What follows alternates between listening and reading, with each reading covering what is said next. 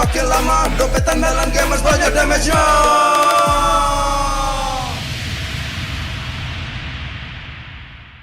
Dia tidak akan segan untuk menghadapi siapapun yang berani melawan. Dia mewarisi perjuangan karena di tubuhnya mengalir darah seorang pahlawan. Pedangnya mengukir takdir kemenangan, menghadapi segala tantangan. Penuh keberanian untuk terus berjalan menuju masa depan. Raihlah masa depan, nabung mulai dari hobi. Koleksi terbaru UBS Gold X Mobile Legends Bang Bang, edisi spesial MPL ID Season 13.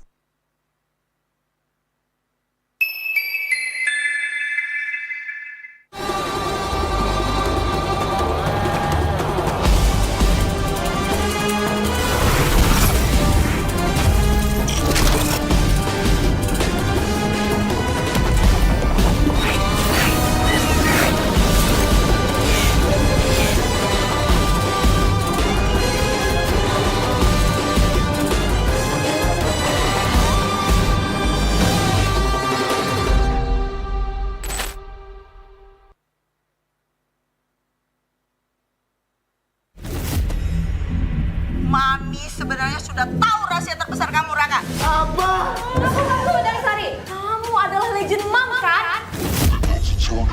Yuhu Nina, gimana kalau sekarang kamu lawan geng Cincau? Kalau kalian nggak bisa hadir, berarti didiskualifikasi. Lagi ngapain kalian bertiga?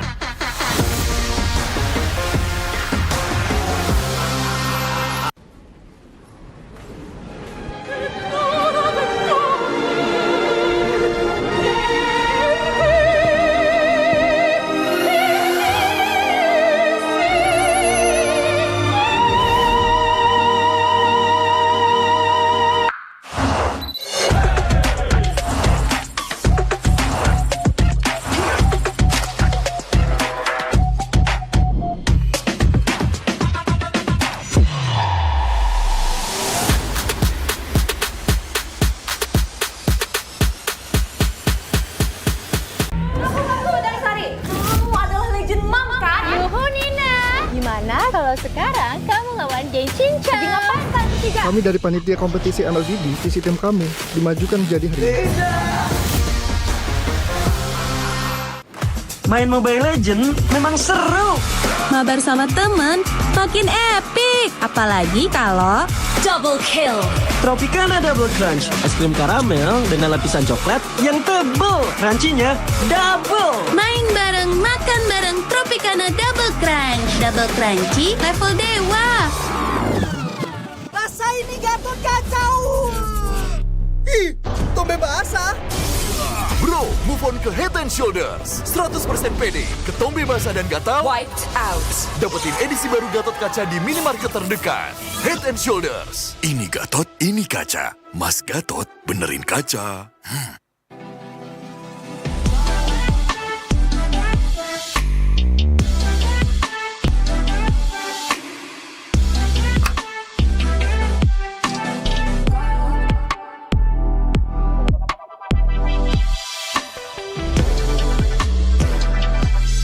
Wow, finished. See you later.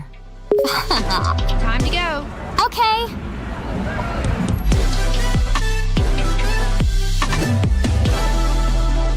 Kita adalah pejuang yang melangkah dengan penuh keyakinan, menghadapi dunia tanpa keraguan, karena hidup adalah arena pertarungan.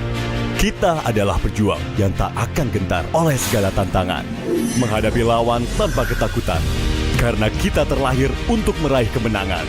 Raihlah kemenangan dengan koleksi terbaru UBS Gold X Mobile Legends Bang Bang, edisi spesial MPL ID Season 13. Saatnya nabung dari hobi bersama UBS Gold.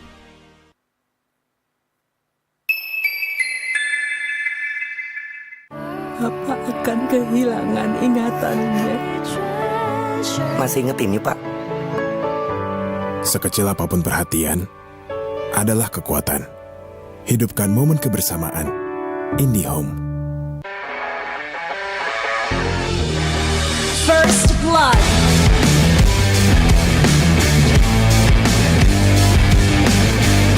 MPL Arena, balas pembukaan. mendapatkan 2 momen penturet yang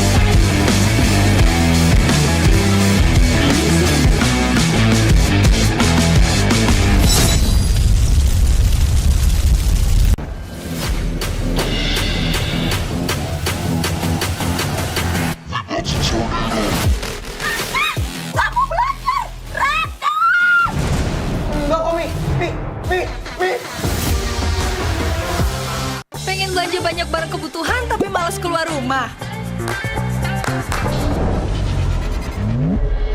Untung aja pakai aplikasi Klik Indomaret. Cuma tinggal klik bisa belanja online seperti di toko. Beli ini, itu, jadi mudah banget. Produknya lengkap, banyak promonya. Gak perlu pusing, bisa pakai alat bayar apa aja. Wah, 1 jam udah sampai, gratis ongkir lagi. Untung aku pakai Klik Indomaret, belanja online seperti di toko. Kini, Indomaret telah menghadirkan varian baru, soto dan rawon yang wajib kamu coba. Dibuat dengan daging sapi pilihan, dimasak dengan rempah-rempah khas Indonesia, sehingga menghasilkan rasa soto dan rawon yang otentik khas Jawa Timur. Diolah selama berjam-jam sehingga menghasilkan kaldu yang gurih dan daging yang empuk. Bisa dihangatkan di toko atau bisa untuk stok di rumah. Soto dan rawon daging sapi Indomaret, enak tenan rasane.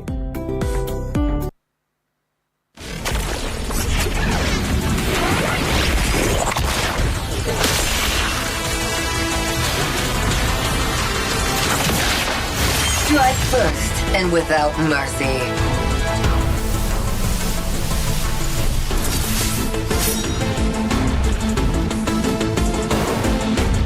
Where I tread, death follows. Enjoy your last breath. Deploying smoke. Going dark.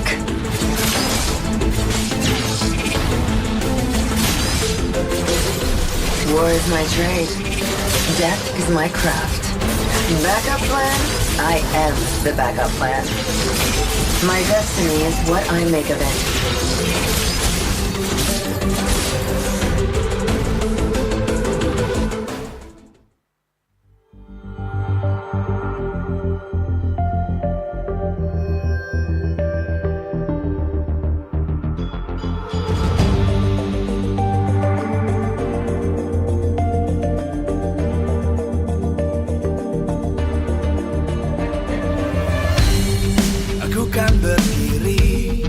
Dan terus berlari, terus ke arah puncak tertinggi. Ku takkan berhenti, hanya sampai di sini.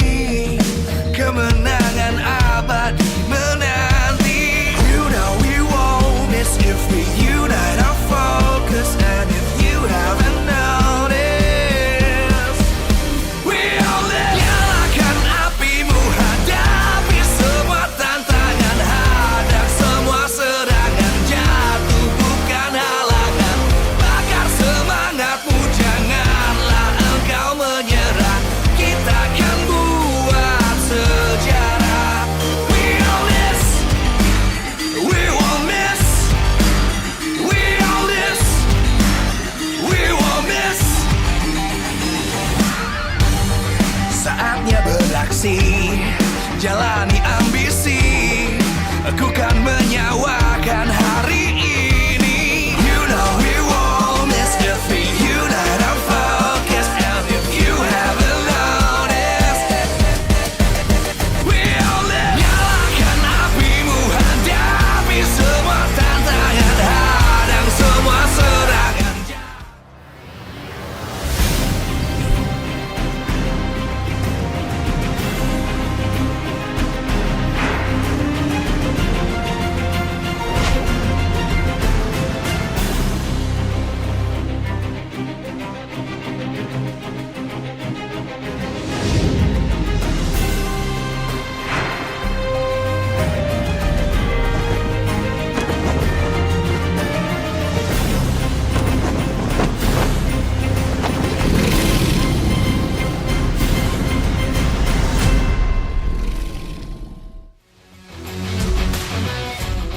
Live from Jakarta, MPL Arena.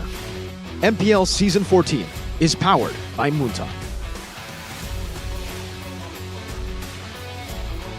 presented by our official tournament smartphone, Samsung Galaxy. Official e-wallet, GoPay. Official destination for gaming and esports, Hidea. Official gold partner, UBS Gold. We own this.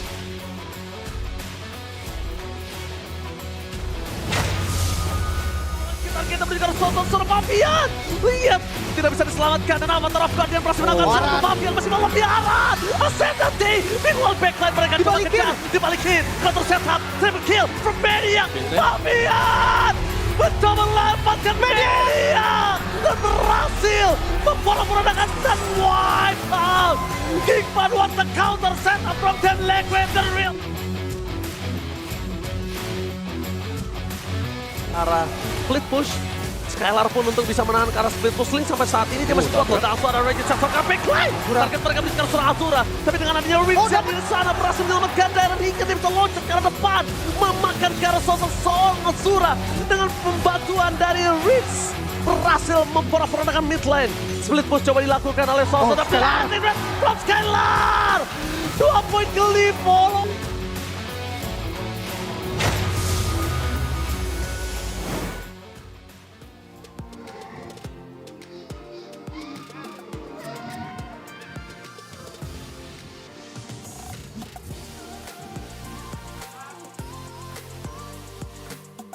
Halo guys, kembali lagi bersama saya Just No Limit.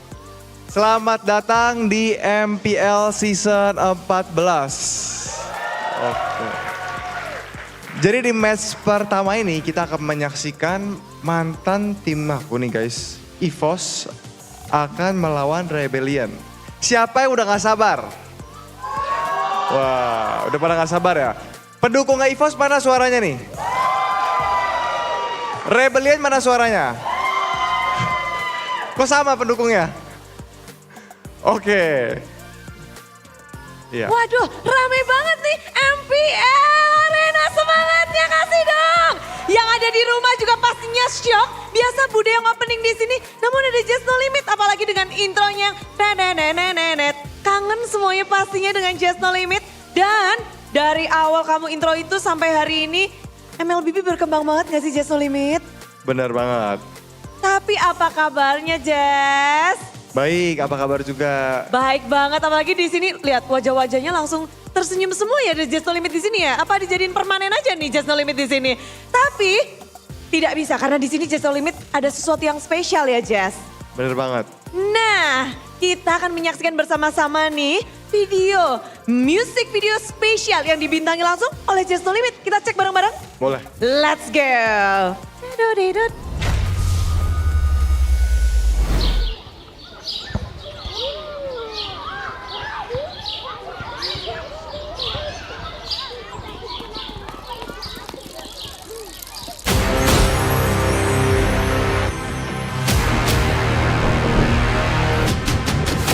Oke warga, ini dia yang kita tunggu-tunggu. Akai, pro player dari desa legenda, sudah mengambil posisi. Nafasnya mulai bergelombang.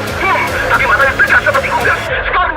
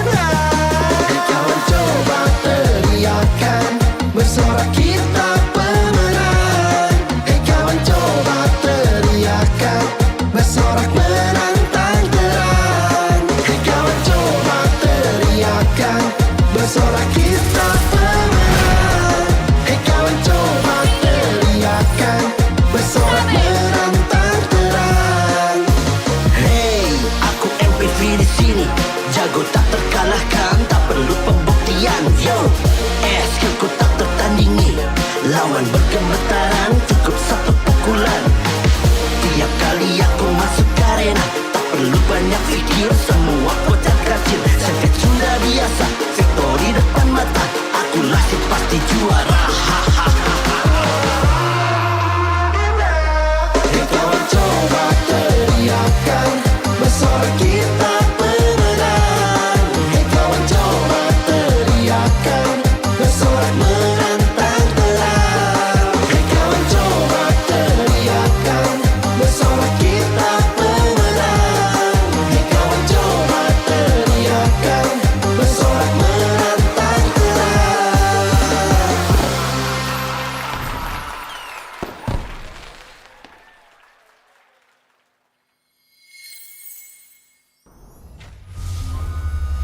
Seru banget itu music video anniversary yang ke-8 dari MLBB dan Just No Limit. Gimana ini tayang perdana langsung di panggung MPL Arena bersama semua super fans ini. Kamu lihatnya bagaimana perasaanmu nih?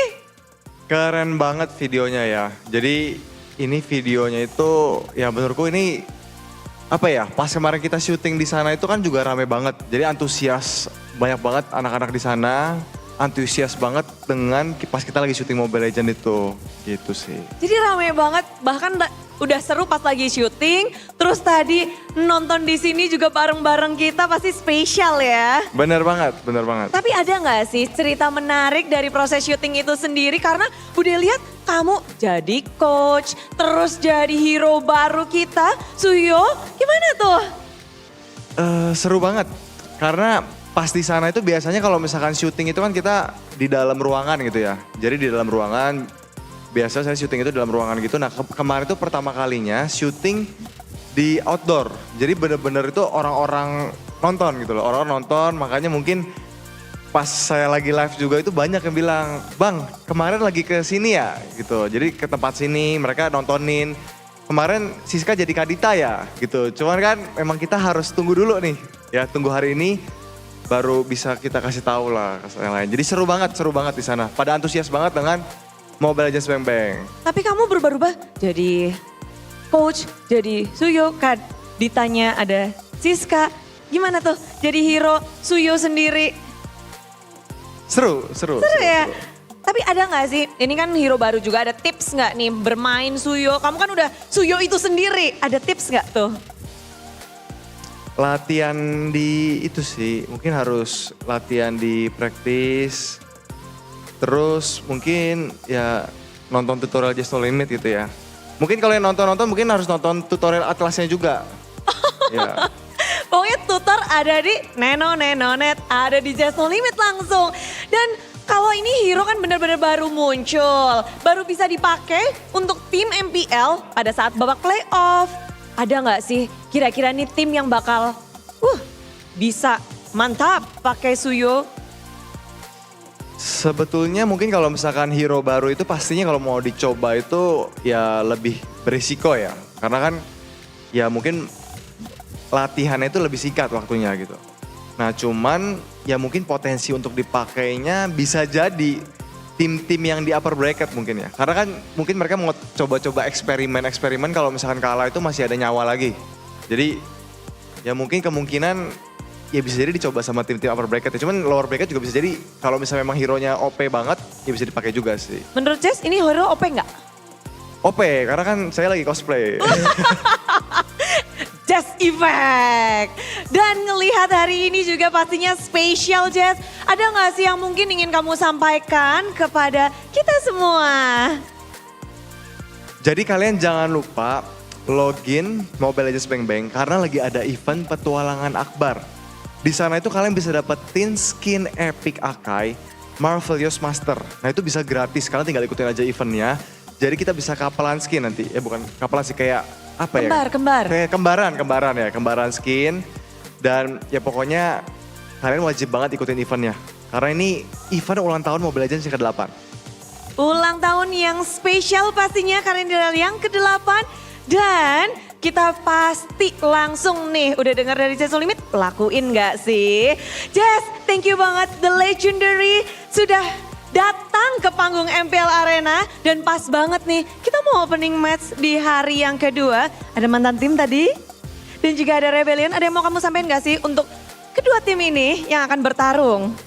Oke, sebelumnya mungkin aku pengen ucapin juga ya selamat ulang tahun yang ke-8 buat Mobile Legends Bang Bang. Semoga Mobile Legends Bang Bang terus bisa menjadi game nomor 1 di Indonesia. Di dunia. Ya, dan pesannya semangat pastinya untuk EVOS. Semangat.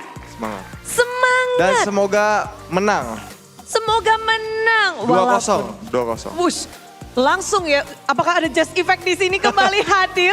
Budi inget nih season lalu. Tapi Just No Limit, semangat sudah diberikan. Kedua tim sudah bersiap. Kita sudah saatnya masuk ke dalam para caster. Oke. Just, tolong dong. Oke. Silakan caster.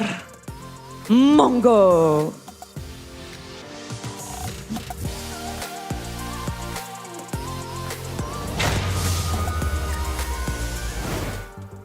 The legend Just No Limit is in the building, and he's in the building for the Battle of the Blues. Ladies and gentlemen, our opening match here at week number 8, day number 3 at MPL ID Season 14. My name is Eterna on the English broadcast, and I'm going to be with Gani as well as Mirko throughout the entirety of the next 3 matches of the day. And, you know, speaking of the Battle of the Blues, this time around, it's a very peculiar situation. Rebellion Esports as well as Evil's Glory, they both have a chance to not make it to the playoffs for the first time in history. I mean, it's official for Evil's Glory, right? But for Rebellion, there are slight chances, I should say, here going to the playoffs. Let's see. If they lose against Evil's Glory, that will be the end of Season 14 for the Blue Bulls. Both teams will feel blue after. Oh, man. That's it's a very, yeah, you're right, actually. Both the teams might just be feeling blue after the losses today. Really depends. If Rebellion lose here, then EVOS, the other blue team, will take away their chance to playoffs. And if you guys are confused, yeah, EVOS and Rebellion have not made it to the playoffs a couple of times, but it's always one or the other. When EVOS makes it to the playoffs, Rebellion don't. When Rebellion do, then EVOS don't. So, yeah, like Eterna said, this could be the first time that both these blue teams will have to be down and under. Maybe it's because the other new blue team has made it. Yeah, we can actually see it over in the standings. Ladies and gentlemen, presented to you by the official tournament smartphone Samsung Galaxy S24 series. And there it is, the blue team. Team Liquid ID in second place, already greened out because these are the 3 teams that have already secured their playoff spot. Or Evil's Glory mentioned earlier as well that, yeah, unfortunately, their season will cut short. Let's see if though the changes for Season 15 later on. And we got a couple of matches after match 1 as well. Fnatic Onyx versus Bigatron for our last match is going to be a treat as well. So stay tuned, ladies and gentlemen. Yeah, it's a full-packed, full-jam day. So exciting. There are so many things on the line. The risks of all the teams that are playing today, actually, right? Some are still fighting for that playoff spot. Some are still fighting for that upper bracket slot. Nothing is certain just yet, and anything can happen. And so if we circle back onto our first match, Rebellion and EVOS. The last time that they met, I believe it was a 2-0 for Rebellion. So let's talk a little bit about this next matchup. All right, let's take a look at the playoff scenario first. If Rebellion loses to EVOS and Geek, they will also not qualify for the playoffs. So it's a bit different. It's not one loss equals to no playoffs. You're going to have to lose back to back. EVOS have failed to qualify to the playoffs. Unfortunately for the White Tigers, we called it just last week after the loss. That is their final match. Unfortunately, very, very unfortunate. But again, you guys can see Battle of the Blue together in the red zone. They've always been able, one of the other, making it to the playoffs. Looking at their gameplay as well in the first leg, it was actually Rebellion who were able to pull off a pretty good upset against Evil's Glory. And this was the Evil's Glory still with Fluffy in the lineup, with Natco still, not Brands. And yeah, I'd say it's unfair to really compare the Evos that we see here compared to the Evos that we have now, because it's completely different, I would say, based on their performances as well. Annabelle Dreams, Clocken, they've stepped up their game. Even Natco actually performing really well. And with the help of Captain Psychot, it does feel like they have been a bit more coordinated. Still, a lot of mistakes though for this team, and you're gonna have to look to actually fix those mistakes, because in the first leg, I remember Rebellion were able to come back in a lot of these games. It was mostly just comebacks. Early game was already held down by the White Tigers. but they always lack that composure to end the games. That's what Captain Psychots brings to the table. A lot of confidence, a lot of composure. Even in MDL, he was demoted. Doesn't matter. He knows what to do in the MDL, able to bring the EVO's icon lineup to be the first team to qualify for MDL playoffs. This is a player that has gone through so much, I would say, right? Going up and down, like you mentioned. So much uncertainty. A lot of players, a lot of teams out there, a lot of people out there have actually blamed this man. I think back in the day, I forgot in which season. And so he was brought back down. But the fact is, like you mentioned, with him coming back in, it feels like EVOs are a lot more stable as a team, right? Are a lot more coordinated. And the problem lied in the first leg, being that uncoordination that EVOs had. So maybe with Psychots coming back into the lineup, he could still be that winning and guiding force that EVOs desperately need to win this. Yeah, I mean, not this season though, maybe for season 15 then. Oh, Psychots and, well, maybe a little shake-up in the EVOS' side. Maybe they will go to the playoffs in season 15. But yeah, through trials and tribulations, I mean, Psychots still manages to put a smile on his face and just be happy and lead every team that he has been through. On the other side though, Cars, Bulls frontliner. The machine, or the Bulls frontliner, right? I mean, he is definitely the shining star for Rebellion right now. Last season, it was him together with Vincent and Suelo. This season, it really has just been Cars and Suelo, but more so on Cars. Number 6 total kill in XP lane, number 8 damage per game, number 9 assists per game. Stats don't look too good for young boy Cars here, but if you take a look at the game, you will see a completely different story.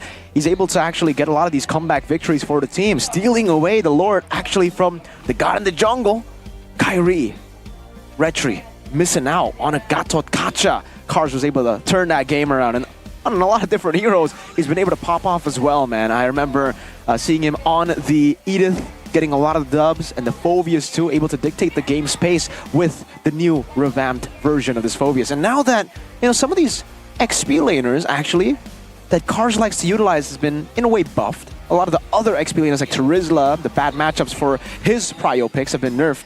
This should be a good match for Cars to look to again get the spotlight and take it away from EVO's glory. He definitely has been. So we can actually consider both of these players, Psychots and Cars, one of the main pillars for their respective teams. And I think other than the EXP lanes, we should kind of switch over to their junglers, right? With a new jungler going into the lineup, I do believe we'll see Aether today, perhaps. I mean, because the last time they met, it was Ryota for Rebellion. If Aether does step into the altar as a jungler, how do you think that matchup is going to go against Annabelle, who has been a lot more consistent these days? I mean, a lot of people said that Annabelle, they should build EVO's glory around Annabelle, right? Because he has been performing, he has been very consistent, and that's a challenge if Aether does play. I think he is raw, he has potential, but that's the thing, he's raw, right? He needs hours, he needs time, and perhaps now in this match, yeah, that will be the perfect timing for Aether to shine and perform. I mean, if you guys remember, when he debuted for Arakihoshi as well, mechanically, this guy was already pretty good. The only big problem for Aether has been mentality. And for Annabelle, that has never been a problem. Making his debut last season, able to bring EVO's glory from zero to hero, literally. Not just him, we can't just, you know, attribute it to Annabelle, but I think he was a big factor as to why they were able to get that success that they were able to get last season. But again, for Aether, if they're able to fix Aether's mental issue, we saw even up against Fnatic Onyx that he performed. He was able to get the red trees down and he even solo killed the god in the jungle. So the big question is, will he be playing or will it be Ryota? Oh, there it is. Aether will be in the main lineup alongside with Cars, Suelo, Xwin, and Matt for Rebellion Esports. Now, this is a team that can still make it. So will they be able to find this point? Let's welcome them onto the stage. Desperate but not down, the Blue Bulls, they're charging against the White Tigers. Let's see, with a new jungler again this season, will they be able to find success? Ladies and gentlemen, this is Rebellion Esports. Rebellion looking to try to make it to playoffs. 2 back-to-back losses will take that playoff contention away from them. They're gonna have to pull out all the stops here up against Evo's Glory, who are on the rise. And can they do it? Ladies and gentlemen, Evo's not going to be able to make it to playoffs this time around. The big question is, will they take Rebellion Esports down with them? Let's see their official team lineup today. Psychots, Annabelle, Clocken Dreams, and Brand. So no Natco this time around. They have opted to go for Mr. Man, Bombastic, Brands in the gold lane. And with that, let's welcome them up on the stage. Their dream to return to the playoffs has shattered, but with Dreams, they like to break the dreams of Rebellion in joining the playoffs as well. Let's see, with Brands, not Natco, will the White Tigers be able to win over the Blue Bulls? This is Evo's Glory. So we're gonna have two veterans in the lineup for the gold lane. Two ISF World Champions. Well, you can tell, technically say 3. Clockwood was part of the lineup, just a substitute, right? Main lineup, mid lane was Hijume back in the day. But Brands, whoa, making a comeback here on stage. When was the last time we saw Brands? I think it was up against Dewa United when Azura was able to get the Maniac on him. It was Roger Brands, I remember. Age and Caleb, maybe because they have no more chance to make it to the playoffs, they want to give as much time to every single one of their players. Maybe we get to see Van next. But here, Mr. Danang all smiles along with both of the coaching staff. And it's a wonder, right? What can we be expecting for the drafting phase for both of these teams? The drafts for Rebellion, I think it's very team fight heavy. They're just going to go for that one-dimensional style, play for the mid-game power spike, and then fight it out. That's literally been Rebellion's way to victory. And if you want to take a little bit of a page out of the way they beat Fnatic Onic, they fully targeted the jungle. You can do that against Annabelle too. To be fair, Annabelle has been the shining star for Evo's Glory. But they still have Clockun, and they also have Psychots who can try to stop that from happening, right? If you ban all these assassins, we're going to see some of those prio picks from the XP, and even for Dreams, letting him on a Tigreal on these moment makers will definitely be scary, but we have the rival showdown, the potential XP lane in Cars, and the captain, Psychots. Again, when it comes to stats, Psychots' debut hasn't really been too good this season, but he's always just been the enabler for the team. He goes 1-4. KDA doesn't matter for him. It's all about assisting the team, enabling the team, and so far, that's the reason we're finally seeing Annabelle come back to form. He's finally been given space. It's amazing to see how Evo's Glory, even with just Psychots coming in, right? There's a slight change already, positively as well. So let's see though. Oh man, it's Mas Ade. It is. It's Polisi Bea on Evo's Glory's performance. So far, looking at the overall communication and everything else, they are much better now. Psychots should have been included in the roster from the start, but they just didn't want to listen. So it seems like Mas Ade did have an opinion over Psychots being in the main roster. And so he's sharing it here. And I guess we do see the difference that Psychots brought to the team. Definitely, again, right? I mean, it definitely seems like they have more composure, they have better calls when Psychots is in the team, and that's why we've given him the role of Captain Psychots, because even when he's not the main man shot calling for the team, he does a damn good job at leading them, despite not making the calls. I don't know if that makes sense, folks, but backstage, in the game as well, he lifts the spirits up, and you need morale while you're in this game, and it is going to be first pick selection for Evo's 46% win rate compared to the horrible red side win rate. And for Rebellion, I think both are equally as, 31 and 22. They have a better first pick ratio, win rate here, but on the red side, yeah, that's actually going to be concerning. Up against Fnatic Onic, I believe they were on blue side. They were able to ban out all these respect bans towards Kyrie, and then they got big prio picks. I mean, if this doesn't go their way, they can still choose to be first pick in the second game, right? Yeah. But if you're banking on just the sides, then Evos will be able to get the game, right? Game 3? I mean, if we're talking about Evos and their weaknesses right now, why is Brands back in the gold lane? Natco's performance has been a lot more consistent, or I agree. Are they just giving Brands playtime? Again, it's nothing to lose, right? At this point. Yeah. So I think brand picture doesn't really matter, but let's see, perhaps Brands can bring new flavor, bring some competition to Natco's ambitious like journey, right, in a sense. So let's see here. Will Evol's Glory be able to find success and shatter the dreams of Rebellion here? That's a big question.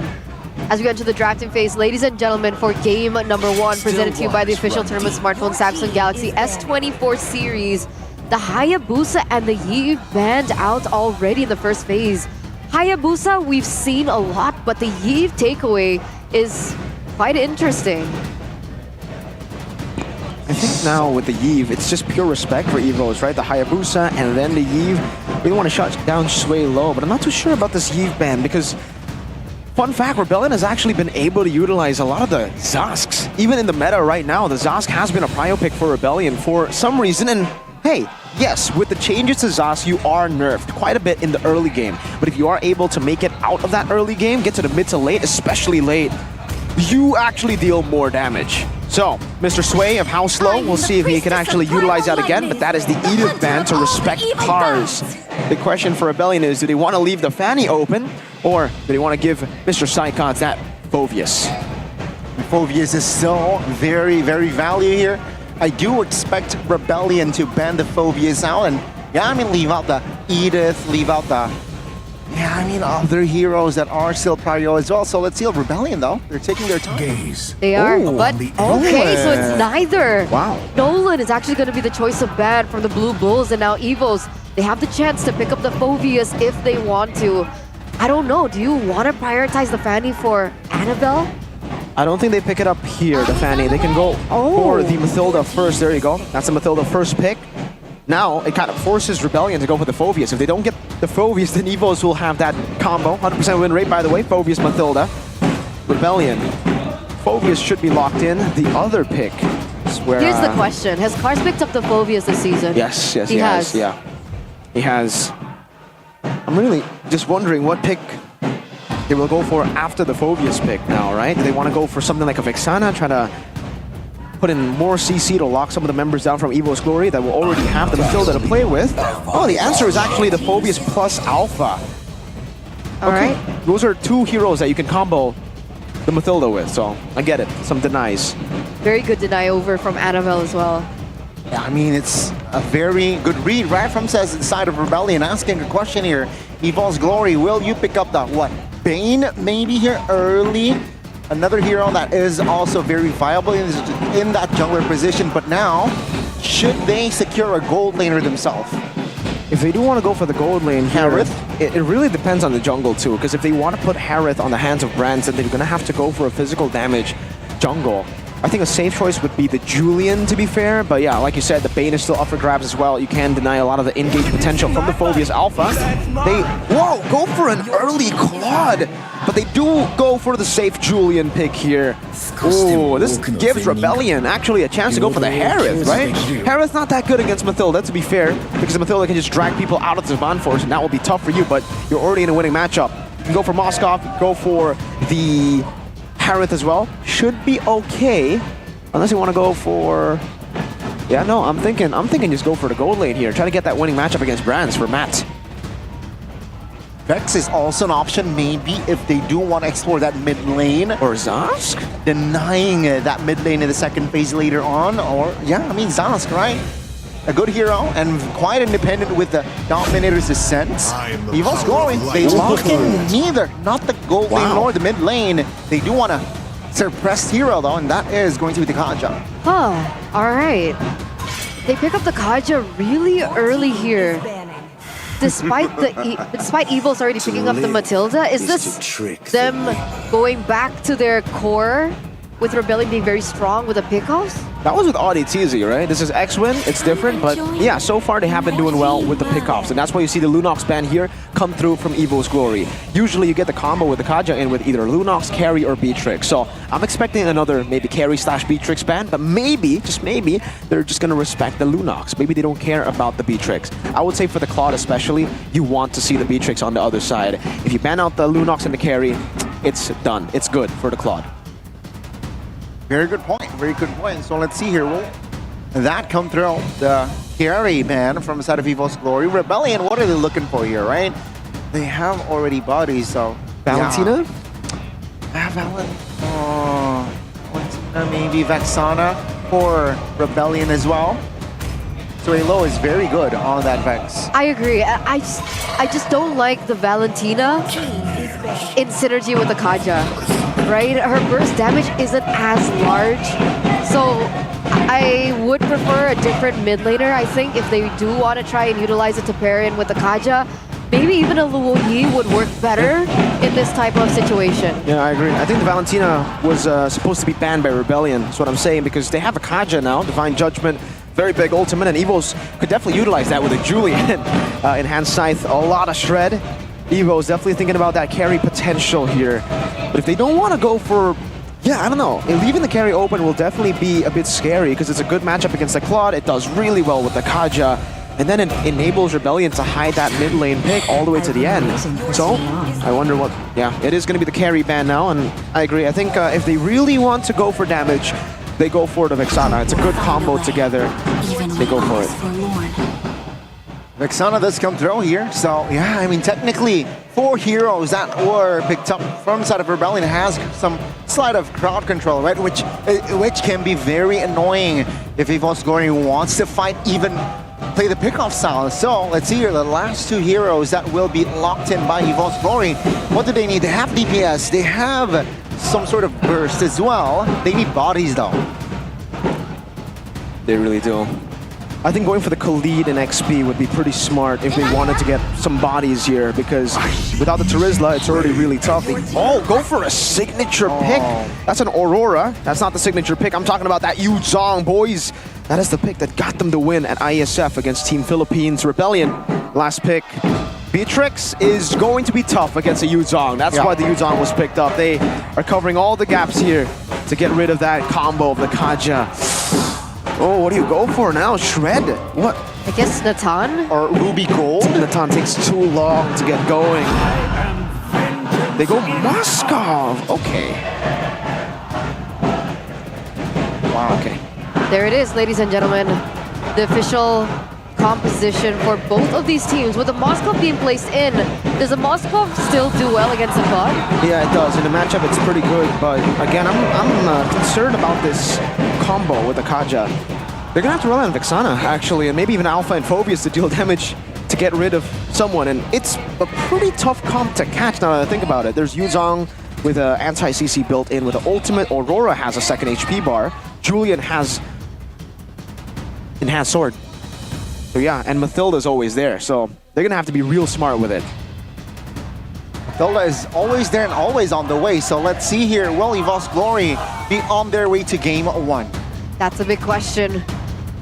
With them already securing the red zone, can they drag another team down with them? These blue teams have always been besties, but this time around, they are going to be rivals. Ladies and gentlemen, welcome to the first game in the Battle of the Blues between Rebellion Esports and Evo's Glory. Let's head over to the land of Dawn. Take a look at the emblem straight up here, X-Win. Oh, the start first. Both of them starting purple buff. They're going to end up on the opposite side of the map. I wonder if it's Aether or Annabelle that will be pathing towards the turtle. Okay, it will be... Okay, going top. Taking a look at the emblems. Annabelle actually with a QC. Dreams as well. Brands with a QC too. That is the triple QC for the side of Evo's Glory. Really putting a lot of priority on movement to try to get them to catch him, maybe. Meanwhile, for Rebellion, yeah, Matt already showing in the early phase that he's got that better laning phase with the Moskov. Aether! Oh, that's a freeze! And he is stuck first blood. It goes to the White Tigers. Annabelle picking it up. What happened? I have no idea. Aether, I guess, greeted out for the Lethal Wanderer, and Suelo was not there to help him. X-Win was also playing towards the strong side of the map. Aether's got to be real careful. Going for the 1v1 trade there? Yep, just a few trades. Risky move.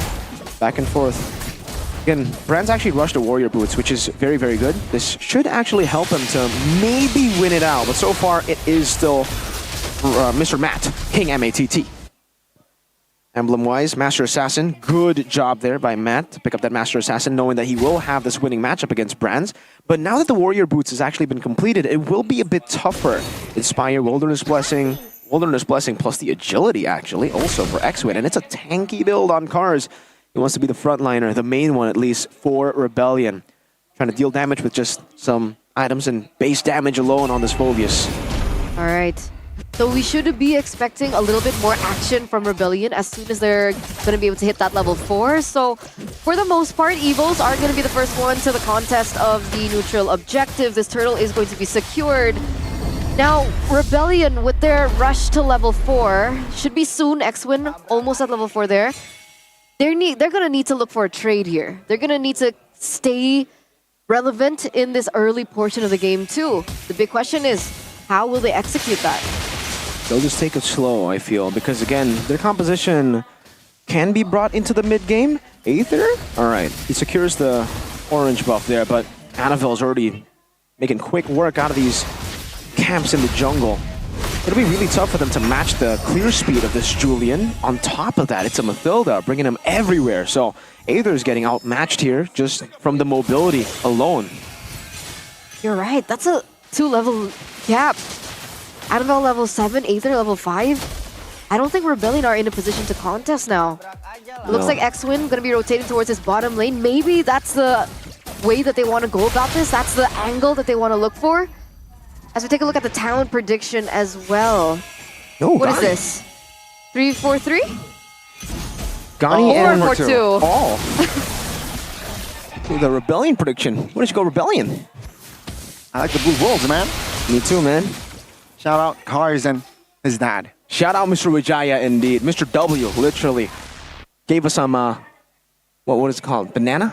Banana. Backstage. Fried banana? Yeah, that's what Rebellion need to do. They gotta try to actually look to gift Evo some pickoffs. X-Win. Circling Eagle committed. That's a flicker from X-Win. That's good value. No flicker on Kaja. Super slow game right now, and it does actually still... It's 50-50, but obviously Evos have the lead. This is typical Rebellion, though. If you remember, first leg, when they matched up, this was exactly how Rebellion played. They were just passive up until they got their power spikes, and then they started to fight. It seems they are going to start to try to pull the trigger here, though, but it's concerning. Aether is 2 levels down. I don't think they'll have... Oh! That's a suppression. Divine Judgment and the knockup with the Eternal's Guard. Glocken very low. Cars wasn't able to execute the Glocken or the Mage, and that Psychot's isolating 3 members. Let's see, Psychos, will he be able to survive this one? Cars, so very annoying in the back lines. Both the XP laners doing their job. Evo's Glory, they reposition, and now their focus is on towards Cars. Good airborne. Cars receives a lot of damage, but Aether is there to back him up. That's a kill for Rebellion. Yep, and that will be Rebellion having a man over Evos. But it looks like Evos still don't want to let go of this neutral objective.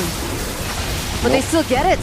So it's a 1-for-1 traded in. But so far, Evos have been getting the better trades. Yeah, it was free there. Aether, no retribution, unfortunately. So they won't be able to actually contest for the neutral objective despite getting the teamfight win. And also, you saw just how annoying this Yu Zhong is. It does seem like Psychots will actually be going for a somewhat utility build on the Yu Zhong.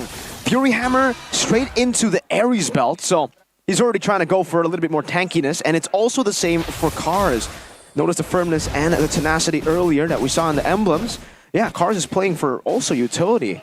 Fun fact, it's actually Glocken with utility too. It's an Impure Rage Aurora. Usually for some other players like Yehezkiel, they prefer going with Lethal Ignition to just look for the burst. Up top, Psychots, that's the tankiness playing a part in this escape.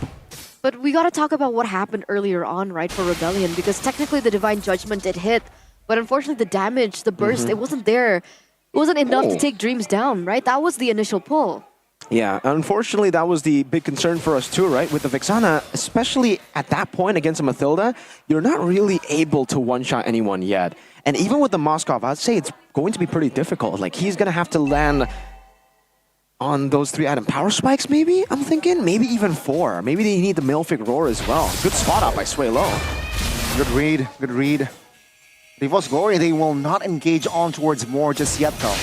Yeah, not yet, but yeah, going back to that point, even though they hit that power spike, it's not going to be like an instant burst of damage from Rebellion, right? It will take a little bit more time. I think once they hit the power spike, they should be able to get whoever gets hit by the Divine Judgment. Actually, not whoever. If it's Brand's Dreams and Clockgun, I think they can get it done, right? Because again, obviously these tanky frontliners, especially Psychots, who's building a full tank at this point, Thunderbelt first item on the Yuzong. Yeah, you're not going to be able to kill him. Matt already with the Golden Staff, Swalo also with the Glowing Wand, and that should actually help him in going for a lot of these fights. And now Rebellion are starting to group up. This is a gamble for Rebellion. They're grouping up, but they're sending cars up top, so they're actually playing with Matt in this team fight. Meanwhile, Claude, Brand is actually rotating real quick. Dreams with the engage, circling Eagle with Annabelle committed. Knock 2 members up. Matt with the, with the sidestep there. Ooh, take a look at Psychots here. Trying to go for the flanks. That's a pull.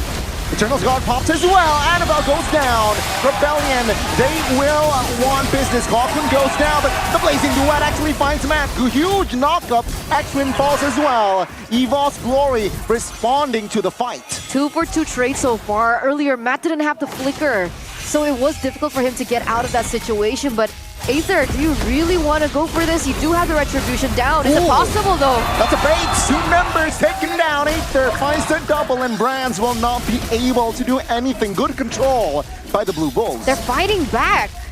Ridiculous stuff from Rebellion. That was actually really impressive. Utilizing their strengths this time around. They understand their power spikes.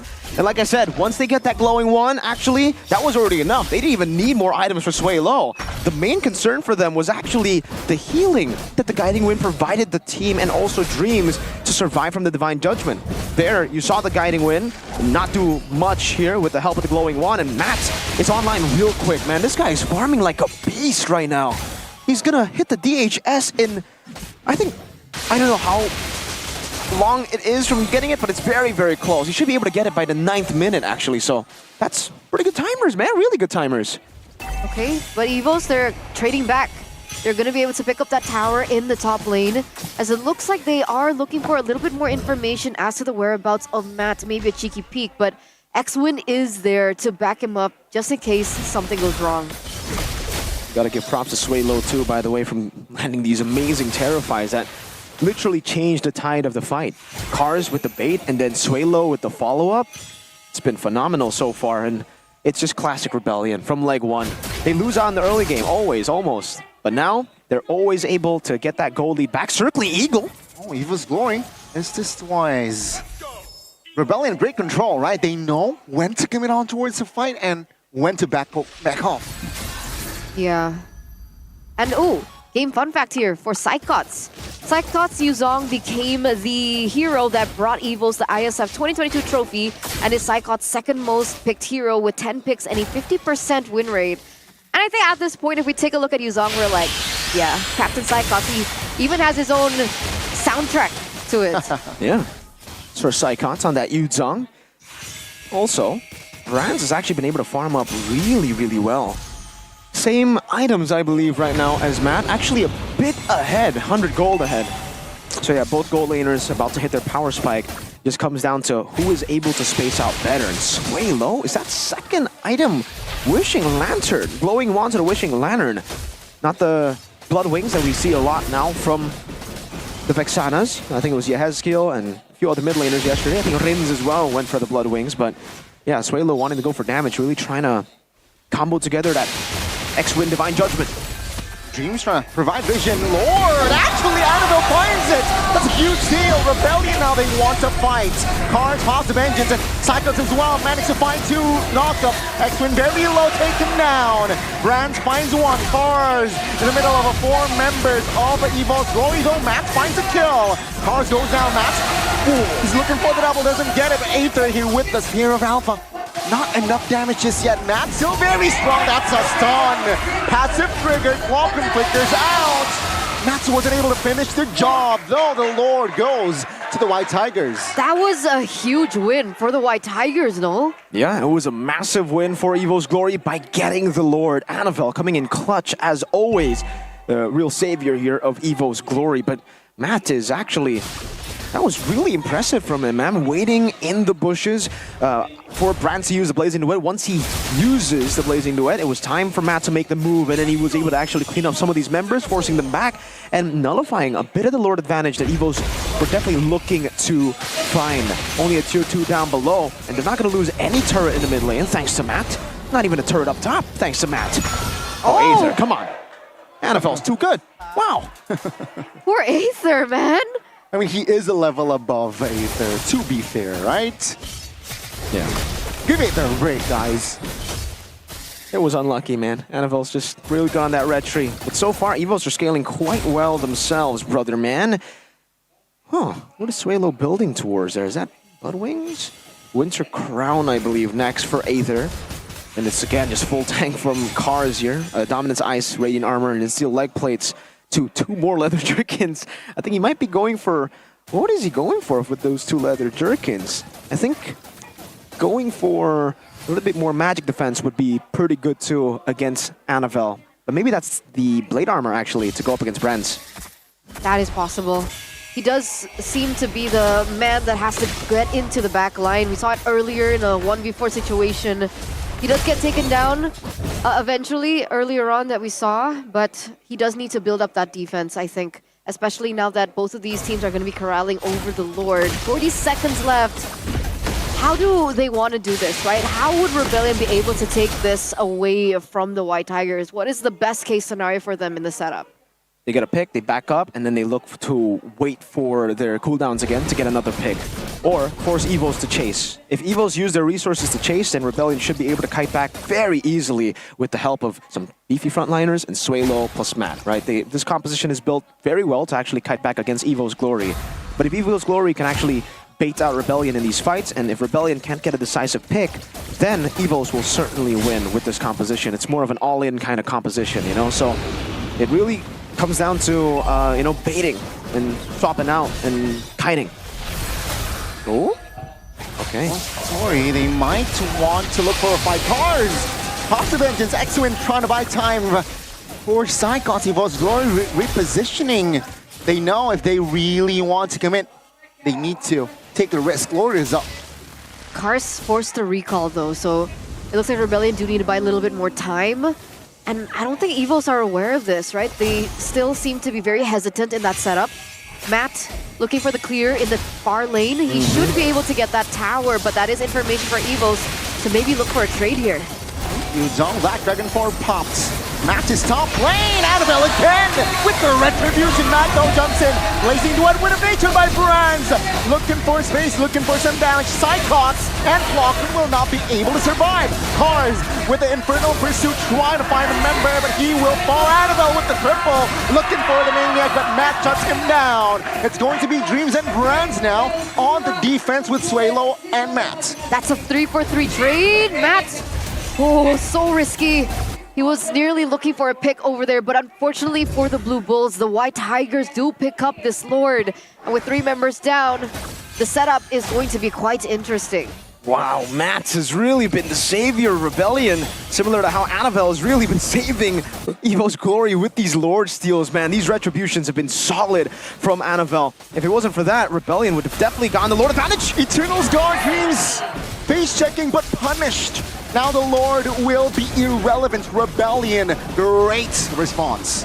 Suelo and Matt constantly just stopping the Lord advantage from going Evo's Glory's way, and now they're 1 man down. Rebellion actually will have a way to start building their own advantage. The goal lead has stayed at 50-50, but so far in these fights, Matt has been super impressive, man, landing the Spear of Destruction all the way from the top lane, getting a tier 2, and then in the fight, here, you can see the player gold too. Honestly, it's just 500 gold over Brands. Not really impressive, but I would love to see the damage dealt. Is he #1 in the standings right now based on this game? Because, man, he's popping off. The good thing is his gameplay is very composed, right? In certain situations, you can see that he's taking his time. He's being very calculative with his decision making, and so it really does prevent him from being picked off early in these team fights. Very different to other gold laners who are a lot more aggressive than Matt. He understands that he's the main anchor and the main source of damage for his team. And so now his KDA reflects that, right? 4-1-1 so far, only picked off once, and I do believe that was earlier on when he didn't have the flicker to escape. But, ooh, yeah. Let's talk about that. Yeah, Brand's selling the boots for the Windtalker already in the 16th minute of the game. And honestly, in a way, it's good, right? You have more mobility to play with, but it makes you a bit more glass cannon. It was warrior boots. It wasn't an attack speed boot, you know, it was again warrior boot. So he had a bit more defense to go up against Matt if the Wind of Nature is down. Now with that being gone, he's pretty vulnerable actually. Especially considering for Matt, he sold his boots, but he didn't go for Windtalker. He actually went for Rose Gold. So it's a double down on defense for Matt. It's a double down on offense for Brands. We'll see how that plays out. If X-Win gets a good pick or if Rebellion dive towards Brands, it'll be scary. X-Win. Spots one. Divine Judgment on towards Annabelle. The all-in will make him fall. Now with the Black Dragon form trying to buy time as well. Cars waiting for the right timing to engage. And that is Cars zoning 3 members out. Cyclops though will try to do the same, but no fall damage. And that will be Cyclops taken down. Rebellion winning another important fight because the Lord is up. The Blue Bulls fights back. 2 members taken down. They're going straight to the Lord now. And I don't think they're in a position to contest, right? Annabelle, 17 seconds. They don't have enough time. If Matt is there, they can definitely blitz this one. And this is going to be a big push for Rebellion. Is this deja vu to leg number 1? It's literally the same, but this time Rebellion and EVOS have both actually improved, but Rebellion have been the ones actually way more impressive. Again in that fight, you saw what I was saying. When it comes to the item build, selling the warrior boots for the Windtalker, Matt landed 1 Spear of Misery to Annabelle. It bounced towards Brands, and that was half of Brands' HP. Wow. That's insane. Crazy stuff. That's so much damage. See, these are the small things that EVOs do need to be prepared for. And with the spells down like this, Rebellion, they are looking good to be in a position to control these 3 waves. And they are doing that, right? 3.3k gold lead now for Rebellion as well. But this time, X-Win doesn't have Flicker. So we'll see how they go about this offense. Well, they don't really need to utilize the Flicker just yet. Luckily, they have the Lord to play with, and they can take it as slow as they want to. Good charge up top. EVOS, can they even retaliate? No, base turret, 3.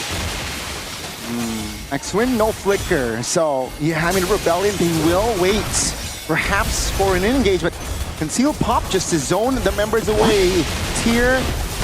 Base turret number 2 will fall. Dreams flickers out defensively. And that will be base turret number 3 now. Their main focus. EVOS Glory, they will not be able to defend it. Cars and X-Win actually managed to find one. Annabelle again loses his mortality.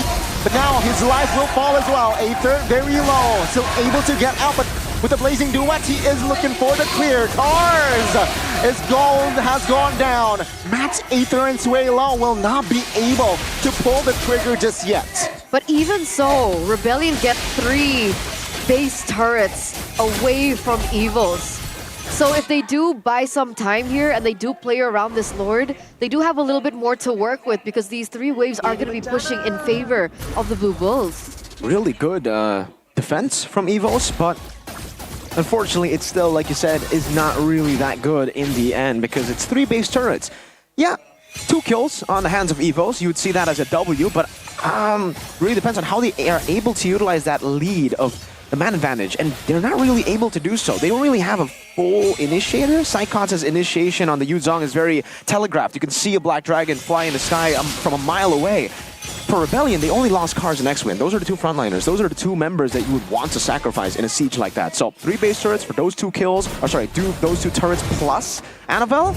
It's actually a win for Rebellion. And now for EVOS, it'll get really tough because, again, they don't have a way to actually turn the game around with an initiation. Even if they get an initiation, it's more of a reactive, in the fight kind of initiation with the Yuzong. Again, once he uses the Black Dragon form, it's a big tell for Rebellion. All right, we can just back off. We don't need to fight this. See here, 20 minutes in. Rebellion, they are going to take it slow, even with the Lord, because they know they got the far lane. They do. There's absolutely no risk for Rebellion right now. They don't need to make any of the risky plays. It's EVOS who have to make a desperate play. Brands has been seen up top. Rebellion, they're going for it. They should pull the trigger. X-Win has the Flicker right now. Divine Judgment, though, will not be used just yet. That's a winner. Aether will find the Lord. Oh, will EVOS Glory force a fight? Is that wise? I don't think so. And Rebellion, they will also wait for the Lord. It's so much easier for a team like Rebellion with the way that their composition is made and the way that they've already taken these 3 inhibitor turrets away from Evos to manipulate Evos in a position like that, right? And this is the big advantage that we were talking about earlier, being able to take those towers away from Evos. And now Evos, they're on the defense. They do technically have clear, but again, with the lack of setting tools that they have, they don't really have somebody to say like, hey, step back. There's no limitations that Evos has in their composition to try and defend this. So very risky. We'll see how this goes. This might be game 1 for Rebellion. Dreams very low. That's a pull from X-Win on towards Glockun. Glockun very low in his front and blazing the wet to buy time, but he will fall. Glockun, Lord is still up, and Rebellion, they will lock in the Lord. And that is the first game for Rebellion Esports. Absolutely phenomenal from Rebellion. Wow, that was clean. The execution was great, understanding their power spike windows and utilizing it so well from a team that has looked horrible. Let's be honest here, for the entirety of Season 14, I'm impressed. The drafts were pretty good, the execution was even better.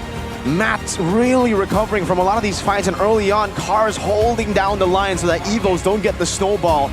Everybody playing their part. This is a different Rebellion. No wonder they won against Sonic. So it was a lot more clean. It was a lot more composed again. I really loved the impact that Matt had in this game. He was on a winning lane. He understood it. He focused on the farming. He didn't get too aggressive. He didn't overcommit. But he was there when the team needed him to be. And he was able to make a lot of outplays happen as well for his team. Very composed. Right? I mean, if Rebellion showed us this type of performance from, say, week 3, I don't think they will be 7th in the current standings. Yeah, definitely not here. I gotta be honest with you. If they played like this from the start of the regular season, they would have won against Deo and Alter Ego too. Maybe it would have been. Oh, they are still in the playoff run, right? So let's not take them out of there just yet. Really good stuff from Rebellion. Everyone, even the coaching staff, stepped up. Impressive, man. And even in the gameplay, the way that they were so patient in the early stage of the game, they understand that they didn't hit their power spikes yet or their level power spikes yet, and they didn't try and force anything, right? We've seen a lot of mistakes being made by these teams that are at the bottom, with them not really understanding what their composition is about and forcing things that are kind of out of their control and out of their capabilities. But we didn't see Rebellion do that. They were very patient in the beginning, and then when they found that power spike, when they found their ground, that's when they made their move.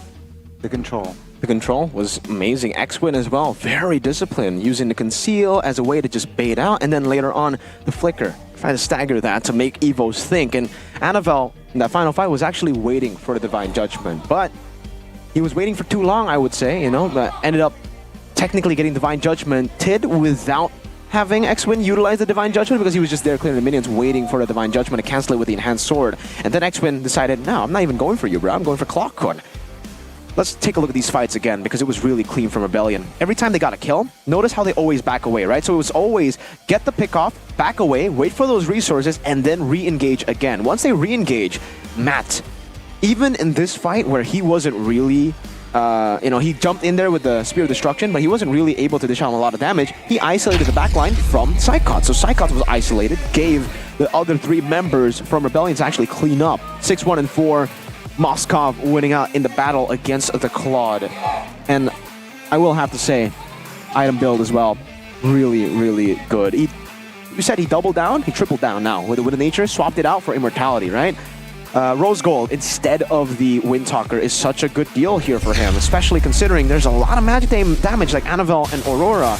And with the Rose Gold Meteor in the later stage of the game, with how he was playing, it basically made him unkillable. Meanwhile, it's the opposite for Brands. He went for the Windtalker, swapped out the Warrior Boots, and you could really see Matt do crazy damage to him. It was really Anavel who was saving Evos. This game should have been over by, I would say, 17, 18 minutes if it wasn't for Anavel's Sublime Retribution. Every time, he would always just have that get-out-of-jail-free card to get Evos out of jail. And Rebellion have Matt to say, no, I'm gonna keep you in jail. This is police, bad cop Matt in the building, playing always to clean up. Again, if you look at the team fights, he's always here at the very last second. This is a crazy flank. They win a nature battle, baiting Annabelle and Brands, and then flickering out. That was isolation. Kwakun and Saikot stood no chance against the other 4 members of Rebellion, and then after that, decided, I'm going to continue the carry. Swaylo too. Good Terrify there. Annabelle would have definitely been able to beat Matt if it wasn't for that. Then the constant Divine Judgment, Annabelle getting caught, and you see that damage towards Brands from that one Spear of Misery. That's why the Warrior Boots sell for the Windtalker was definitely, in my opinion, not the best in this particular game. It can be great, it's not here. I mean, Loki forgot on how to defeat Kaja 101. Don't face check. Yeah. And Rebellion utilized that Divine Judgment very, very well. And this is the final push. The thing is, right, Gani, even if they know that, don't face check, they don't have anyone to face check, right? Like the Mathilda and the Yu Zhong. That's why I expected someone a bit tankier in the XP, not the Yu Zhong. Yeah. They decided to go for the Yu Zhong, and we got that. I don't know what face that is, Matt, but we got the Yu Zhong. It was a gamble to get early game. They were able to get a little bit of that early game, but once the mid game hits, it's tough against Sakaja, like you mentioned. 22 minutes and 28 seconds for our first game. It really went all the way. Relatively 22 minutes. Did you... Well, I don't know. Did you feel like it was 22 minutes? Early game, it was very slow, right? Very slow. For the first, 4 or 5 minutes, it was only a kill for Evol's Glory, but then mid-game, late game, that is where the action was. And yeah, I mean, Rebellion Esports, what a showing. Question now, will Brands be subbed out? Hey, Ooh, man. do you think it was Brands' fault? No, I don't think it was Brands' fault, man. I think this game kind of the draft in my... Sorry, Age, you know, for the first time, I'm going to have to call you out For here. the first But time. I don't know. They were relying heavily on comfort. I don't know if it's just the players as well who wanted these picks or if it was the coach's final call to give the Yu Zhong. Because in any normal scenario, this should have been a just pure tank. You should not have gone for Yu Zhong here, right? This is a gamble. That's why it was a good Turizla ban too by Rebellion, by the way. Shout outs to them. Really, really solid stuff. Items. Fleeting time from X-Win. Yeah, we've already kind of spoken about all the items here. There's the Bloodwings and the Winter Crown. A bit late, but it's good for Vexana, for Swaylo. He needed that damage early. Wishing Lantern and Glowing Wand rush for him.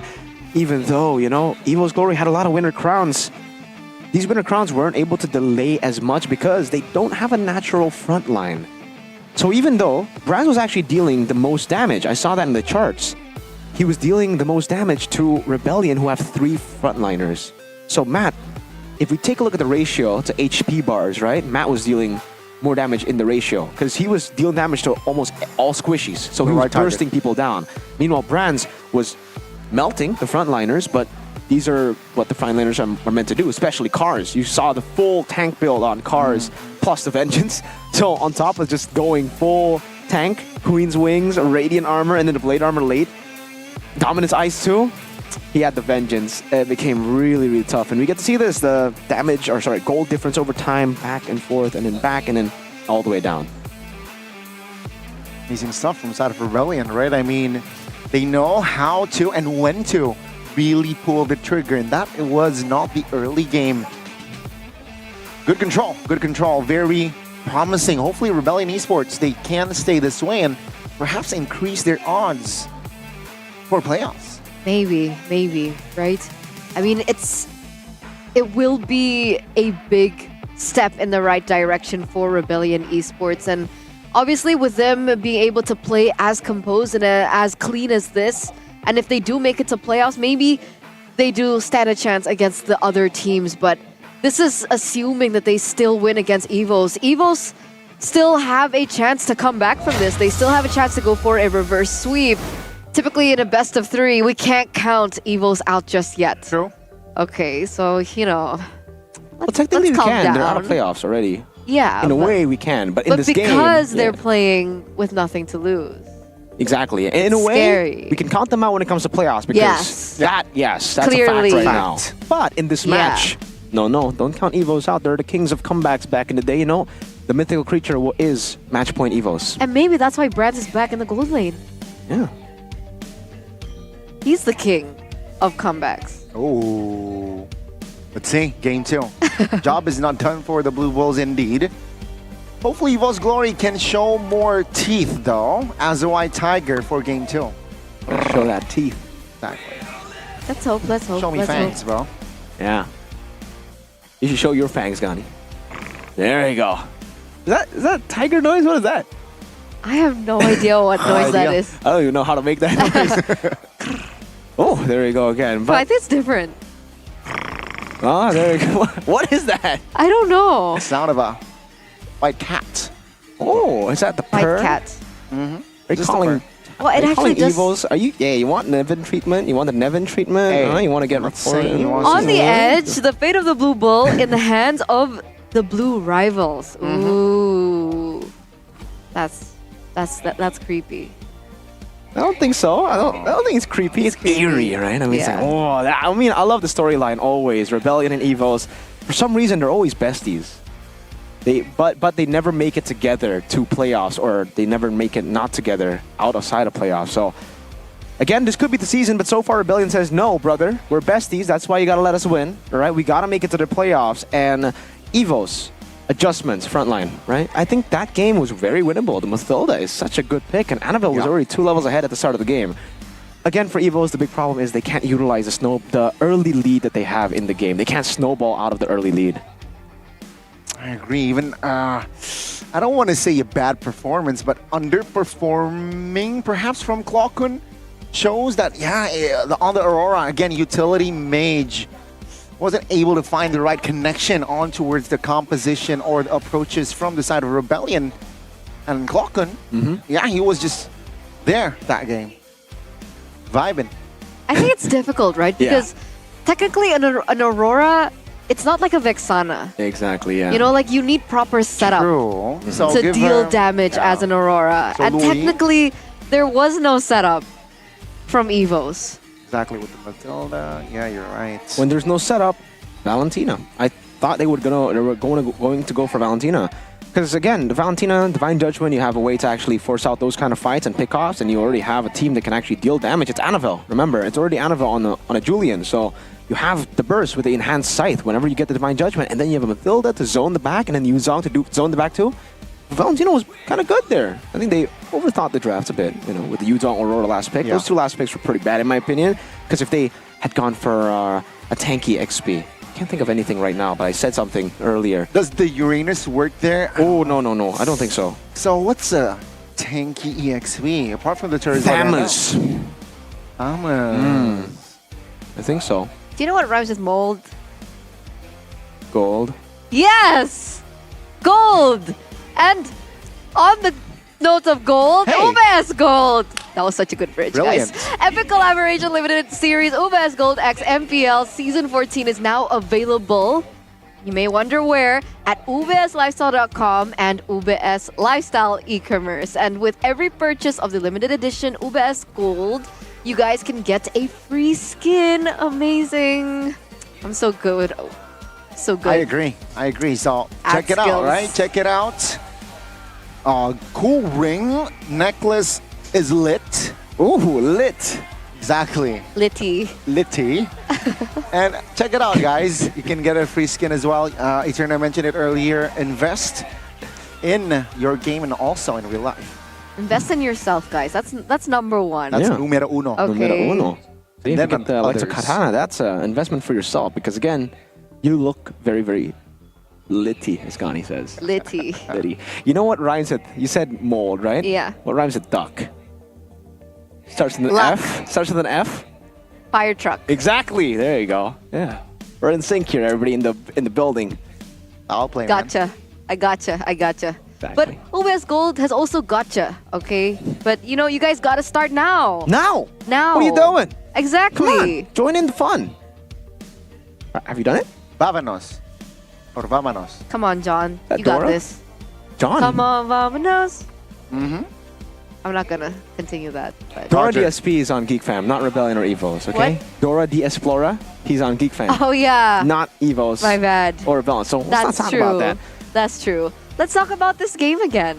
Yeah. Shall we? Game 1. We shall. Okay. So we've talked about the drafts. We've talked about certain players.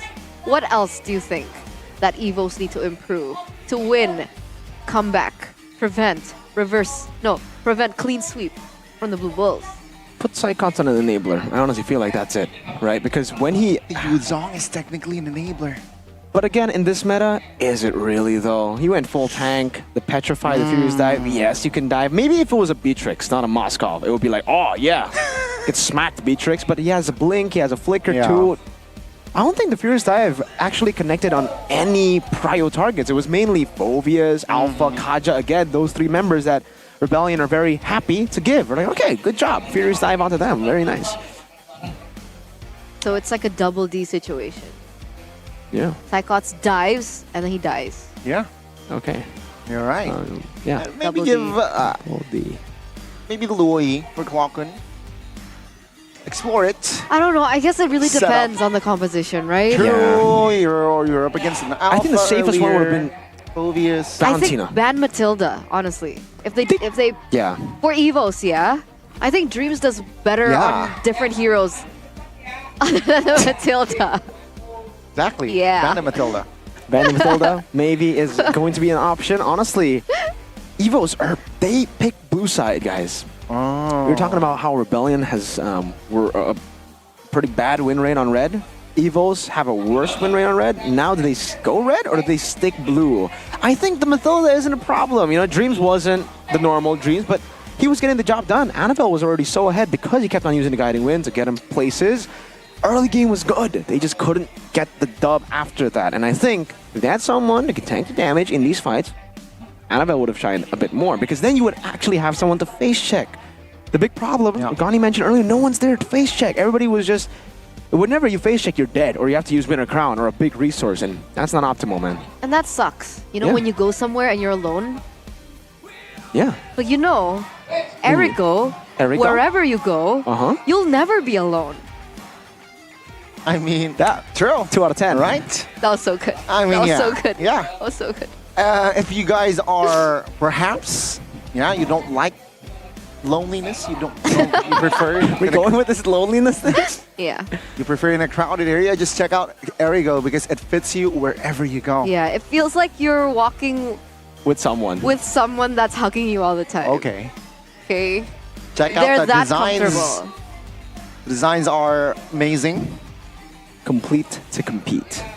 You need to do that. When you have skins in game, you gotta dress to look good in real life too, man. You know, when you already have that world collector, every time you flex it around, you have to flex your drip too, man. Also, just so you don't get lonely too.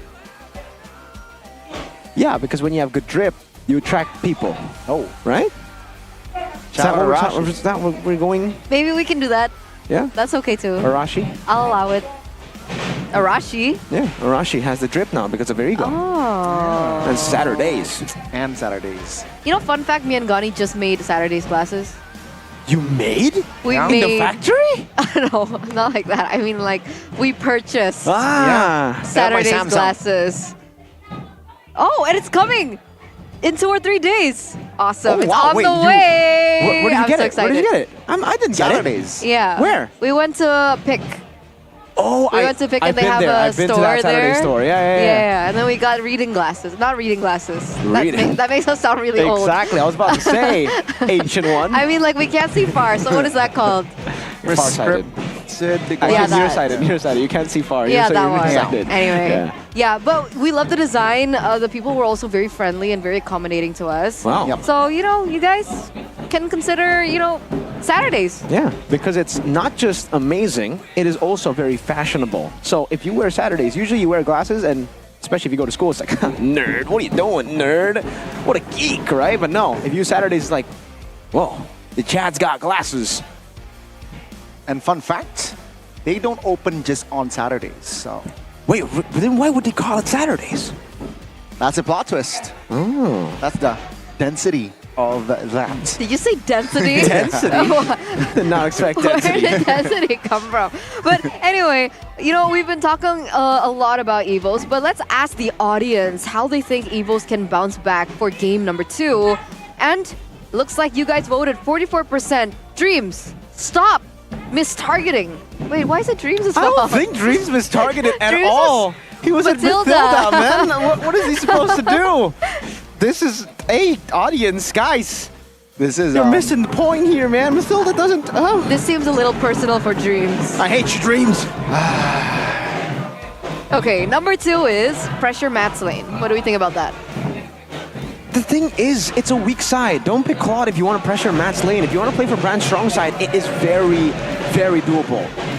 But when you have a Claude against a Moskov, it's going to be tough to even go and shove the lane to the Moskov again when you have Claude. If you want to do that, maybe even I would say go Beatrix, clear the way faster so that it enables some of the ganks towards the bottom lane, right?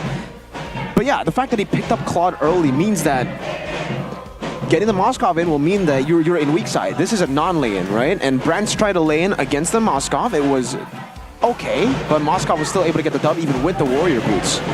So yeah, if you want to play towards the bottom lane, if you want to shut Matt down, you have to give him some more resources. You can't just expect to gank a weak side and to get the dub, because then Rebellion would get all the turtles and then Moskov wouldn't die. So would it be better that Evos go for strong side brands this time? If they do want to go strong side gold, I really struggle to find the reason why they would choose brands over Natko, because Natko, for all the criticisms we send his way, he's an amazing strong side player. Okay. Okay. Facts. But you know what's also facts? Factos. Evo still first pick. Wow. Going for the same blueprint, but perhaps a different approach, right? I mean, Mathilda was first picked. Yeah, exactly. So maybe they want to change something. Because in the first phase, Evos went for Hayabusa, Yve, and the Edith ban. Maybe they leave out the Yve or they leave out the Edith. That could also be an option that they can take. You're looking at the bans here, honestly. Yeah, maybe they could leave out the Yve there for first pick. Lachlan can definitely deliver on that Yve, so perhaps that can be the case. Let's see though for the drafting phase for potentially the final game of the series.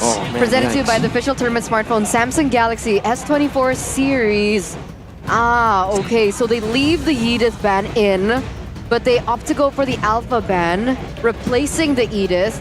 And now Chip and Ling has been banned out. Rebellion, do they still want to go with the Nolan ban here? I think so, because again, nothing really changes here with the Alpha being banned out. If the Alpha is banned out, Evos won't actually be able to utilize that Mathilda first pick. Then maybe they will go, well, they can go for the Mathilda first pick, but again, Rebellion denied both the combos from the Mathilda. So this Alpha ban is really just respecting Rebellion. That's going to be, okay. So this time they decide not to ban out the Phobias, but now the Mathilda, what will it be traded for? Edith? It'll be Mathilda first pick, Evos, and an Edith pick for... Maybe that's why. They want cars on Edith. But, wait. Isn't Edith Cars' comfortable hero? Exactly, yeah. No. Rebellion won cars on Edith, yeah. I with thought the Evos wanted that. I'm like, no. Why would they want that?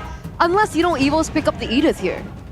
That would be pretty weird, I think, because again, that Mathilda has tremendous value still. The fact that they weren't able to get the dub doesn't mean the pick isn't value. Mathilda is still amazing. Maybe it isn't for Dreams though, however, right? They will go for the Edith instead. X went free pick on the Mathilda, and what's the combo here for the Mathilda? Hey, they can go for the Mathilda Julian, right? Oh, Nolan, right. Was open and they don't care. Wow. Nolan and Gatot. Gatot flex, by the way. Yeah, I mean, with the Gatot Kancha here, yeah, it seems like Rebellion, their response is, we don't care about the Mathilda, we just want to play our own approach. And let's see though, Ifon's Glory, will they bite the Mathilda yet again? I mean, it's not bad, right? Let's see though, with the Edith, there's a proper setup if you compare it to Game 1. What I like about Edith for Evos in the first phase is that it does give Evos a little bit more options to play with. Yeah. For Psychots especially, For right? sure. But technically they still can pick up the Mathilda, it just eliminates the Flex Edith. Yeah. Now for Evos, I'm wondering if they want to play the gamble and go for Fanny for the jungle. It's going to be the Kaja that they steal away, and it's the Faramis, the two picks. That one was picked up by Rebellion, the other Faramis was actually banned away by Rebellion. This would be pretty good for the Yve. As long as you are able to stop the Kaja, the Yve would be very, very good against the Faramis. Technically the Valentina's still open as well. Yeah. They could go for the Valentina, giving yourself a Netherrealm, and also you can take the Primal Wrap, but I think then you'd be kind of overwhelmed with the big ults, right? There are 3 big ults already. safe choice I would still say would be the Eve if you want to have a proper front to back and the Nolan to dive in backline as well. They can honestly also just go for a gold lane here, like a Harith, ban out the Lunox. You already have a Nolan, that would be pretty solid too. I mean, it is going to be... Oh, it's going to be neither yet again. They will lock in the Akai here, a hero that can mess your composition up, right? Formation-wise, Netherrealm, Divine Judgment, the Panda will wreck you. Especially against the Kaja, right? Exactly. Especially against the Kaja Faramis, it's a double value. I keep forgetting when it's X-Win, right? It's probably just going to be Akai. He always picks up the Akai. Early on, didn't do too well on the Akai, but then they figured out the strategy with the Gatot Kacha. As long as you have the Gatot Kacha, the Akai is pretty good because you actually have someone to initiate. And yeah, this is how they beat Fnatic Onyx, right? With the Loyi too. So Evo's actually doing a little bit of homework there, banning out the Loyi, knowing that the Loyi Akai could be very, very annoying. Rebellion though, banning out the Beatrix already.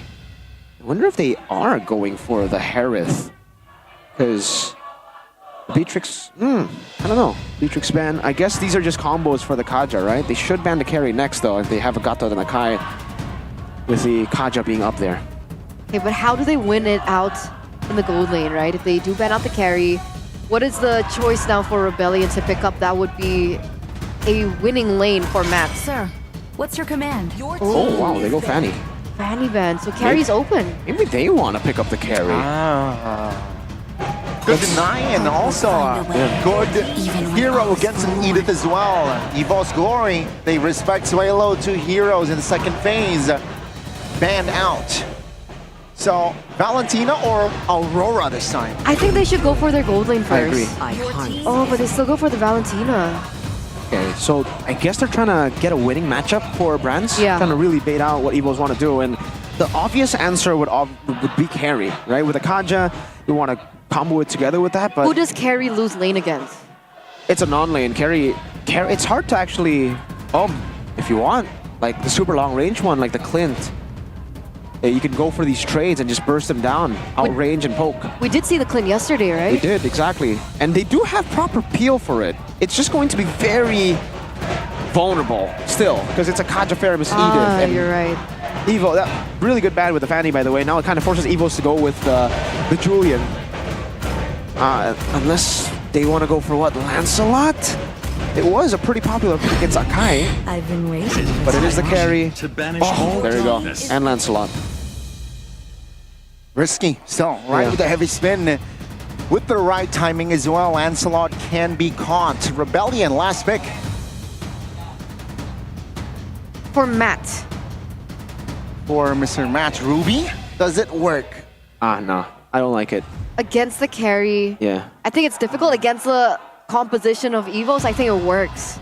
But in the lane, if Matt wants to play strong side, what's the option here? Does he go Lunox? I don't think so. I think going for physical Just is Moscow? fine. Actually, I don't like the Brody against a Faramis Eden. The Natan, there you go. Okay. Natan. So, that's, yeah, this is a solid comp from Rebellion. Solid comp from Rebellion.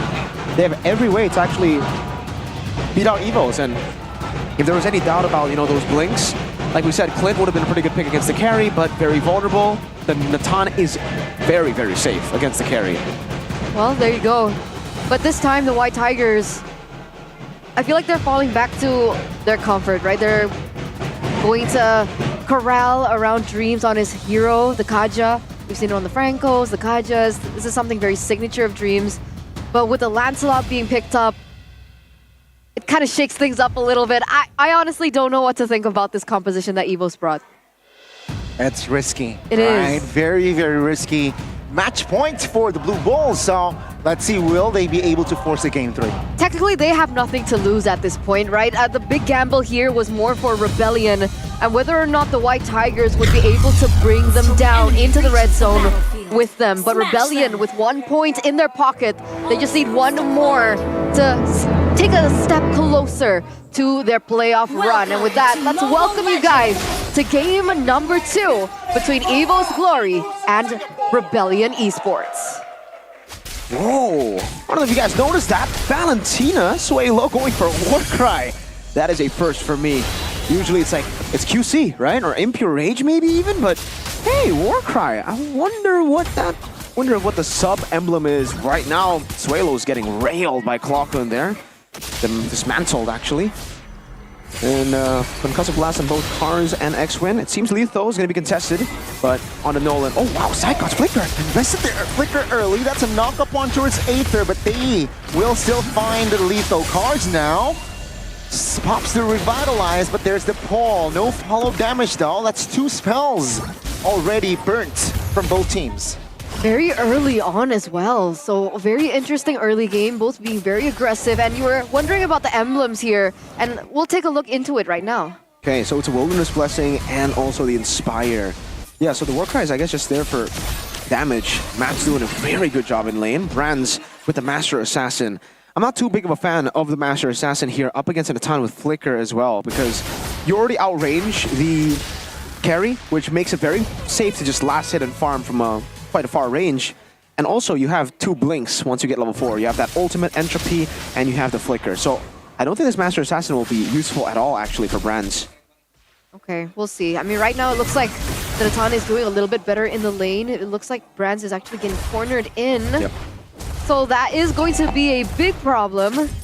But let's see if they're able to solve it as soon as possible. The turtle has now spawned, and it looks like a rebellion. Wait a second. X-Win. That got no Flicker though. That is already burnt up earlier. Annabelle in the turtle pit. X-Win actually poked very low now with a Guitar of the Guardian. Oh, X-Win falls with the Psychots. Annabelle finds the turtle, but that's the suppression. Connects on towards Aether. Very low, looking for an escape route. He finds it, but Clockun will not survive. Cars, with the help of Suelo now, trying to deal damage, but that will be all from both teams. That was actually worth it for Rebellion, I believe, because again, they only got X-Win for that trade. And Rebellion, well, it was a turtle too, but Matt was left to free farm. Brands actually rotated into the mid lane, so not a lot of pressure on Matt either. They gotta start getting the nail down again. Annabelle was what saved that team fight for EVOS. X-Win. Okay, just baiting out that Phantom Execution.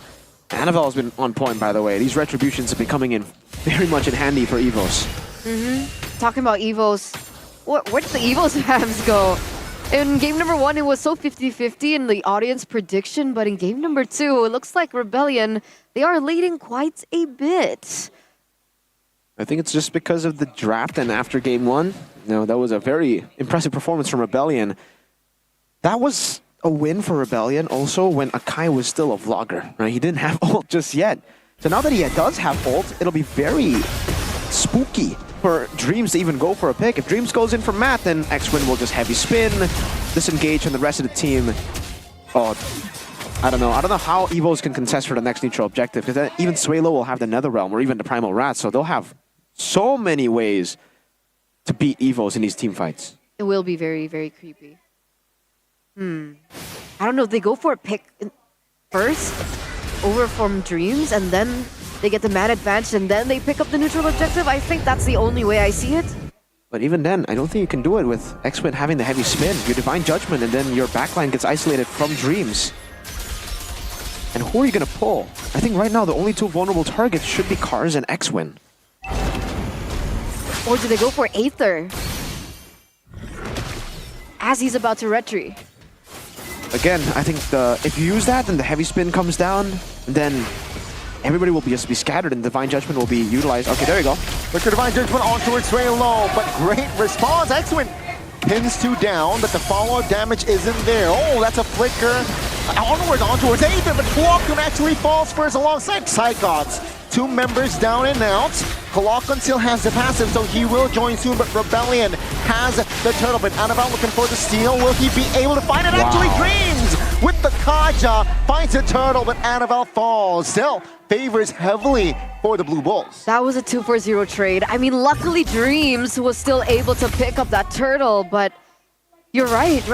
Dreams, as soon as he went in with the Divine Judgment, heavy spin, I guess they need to figure out a way to bait X-Win's heavy spin, and then they go in for the Divine Judgment. But even that, it's easier said than done. Oh, way easier said than done, because if you bait out the heavy spin, you have to deal damage to X-Win. If you put in resources to X-Win, you have a Nolan, a Gatot Kacha, Valentina, and a Natan. I would say it's not easier said than done. It is just it's impossible to do. If you want to really bait out X-Win's ult, you're going to have to focus him down. I don't think it is wise to use your resources on a tanky Panda who wants to actually soak in damage. Has an Ares Belt already, Thunder Belt quick from Cars on his Gato Kacha, really able to make this work. Meanwhile, yeah, for Clockwood as well, he isn't going to go for the Lethal Ignition. It's the Impure Rage, and you can see from the build as well, it is just cooldown boots and the Enchanted Talisman. He is playing for utility. He's playing to get those ultimates out, to just enable the team, but I don't know what they are going to enable here. Rebellion are going to outscale EVO's glory on top of the fact that they're already winning now. The window is closing very early in the game to EVO's win conditions, and EVO's might actually have to rely on a mistake from Rebellion to win this game. Rebellion will have to make quite a big blunder. Rebellion, again, with the control that they have in the first game, very, very composed. Waiting for the right timing. Wow. That's a concealed committed. What a juke by Aether. Yeah. Walked up and he knew, okay, I'm just going to recall in this bush. And that's a concealed burnt. They have info because the turret was still there. They had vision. Rans has the golden staff, but I really don't think that's going to matter in this fight because of X-Win. Once you pop in these big resources, X-Win just spins. He spins. Oh no. Final turtle. Rebellion, though, will try to find an angle. That's Aether winning it out, but now with another round, Rebellion, they would like to fight it out. Rebellion with 5. Welcome figures out. That's an Avatar of the Guardian. Finds 2. Dreams and Psycho in trouble, and they will fall. Rebellion, they may have lost the first and the second turtle, but now they will win out the third one. That's with the double. But now Brand's a free hitting, looking for Sway low, does not find the right connection. That will be the turret taken down as well. Really good cover by X1 in the final moments. A 3-0 trade. Technically, Aether was a level ahead of Annabelle as well, despite him not even utilizing the Retribution. So already really great stuff and really great setup from the Blue Bulls. Things are looking grim for EVOs. This smells like a 2-0 at this point. Completely outdrafted, I would say, man. You could see that, again, those win conditions for EVOs, they're so tight. Meanwhile, for Rebellion, all they need to do is play for the neutral objectives. EVOs need the pickoffs, but it's just never coming their way. Wow, Rebellion can pick the Kaja, and they know how to beat the Kaja, too. That's some scary stuff, especially for EVOs, who, at this point, I don't know what they can rely on. Annabelle making plays. It's also going to be tough for him to land these skills on Valentina and Natan. They have blinks and dashes, displacements. Thorn Rose will be hard to hit. Phantom Execution will be hard to hit, as seen earlier from the previous fight where they were able to bait him out. Oh, even when it comes to clear, their clear is pretty bad with the Faramis. Like, Matt will be able to just siege these turrets down. They lack the range, they lack the clear. I don't know, what's the big question? I guess Dreams. He doesn't want to go down without a fight. Looks like Annabelle is looking for a trade in this top tower, and he will be able to get it. Oh, Dreams conceal now. Oh, good dodge by Aether with the style as well. Recalls from Aether. Really well played, man. Rebellion are just playing their game now. 4,000 gold lead. They don't need to look for anything too crazy. They don't need to look for random initiations. Play for neutral objectives because, for the most part, it'll probably just be 100-0. I don't think there's a chance for EVOs to actually dive and steal the Lord. Good read. Rebellion with a blitz on towards the Lord. Finds it, and EVO's glory. No compensation whatsoever. No far lane push. No kills. Another dub for Rebellion. It's looking real bleak, boys. Brands gets the item power spike, but it's not an item power spike anymore. When you can't even utilize your ult, it just is unfortunate for Brands, really. Whenever he pops the ultimate, there's a heavy spin that makes it impossible for you to hit. And then Rebellion just outranges the carry. They have a way to dive again with cars. So once you use your X-Win with the Immortality Rush, oh man. If he's not already annoying, the Immortality will be the double up for the annoyingness of the Sakai. Oh, I don't know. I really don't know. Rebellion are going to have to make a big mistake. They're going to all have to die, wipe out for EVOs to actually get their win conditions. Looks like, though, EVO's still not going to back down without a fight, right? Annabelle still trying to clear, trying to make sure these waves don't hit at the same time, but oh, that's baited out. Is this the moment? Can Evos look for a counter setup? I mean, it's not really going to get them anything. They can get cars maybe, but it's not going to be worth it. Most Glory still looking for an angle. Rebellion also. Oh my goodness! Surprise attack. Oh, man. Avatar does not find the right connection just yet though, but now Cars semi-isolated. Another round to save him. And that it will be the silence coming through. EVOS Glory too will reposition. Kiting and yeah, Rebellion still with the dump. Finding dreams in that exchange. He went in, was not even a divine judgment yet. And he gets bursted down by the damage given over by the Blue Bulls. What? That's it. When you want to try to get these picks, but a Nolan is waiting in the way. This is why the Nolan is so good still, even after the nerfs. Actually, a bit better when you want to go for the one-shots like that, because the Fracture now adds in a bit of the slow effect, 30% to your opponents. So once Dreams gets caught like that, when everybody collapses, it's pretty good utility. And you can see with the BOD, Heptases, and the Hunter Strike building towards the Malefic Roar, it's going to hurt even more. Oh man, looking at the items is just so tough right now because everybody will be melted down. Not even Psychots can really tank the Nolan damage right now. They're actually building towards magic defense, which, yes, makes sense. You're up against Valentina and Nathan. But I really think early game, they should have prioritized a bit more. I don't know. It's really tough because the Gatot's there too, right? So it's kind of a lose-lose if you go for magic defense or physical defense. It's just tough, especially with a snowball like this. So what's the plan here? What's the plan here, guys? I think it's just GG. Just GG? This is it? That or Rebellion makes a huge blunder. Yeah. 2 times in a row. In MPL, I think that should just be a GG, right? If you are relying on a blunder, I don't think that's going to happen, especially considering how Rebellion has been playing so disciplined, so clean. There it is. A free Lord given over to Rebellion here. Ladies and gentlemen, in the 13th minute of the game, holding on to a 7.5k gold lead. It's a wonder why they haven't showed off their new recall. The new recall that you guys can actually get as well. Check it out in the stores. Annabelle picks up that BOD. I don't think that BOD will actually help, unfortunately, Turna. Annabelle, Lancelot. It's a risky pick. They went for the risky pick. Dreams, he was thinking about it, but he knew, oh man, if I go for cars here, we're dead.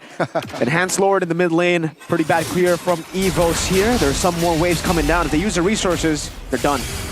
All out war incoming, all spells are up. Let's see Rebellion, will this be the final push? Baster in the mid lane falls, Lord taken care of. EVOS Glory playing it slow, that's an onward onto an X-Win, good knockup.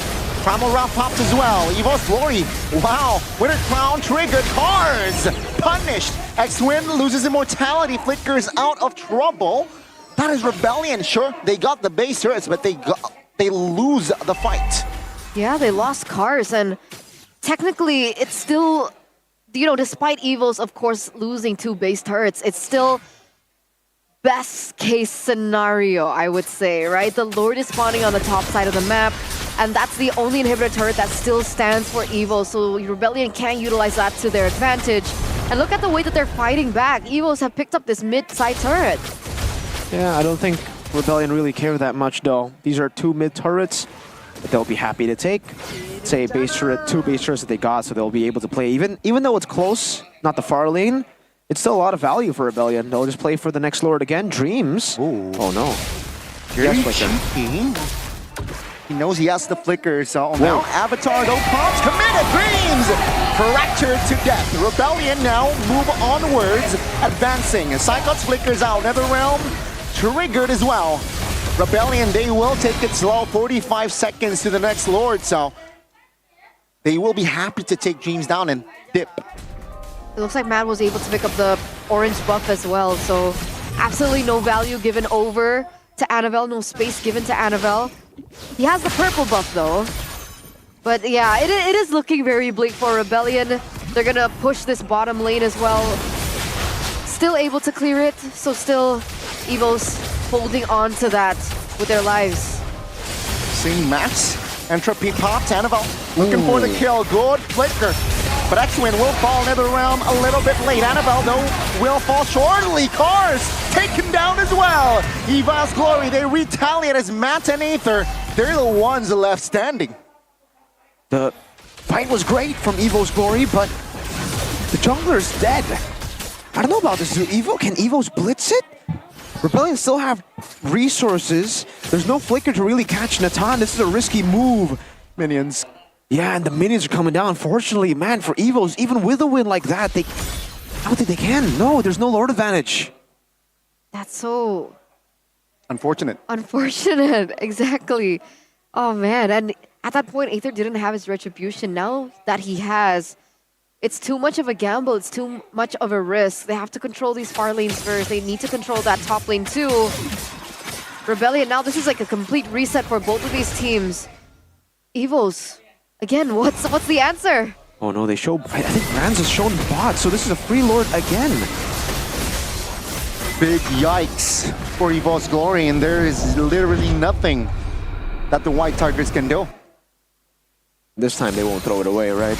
This is a Lord. Last time they were trying to siege it down with just minions, maybe getting overzealous, but now with the Lord with this massive lead, and again, Matt already reaching that item power spike, almost full items, actually is full items, decides to sell. Sell boots for Win of Nature, doubling down for...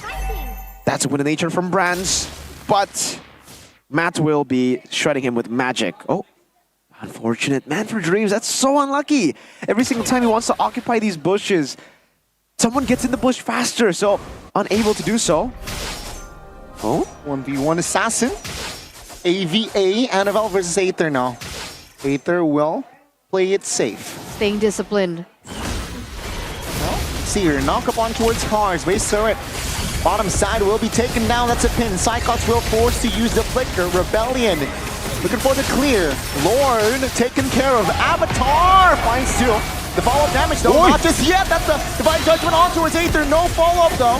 Fracture used up. Flicker from X-Win, flicker from Swaylo. Revitalize. Annabelle finds Swaylo. That's Evo's Glory pulling X-Win back. Phantom Execution will find Klokken to Akai. Again, Evo's Glory, they will have defended. Yeah, they still defend. How is that possible? Two members taken down now. It looks like Psychos is going to be clearing these lanes. But with Brands and Klokken and Dreams, they've been able to find more advantages in these team fights over Rebellion. As Gani mentioned, it comes down to Rebellion making mistakes. X-Win, last two fights have been using the heavy spin to try to get a pick. That should not be the way you utilize the heavy spin at this point of the game. It should just be to counter whatever Evos do. They need to just react, especially with the Lord. There's no reason for them to initiate. They could just play with the Lord, and then Evos will be forced to... there's going to be a time where they're forced to fight, right? Once the Lord gets into the base, they either fight or the game's over. But Rebellion, they're losing that composure. X-Win has been going to actually fight and fight and fight with the heavy spin. He tried to go for Psychots earlier, and even if they got Psychots, I wouldn't say it's worth it, because again, it gives space for Dreams to go for the Divine Judgment. X-Win needs to adapt now. Just use the ultimate to disengage, to get space for Matt and Aether. That's it. Because otherwise, there is still an opportunity now for Evos for sure to win this game. Rebellion, they want to be one step ahead. They want to look for the game, but this is it. Brands now targeted. X-Win with the pin! And that will be the backup coming. Brands immortality bot, but he will fall. Rebellion now in shambles. Looking for the dismantle onto his Evo's Glory. Annabelle a little bit late. Klokken, though, thankfully has the passive. So he is back 5v4. Will they have enough clear? That's the question. Rebellion. Waves in the mid, crashing down, Matt. With the help of the Nether Realm, trying to find a body. Finds Klokken. Good night, Evo's Glory. The White Tigers, can they defend this time? Mortality boss, Swaylo taken down. Aether loses immortality, turret lock. Should be the answer, no! Evo's Glory finds one another, but now, with no minions, Evo's Glory, they have defended, and Mats will be taken down next. No, not just yet. So much on Psychots and Dreams' shoulders right now, mainly Psychots. That was supposed to be impossible to defend. That was a 5v4. They didn't have Brands. And Clocken. Again, they could have zoned them to just target the turret, but Annabelle was just too elusive, man, utilizing the dashes back and forth to make it very difficult for Rebellion. And again, Rebellion, they got caught in the chaos. This time, there should be a 3 Lord to Evos, and this might be the turnaround. But again, if Rebellion are able to spawn back in, this Lord will not spawn instantly. They will be, I think, 4 seconds now for it to spawn. So yeah, Rebellion should still be able to defend this. They have Matt Natan on Matt on a very good hero like a Natan to actually clear the wave. And let's see how they manage the waves, actually. If they are able to get a few of these waves in together, then it'll be great. But I don't think they will be able to. Actually, 2 waves maybe. Annabelle's actually pushing down below too. Still defendable for Rebellion. Against all odds, Evo's Glory now, they are on the offense.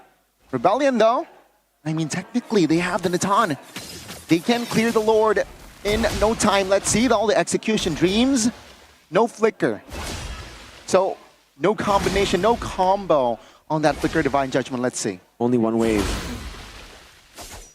X-Men needs to react to Divine Judgment. That's it. That's all he needs to do. React to the Divine Judgment. Get space for the team. Lord charging towards the mid lane turret. Rebellion, they will sacrifice that base turret. X-Win still in the front lines. Good timing for that minion to show up for the side of Rebellion. Evo's Glory, they are taking it slow. Bottom side defended. Rebellion, great response. Evo's Glory with the flicker Divine Judgment. Good cancellation. Pin, X-Win flickers out. Another round popped. Now, Max trying to find good positioning. Avatar does not find anyone. That's Brands finding one. But that will be the burst. Clockun no passive, so he will go down for 30. Wow, that's a 1-for-1 trade for both of these mid laners. Clockun for Sway Low, but for Evos, they've been able to crack the base open, right? The inhibitor turret in the mid lane and in the bottom lane have been taken down. So that is a lane that now both of these teams can actually work with. It's a battle of the mind now. It's a battle of the macro now for both of these teams. It really is. It comes down to, again, just them going for the macro. Team fights don't really... Oh, wait, we're gonna see the instant replay here, straight cut to it. Again, if X-Men is able to react to the engages, it would be great. It would be better if he, adapted that style earlier on, because now, even when you react to it, the damage is already starting to pile through, man. Psychots, Clockun, Annabelle, and Brands, they're dealing crazy amounts of damage. The frontliners can't even tank it well enough anymore. Cars and X-Men gets shredded down pretty quickly. And the good thing about Evo's Glory's composition, especially with the Faramis plus the Lancelot, is it's very hard to kill them. When Matt is waiting to, dish out damage to Annabelle, he has a few different skills to actually utilize to be untargetable. Thorn Rose, Phantom Execution, so that staggers a bit of the timing for Matt to actually deal out damage. That's why Annabelle has been really, really good at actually just escaping. They need to start to form these slow pushers. Luckily, they still have one base turret. Unfortunately, that is the one very close to the Lord. They can still burst this down, and I think they want to do that. There's a wave down below, though, and it's slow pushing for Rebellion, so they don't really need to go for anything too crazy. X-Win. Oh, another initiation pinning. Dreams down. Oh, damages him there. X-Win loses immortality. That's a pull onto its way low. Bought the immortality and will lose it. Matt goes down. Annabelle looking for the double, finds it. And that is Evo's Glory again, retaliating against the Rebels. What is going on? 2 members taken out. That should have been a Lord for Rebellion.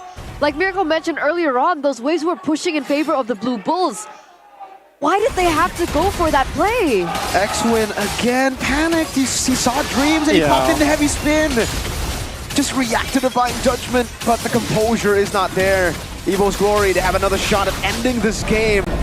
X-Win, you gotta start getting the heavy spins in, man. Like the real heavy spins in. Oh, man. So unfortunate. Absolutely. They could have closed it then and there. Rebellion are making a lot of mistakes, too. It's not as clean as it was in game number 1. Not at all. Lost track of their power spikes, and I think this might be over. No, 9 seconds. Evos are not... They're actually delaying this push. Icons goes in. See here, 3v5 now with the pull. X with no immortality this time. Heavy spin popped early. Cars trying to soak in damage. That's a lot of damage that he's taken. Revitalize. Oh my goodness, Aether. You will go down, says Evil's Glory. Now Rebellion trying to hold on, ladies and gentlemen. We might see a game 3 as Annabelle finds the back lines and Suelo flickers out of trouble. He goes down surely, and that will be it. The White Tigers will not go down without a fight. A triple kill for Captain Psychots, a wiped out as they go out with a bang, forcing a game number 3. The White Tigers, they mean business. My lord. Annabelle, what are you made of? A game like that with an Natan getting to the late game before the late game even came through. Jesus. And Annabelle just says, nah, I'd win. Holy moly, what a player. Zoning Matt constantly doing everything for Evo's Glory. Some really solid stuff, man, from Annabelle. This guy is truly special. Evo's Glory, get a win from out of nowhere. X-Win 2, man, the composure there, not there at all, actually. Unfortunately for X-Win, 4, 5, 6 times, I think. The heavy spin was just used up. You don't see it used like he did in the early game. Early game, it was so clean. All they did was use the heavy spin to react to the Divine Judgment, and then in the later game, it's engage on the heavy spin, which is not what you want to do. That is Cars' job. And you can see it here again. I mean, the timing was just off on this one. Aether following with X-Win, having no composure, just walking up and trying to burst them down, knowing full well that these are tanky members and he's an assassin and there's another realm too. But we can't really, we can't really talk about the mistakes here in the final moment because it's all of the mistakes that built up to this moment right here. I mean, we said it. This game would only go to Evos if Rebellion threw all their leads. We said it. I said it was impossible. Rebellion says no, it's not. No, absolutely not. What a game by Evos, being able to, stay composed as well, right? For sure. That should have been a Rebellion game win, but they kept fighting. Yeah. They looked for loopholes, they looked for opportunities, and they were able to strike back. Again, right? Don't count Evos out just yet. No. Match point, King man. of comebacks, match point. Look at them last season, right? Bruised, battered. Making it to playoffs. Making it to MSC. Exactly. Now, will it be similar though? With this series. Hey, I With mean, this like, series. they can't go to With this series. There's no chance for them to make it to playoffs, folks, by the way. They're already out of playoffs. But Done. the chance for Rebellion is still alive. They might just take it away. No. Let's be besties. It's like this in a time. toxic relationship, Yeah. right? Yeah. If I When go down. you go down with me. Yeah, okay. And with that, we do have a chance to take a sneak peek into the highlights of the earlier game for Mirkotron to break it down. Beat boop. That's Mirkotron right there. This is the time when they could actually, go for the end as well, but they decided to fight. I think if X-Win zoned them, which you already did, and Matt just hit the base, that should have been over, no? And then the fights again here. X-Win got baited to use the heavy spin, and why? It's just a big question, right? They have the waves down below, and if they even went in, X-Win still had Flicker. He could have just easily flickered out, right? Flickered out, and then he couldn't react to the Divine Judgment later. They had the slow push down below. Shout out to Annabelle. Early game, saving them. That could have been a bigger snowball. Yeah. If he hadn't stolen a few turtles, hadn't won these team fights for the teams, and then later on as well, zoning Matt in these team fights. We get to see it again later, guys, but the Lancelot is not a popular pick at all, and Annabelle plays it like it is. It shouldn't have been a favorable composition for a Lancelot, and yet he still made it work. It's super impressive by this kid. He still is able to surprise a lot of people out there. And here it is, the MVP replay, the player of the game replay by UBS Gold. All the way from the start, really able to actually, get the turtle, and then he got out. But this is not really the impressive moments. Here it was, I believe it was X-Win who was able to zone Annabelle away. Yeah, Aether got it. That was a good heavy spin. And this was the start of Rebellion Snowball. Because again, if you react to the Divine Judgment, or if you just go for the neutral objectives, it's fine. With the Akai, it makes it 100-0. The enemy team won't really have ways to do it. And then here, Brands gets caught. Anavel decides to go and clear out the mid lane because that's the only thing he can do, right? With Brands getting picked off like this should have been the angle to end. But Anavel proves that it's never impossible for him. This is the moment. Look at Anavel. Matt could have entropied forward and hit the turret, but Anavel was just so scary, so intimidating with all these dashes that even Matt felt intimidated, threatened with a man advantage. No Brands, no problem it seems for Evos. With just Anavel, they were able to make the defense happen. And then here, X-Win, the composure was not there. Feel like it's getting repetitive now. But Anavel, jeez, this guy, I don't get it. This guy is just so good. Almost is never enough. And Rebellion, yeah, they tasted that. They took that sentence too seriously. Yeah. Oh, that's a tilter for sure. Just a few basic attacks away from ending the game. Matt could have entropied. X-Win could have heavy spin to react to the Divine Judgment instead of initiating 6 to 7 times. Or, you know, just back off. Yeah, and wait for Lord when they had 3 base turrets. They could have frozen the waves. Just, there was so many ways. It was actually impossible to throw that game, but Rebellion found a way. The gold part will be fun to see. For sure. It's okay, Mirko. But you're blessed. Huh? But you're blessed. I am blessed. Blessed? Wait, I don't get that. Blessed? Stressed but blessed. Oh, stressed, blessed. Okay. Yeah, okay. 26 minutes and 2 seconds. And again, I think looking at the charts later on, the statistics will be fun because at some point, Rebellion, they had what was the goal lead? 8K gold lead? It's like was it not 10? Did it reach 10? I think it's more than comfortable. Yeah, I think around above 7K.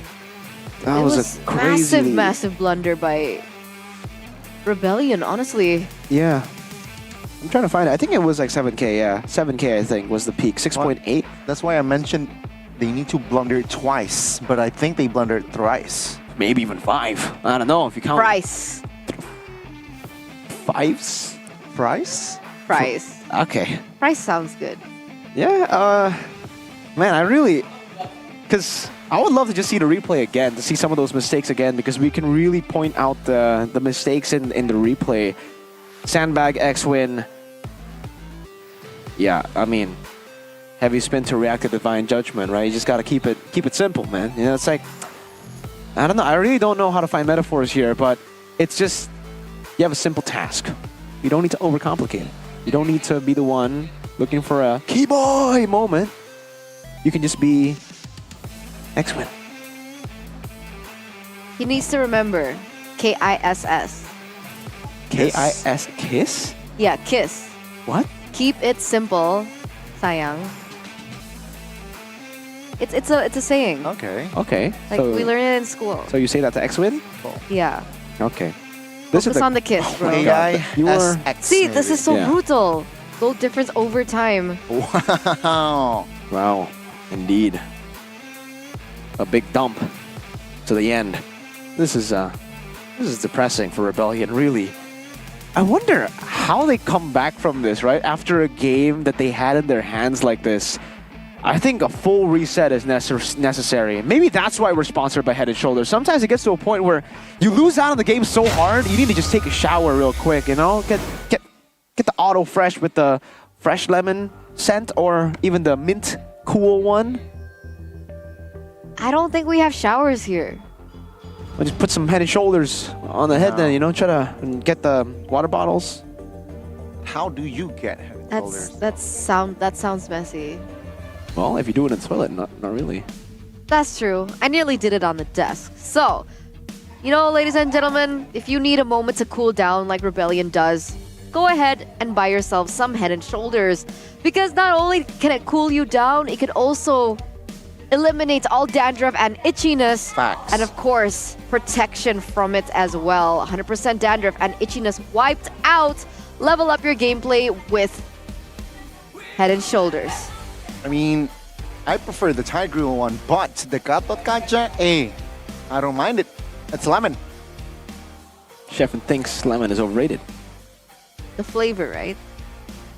We can say Fresh that. lemon. Yeah. Lemon cigar. Mm. Yummy. It's really nice. I Check think you're it out, supposed to alright? eat it, If you- Donnie. Maybe if you have dandruff, you can Wipe taste it out. and flavor it. You can, Wipe it out. yeah, it's yummy. you have dandruff, you 100% can taste the dandruff and flavor. itchiness again wiped out. I mean, technically, if it like good. while you're showering and like the water goes into your mouth, then like you No. taste it, right? no. Accidentally. We're not recommending that. Don't do it, But guys. sometimes, you know, things happen that you don't expect. You know? Like that comeback. Exactly. I expected it. Exactly like that comeback. How And- did you expect that? I know X-Win. He's an X-Onic. Is that something to be proud of? Anyway, Wait, the rival, ladies and gentlemen, experience the power of Hero Sound and LED digital display visualization with the collaboration MLBB and the all-new Airbuds 4. Check out in the official Oraimo store and get yours right now. You see that Brody right there? Yep. That's the MPL Brody that's telling you to buy Oraimo real quick. Get those buds. Get those buds, man. If you were on a Airbuds 3, no, outdated. Buy the Airbuds 4. Yeah. Check it out. And later, that'll be the 5 very soon. ooh. Not yet, though. Not yet. Not to spoil anything. Get the 4 one Get the first. 4 one Airbuds first. 4 first. 4. You know. See It's the really comfortable too display. because you know some buds Mhm. like it's so big Yeah. that it kind of stretches it out. Yeah. This is the perfect size. So it's not uncomfortable. Yep. It's very useful. Very But it's useful. not to the point that it falls out. Yeah. Yeah. We get it. It fits perfectly. I just need to make On sure. everyone. That everyone out On there. everyone. And I believe you get different tips. So you can change it. Okay. There's a small one, there's a Oh, middle, there's like the a- average one, and then there's a big one. So like Goldilocks. Yeah. Small bear, mama bear, papa bear. Yeah. Okay. There you go, ladies and gentlemen. Airbuds 4. Check In it the out. Philippines. Oraimo. It's Naisu, Renmar, Leo. Oh yeah. Those are the bears. Yeah. The 3 Bear Boys. But with game number 1 and game number 2 done and dusted, we're gonna head over to game number 3. Just kidding. We're heading over to the stage. Let's see what Bude Clara Mongstar is doing. Persaingan dari kedua tim ini mengingat mereka membutuhkan poin kemenangan dan ingin membuktikan diri pula. Yang satu benar-benar harus bisa menang jika ingin memperbesar peluang mereka untuk babak playoff yaitu Rebellion. Namun untuk EVOS Glory pun mereka nggak mau memberikan poin tentunya. Mereka ingin membuktikan diri namun dari hari ini keramaian gak hanya ada di MPL Arena. The Battle of the Blue juga sedang ramai-ramai di seluruh penjuru dunia. Bahkan ada yang lagi nobar-nobar dimanapun kalian berada. Dan sekarang Bude langsung terhubung dengan para Rebel Squad yang ada di Bandung. Halo, kumaha Damang? Halo, alhamdulillah Damang, Bude. Rebel Squad! Ada Rizky. Rizky gimana nih rame-rame di situ? Halo, Bude. Gimana kalian melihat Ya, performa rame. Rebellion? Sejauh ini mungkin kurang hoki aja. Kurang hoki. Kurang hoki. Ditunggu nih hoki budeknya ya. Tapi Iya. gimana nih? Ini kok lagi pada rame banget Ya. para Rebel Squad yang ada di Bandung dalam rangka apa? Kumpul-kumpul gini? Kebetulan kami kopdar sekalian watch party juga nonton bareng lawan EVOS. Seperti itu sama berdoa aja semoga Rebellion bisa menang supaya chance untuk lolos playoff dan kita nonton langsung di Bandungnya semakin gede. Udah mantap. Amin, amin, amin, amin, ya Allah, amin, Ini amin, di amin. MPL Arena juga langsung Amin, amin, pada amin amin. semua. Namun kalau kan untuk Iya. menyambut playoff juga nih. Gimana sih respon dari Rebel Squad yang ada di Bandung? Ada nggak yang kalian siapkan tentunya untuk menyambut playoff di Bandung nanti? Untuk persiapan playoff di Bandung, saya pribadi bersama teman-teman Rebel Squad sudah pasti udah mempersiapkan tenaga karena kita bakal all out. Pokoknya mengeluarkan seluruh potensi tenaga kita. Lalu yang terutama kita siap war tiket. Ya, karena susah banget dapat tiket-tiket di MPL. Siapin duit lah, pokoknya intinya kita siap banget untuk playoff di Bandung. siap tenaga, siap tiket, pokoknya siapkan diri karena Bandung MPL datang. Dan kalau di sini kita pengen denger juga dong, ada nggak sih harapan kalian untuk Rebellion atau yang ingin disampaikan kepada Rebellion? Harapan Rebel Squad Bandung untuk Rebellion semoga bisa win streak terus, semoga ada keajaiban lolos playoff. Kalaupun tidak lolos playoff, kami Rebel Squad berharap tetap mendukung tim-tim MPL, terutama untuk yang nanti lolos M6, bisa membawa kembali piala M6 ke Indonesia. Amin. Rizky, thank you banget ya. Dan terima kasih hatur nuhun buat para Rebel Squad yang ada di Bandung. Thank you. Bude juga ditunggu di Bandung. Yes, Bude siap-siap ke sana. Dan itulah dia, jumpa kita obrolan-obrolan singkat bersama Rebel Squad yang ada di Bandung. Kita akan hadir ke sana, namun di minggu ke-8 ini kita harus menyaksikan perjuangan dari Rebellion yang gak boleh kalah satu match pun. Bisa jadi ini bisa menutup kesempatan mereka ke Bandung atau memperpanjang nyawa mereka supaya bisa menjadi salah satu tim yang beranjak ke Bandung untuk bertarung. Di sini semuanya menantikan hasil apa yang diberikan oleh EVOS Glory dan juga Rebellion Esports untuk game yang ketiga, match pembukaan di hari Sabtu. Jadi para caster, are you ready? Mari kita lanjutkan The Battle of the Blue.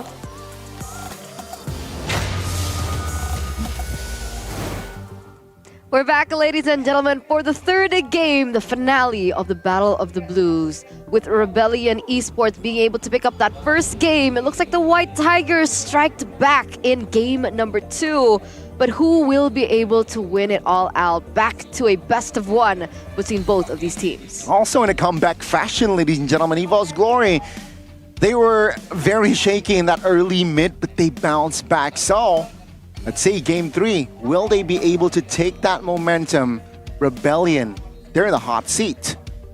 They lose this, their odds to playoffs will be worsened. I think it's done? Yeah, back-to-back against Geek. If they lose against Evos here and then they continue to lose against Geek, then it's done. GG. GG. And it's not just that, right? But now having the pressure of making it to the playoffs, obviously, with a miracle run, but also the pressure of having to come back from a game like that, having such a massive lead, almost impossible game to throw in a way. They gotta stay chill now, right? Like learn from the mistakes instead of getting hurt by those mistakes. For EVOS, like you said, Eterna, it's just chill for them. They knew they were out from the very beginning. It still looks like they're gonna be praying though, so it still looks like that they want to win this game. For sure. So I thought they were coming in this with that, you know what, let's just play. Let's just have fun. We're not gonna be able to make it to playoffs anyway, but they're still try-harding. I mean, based on the second game, if they lose the third game, all of that would be in vain, right? All the finding the loopholes, building and finding the comeback, all in vain if they lose the third game. Comes down to one. Only one. Just one game, folks. EVOS were literally in the same spot. Just last week against TLID, it was also 1-1, and they lost their spot to another blue team. It might just be the blue killing the blue killing the blue. It's TL, a blue team taking a chance away from EVOS, and then now EVOS taking a chance away from Rebellion. That would be poetic. All the blues taking away each other's chances, but unfortunately, RBL can't do the same to TLID. They can't. It's That's not a unfortunate. triangle. It's a linear. Yeah. Fortunately. But again, right, Rebellion, they do still have that chance. But again, how do they come back mentally? Because we took a look at the gaming room earlier on. We took a look at the condition of the players. I don't know, Matt doesn't seem as calm as he was before. He's a king. He is a king. Heavy is the crown, though. That's true. Very heavy crown he has. Even though he can't see it, it's invisible. It's that invisible crown that puts on pressure. See, though, how well Matt's performed in the third game. I mean, though, game 1, game 2, he has been very consistent. I like the timing, but tight score. How can Rebellion win game 3? We ask you the questions. You guys vote. Okay. Ooh, maintained. I agree. I agree.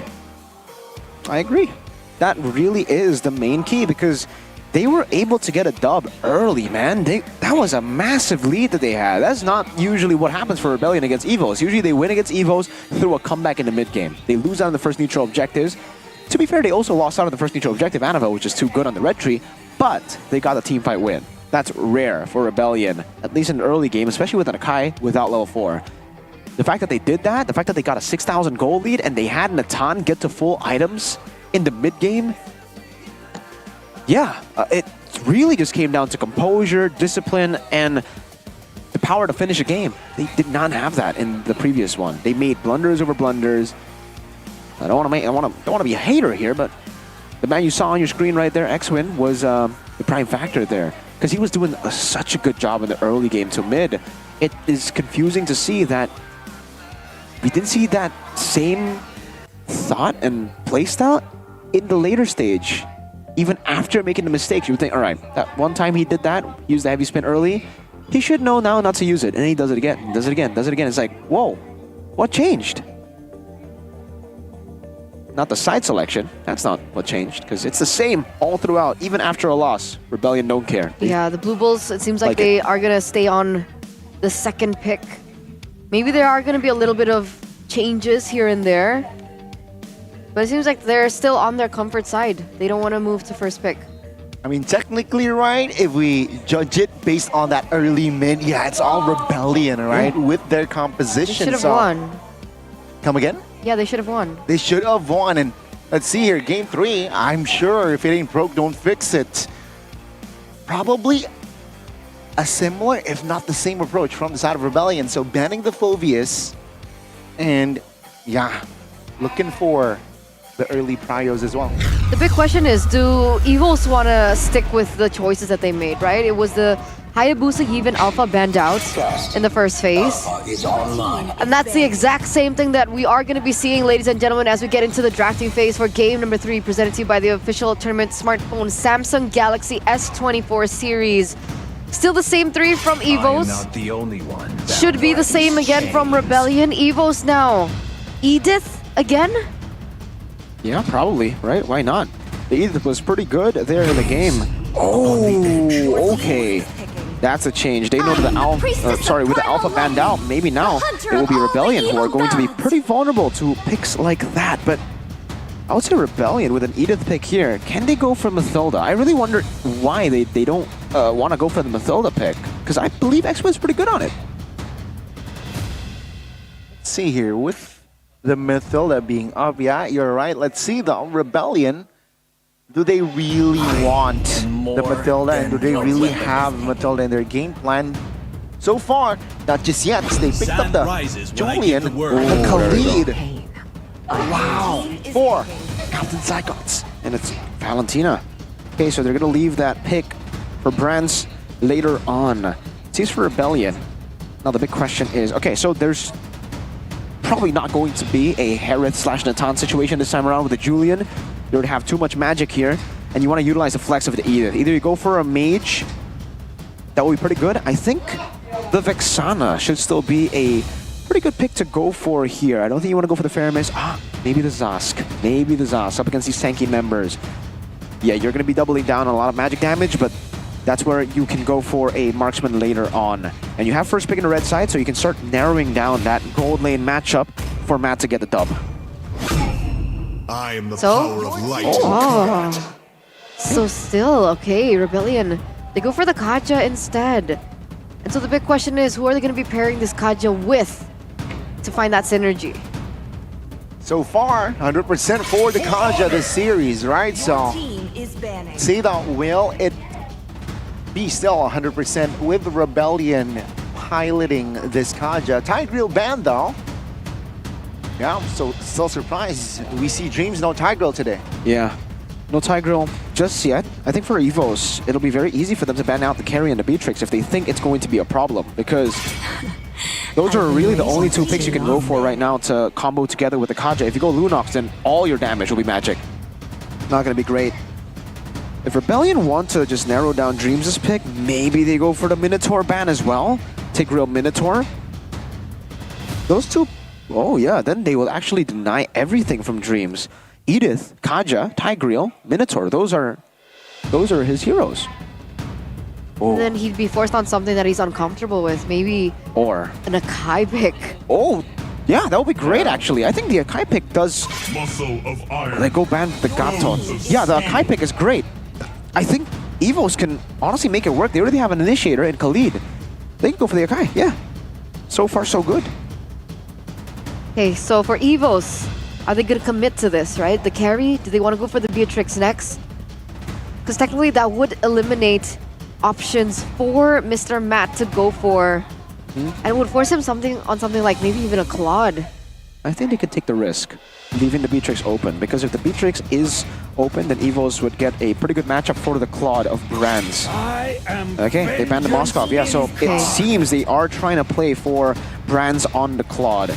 Leaving the Beatrix open for Rebellion to take, and then picking up the Claude together with, yeah, possibly an Akai, but realistically, probably another setter. How good is the Atlas right now, Gani? Against the Valentina, against the Kaja, Julian.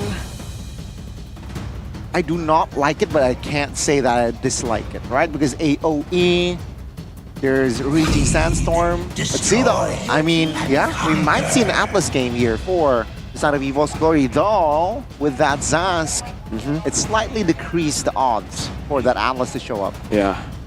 The last pick that I expected for last pick in the first phase actually shows up here. They decide to take the Kaja away first. Now Evos, if they reveal the Claude, I think Rebellion will just look for, again, they're looking for winning matchups for Matt. Really wanting to get the dub in the gold lane. It's tough to think about it right now. Because technically if Rebellion go for Beatrix, the Khalid, Beatrix can't go Purify, right? No. But you can flicker out and you have a lot of disengage, you have a lot of cover. I think safe choice would honestly just go Akai, right? Oh, you're right, Atlas. What? There you go. Oh, I love the Atlas pick. Okay, Atlas Natan. There you go. They go for the good one. They go for the flashy one. I'm so happy to hear Atlas pick. Where did you get the Atlas from? Cause how did you know? It's Dreams, man. He's an ex-Bigatron player, you know, Gani? If X-Fit is ex-Onic, Dreams is ex-Bigatron. I know his hero pool. It was the four, either Minotaur or Atlas, but I don't like the Minotaur because it's just really squishy now. Yeah, I love the Atlas. I love it. AOE with the help of Natan as well, yeah? Like now you'd be forced to pick up a gold laner that can pick up a Purify, no? It's too risky. I see lots of prey. Oh, what? Wait, what? Brother, Roger Gold! I mean, if they snowball, right? What? If they snowball, they snowball. Folks. I'm gonna say Evos in this game. That is Dreams playing his pick. Yeah, it's the only pick that you can go Purify on, unless you want to go for Claude, but honestly, Claude wouldn't have been bad. Right? Yeah, Claude actually wouldn't have been bad at all. Why Roger? There's no way they're swapping things around, right, in terms of roles? No. By the way, there's a new combo on Atlas, Gani. Do you know about it? That's why I've been really wanting to see the Atlas. Perfect match, flicker, ult. So the perfect match lands instantly, and then you get the ult. I think maybe Dreams knows about it. Maybe he's gonna utilize it. Well, there it is. This is the debut of Atlas. Yep. The first time we've seen Atlas, ladies and gentlemen, in Season 14. And it's in the Battle of the Blues. We're in week number 8.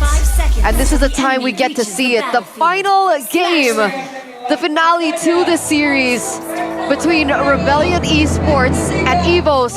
Can Rebellion still make it to playoffs? Can they still go on the contention for their playoff run? It's all in the hands of the White Tigers now. Final game of the series, and let's go. Because it will be very bloody. Very, very bloody. It's going to be a lot of kills early on as well with the Atlas. I believe both teams just want to Keep punching, slugging it out in the neutral objective department. The Zask as well for Suelo is a comfort pick. Matt on the Roger is a comfort pick, folks. But the nerfs on Roger has made him very, well, not very, but more difficult to utilize in the gold lane. Now there is a big cooldown whenever you use the ult, so when you try to go in for poke against your opponent, you have to be 100% sure no one's around, because your escape is not as good. We can definitely see it being an issue even in the early portion of the game, even without that level 4 just yet. That Brands within a ton has a little bit more range to play with, so he should be able to control that lane a bit better. But let's take a look at the emblems as well. Yeah, finally we see Cars on something that's not fully tank, right? Tenacity and now attack speed.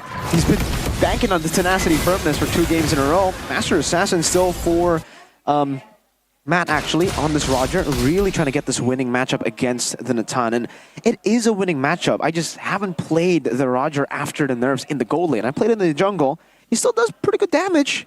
I guess we'll see later on, but this has been the way. They're really going deja vu with this one. They beat Evos in leg number 1 on the Roger mats, and it was through just waiting for the power spike in the mid game. See here, Suelo looking for 4. Dreams not in a hurry as Annabelle will blitz the turtle. A little bit late to the party for the side of Rebellion, and that will be Evos Glory fully disengaging.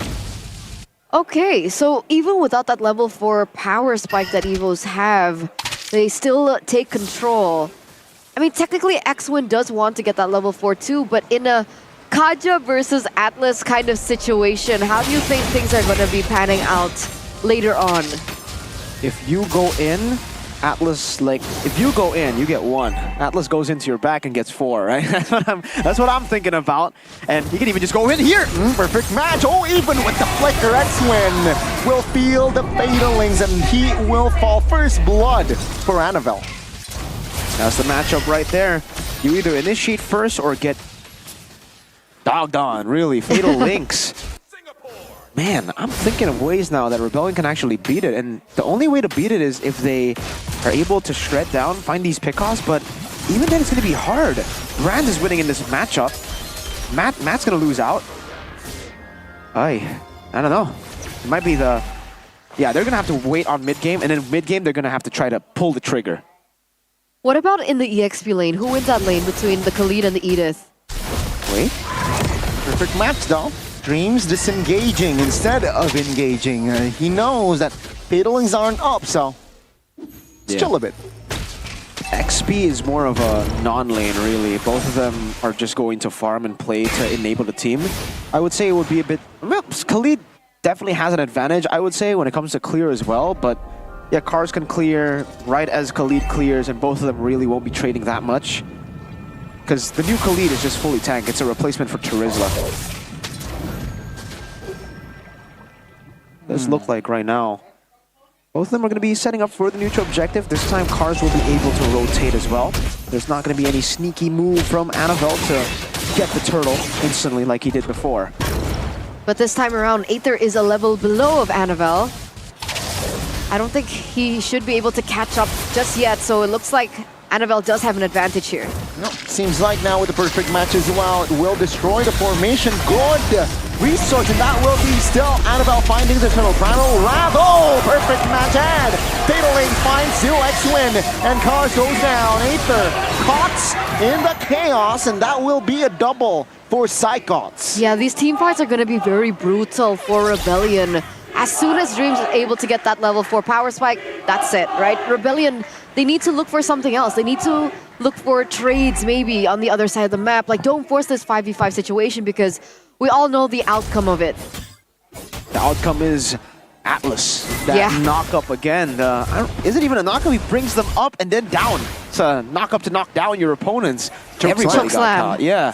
It's a slam dunk on the opponents, and really Rebellion didn't have ways to deal with it. Suelo, even on the Dominator's Ascent, got lifted up to the air.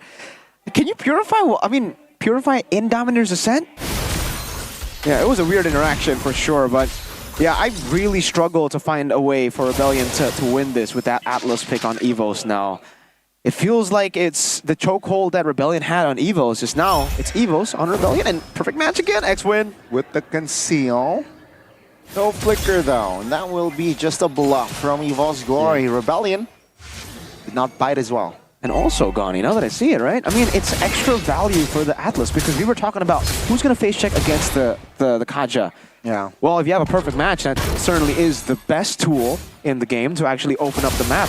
And there you go again. With the flicker, no, without the flicker, just the perfect match on towards X-Win though. That will be X-Win surviving. Top lane, Entropy popped, Mats alongside Swaylo. This is a good stun. Brand's flicker's out. X-Win still in the area, hovering. Swaylo pops the Dominator's Ascent, but no casualties top lane. That was so close though for Brands. Very aggressive by him as well. He didn't instantly retreat. He understood the timer, still able to get out of that situation. Luckily for him, but there should be some damage given onto the tower. They don't clear it properly, but now, again. No Fatalists this time just yet. Rebellion still hovering around, committing onto his turtle with the conceal. X-Win looking for an engage. Annabelle spotted. Divine Judgment committed, either with the Retribution match repositioning, looking for giving damage. Cycle holding on. X-Win, first one to fall. Cars flickers onto his Annabelle. He's low, but he survives, and Cars will be taken care of. Another win for the White Tigers as they move onwards. Dreams has the Fatal Links, and that will be the Fatal Links connecting onto its way low. Good resource spent. Evol's Glory, 3K. Yeah, 3-for-0 trade, but Rebellion was able to pick up that turtle. Good timing from X-Win with the Divine Judgment to prevent Annabelle from landing in that Retribution. But again, overall, the way that Evos are playing this is fine, it's okay. You pick up the turtle, but we're gonna pick almost every single member off from you and find the advantage over that. And like you mentioned, that's a 3.4K gold lead now for the White Tigers. Really good, really solid for Evo's Glory. And again, it's just them playing with the basics. It's literally what Rebellion did to them in game 2, right? They're utilizing their composition against Psychots, able to initiate first, getting that layer so that Dreams can come in later. And even with the Purify, Sway Low, when he I don't know how Annabelle keeps getting away with it, by the way. He was 1 HP. Dominator's Ascent and the Blink with the Dominator's Ascent was used up, and yet they couldn't get anything. Not even Matt with the Roger, who should be able to chase these low health targets. Now with the Khalid also opening up the map, this is double the threat. If the Atlas wasn't already an issue, the Khalid will be opening up the map and sliding through.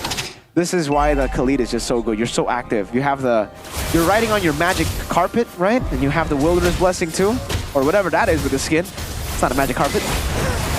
Oh, that's the Raging Sandstorm, just to zone the members of Rebellion, and just to clear Lord will be up in 5. Wait, did they get the tower in the bottom side? Oh, they did! Brands was able to get it. Dreams was there to accompany, so that is a small win for Evos. Being able to prevent that 1v1 trade from happening.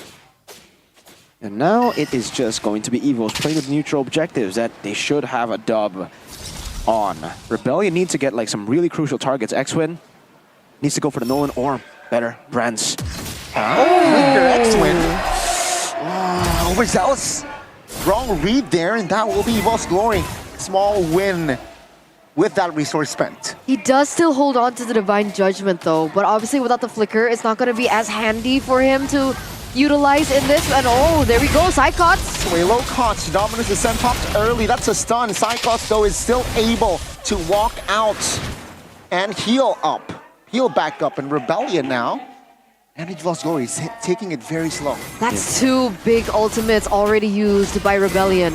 Rebellion needs to wait for the late game with the Zosk. Early game with the changes on the Zosk, you'd... Oh! That's a perfect match. Flicker! Fatal is on towards X-Win.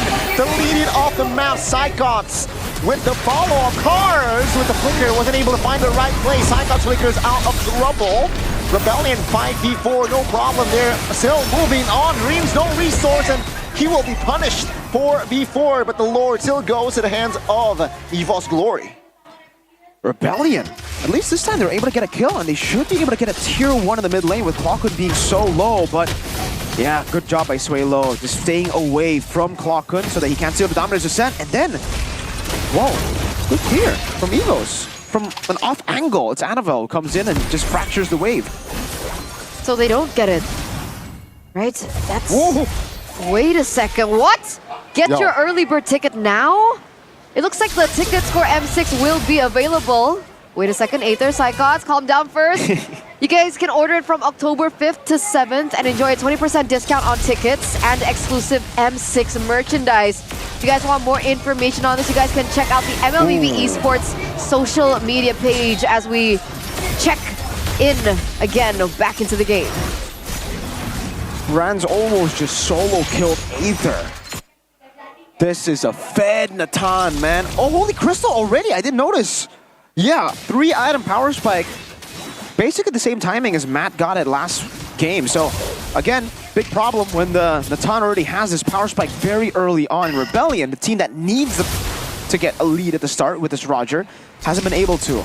Luckily, they still have the Zask, which should still give them a little bit of leeway in the late game, but I'm still more of a fan of the Natan than I am of the Zask. It's very hard, and you can see the damage. Nerfs towards him in the early game has really impacted the playstyle even of the Zask. Psychots going down. See Matt now, the main focus. Oh, no need to purify out of that. The Raging Sandstorm did not connect. Not just yet. Suelo picking up another item here. Do you think the Wishing Lantern will help them in a way? I don't know. With this Lord Advantage gold benefit, it's going to be just slow from Evos. It's literally just deja vu from game 2, but it's happening for Evos now. The other side, opposite side. Items.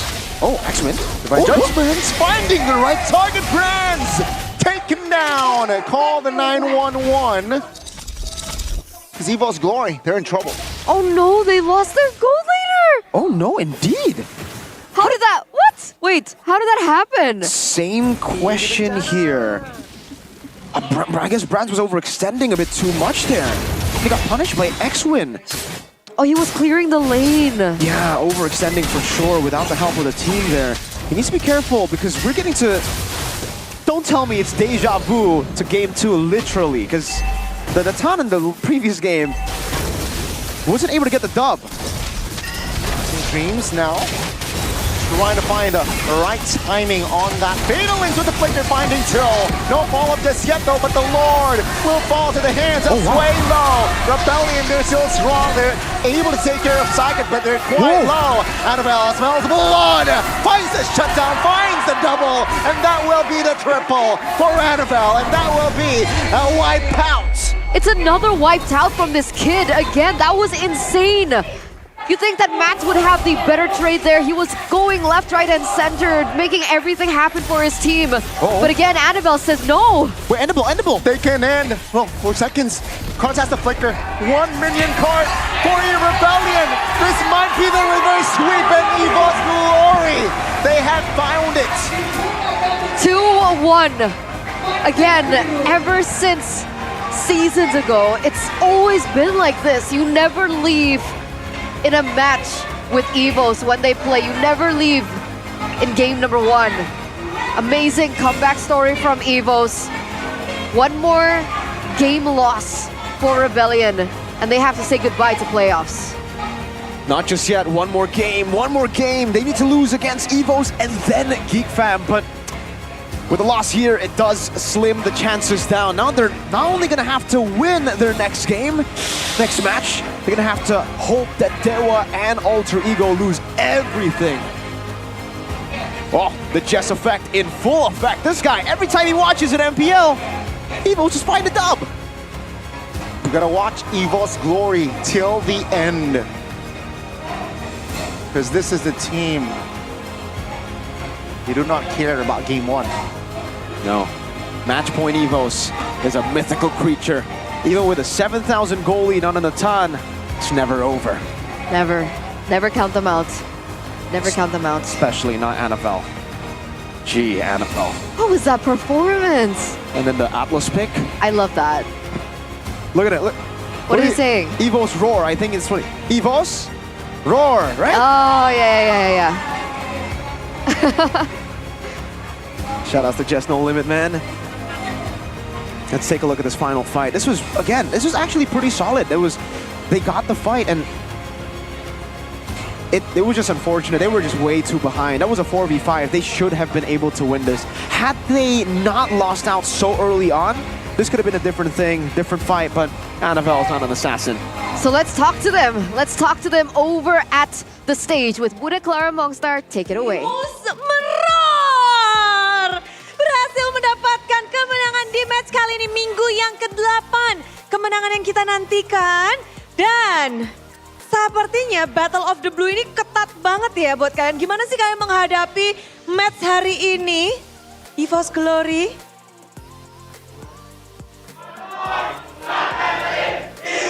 Gimana ya, mau ngomong nothing tulus, emang nothing tulus sih. Jadi kayak kita main ya udah seperti di Scream ya, alin aja, mau kalah mau menang urusan belakang lah pokoknya. Dan ini udah lepas berarti kalian mainnya hari ini ya? Selalu lepas. Selalu lepas. Anafel gimana? Udah lah kan gak lolos playoff soalnya. Iya, bener juga. Tapi nggak ada pikiran untuk playoff malah bikin kalian lebih all out, lebih santuy atau lebih gimana dari Anafel sendiri? Ya sama aja sih, soalnya kan kita awal juga pengen playoff kan dari semua awal kita. Mungkin karena sekarang udah lolos playoff ya udah kita ngasih yang terbaik aja. Bagaimana kalian menerima kenyataan bahwa nggak akan ada EVOS Glory di playoff? Kalian nggak akan ke playoff? Ya kasih yang terbaik aja lah buat sisa matchnya.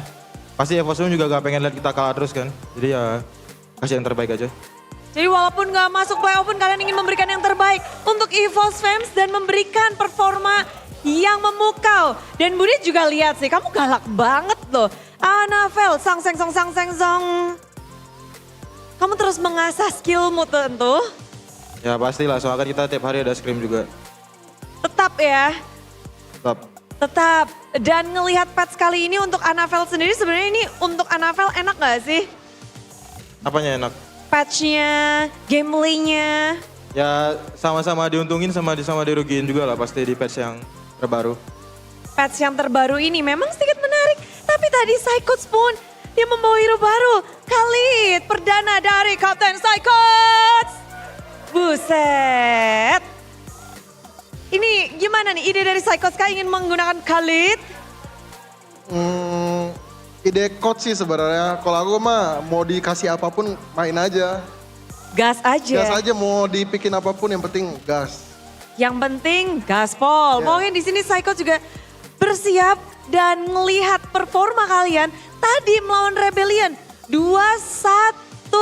Lebih ketat sepertinya dari leg yang pertama. Berarti yang bisa jawab leg pertama adalah yang main, nggak main. Kalkun. Apa deh? Berarti ini lebih ketat daripada leg yang pertama dong dengan hasil dari game 1, 2, 3 kalian ini. Ya lebih ketat. Gimana tuh?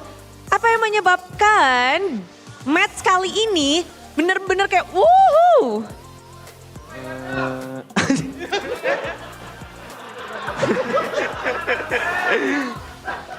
Kalau yang di leg 1 emang kitanya si Bude yang kurang disiplin. Asal kan udah menang jauh kan di awal.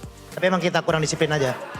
Berarti kalau tadi ada juga momen Rebellion bisa ngedua-kosongin kalian tuh. Lalu kalian tiba-tiba bisa ngebalikin keadaan di game kedua. Itu apa tuh yang menyebabkan kalian bisa comeback di game kedua? Lebih sabar. Sabar. El Sabar nyamber juga nih ke sini ya. Permainan sabar. Dan Dreams pun, waduh ini kayaknya kamu habis ada just effect kah? Dengan menggunakan Atlas perdana di season 14. Dreams membawakan hero yang menarik nih. Bagaimana? Gimana? Udah dilatih juga sih di Scream. Tapi kamu menjadi satu-satunya player nih yang pakai Atlas di season 14. Apakah Atlas hero yang underrated? Ya underrated. Udah pada lupa juga paling. Udah pada lupa, tapi kamu ingin mengingatkan mereka nih? Ya. Nanti nextnya kalau banyak yang pakai, udah siap untuk melawannya belum? Udah. Sudah. Dan gak cuma Atlas, tadi juga Budi lihat kayaknya Kaja di match kali ini kok jadi rebutan ya Dreams ya. Ada apa dengan Kaja di match kali ini? Nah, karena lawan Assassin juga kali Bude, kayak biar bisa pick off lebih gampang. Lebih gampang, semahal itu gak? Kamu prioin kayak, Coach please Kaja. Apanya? Kamu juga ingin meminta kalau bisa Kaja terus gitu gak? Nggak apa-apa kalau memang dikasih kaca terus. Oke, tapi memang fokus untuk bisa mengamankan Assassin yang sekarang memang lagi meta. Dan di sini Brands bermain, beradu, akhirnya bisa melawan King MATT. Leg kedua kamu bermain, gimana Brands? Akhirnya berhadapan langsung dengan Matt. Ya biasa aja sih karena sebelumnya udah pernah lawan Mateo juga di MDL. Jadi bukan pertama kali juga lah. Lalu ada bedanya nggak yang di MDL dan di panggung MPL? Ya pasti beda lah, kalau di MPL kan secara pressure dan gameplay itu lebih besar lah. Jadinya pasti beda. Lebih besar. Dan Brands pun merasakan pressure di MPL ini. Season ini apakah berbeda dengan season-season sebelumnya? Gimana Bude? Pressure di MPL season ini apakah berbeda dengan sebelum-sebelumnya? Lumayan. Gimana? Pressure apa yang kalian rasakan di season 14? Ya yang pasti karena kita nggak bisa ngasih performa yang terbaik lah sampai skornya jelek. Jadi itu juga mungkin jadi beban pikiran kita sendiri juga lah. Wow, dari EVOS fans mereka, iya nggak apa-apa, tetap ditenangkan, mereka tetap mendukung dan melihat dukungan dari mereka dari EVOS fans tentu dari EVOS Glory ingin memberikan terus yang terbaik. Dan dari Brand sendiri gimana caranya kalian menanggulangi pressure itu dan terus bisa memberikan dan hasil yang baik pula? Ya paling kita jadiin motivasi aja sih supaya kita bisa buktiin lah yang terbaik. Terus juga secara latihannya juga kita tetap latihan keras kayak biasa. Latihan keras dan latihan kalian hari ini membuat match kalian menang dan membuat tim Rebellion tertutup sudah untuk menuju ke babak playoff. Duo biru nasibnya di match kali ini Rebellion pun tidak masuk playoff berarti. Apa yang ingin kalian sampaikan sesuatu untuk pertarungan duo biru ini? Nggak ada sih Bude. Oh, berarti belum. Masih ada kesempatan ternyata karena menantikan. Oh belum, masih bisa. Dan ternyata baru kalian doang yang zona merah dari tim biru. Rebellion masih ada kesempatan. Ada yang ingin kalian sampaikan nggak sih untuk Rebellion? Buat Rebellion semangat terus, semoga menang di next match-nya. Kalian mendoakan Rebellion, mengharapkan Rebellion satu biru ini masuk ke playoff juga nggak sih? Hah? Mengharapkan Rebellion masuk playoff sebagai teman biru kalian? Siapa aja sih yang masuk bebas dah. Bebas dah. Bebas aja ya. Bebas. Yang penting mereka memberikan yang terbaik. Ya, benar-benar. Oke, kemenangan hari ini dinantikan. Lalu ada yang ingin kalian sampaikan nggak sih mungkin secara pribadi kepada mungkin seseorang yang spesial, ada kepada EVOS fans? Buat EVOS fans, makasih banyak tetap dukung kita walaupun kita nggak lolos playoff. Singkat padat jelas ya Kolkun ya. Ya kalau gue paling ngewakilin buat teman-teman gue semua, coaching staff dan dari gue juga. Makasih lah buat EVOS yang udah dukung kita terus sampai sekarang. Entah sekarang kita lagi di bawah, sorry. Mungkin kalian tetap the best fans in the world. The best fans in the world. Dan Anafel ada yang mau disampaikan? Ya sorry lah buat result buat season ini kita gak lolos playoff soalnya. Banyak sekali tentu saja penyesalan yang terjadi di EVOS Glory. Mereka tidak bisa masuk playoff tapi mereka akan memberikan match-match yang seru seperti hari ini. Jadi kita mari nantikan next match untuk EVOS Glory dan sekarang saatnya beri tepuk tangan untuk EVOS Glory.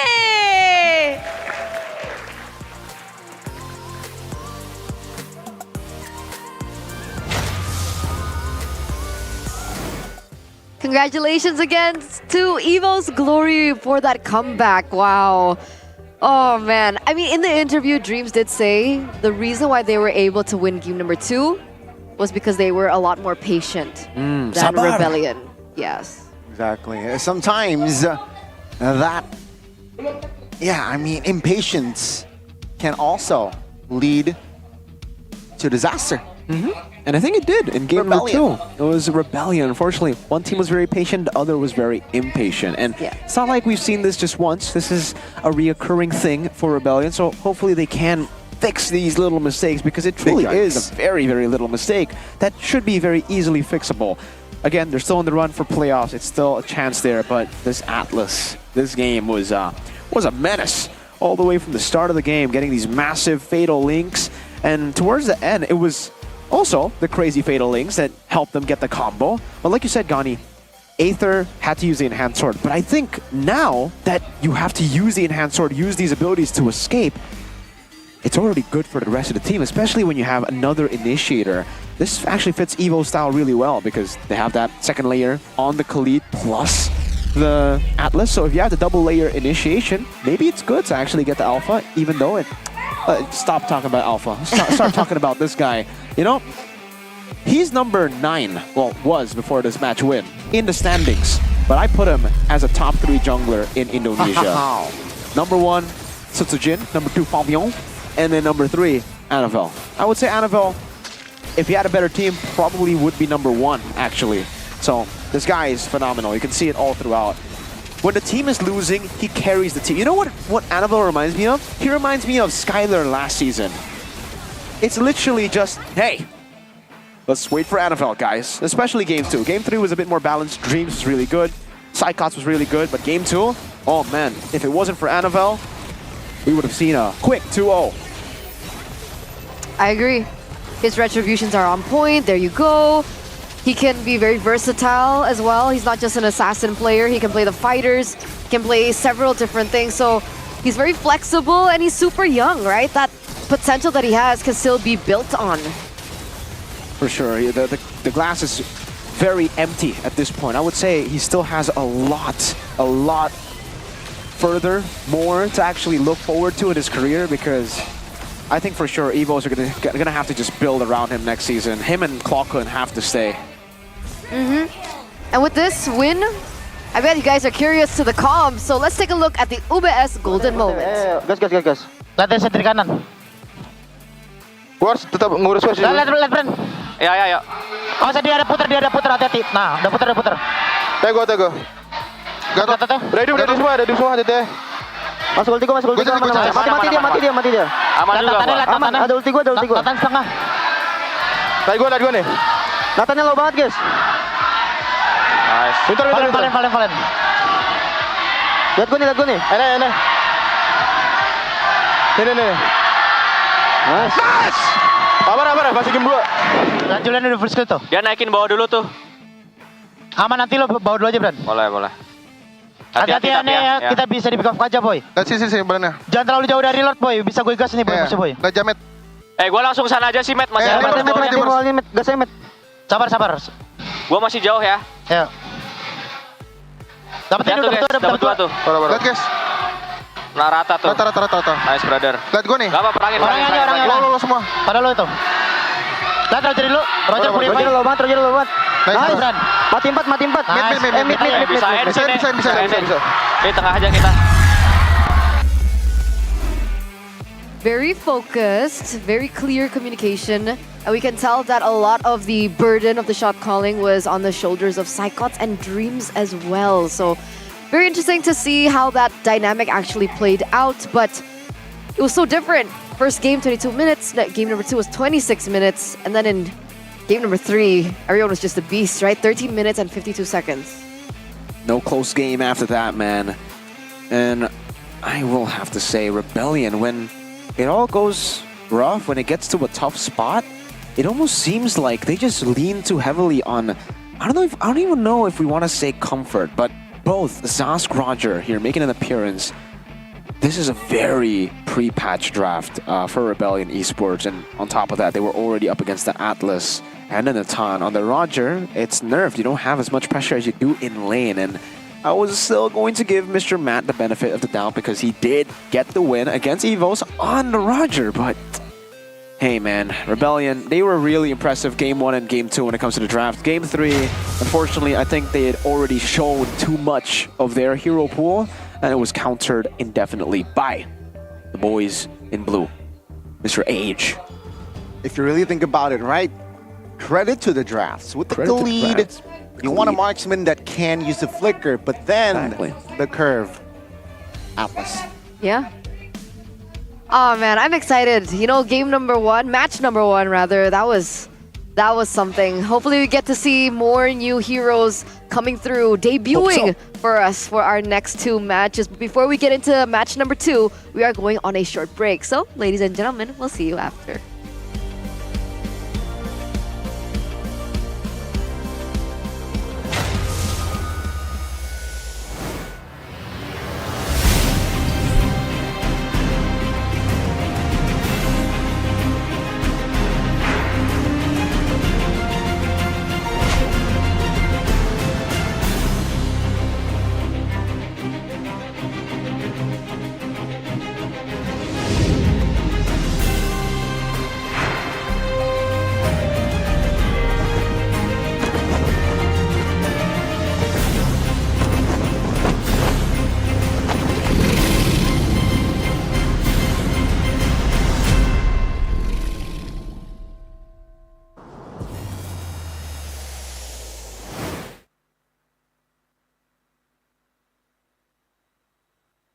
Where are you? I have no idea. Circle it. Circle, you let me circle it. I can find anything if I circle it, so let me circle it.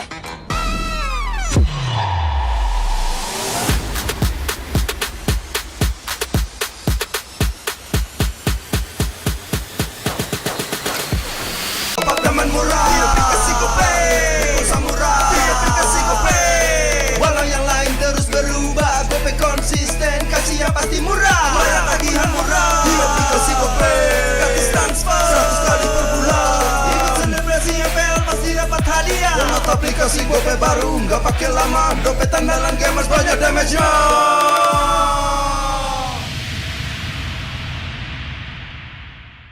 Dia tidak akan segan untuk menghadapi siapapun yang berani melawan. Dia mewarisi perjuangan karena di tubuhnya mengalir darah seorang pahlawan. Pedangnya mengukir takdir kemenangan, menghadapi segala tantangan. Penuh keberanian untuk terus berjalan menuju masa depan. Raihlah masa depan, nabung mulai dari hobi. Koleksi terbaru UBS Gold X Mobile Legends Bang Bang edisi spesial MPL ID Season 13.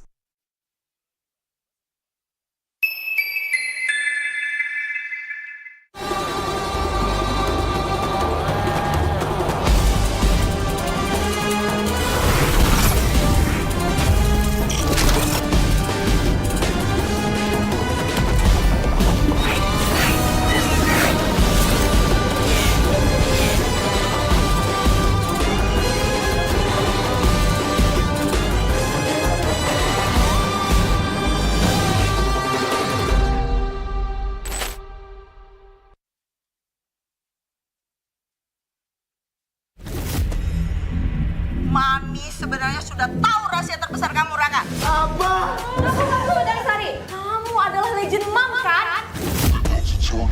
Yuhu Nina! Gimana kalau sekarang kamu lawan geng Cincau? Kalau kalian gak bisa hadir, berarti didiskualifikasi. Lagi ngapain kalian bertiga?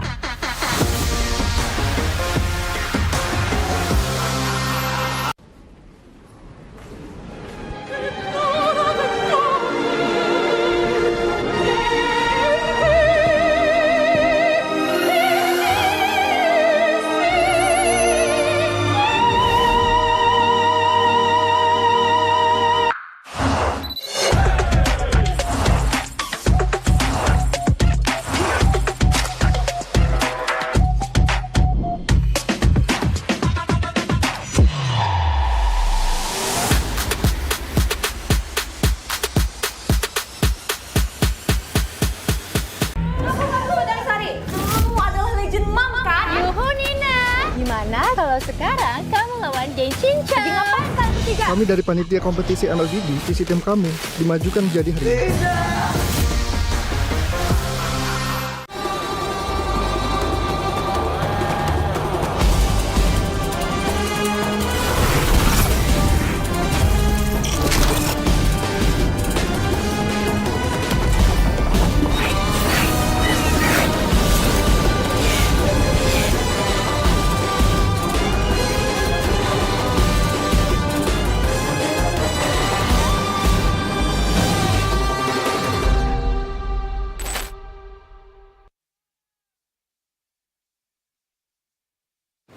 Main Mobile Legend memang seru.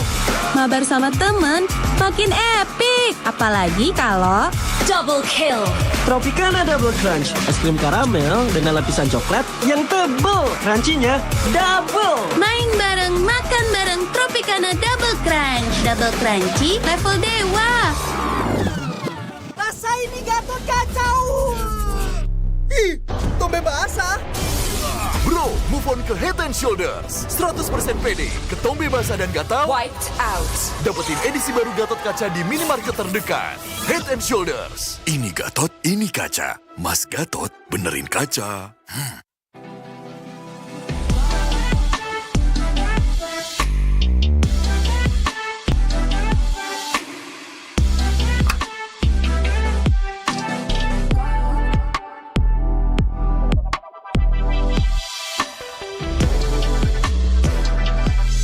Wow, finished. See you later.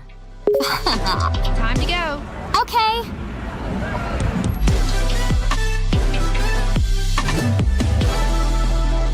Kita adalah pejuang yang melangkah dengan penuh keyakinan, menghadapi dunia tanpa keraguan, karena hidup adalah arena pertarungan. Kita adalah pejuang yang tak akan gentar oleh segala tantangan, menghadapi lawan tanpa ketakutan, karena kita terlahir untuk meraih kemenangan. Raihlah kemenangan dengan koleksi terbaru UBS Gold X Mobile Legends Bang Bang, edisi spesial MPL ID Season 13. Saatnya nabung dari hobi bersama UBS Gold.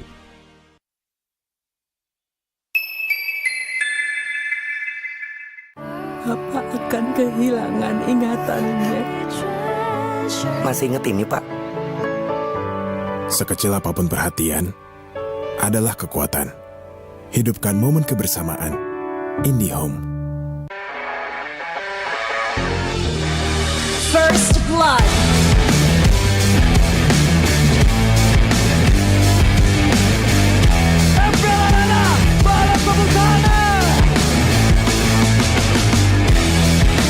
Mendapatkan 2 pompon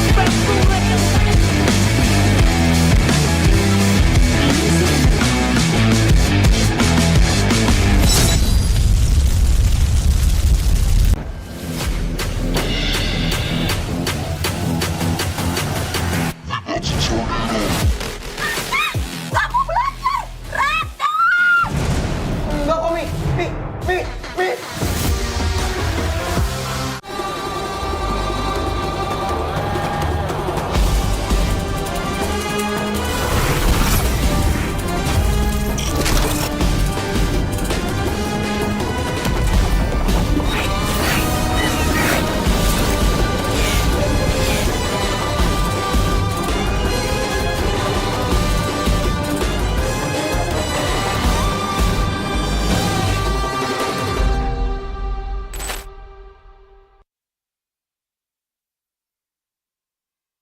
Pengen belanja banyak barang kebutuhan tapi malas keluar rumah.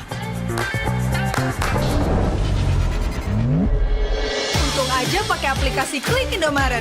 Cuma tinggal klik bisa belanja online seperti di toko. Beli ini, itu, jadi mudah banget. Produknya lengkap, banyak promonya. Gak perlu pusing, bisa pakai alat bayar apa aja. Wah, 1 jam udah sampai, gratis ongkir lagi. Untung aku pakai Klik Indomaret, belanja online seperti di toko.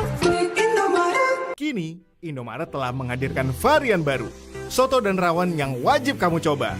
Dibuat dengan daging sapi pilihan, dimasak dengan rempah-rempah khas Indonesia, sehingga menghasilkan rasa soto dan rawon yang otentik khas Jawa Timur. Diolah selama berjam-jam sehingga menghasilkan kaldu yang gurih dan daging yang empuk. Bisa dihangatkan di toko atau bisa untuk stok di rumah. Soto dan rawon daging sapi Indomaret, enak tenan rasane.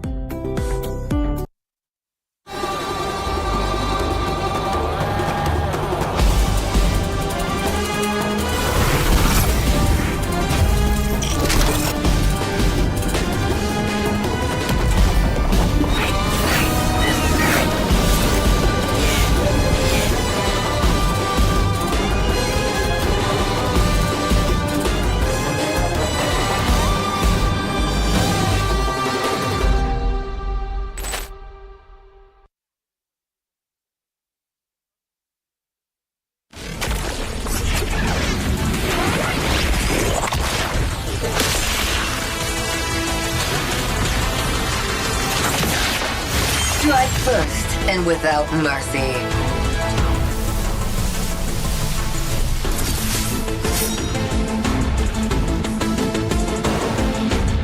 Where I tread, death follows. Enjoy your last breath. Deploying smoke. Going dark.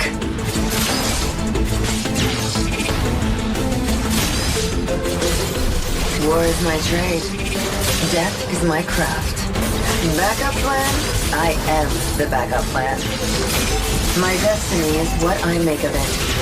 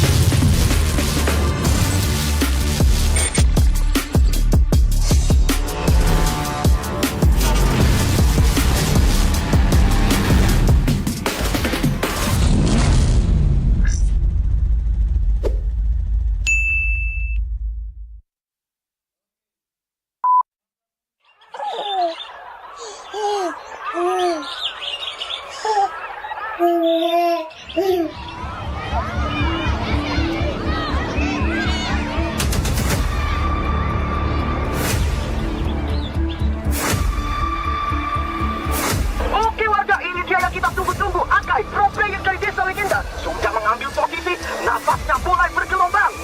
Tapi matanya tegas seperti kuda. Skor masih 4 sama. Apakah Akai bisa melakukan epic comeback bagi desa legenda? Tidak ada yang tahu dan tidak ada yang mau tahu.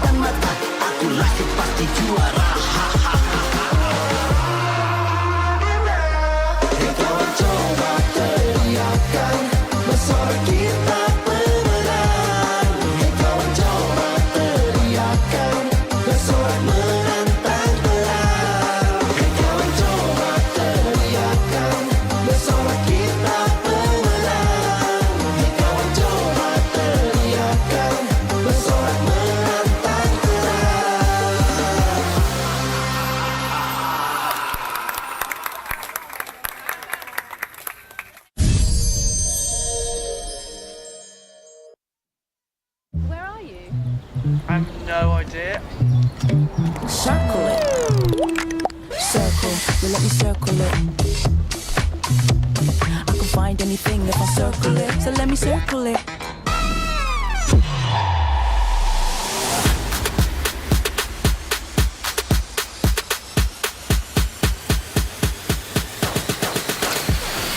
Teman murah, dia kasih gope, samurai, dia kasih gope. Walau yang lain terus berubah, gope konsisten, kasih yang pasti murah. Bayar tagihan murah, dia kasih gope, gratis transfer, 100 kali per bulan. Ikut selebrasi MPL pasti dapat hadiah. Download aplikasi gope baru, nggak pakai lama. Dompet andalan gamers banyak damage-nya.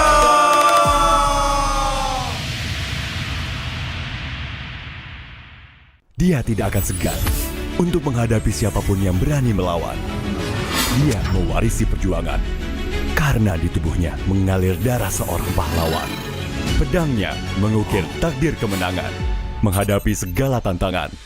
Penuh keberanian untuk terus berjalan menuju masa depan. Raihlah masa depan, nabung mulai dari hobi. Koleksi terbaru UBS Gold X Mobile Legends Bang Bang edisi spesial MPL ID Season 13.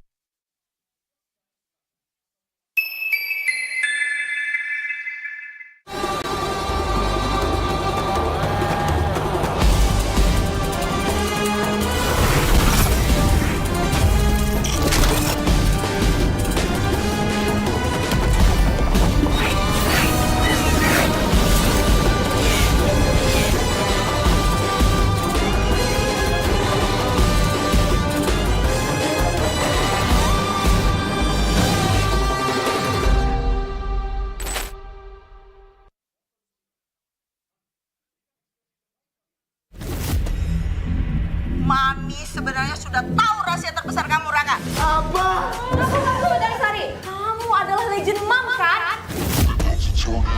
Yuhu Nina. Gimana kalau sekarang kamu lawan geng Cincang? Kalau kalian nggak bisa hadir, berarti didiskualifikasi. Lagi ngapain kalian bertiga?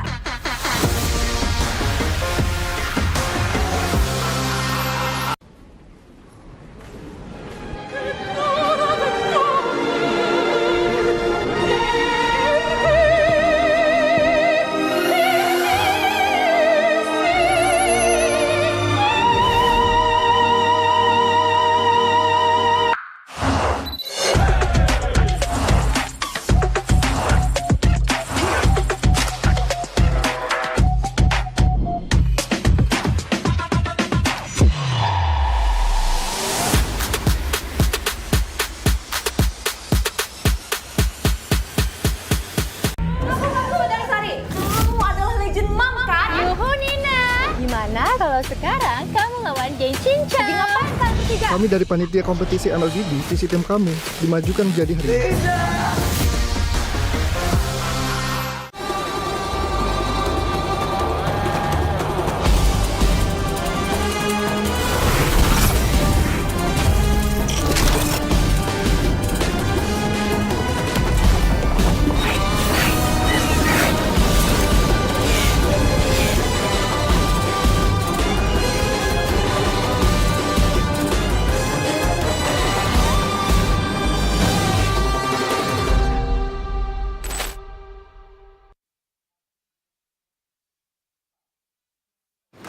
Main Mobile Legends memang seru. Mabar sama temen makin epic. Apalagi kalau double kill. Tropicana Double Crunch, es krim karamel dengan lapisan coklat yang tebal. Crunchy-nya double. Main bareng, makan bareng Tropicana Double Crunch. Double crunchy level dewa. Rasa ini Gatot kacau. Ih, tombe basah. Bro, move on ke Head and Shoulders. 100% pede, ketombe basah dan gatal Wiped out. Dapetin edisi baru Gatot Kaca di minimarket terdekat. Head and Shoulders. Ini Gatot, ini kaca. Mas Gatot, benerin kaca.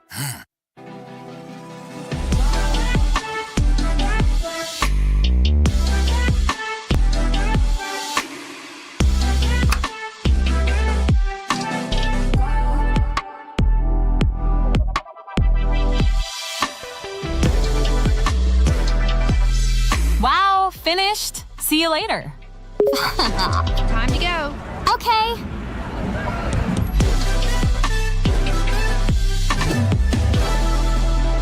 Kita adalah pejuang yang melangkah dengan penuh keyakinan, menghadapi dunia tanpa keraguan, karena hidup adalah arena pertarungan. Kita adalah pejuang yang tak akan gentar oleh segala tantangan, menghadapi lawan tanpa ketakutan, karena kita terlahir untuk meraih kemenangan. Raihlah kemenangan dengan koleksi terbaru UBS Gold X Mobile Legends Bang Bang, edisi spesial MPL ID Season 13. Saatnya nabung dari hobi bersama UBS Gold.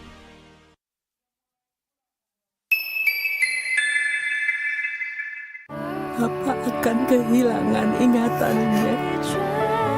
Masih inget ini, Pak? Sekecil apapun perhatian adalah kekuatan. Hidupkan momen kebersamaan. IndiHome.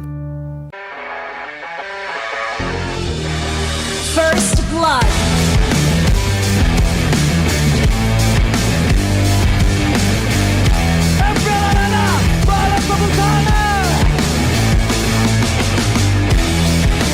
Mendapatkan 2 fokus Venturing.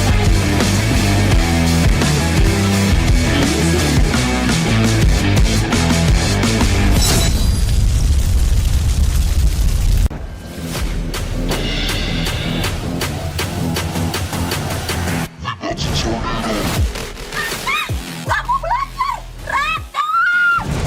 Enggak kok, Mi.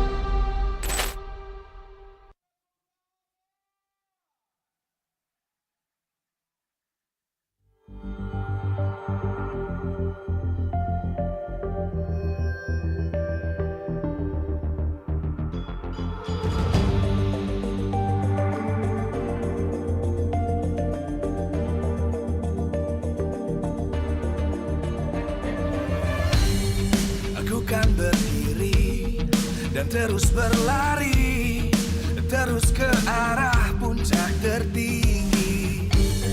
Ku takkan berhenti, hanya sampai di sini.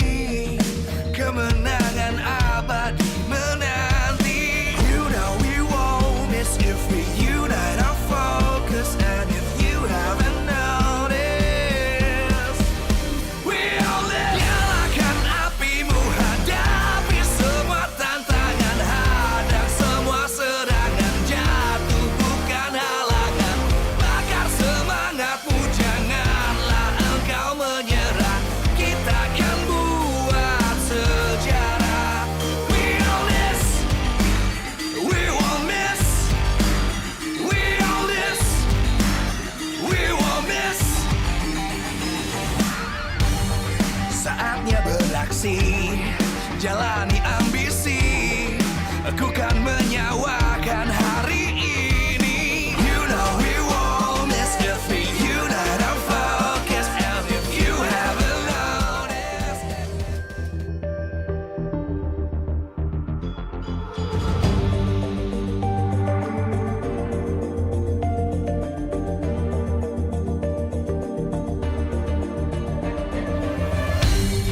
aku kan berdiri dan terus berlari, terus ke arah puncak tertinggi.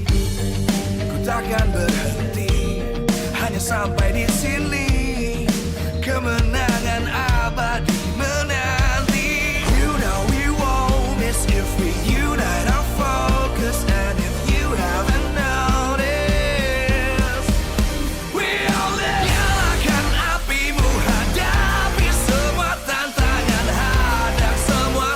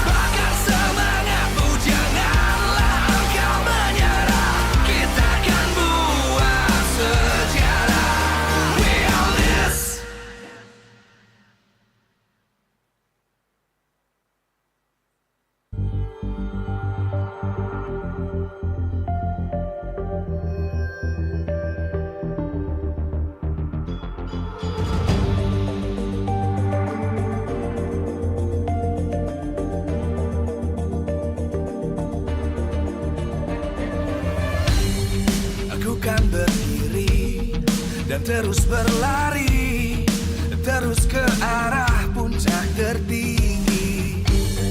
Ku takkan berhenti, hanya sampai di sini. Kemenangan abadi menanti. You know we won't miss if we unite our focus. And if you haven't noticed, we all in. Nyalakan apimu, hadapi semua tantangan, hadang semua serangan, jatuh bukan halangan. Bakar semangatmu, janganlah engkau menyerah. Kita akan buat sejarah. We all this.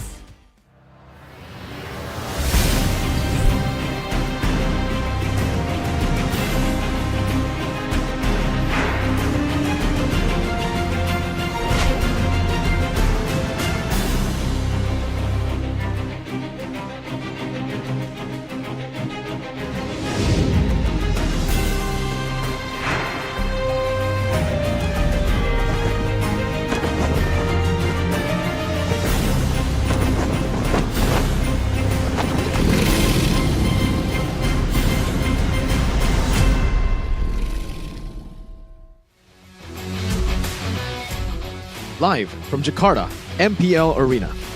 MPL Season 14 is powered by Munta. Presented by our official tournament smartphone, Samsung Galaxy. Official e-wallet, GoPay. Official destination for gaming and esports, Hidea. Official gold partner, UBS Gold. We own this.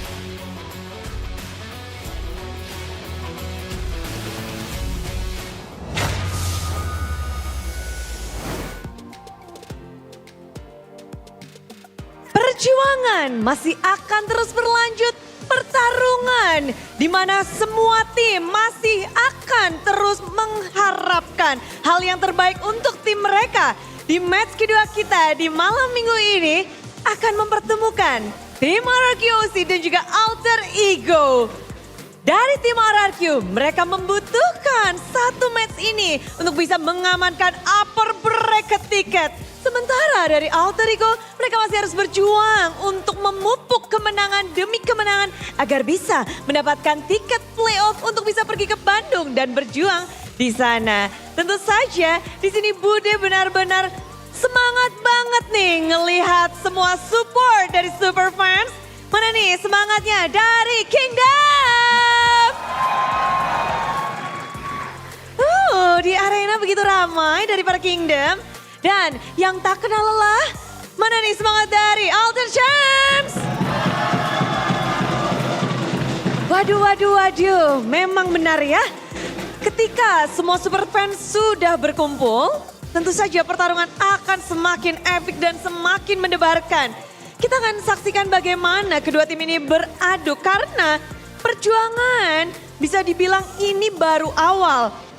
Setelah mendapatkan kemenangan, setelah mendapatkan posisi nyaman dari regular season, mereka harus berjuang di playoff dan juga tentu saja mewakili nantinya Indonesia di ajang M6. Dan untuk membahas lebih lanjut, Bude akan langsung mengundang dua coach dari kedua tim. Mari kita sambut bersama-sama. Inilah dia Coach Aldo dan juga Coach Keskut.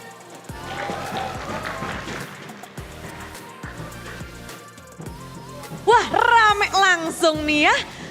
Bisa mendatangkan kedua coach dari kedua tim yang akan beradu hari ini. Halo Coach Aldo, udah siap belum untuk hari ini? Siap dong pastinya. Siap dong. Kemarin baru main, hari ini bagaimana kalau untuk Coach Keskut? Siap. Siap ya Bang, oke. Tapi kita akan membahas bersama mungkin bukan hanya match hari ini, tapi perjalanan selanjutnya untuk tim-tim Indonesia kita akan saksikan bersama-sama. Inilah dia hal yang akan kita bahas. Dan wah, ini memang kalau dari tiap region top 2-nya punya tendensi yang berbeda-beda. Kalau dari pandangan kedua coach kita, gimana sih strategi di red dan blue side ini jadi faktor penting atau enggak? Kalau dari Coach Keskut? Kayak kebetulan kayak itu. Kebetulan? Iya kayak kebetulan deh. Tapi Gak sengaja. Enggak, wow. Tapi dari St. Lucas pun demikian. Dari tim Liquid ID yang ada di, ini adalah top 2 dari coach. Tapi ngelihat blue side and red side buat Coach Keskut gimana sih? Biasanya tergantung patch aja sih. Jadi kalau ada hero-hero yang OP-nya sedikit, biasanya blue side lebih oke lah. Ya kalau begitu sebaliknya. Tergantung. Ya, tergantung perspektif tim aja. Oke, kalau dari Coach Aldo gimana? Ngelihat blue side and red side? Sama sih kayak Coach Keskut, kalau misalnya emang ada hero yang broken banget atau yang OP banget, pasti blue side diuntungkan banget sih. Soalnya kan red side mesti ban hero-hero brokennya. Ya contohnya kan season ini selalu ban chip, terus ada misalnya Epovio segala macam, jadi blue side yang diuntungkan lah. Tapi kalau balik lagi sih sebenarnya lebih ke preferensi timnya sama coachnya juga sih, kayak cara ngedraftnya gimana segala macam. Jadi lebih balik ke preferensi juga sih hitungannya. Nah, berarti preferensi. Dari Coach Keskut punya preferensi nggak untuk patch kali ini? Enggak sih, biasanya tergantung lawan aja. Tergantung lawan aja. Tapi ngeliat dari region lain pun sedemikian pula kah? Ngaruh sebesar itu atau enggak sih blue side and red side? Kalau dilihat dilihat kan, rata-rata ya, nggak tahu sih. Agak random juga kan kalau di Indo kan red side-nya lebih, ya red side blue side tinggi. Terus sedangkan di region lain blue side-nya lebih tinggi. Sebenarnya ya balik lagi ke preferensi aja sih sebenarnya. Preferensi. Ngelihat Swiss round nanti untuk World Championship kan bakal best of one. Ini baru banget ya. Jadi sebagai tim-tim yang punya kesempatan besar, khususnya tim RRQ, Alter Ego pun masih berjuang, masih ada perjuangannya. Ngelihat sistem baru ini untuk kalian seperti apa sih? Dari Coach Keskut? Best satu ya, gimana ya, menarik sih sebenarnya. Mungkin ya kalau tiap turnamen formatnya beda, jadi ya tontonannya juga beda gitu. Mungkin warnanya beda, kayak lebih tegang lah mungkin. Jadi penonton mungkin lebih seru lah. Lebih tegang, lebih seru. Namun ini kan akan globally, semuanya akan jadi Swiss round. Indonesia akan berjaya lagi nggak sih Coach Keskut dengan adanya Swiss round ini? Jadi pengaruh besar nggak nih? Tergantung dari mentalitinya juga kali ya. Jadi kalau ya tim yang nanti mewakilkan, dia bisa gampang resetnya. Kalau misalkan kalah, ya mungkin bisa lebih bagus gitu. Sekarang sih harusnya ya Indonesia lebih bisa lah. Karena kan kalau kayak BO1 gitu loh, BO2. Tim yang yang baru, yang misalkan kayak rosternya baru gitu. Dia kan datanya sedikit gitu bagi orang luar. Jadi ya dia mungkin bakal kaget. Jadi ya mungkin bisa diuntungkan juga. Bisa jadi keuntungan. Dan apalagi dengan roster baru yang RRQ sekarang punya ya. Mengingat histori kita, Indonesia, Coach Aldo yang juga menjadi bagian dari histori itu, Coach Aldo. Dari M3 World Championship, Onyx, MSC 2022, bahkan yang baru saja terjadi, ini di 2024, hasil tidak baik kita dapatkan dengan best of two atau best of one ini. Kenapa sih Coach Aldo? Kalau ngomongin dari pengalaman aku aja lah ya, pengalaman aku aja, kalau waktu itu emang telat panasnya aja sih. Dan karena hitungannya waktu itu formatnya punishing banget kan, kayak kalah best of one, kalah best of two langsung terpuruk. Kalau sekarang kan season ini M6 kali ini kan bakal switch stage kan. Kalau misalnya kalah sekali masih ada 01 bracket 01. Kalau misalnya kalah ya amit-amitnya kalah 2 kali masih ada bracket 02. Jadi masih bisa buat bounce back dan bisa buat reset lah hitungannya. Sedangkan pas waktu itu kan juga hitungannya tim baru juga kan, tim baru juara lagi segala macem. Mungkin mental internasionalnya belum kebentuk seperti yang tadi Coach Keskut bilang. Jadi telat panasnya aja sih hitungannya, telat panas ya. Berarti memang fokusnya itu telat panas. Gimana nih? Apa nih yang harus dipersiapkan untuk menghadapi nanti lawan-lawan kita di M6 dengan Swiss round ini, dengan Swiss stage ini? Biar cepat panas harus gimana dong? Kayak emang bakal seru sih Swiss stage di M6 di pegelaran paling gedenya Mobile Legends, bakal seru banget. Untuk gimana cepat panasnya pasti latihan terus, persiapin hitungannya ya meta strat sama C stratnya juga harus berimbang. Jadi bisa kalau misalnya ntar ketemunya yang kuat kan di Swiss stage kan bisa aja ketemu yang kuat, bisa aja ketemu yang biasa aja, bisa aja ketemu yang legendary ya luar MPL segala macam. Jadi harus persiapin semuanya aja sih hitungannya. Harus mempersiapkan segalanya. Kalau dari Coach Cute, apa nih biar kita nggak mengulangi kesalahan yang sama? Kayaknya kalau Swiston kan kalau nggak salah ya kalah lawan yang kalah gitu kan. Jadi ya mungkin kita atau tim-tim nanti yang bakal lolos ya bakal lebih lebih general gitu ngelawan semua musuh. Jadi dulu kan kayak patokan kita ya lawan PH dulu gitu loh. Kayak yang menjadi nge-counter PH, tapi sekarang harus semuanya kan kayak Malaysia juga udah mulai naik, Kamboja gitu-gitu lah. Jadi ya sekarang kita harus waspada sama semua region jadi. Wow, jadi tugas coach semakin berat dong. Ya, player lebih berat. Player, coach semuanya tugasnya semakin berat karena nggak bisa berfokus dengan beberapa region aja, yang kuat-kuat aja nggak bisa. Ya betul. Oke, sebelum mungkin kalian bisa mewakili Indonesia nantinya, sekarang kalian harus melawan satu sama lain dulu nih. Ada yang mau disampaikan satu sama lain? Dari Coach Cute ke Coach Aldo untuk match hari ini. Penentuan kalian upper bracket dan Coach Aldo untuk memperpanjang nyawa supaya bisa masuk ke playoff. Silakan Coach Cute dulu. Good luck have fun aja buat Alter Ego gitu loh. Ya kan ya rebutan lah kalau nggak salah ya, rebutan sama mungkin 2 tim gitu loh. Jadi ya tetap semangat aja. Chance-nya masih besar juga kok. Semangat untuk Coach Cute dari Coach Aldo. Good luck have fun, Bang. Kasih yang terbaik aja. Itulah dia kedua coach. Selamat bersiap-siap karena kita menantikan pertarungan epic dari kalian. Thank you so much Coach. Coach Aldo dan Coach Cute. Abang dan Aldo sudah kembali ke tempatnya. Mereka mempersiapkan match yang epic tentu saja untuk match kedua kita hari ini di hari Sabtu, hari yang kita tunggu. Dan sebelum kita memasuki match, izinkan Budi mengucapkan terima kasih kepada semua support yang kalian berikan dan juga support dari para partner dan sponsor.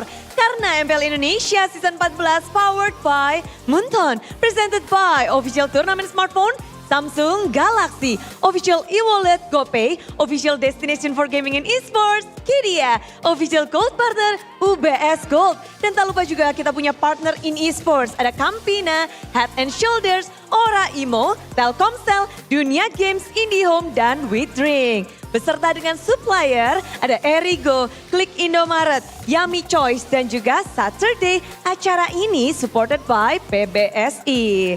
Dan yang kita nantikan tentunya bagaimana sorak-sorai untuk menyambut apakah akan menjadi tiket upper bracket untuk RRQ?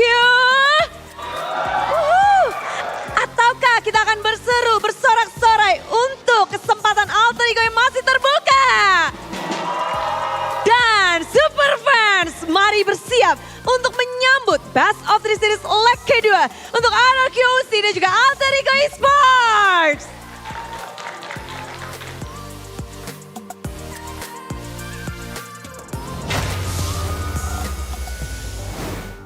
Another battle ensues between both of these teams, Alter Ego and RRQ, for our second match of the day, as one is fighting for that upper bracket slot, while the other is holding as gatekeepers of the green zone at MPL ID Season 14.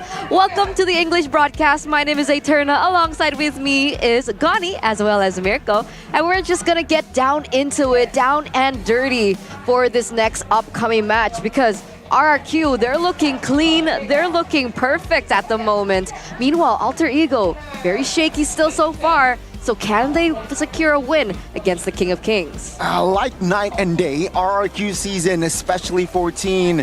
Wow, quite flawless, almost spotless season for their side, considering a lot of rookies, right? New coaching staff, but the other side, Alter Ego.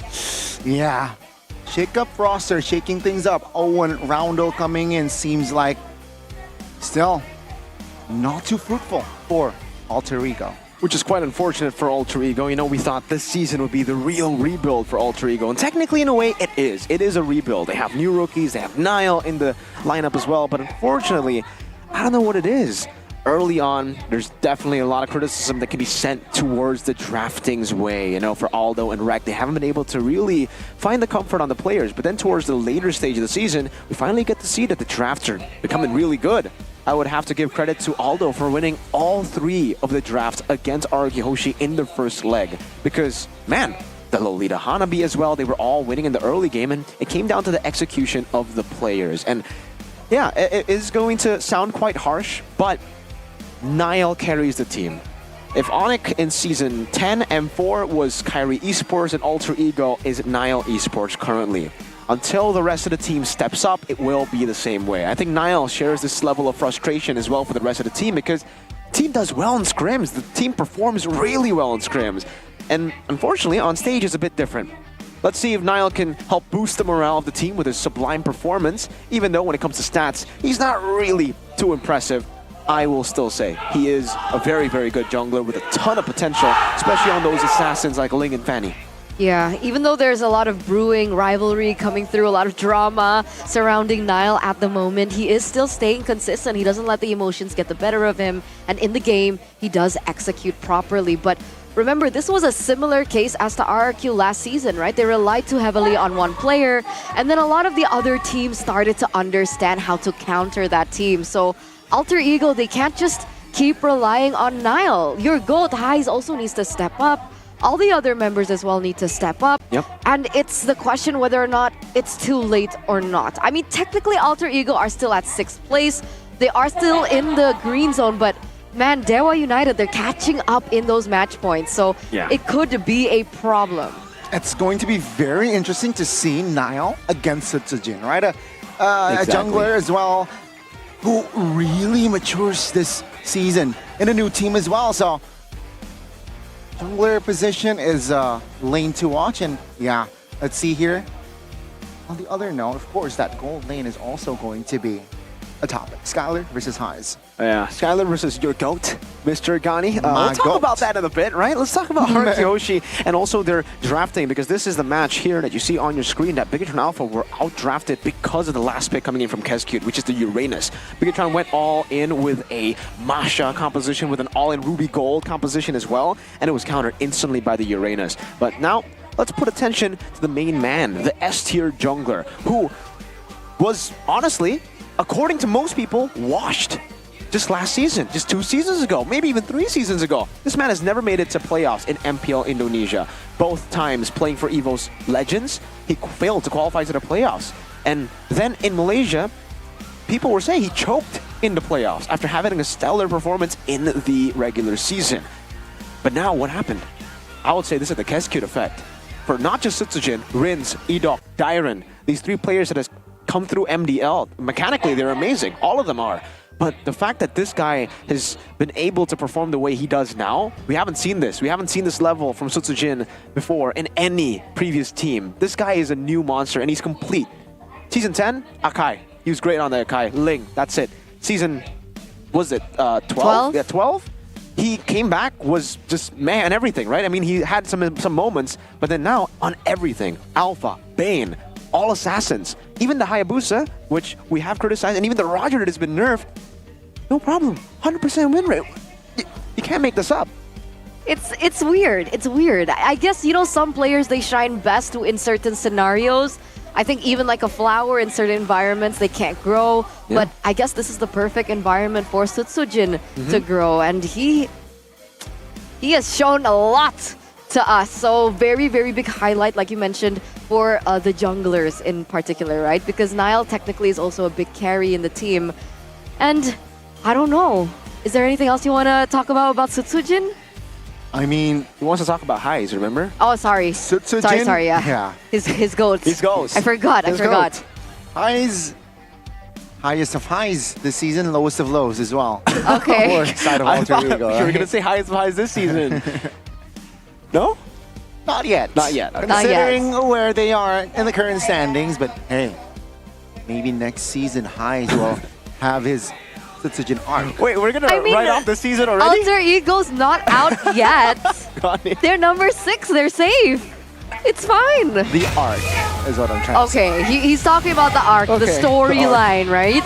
But talking about storyline, RRQ with their storyline with Dairon, Sutsujin, Rins, Edok, and Skylar.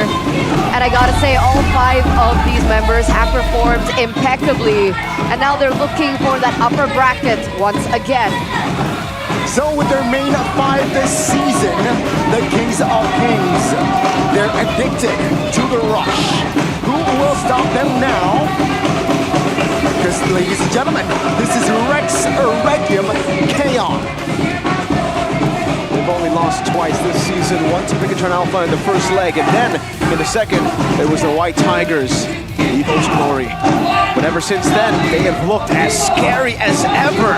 It's been a wake-up call, these losses, and has made them better, stronger, even taller, I would say, rising to just one match away from securing upper brackets. It's crazy how far this team has come. It's crazy how far these rookies have come. But on the other side, they do have to take down the three face masks with Nino, Niall, Roundel, Owen Highs, the ultimate gatekeepers right now at 6th position, trying to prevent everyone else from taking their spots. They're here and they're also in it to win it. Trying to prove something, trying to, again, propel themselves to a safer place. You mentioned it, the gatekeeper of Season 14 as of yet. Please welcome Alter Ego Esports.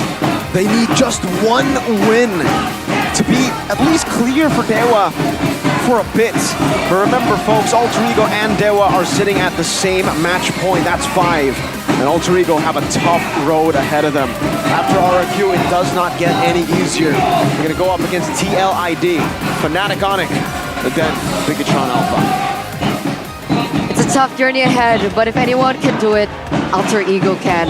Let's welcome the coaching staff with Mr. Danang. Oh, okay. No smiles this time around. He knows the stakes that are happening in this particular match. And yes, there looks like there is going to be a trade-in. We don't see Coach Aldo. It's actually Sticks for Alter Ego. Oh man, no Aldo. He was interviewed just earlier. Sticks and wrecked. I'm bamboozled. What happened to him? I don't know, but when we see a change like this, a change of the head coach position very late to the season, usually it doesn't bode well for the team, but I don't know, maybe Alter Ego found a new formula. I don't know. I have no idea what's going on, but let's take a look at this. Assassin's DNA versus the all-rounder jungler. We took a highlight to both of the pillars of their team, but we gotta mention, right? Niall, his debut in MPL ID Season 12, and he was able to become an M-Series debutant in the same season. Very high potential, very high skill as well. Meanwhile, for Sutsujin, it's a little bit of a different story. We talked about it earlier as well. And this is the first time that he will be able to qualify for playoffs. Just very unlucky run for this kid, but you know, when you're at the bottom, the only way is up. And hopefully. Let's take a look at this as well. Team head-to-head. Both these teams, Dyron and Nino. Oh, that's a good KDA right there for RRQ Hoshi. Most pick and ban heroes as well. We can see that the similarities are the Roger and the Edith. I feel like that should change for Alter Ego, because the Roger for Alter Ego was actually the opposite of Geek Fam back before the patch. For Geek Fam, whenever they pick up Roger, it is 100% going to go to the hands of Vincent. Meanwhile, for Alter Ego, whenever you see the Roger, it will be a pick for Highs. We have seen it on Niall actually twice, and it was a loss. 0% win rate on the Roger. He needs his flashy assassins, Nolan, Hayabusa, Fanny, Ling, so on and so forth. We can see that first pick as well favors the side of RRQ Hoshi, the Kingdom. Doing a really good job on both sides, but yeah, more success on blue. Alter Ego on the other side will have to play on their red side, which is significantly worse compared to their blue side. But also, this could be different, the stats, because this was with Aldo. Ooh, you're right. So there is a slight change, but I'm quite actually surprised with the win rate. Right, first pick, still positive, 56%. That means Alter Ego, they still have some opportunities later on. Let's see though, they are forced to be on the red.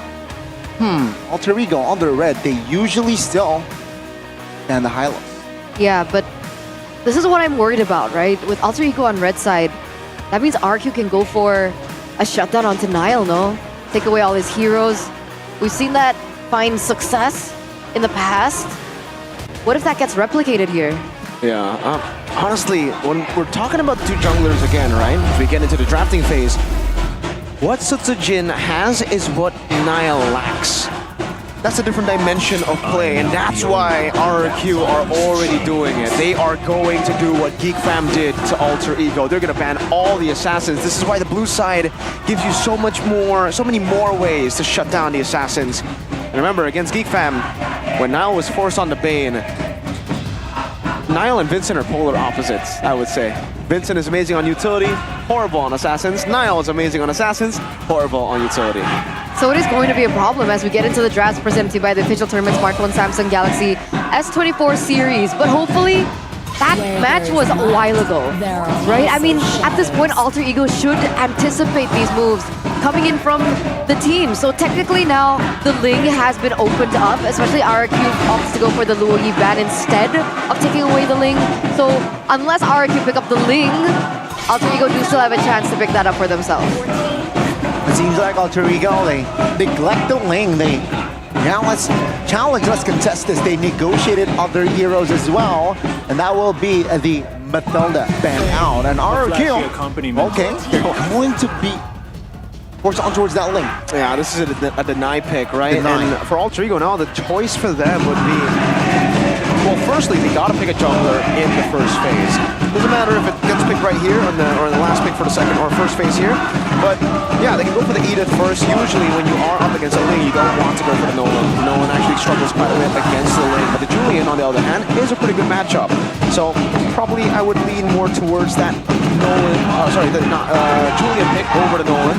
But again, they really need to show their jungler first. There's already a Ling there, and they will just go for the Khalid, the replacement for the now nerfed Terizla and the Gatot Kacha.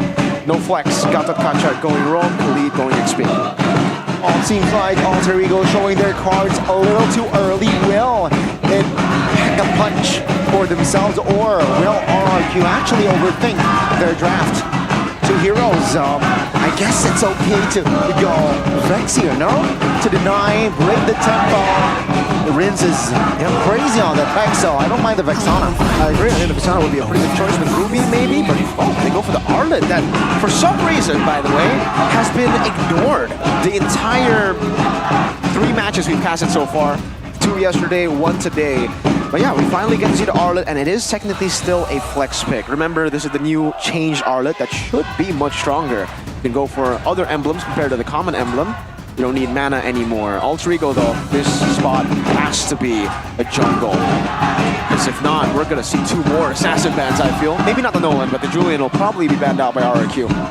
All right, so the Julian here is somehow forced. Alter Ego, will they be stubborn and not pick the Julian up though? That's the question, because technically Bane is available. Not too confident with Nile, and it seems like that will be the approach. Alter Ego, they will go for the Faramis, considering, yeah, you will not be able to pick up the Valentina. So let's pick up the Faramis to sustain more in the battles. All right. Well, now both the gold laners haven't been picked up. Alter Ego don't have flex, so this is going to be quite easy for RRQ, I would say, at least in the second banning phase, compared to Alter Ego, where they're going to have to still think about the Arlet being a flex pick. Could be going to the hands of Edok, could be on the best Arlet in the league, Dyron. Natan going to be banned out here, really just respecting the pressure that Skylar has. And that's a pretty good angle to attack from, because Alter Ego do have first pick in the red side here for second phase. Oh, we have a comment from Mr. Kaz. If the OP hero is on blue side, it's better. The same goes for the other side. It's very simple, but hey, don't need to overcomplicate things. Hey, yes, keep it simple. That will be the Moskov ban out. So RRQ, they're taking their time here, not really limiting Nile's potential just yet. So looking for and exploring other options as well. Alter Ego, though, will they commit to another gold lane ban? That's the question. Get rid of the carry. I think the carry would be a pretty solid choice to go for, actually. I think it's a very tanky lineup, but they decide to go for the Harith instead, really respecting that mage potential that you can get still when you have a Ling in the jungle or any physical damage jungler. Well, for RRQ, they banned out the Moskov. I wonder what they're setting up for. Because Khalid and Gatot is going to be very difficult to handle if you're going for a traditional marksman V-Trix per se. You might need some more of the damage on hit type of heroes like the Claude, the carry, some attack speed. Or maybe they might want to give that role over to XP and flex the Arlet, because against a very tanky lineup like this, I think the X-Borg is still a pretty solid choice to go for. Right. They will split. They will ban the Julian. You mentioned the Julian being one of the options for now, and yeah, they are able to sniff that one out. And let's see, Alter Ego will be their approach. I mean, technically, Roger's still open. I don't like it in the jungle anymore, and again, especially for Niall, who's hasn't been performing that well on the Roger. He needs himself those flashy picks, and unfortunately, 3 of them have been banned, and 1 of them has been picked away from him. I guess Alpha then.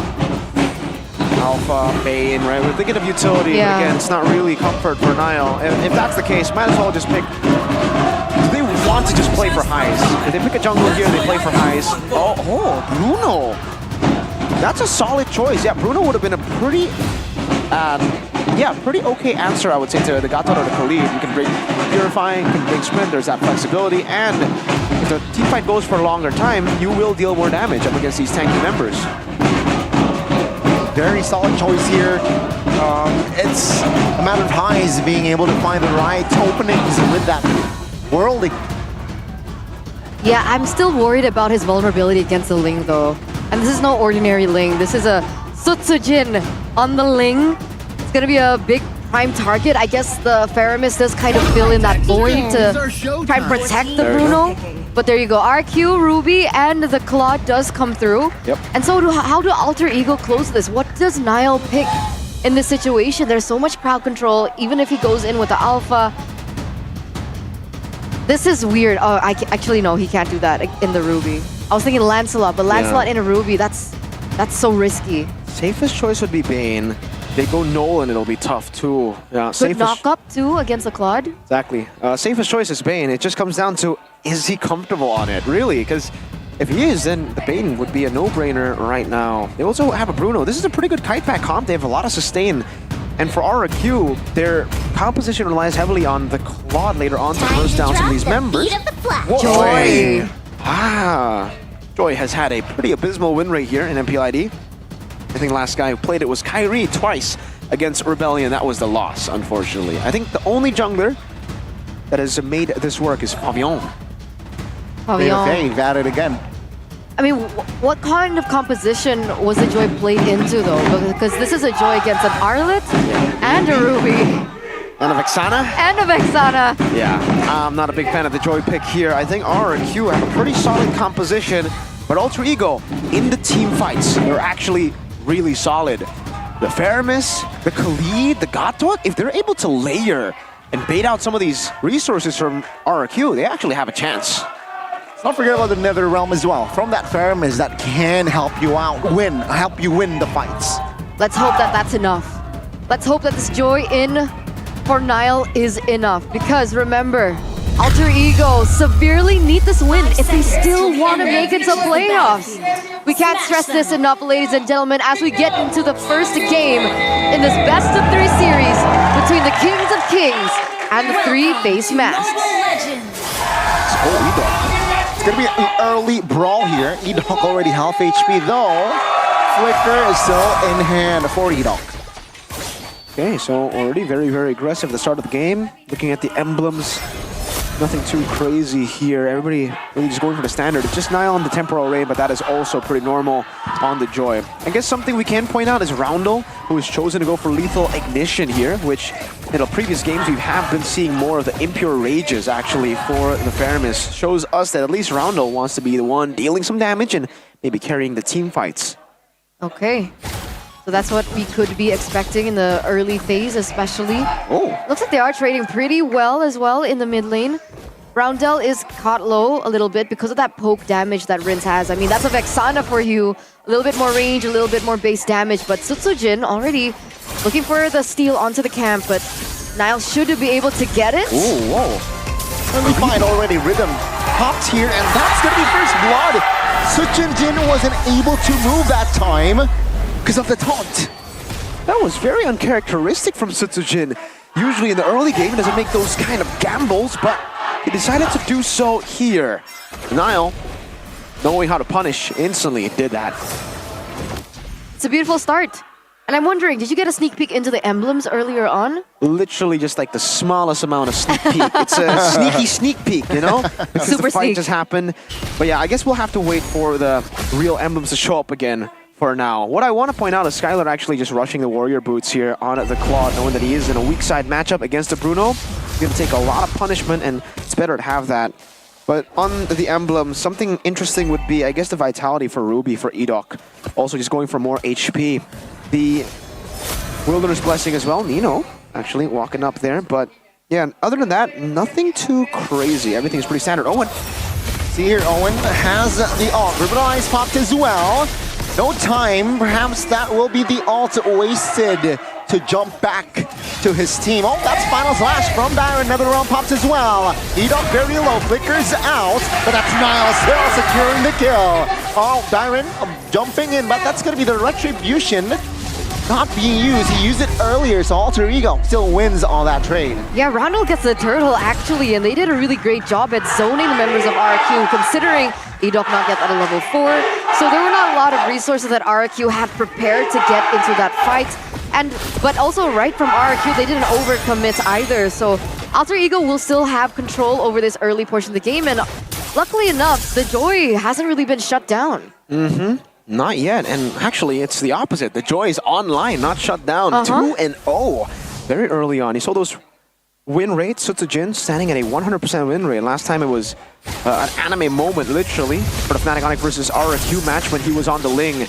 And it is also a signature pick for Dyron this season. That is a lot of debut picks, by the way, for Owen, for Heiz, for Nino too on the Khalid. They've been doing work, man. Early after the losses last week, I guess they've just changed a lot. And the town prediction now will be shown. And hey, only one guy voted for Alter Ego. Surprise, surprise, Papulum. But wait a second, Niall gets caught low, still able to get out of there. Should be able to escape and be fine. But meanwhile, again, Alter Ego's playing very aggressively here. Trying to pressure the purple, but it's going to be the taunt that locks Dyron down. Now that's an I'm offended. Another round popped as well. Alter Ego, great kiting. And I like their proactiveness so far. This is a 3-0 for Alter Ego in the first 4 minutes. RQ have not been able to retaliate. So far, this has been a very different Alter Ego. Almost seems like it's a different team entirely. You were talking about how usually for Alter Ego, it's Niall doing the heavy lifting, but so far he's just been fed by the team. Owen reading it really well. Roundel making a lot of great maneuvers. Even Nino up here getting space for Niall. 2,000 gold lead, and Alter Ego are going to look to play for the next neutral objective. And Nino will be able to rotate. Darren's actually losing a lot of farm by chasing Nino like this. He's getting baited! And it's working! And now, again, with the space, we can see that Alter Ego, they have a level lead over Sutsujin. This should be an advantage over for the three-face masks in this next upcoming fight. Slowly but surely for RRQ, it's all about getting to those power spikes, and Skylar is still quite far. Nino opening things up. That's 3 members spotted. Avatar recovered. Nino very low.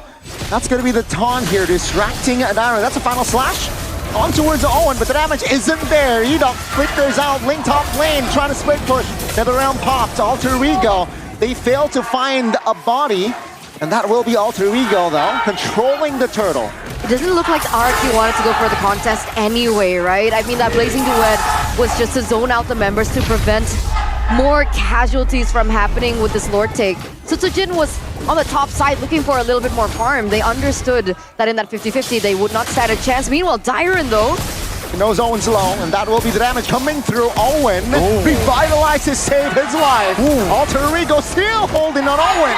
Is it there and survive that onslaught? Boys, girls, ladies and gentlemen, this Alter Ego are playing like an entirely different team. Man, this is impressive stuff. Owen has improved so much in the span of a week.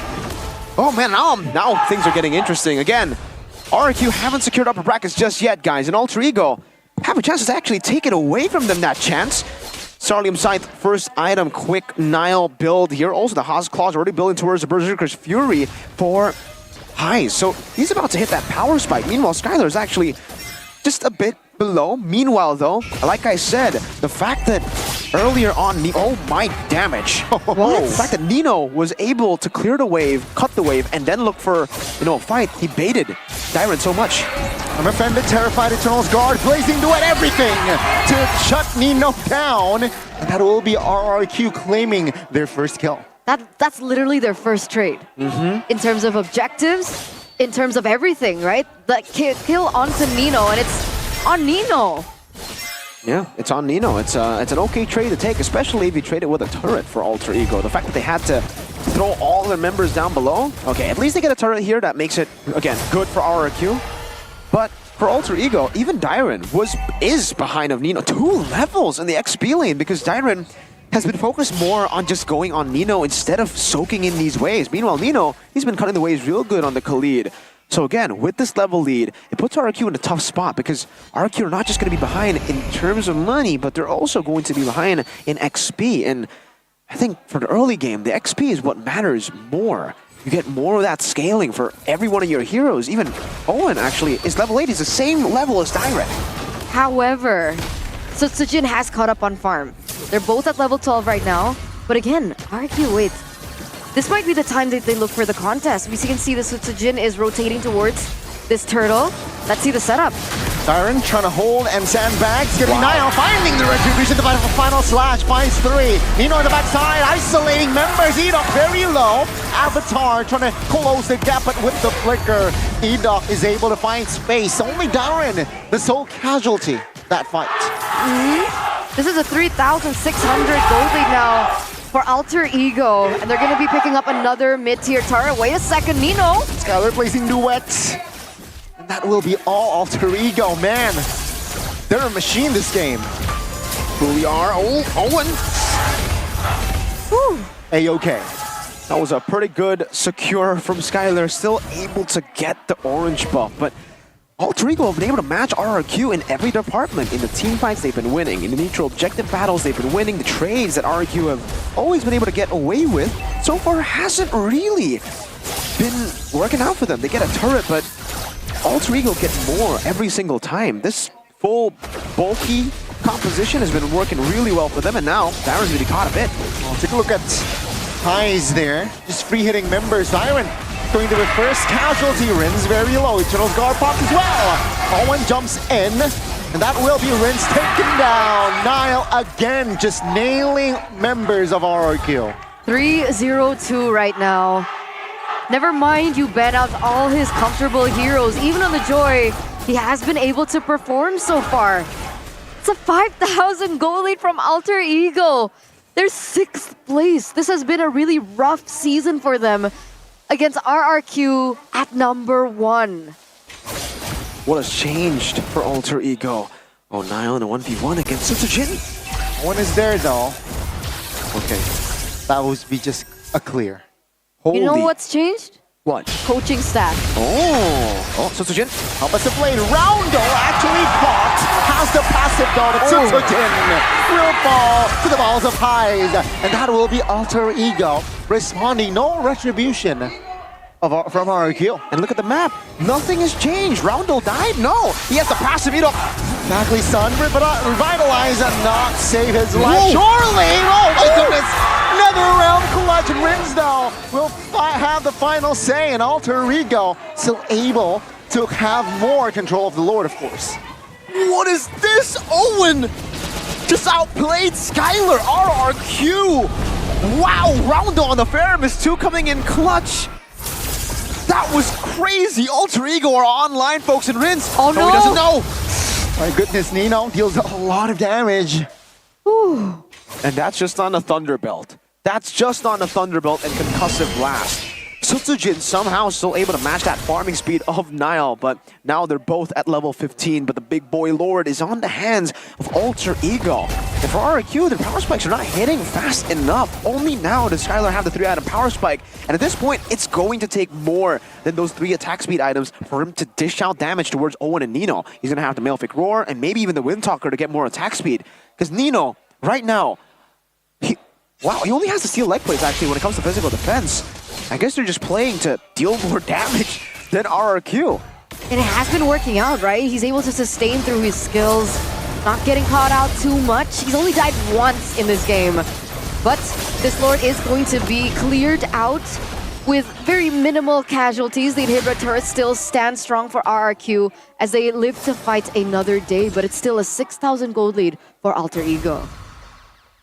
Slow for Alter Ego. After getting that Lord, after getting the tier 2 in the mid lane, they really don't need to push anything right now. They can play with the freeze, slowly but surely build their... again, freeze is up for the next Lord. And for RRQ, they might honestly have to give this away. That is too much pressure from Alter Ego. 3 tier 2 down below. Divine Glaive now for Nile. Sutsujin is actually ahead of Nile, by the way. Despite him being down 2 deaths. No purple buff. But what is he going for now, Nile? Is he going for Blood Wings too? Is he? He's okay. And that's a win of nature already, so... yeah.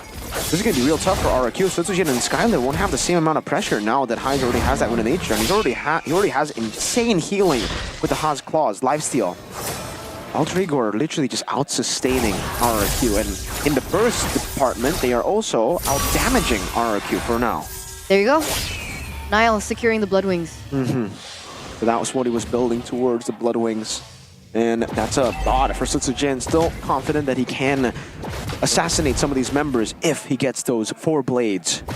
I mean, he is doing the heavy lifting right now, right? It does make sense that he is catching up on the farm because he's the one who is forced to go clear all these side lanes, right? There's so much pressure on his shoulders with RQ unable to look for that snowball from the early portion of the game. Sutsujin now has to fall onto plan B, which is Ling split push.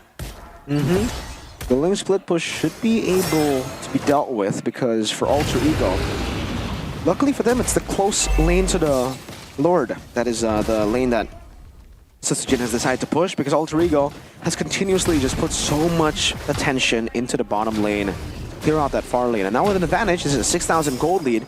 They should have the advantage when it comes to fights, yeah, especially with Sutsujin having no purple buff. Oh man, that was so close. Seems like they're going to be able to find the Lord comfortably. Alter Ego not forced on towards a fight just yet. Still, 6,000 gold lead. Skylar gets a turret. At least they are able to get some trades going for them. And it's a purple buff for Sutsujin. So there is still a chance that they actually defend these Lords. Maybe this time, though, they are going to be losing more than just tier 2s. They should lose a base turret, at least one. But looking at how Sutsujin has been able to just put the side lane pressure on Alter Ego, they might not lose a single base turret. Wow, Sutsujin. Heavy lifting again. That's an armor defended, connecting on towards Owen. Revitalized pops a final slash. Wow, whiplashing Owen to his death. Lord still stands. Charge! Placing duet. Wind of Nature finds one member. Tempest of Blade. Purify will save you. No more highs at Sutsujin. The gold-blooded killer finds the double. That was so well played by the Kings of Kings. What was that? That was just composure. Ganim said it best. Ice cold, stone cold killer. Mr. Sutsujin farming the entire time, getting to the BOD, and now dismantling them. Skylar as well, making the play, the sacrificial play that we never see from Skylar last season. Sutsujin though, trouble. Now is there, dealing a lot of damage. Oh, good cancellation on towards that member, but now winner's crown. Will he be saved? No.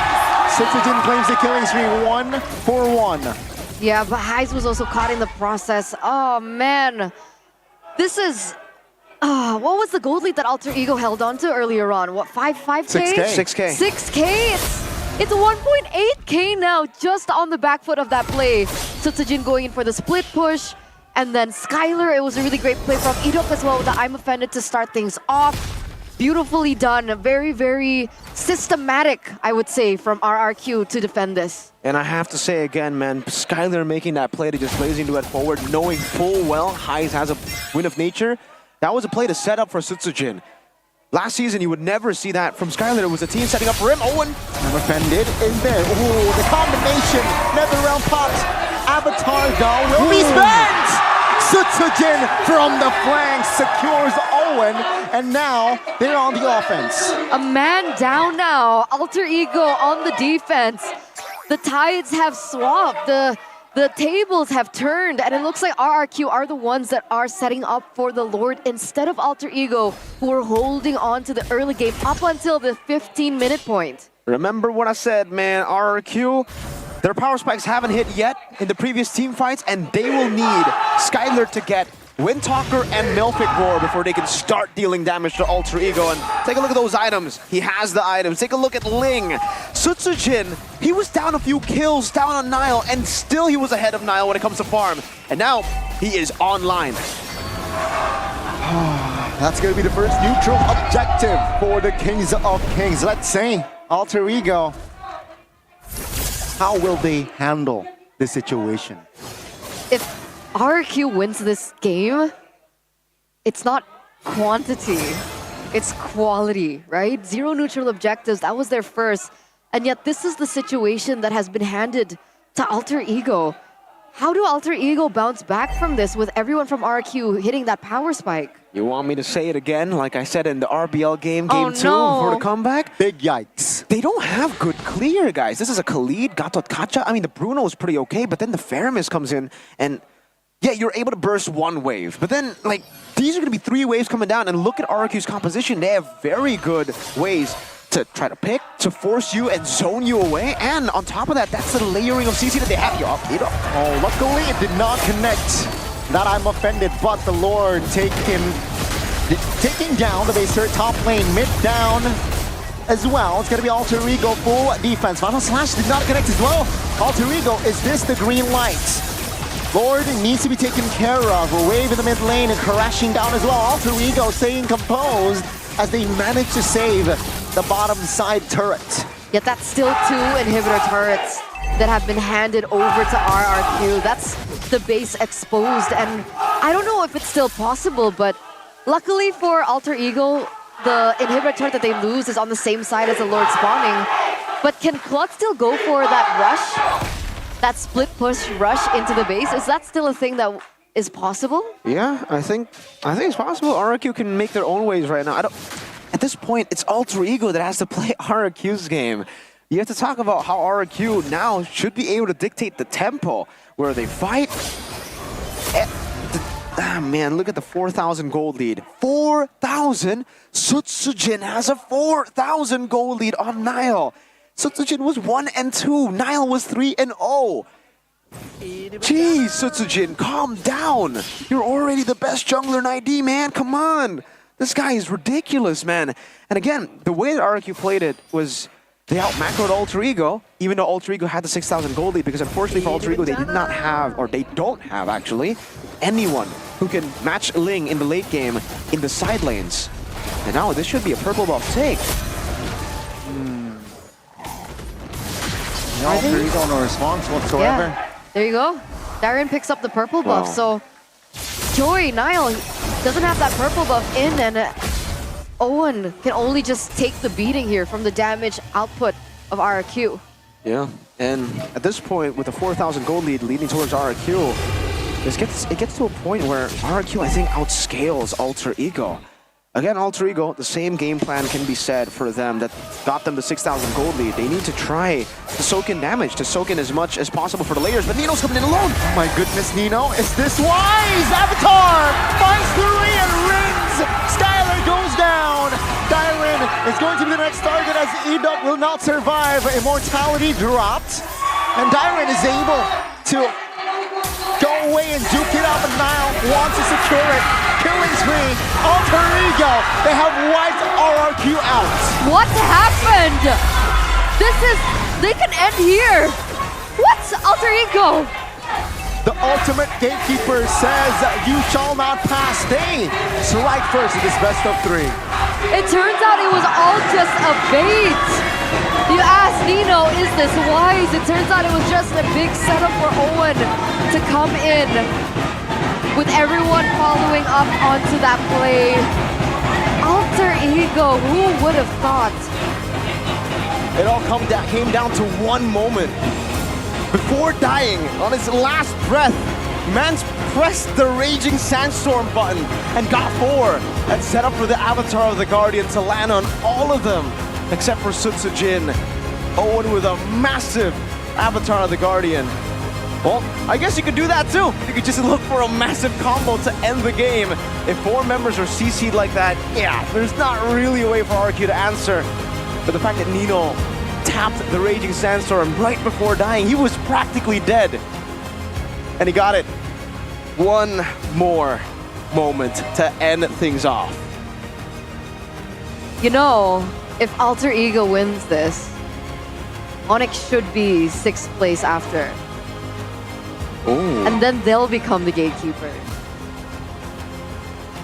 That's actually true. One of the situations for Fnatic Onyx to actually make it is also if all of the other teams, Alter Ego, Dewa, Rebellion, lose all their matches. And currently, Alter Ego have a chance to take this all the way 2-0. RQ almost came back there, but one mistake, clumping up and getting outplayed, I would say, by Nino was the way to go. One moment, and it was not just any moment, it was a boom. Baiting information, looking to provide vision as well, and Alter Ego, they're on their way for a clean sweep against the favorites of Season 14. It's just that final moment was so weird to me. Like, I hope we can get a replay because everything happened really fast, but in that particular moment with all 4 of your friends down and RQ, and Alter Ego okay, why did Sutsujin jump back in? He wanted to cut the wave because they were going to play with the wave, but that cannon minion in the mid lane, that one cannon minion, they were just hurtling over that cannon minion. They knew Sutsujin was going to cut the wave to stop maybe an end angle, but yeah, Alter Ego knew better. They stayed there, and Sutsujin tried to clear, couldn't get it, died. Shut down, wiped out for the 3 face mask. Right. It's just, it's still so surreal for me. Yeah. I love to see it, but it's still so surreal. Their job is not done though, all right? True. Yeah, that's true. Adrenaline is definitely pumping, but they need to stay grounded. It's RQ, man. But yeah, well done for game 1. I just can't believe that comeback almost happened too for RRQ because their composition relies heavily on them to scale to the later stage of the game, and they got it. They got to the late stage of the game. Unfortunately, Alter Ego got one big moment, but all throughout the game, in the early phase, it was because of the sustain that Alter Ego has that made it just so difficult for RRQ. They could not get through the Gatot Kacha, especially with the Khalid. Shout out to Mr. Owen. That Gatot Kacha performance in the start, it was him that got him the W, that got them the 6,000 gold lead as well, because he was always screening Edok. He was always pressuring Sutsujin and creating openings for the team. And then later on, that final moment was more on Nino, but the fact that he wanted to follow up Nino. Because seeing your friend that low, you'd probably be like, all right, let's leave him, right? Especially a frontliner. He's like, no, if you die, they die. Let's take a look at this again. How Owen played it in the early game was, Gatot isn't really a flashy hero, right? As long as you're able to tank up in the front line and deal damage, and a couple of times Skylar was actually baited by Owen. I think this is this was it. They went in, tried to go for damage, revitalize. Not flashy at all, boys. It's not like a Ling outplay, but that's enough right there to get you the dub. He ends up dying anyways, but the fact that he brought Skylar with him, with the help of Roundel coming in with the Netherrealm, and then the positioning of the Avatar always baiting out flickers, always baiting out some crucial resources to give the rest of the team so much more space. The bad part about having a composition like this for Alter Ego is the fact that, well, this is a very team fight based, right? Composition. This is a very one-dimensional composition in a way where they can only look for a 5v5. Sutsujin will have the macro advantage. That's why he was able to clear the lane in the bottom lane. Once Alter Ego views all the resources, he comes in to clean up. And that is technically what we saw after that big moment of the defense. But here, look at that, man. Nino goes in with a winner crown, instant Avatar, boom bang bada bing, and RRQ. They could not survive that. Mantled. Oh my god. The performance from Owen x Onyx, by the way, was just splendid. And now they're match point. Alter Ego on their way to defeat the Kings of Kings. Niall also x Onyx, by the way? Was Aldo? saving that up. Okay. Saving that up, one by one. One by one. That's cool, but hey, you know what's scary? What? when Skylar Esports isn't Skylar Esports anymore, it's scary. And Alter Ego, they're on their way. From Nile Esports to not being Nile Esports, everyone stepped up. Highs was doing well. Owen got the player of the match. Roundel was coming in clutch in a lot of these situations. And Nino got the game-ending play. This is what they needed. And remember, these were 3 members on debut picks. So you can tell that Alter Ego, they came into this, and they came into this prepared, right? They knew that Nile perhaps would have been one of the main targets, especially in the drafting phase. So they looked for another output of usage in the heroes, and the Joy gets picked up, the Khalid gets picked up, Owen as well, getting that MVP on a debut pick, and that's the performance that we get. Very impressive from Alter Ego. Very, very impressive from Alter Ego. And you can see from the item builds too, on Nino, he literally did not care about the physical damage coming in from the side of RRQ. That is a Oracle. He only has a Dominance Ice. He has tough boots, and then he has another robe there. So he's building towards what? An Athena, maybe a Radiant Armor, probably Athena Shield, knowing that it's the Vexana, which is strange, right? Because it's only just Rins. But yeah, it worked out. It worked out. Damage taken, Mr. Gatot Catcha. And it is Skylar as the carry. But again, it's similar to what I would say Game 1. Game 1 Evo's RBL, right? It was Brands as the carry, but then we have to take into account Nino and Owen. It's Khalid and Gatot. They have so many frontliners. So Alter Ego, Nino and Owen wanted you to deal this much damage as long as it's onto them. When High's free hits, when Nile gets to get in, then you... Oh, man. Wait, Alter Ego won while behind. Yeah, fun facts there. Facts. And on top of what you mentioned earlier on, even if that sustain wasn't enough, they still had Roundel. Another round. Oh, man. And yeah, I mean, RQ, they actually, I think for the first time, for the first time in the season, it's overwhelming for them. We usually see RRQ, especially this season, overwhelming their opponents. But now it's actually Alter Ego who overwhelmed the Kings of Kings. And they are in trouble now. The series. Okay. Because the Classical Derby... It was against 9th placer. Oh, you're saying they underestimated them. Experimentation? I'd say, are you saying that? No. I'm not. I'm saying that RQ is a unique team. To put it lightly. Right? Oh man, I don't know. Alter Ego, they're riding on momentum this time. They're riding on moments as well, man, because I like the fact that Alter Ego, they were all disciplined up until RRQ got the lead back, right? And then they were like, all right, let's go back to signature Alter Ego, because it's either we play discipline, we play their game, and we lose out. Because honestly, when it comes to macro, there's no way that this composition would be able to match the Ling's macro, the Ling side lane control.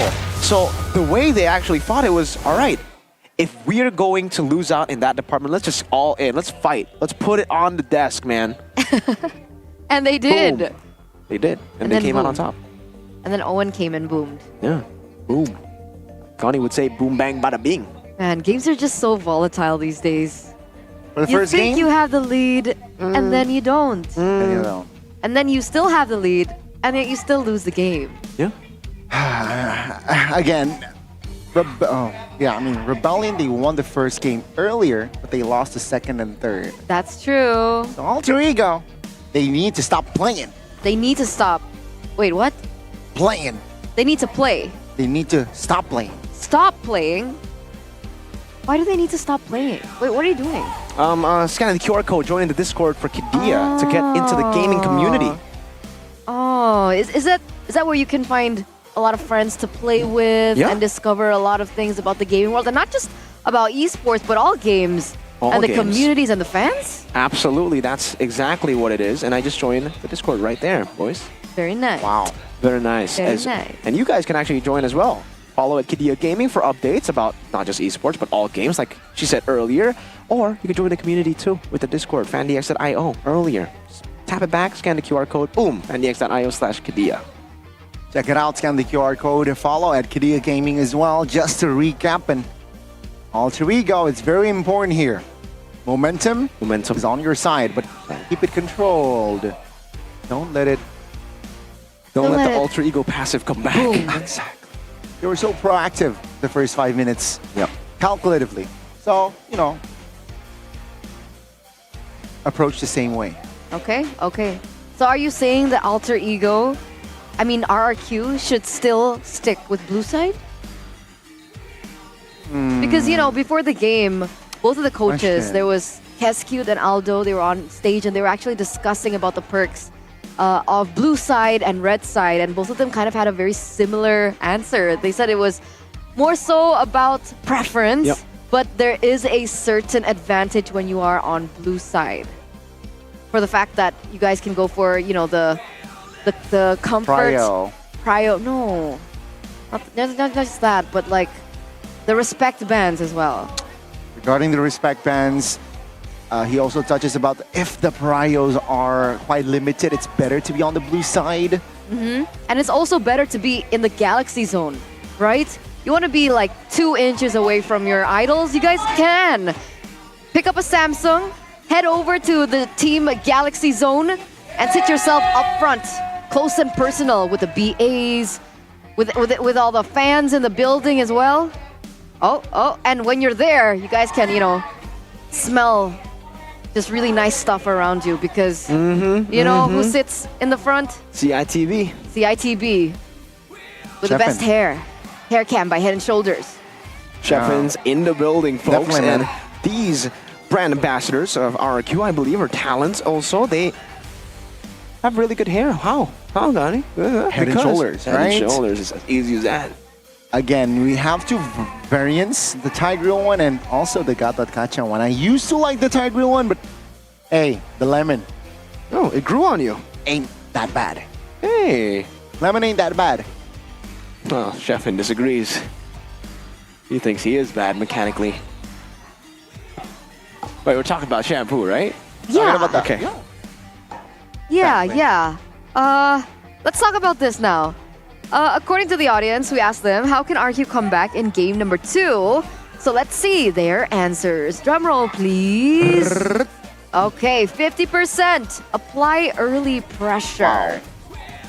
Okay, wait. RQ come back. Okay. Well, I guess that depends on their composition, right? If Exactly. they don't have an early game composition, then how do they apply early pressure? Are you saying that RQ should have the early game instead? Like they change their composition? I would say they need to get at least one strong side, right? That would be pretty good. Apply early pressure in the early game with at least a strong matchup somewhere because again, we saw the Khalid in Gatot Kacha. Unfortunately, the Khalid is almost like an auto win. It's a Terizla. It's literally the replacement for Terizla. Terizla never loses lane. Khalid also technically never loses lane. It's very hard to lose lane on a full tank Khalid because even if you lose the trade, heal up, farm, and then go team fight, right? It's just an anti-lane kind of hero. You want to play to enable. But RQ did have a chance to actually counter the Bruno. To try, not counter, but try to win out in that matchup. And yeah, it is difficult because the Harith was banned out. That would have been maybe a way to actually beat out the Bruno. But if they got someone with at least more kill pressure or someone that can actually clear up the waves, shove the waves real quick, then RQ would have a way to actually play towards gold lane and ignore the turtles. But because they didn't, they had to play towards the neutral objectives and they still had to play towards alter ego strengths, which is clearly team fighting around neutral objectives. And that left Skyler in a position where he only can just look for farm. And then it becomes a situation where they need to just wait for their power spikes. They had to play passive, trade, mirror, up until those power spikes. By the way, RQ. They opt to go for red side this time. Okay, so maybe taking that away from alter ego now, the reactive picks, because of the bans that was coming through, I would say, for both these teams. All of the prio bans were banned out, say maybe except the Edith. The Edith was actually completely ignored. Is Khalid getting to a point where it's first pick prio is my question, right? Because RQ were the first to debut this Khalid pick, and ever since we saw the Khalid pick for RQ, I think it's sitting at a 100% win rate. Wow. That's an insane stat. It is. Especially in Season 14. Let's see though. Will Nino be able to pick up this Khalid again? Oh, nope. There we go.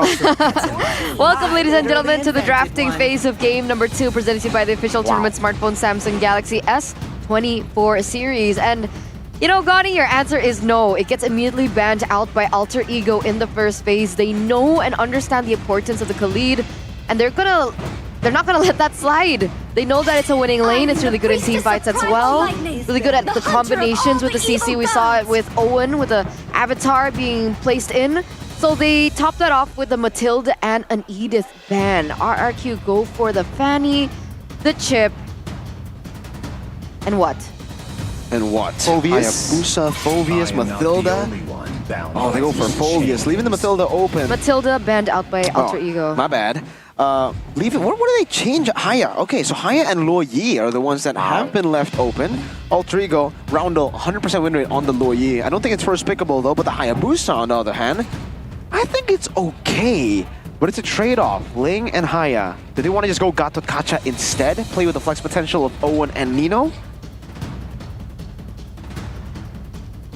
Yeah. Let's see. I think that's a good option. I was thinking about it a little bit. But no, Alter Ego. Ling. Okay, they go for the Ling instead. They saw what Sutsujin was capable of. They're not going to let that slide. And they also want to secure an assassin for Nile in the first phase before it starts to get limited out. And this is solid because Sutsujin, his only questionable performance was on Hayabusa, right? So maybe Alter Ego are saying, okay, if we take away the Ling and you've already banned out the Fanny, now you're kind of forced on a bad matchup like a Nolan, a good matchup like a Julian but can be punished, or a matchup that is a bit more 50-50 but also advantageous towards Ling, but on a pick that is clearly maybe not his comfort, which is the Hayabusa. They go for the Arlet and the Valentina, playing with the flex potential again, and this time having a mage that can actually survive against the Ling, trying to dash away from the Tempest of Blades. A very good response, right? And yeah, it seems like without the Khalid, Arlet is going to be Darren's favorite pick here, potentially, right? 80% goes in the hands of Darren. Let's see though, Alter Ego with this. I think they should just take Vex on Mia. I think picking up a gold lane and a mid lane here can work. It's gonna be the Eve picked up, so that's the mid lane. Should be the gold lane. It's gonna be the Gatot Kacha, so it's not gonna be the gold lane, but potentially it's gonna be the hero that got the MVP. And this also means, oh, there you go, Hayabusa picked up by RQ for Sutsujin. But back to that point, right? This also means that Alter Ego, they don't mind trading the real-world manipulation over to RQ. Yep. Very interesting. Okay, let's go to the second phase. I think, by the way, to answer the why they're willing to trade it is because they have a Ling, right? So if the Valentina does steal the real-world manipulation, she becomes a vulnerable target for the Ling.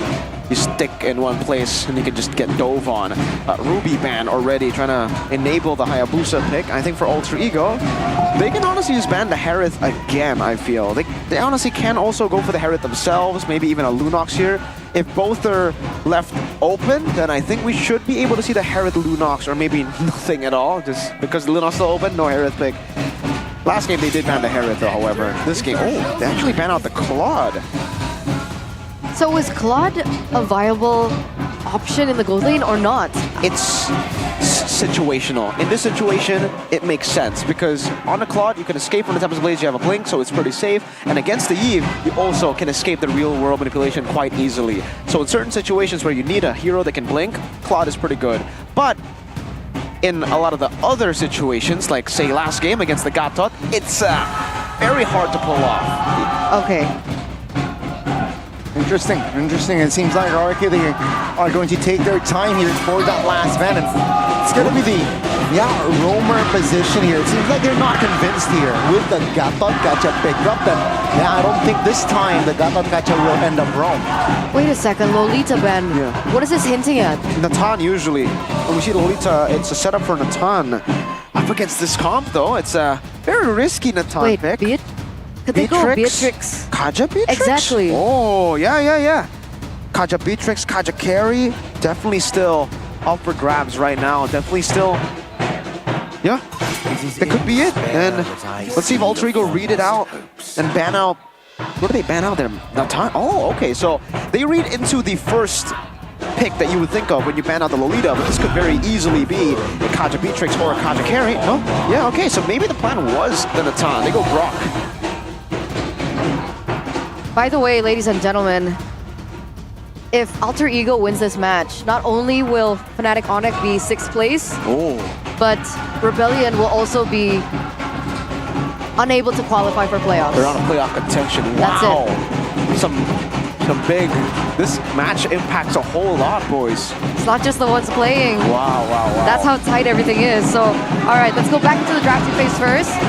So Grok being picked up now, Alter Ego have a chance to respond to this. The question is Gatot flex or not? Is that a Barrett? It is. All right, Barrett's being picked up as an EXP laner for Nino? Yeah, I believe so. And as the preemptive Lunox, they try to bait out RQ to go for the Harith. Do you want to go for the Harith up against this comp? I don't think so. I think RQ would much rather just go for something else. What would carry? be... But there's a Ling. Yeah. And against the Yve too, I don't think you want to go for carry. Moskov is tough too. Moskov is difficult, yeah. I think the same Alice? Oh, Harith. Still. Wow, okay, they still go Harith. Boys, I like Alter Ego again, let's say. I mean, RQ, they're willing to take this gamble. Kescu, he doesn't draft without a reason, right? There's definitely a game plan that is being devised behind the scenes. So let's trust in both of the coaches for this one. Maybe they're looking to utilize it in a different lane. But again, there's just so much pressure on both of these teams.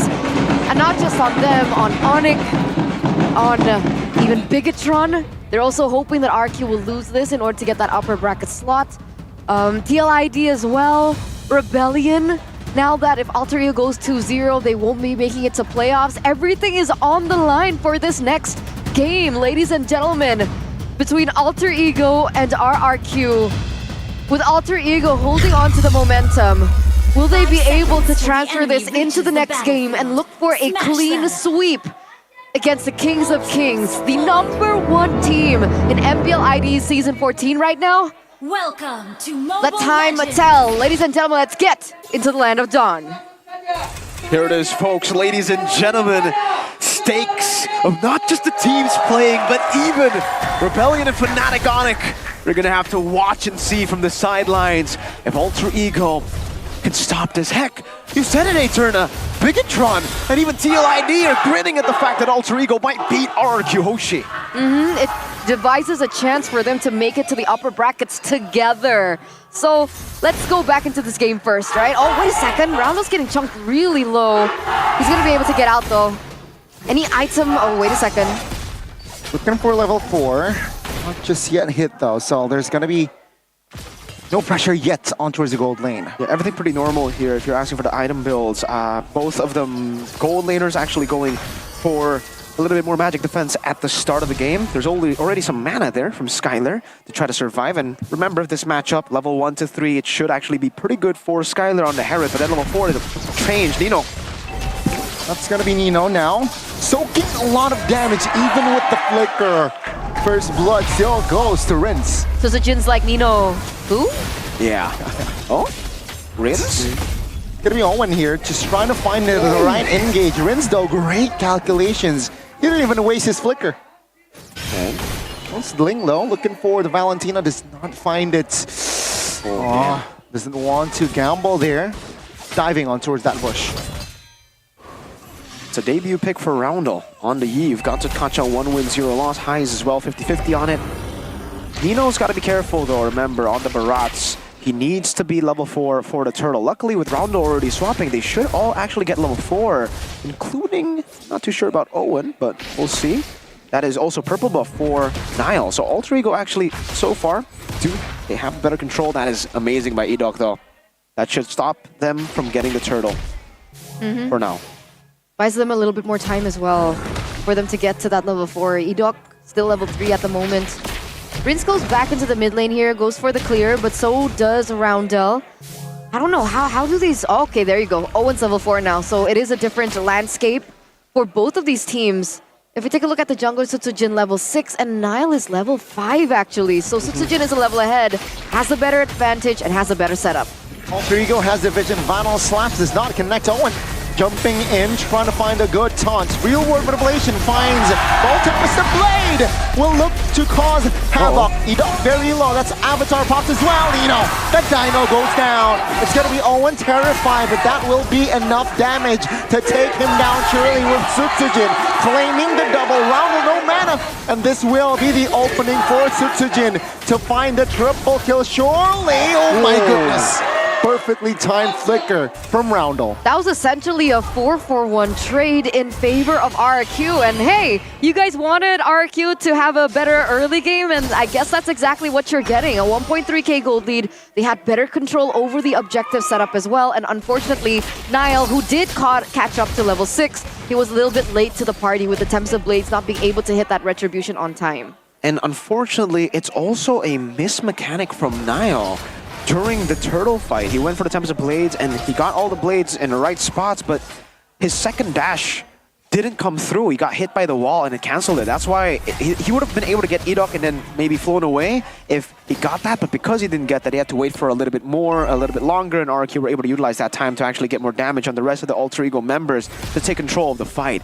And on top of that, yeah, Sutsujin, really good stuff there with the Quad Shadow, waiting for the last possible second to use the Quad Shadow, but even better from Roundel.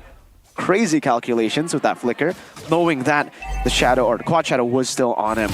Yeah, RQ, we were talking about having a better matchup, right? And the better matchup they got through the way of the Grok. In the gold lane, it's actually, not the best of matchups for the Herith as we get to level 4, but in the mid lane with the Grok, it is an auto win. You just clear the wave so fast with the power of nature. Taking a look at the items now. Berserker's Fury Rush, not completing the boots just yet. Hunter Strike already built up for Sutsujin, who's almost 1,000 gold ahead now, 700 gold ahead, and you can see everyone actually from the side of RQ having the lead against the Alter Ego members. So despite them just having this matchup win in the mid lane, they've already gotten such a big lead off of it. Alter Ego here looking for an opening, wants to contest the turtle. Edok and Nino here having a face-off.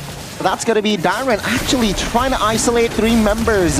Real World Manipulation pops. Now the Quad Shadow jumps in. Bravo goes down. Tempest of Blade pops. And that will be Edok going down as well, as Renz will not be able to survive. Now with the Shadow kill, Sutsujin is able to get out, but Darren is quite low. Alter Ego, they might win this fight. They lose the turtle though, but Darren goes down, and that's Sutsujin with the calculations as well.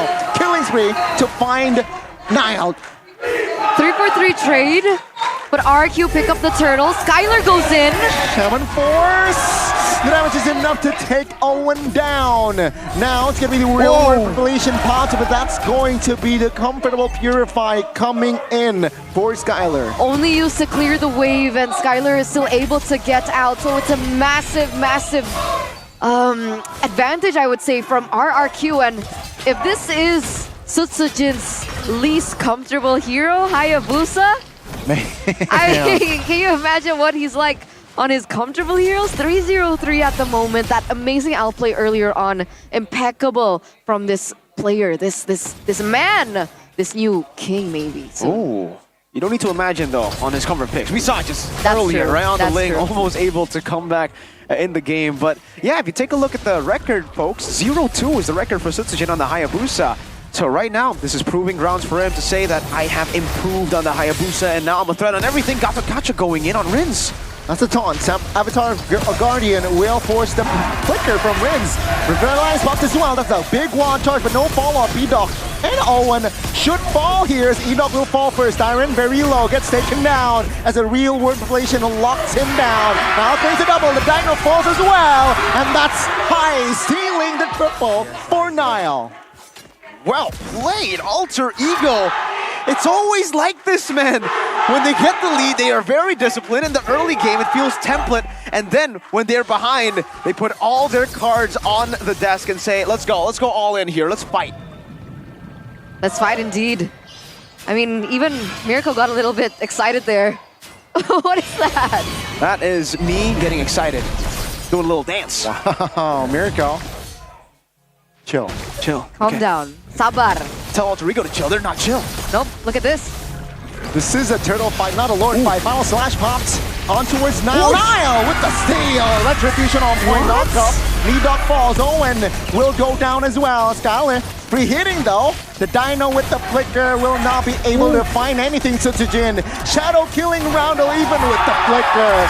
He will not be able to escape. Sutsujin claims unstoppable. What are these back and forth trades though, right? 3-4.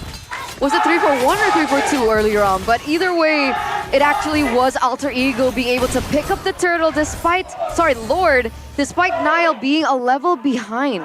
Slugfest. No, it was a turtle. Yeah, turtle. It was a turtle take from Niall, or I would say steal. Yeah, 2 levels down and still Niall was able to get it. Didn't use Retribution. What happened to Sutsujin? Was he compromised? Honestly, I was looking at just Niall getting in. Oh, Dyron! Oh my goodness! Tempest Blade forcefully used. Thankfully, he still has enough energy. Dyron.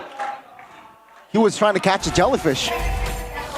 Niall's too slippery on this Ling. And yeah, if you ask me that question, I'm going to have to ask for a replay from the people back there because everything was happening in that fight. I had my eyes on Niall, popped into Tempest of Blaze, and then he suddenly just stole it mid-air.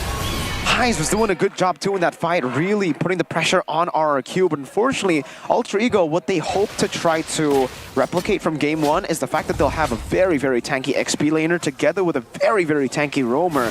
This game though, Nino isn't as tanky as he was in game number 1 on the Khalid, and I think I have to say it's because he's been taken down so many times, so he's quite far behind Sutsujin. Or they putting in some pressure, knowing that he can't really get punished here. While being 5-0-5, he can do whatever he wants. He's already POD in endless battle. My lord. Sutsujin, chill, man. Hey, that is crazy. For 9 minutes, he's already gotten the snowball. And oh, how do Alter Ego handle that damage for now?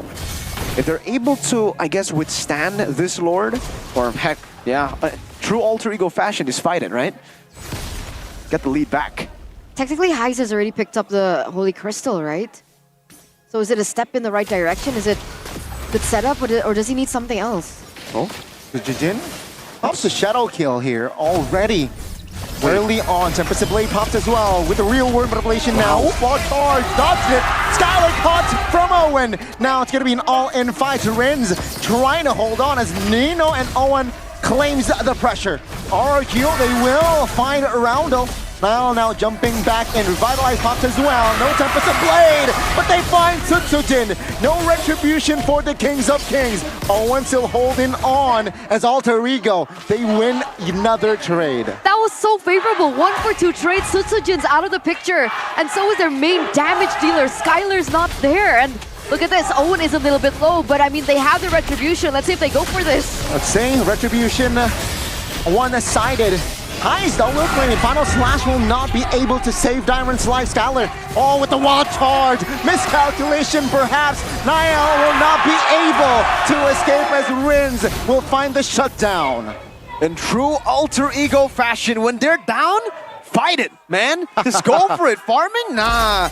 They can just keep on going for the fights, and they came out on top through just outplaying RRQ Hoshi. Sutsujin, though, we gotta say it earlier, he was doing so well the last few, 10 minutes, but then he went in very greedily on towards Heiss in a very tough spot, and because of that, it actually led to Niall getting an opening towards Skylar. The rest of the team were trying to really just cover for the mistake of Sutsujin earlier. Skylar had to pay that debt, and now the Avatar comes down with the Lord.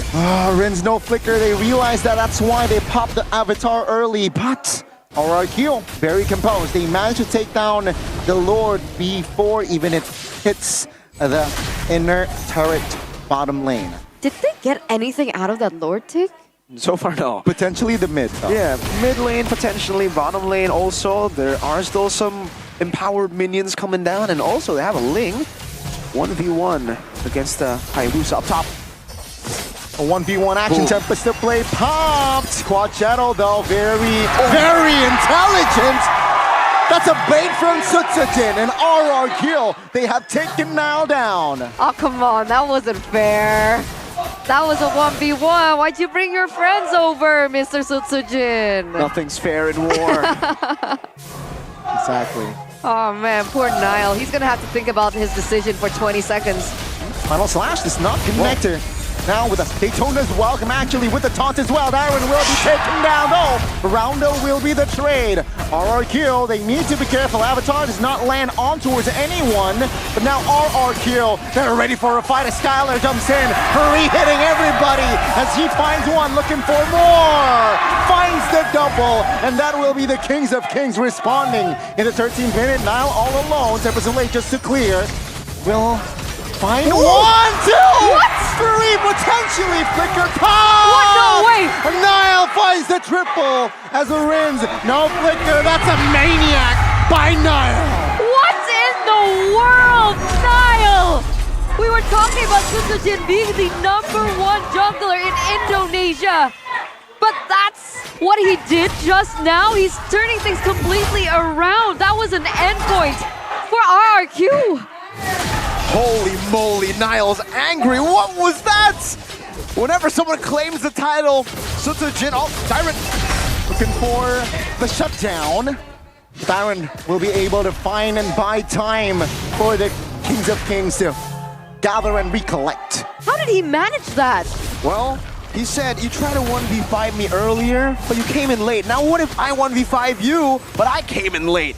All the resources were depleted for RRQ since she did not have the Shadow Kill, Skylar no Zaman Force, Edok no Wild Charge. They were all vulnerable. And when he got that Tempest of Blades, it was just an opening for him to get all of the blades. Whenever an opening opens for Nile, it is a chance to show up. He did this against Evos. That 1v4 up top on the Fanny, on the Ling, and now he's doing it to the best team in Indonesia, #1 in the standings, the team that should be the ones to secure upper brackets. And that's why, man, we've been saying Nile Esports, he's been the only one performing, now with 4 people who can enable him. Look at how good he is. Goodness, Alter Ego now. Taking slow, top lane favors their side, so RRQ, they need to decide. Seems like they're still hovering, waiting for Sutsujin to get the purple. And yeah, I mean, spells are all up except Rins. But it will be up soon, so yeah, it's gonna be another all-out war potentially. Sutsujin shows top lane though, and that will be Alter Ego pulling the trigger on towards the Lord. Edok and Iron now looking for a fight. So that's gonna be Daytona's welcome popped. Oh! Good steal. Now it's gonna be Nino, and actually now taken down. Skylar's gonna be the trade. Highs will not be able to survive. Roundo all alone, the Kings of Kings. We got a game on our hands. Look at the minions. Yeah. I mean, no, they should be able to clear it in time. But this is again another end angle for RRQ, and this time Nal's not gonna be up for another 20 seconds. Can they really defend? The Yves can clear though, right? Oh, with the flicker though, Renza looks for an angle. Quad Shadow thankfully does not connect, and that will be Roundel still able to find the clear. Oh, so this is a game of such close calls. My goodness. Rins was the MVP in that fight. He stole the Detona's welcome, yeah. And Finds he just Nile. munched on Nile. And now Alter Ego have a chance to come back again. They want to intro Alter Ego fashion, just fight it! Siren quite low though. That's concerning for RRQ, and he has to recall. If Alter Ego pulls this trigger here, it should favor them. I don't know if they know that though, right? Okay, it looks like Nile's going for the clear in the mid lane. Remember, the far lane is manipulatable, if that's a word, at this point. But they don't go for it just yet. But they're gonna have to force the Hera to go up and clear. That should be information. Alter Ego usually go for the trigger in this kind of situation, but they don't. What are they waiting for? Well, remember, even if Harith and Grok aren't there, it's still a 50-50 as long as they don't know where Sutsujin is. It'll be a battle of just retry, and Sutsujin has a pretty easy opening to get into the Lord Pit with the Quad Shadow.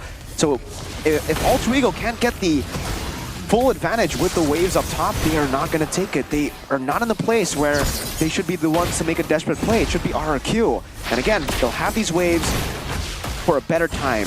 They'll have these waves up top just pushing towards RRQ. Oh, okay, finally we have some time to talk about things. Man! Whew. This is the first pause we've had in a while. You're right. I don't recall having a pause when I'm casting. Me neither, actually. Right? Have we ever had a pause? I don't know. Oh, no, we have, because there's the Campina technical break. But yeah, it's been you're right, once. 3 weeks? Yeah? Once. Wow, okay. But of course, ladies and gentlemen, we want to make sure that our players and our teams are in top-notch performance. Okay, we want to make things as comfortable as possible for them, for our enjoying experience too. So let's give them a little bit of time. Meanwhile, you guys can enjoy the technical break with Campina, because Campina is #1. Unfortunately, I have a flu right now, and I couldn't have it earlier on, so I'm a little bit upset about that. But let's go back into this game. It's been so close so far. We are going to take a look at a replay of what happened. And this was the 1v4 performance by Niall. So Niall knew all he had to do was dodge away from the wild charge, right? Everything else was down. And he did it. Tempest of Blades. Can we get that replay one more time, by the way? Can we just get 3 more times maybe? But yeah, Tempest of Blades, Finch Poise, wild charge baited, boom. That's it. Yeah. That's it.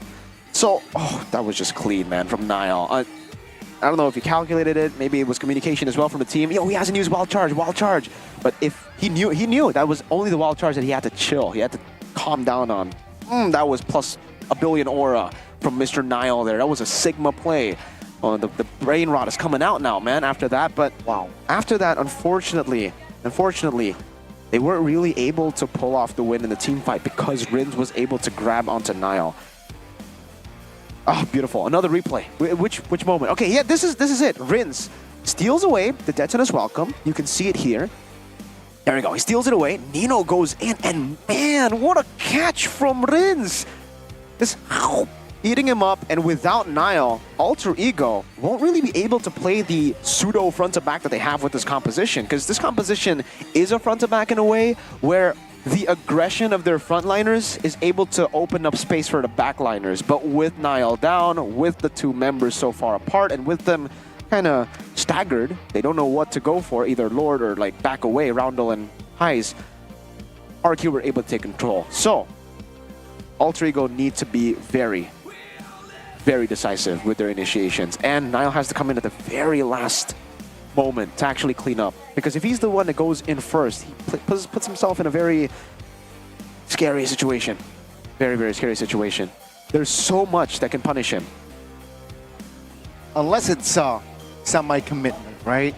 You go in, you show, and then you split push. If there's that window, maybe Niall can pull off a split push. But that's very situational. You want to distract your opponents in thinking that Ling is around, but then you split push. Let's see, though. I just want to enjoy my Campina, so... Oh, I thought you wanted to enjoy looking at your goat. Hey, Heis. It's Mr. Heis. Game 1. Amazing. Amazing, right? okay. Game 2? Game 2. Can't complain. Can't complain. Can't complain. He's on the way to a winner crown, by the way, so that would definitely help him in the fights. And for Hayabusa, it will get increasingly more difficult up against the winner crowns from the side of Alter Ego. They already have 2 winter crowns, that's Roundel and Nino, that can halt a bit of that shadow kill damage, stop it from happening. And if Heis gets it, then all the damage dealers, well, the backline damage dealers at least, will have a way to deal with the Hayabusa. Let's just hope that they have to really play it in a way where even if they go for the winner crowns, it's tough. This is a mind game at this point. Mind game, very... Yeah, okay, so they have winner crowns. If they use the winner crowns, their front lines will be decimated before they can actually deal damage. And once they're done with the winner crown, then RQ would have probably dealt with the frontliners with some resources. So Alter Ego, it just comes down to decision making. It really comes down to just pure mechanics in a lot of these team fights. You can't tell them what to do. You can't tell them what to do better. It's instincts in the team fights. Outside of the team fights, though, yes, macro advantage for Alter Ego. They have a Ling, they can clear up top, and if they send Hayabusa top, that will be the green light. But if they don't, if Hayabusa still doesn't get seen in the map, still unseen, then I don't think they will commit to it. 50-50. I saw the poster earlier. What poster? Bang, kasi AE point bang. It's like, sir, please give Alter Ego a point. Please, sir. Please. Please. I mean Alter Ego, they're on their way, getting full points. That's true. 2-0 win here. Fnatic Onyx down, Rebellion out. And then Fnatic Onyx will be the gatekeeper. Fnatic Onyx gatekeeper? Oh, depends on Dewa, right? Huh? Depends on Dewa though, right? What? Gatekeepers? What are the points right now? If Alter Ego wins this to win, Yeah, that'll be 5th. Fnatic Onyx will be 6th. Oh, if Onyx win though, right? against Bigatron later on, or Yeah. I mean, as of now, if Alter Ego wins this match, Fnatic Onyx will be dropped to 6th. Right, but then there will also be at 7 match points if Onyx win, Yeah. which I don't think they will. Oh, whoa. Okay. No, I mean I'm talking about like performance so far. It wasn't a diss. It's just Okay. I think Bigatron has been more. Thank you. RRQ has been more consistent. Oh, that's true. Alter Ego. That's true. That's true, man. Hey, man. That's true, actually. Yeah. MPL ID is getting a whole lot more interesting. So are you putting Onyx and Rebellion as well as Alter Ego on one boat? This season, Onyx is not in the same boat with Liquid and RRQ is what I'm saying. That's fair. Maybe Bigatron. Oh. Oh, okay. So Onyx and Bigatron. For the first time. Oh, wait. Since last season. It's Mr. Gary? Okay, we're going back into the game, ladies and gentlemen. That's Lord Dance. Wait, what happened? What? Something just Wait, dead. what? Oh, 4 members taken down. 30 seconds for Dyron and Edok to recollect Skylar. 1 man is left standing for the Kings of Kings. Will this be Alter Ego ending 2 waves, crashing down Skylar? Shaman Force pops in the top lane, Groundo Flicker. That will be the Lord though for the Kings of Kings now jumping back in.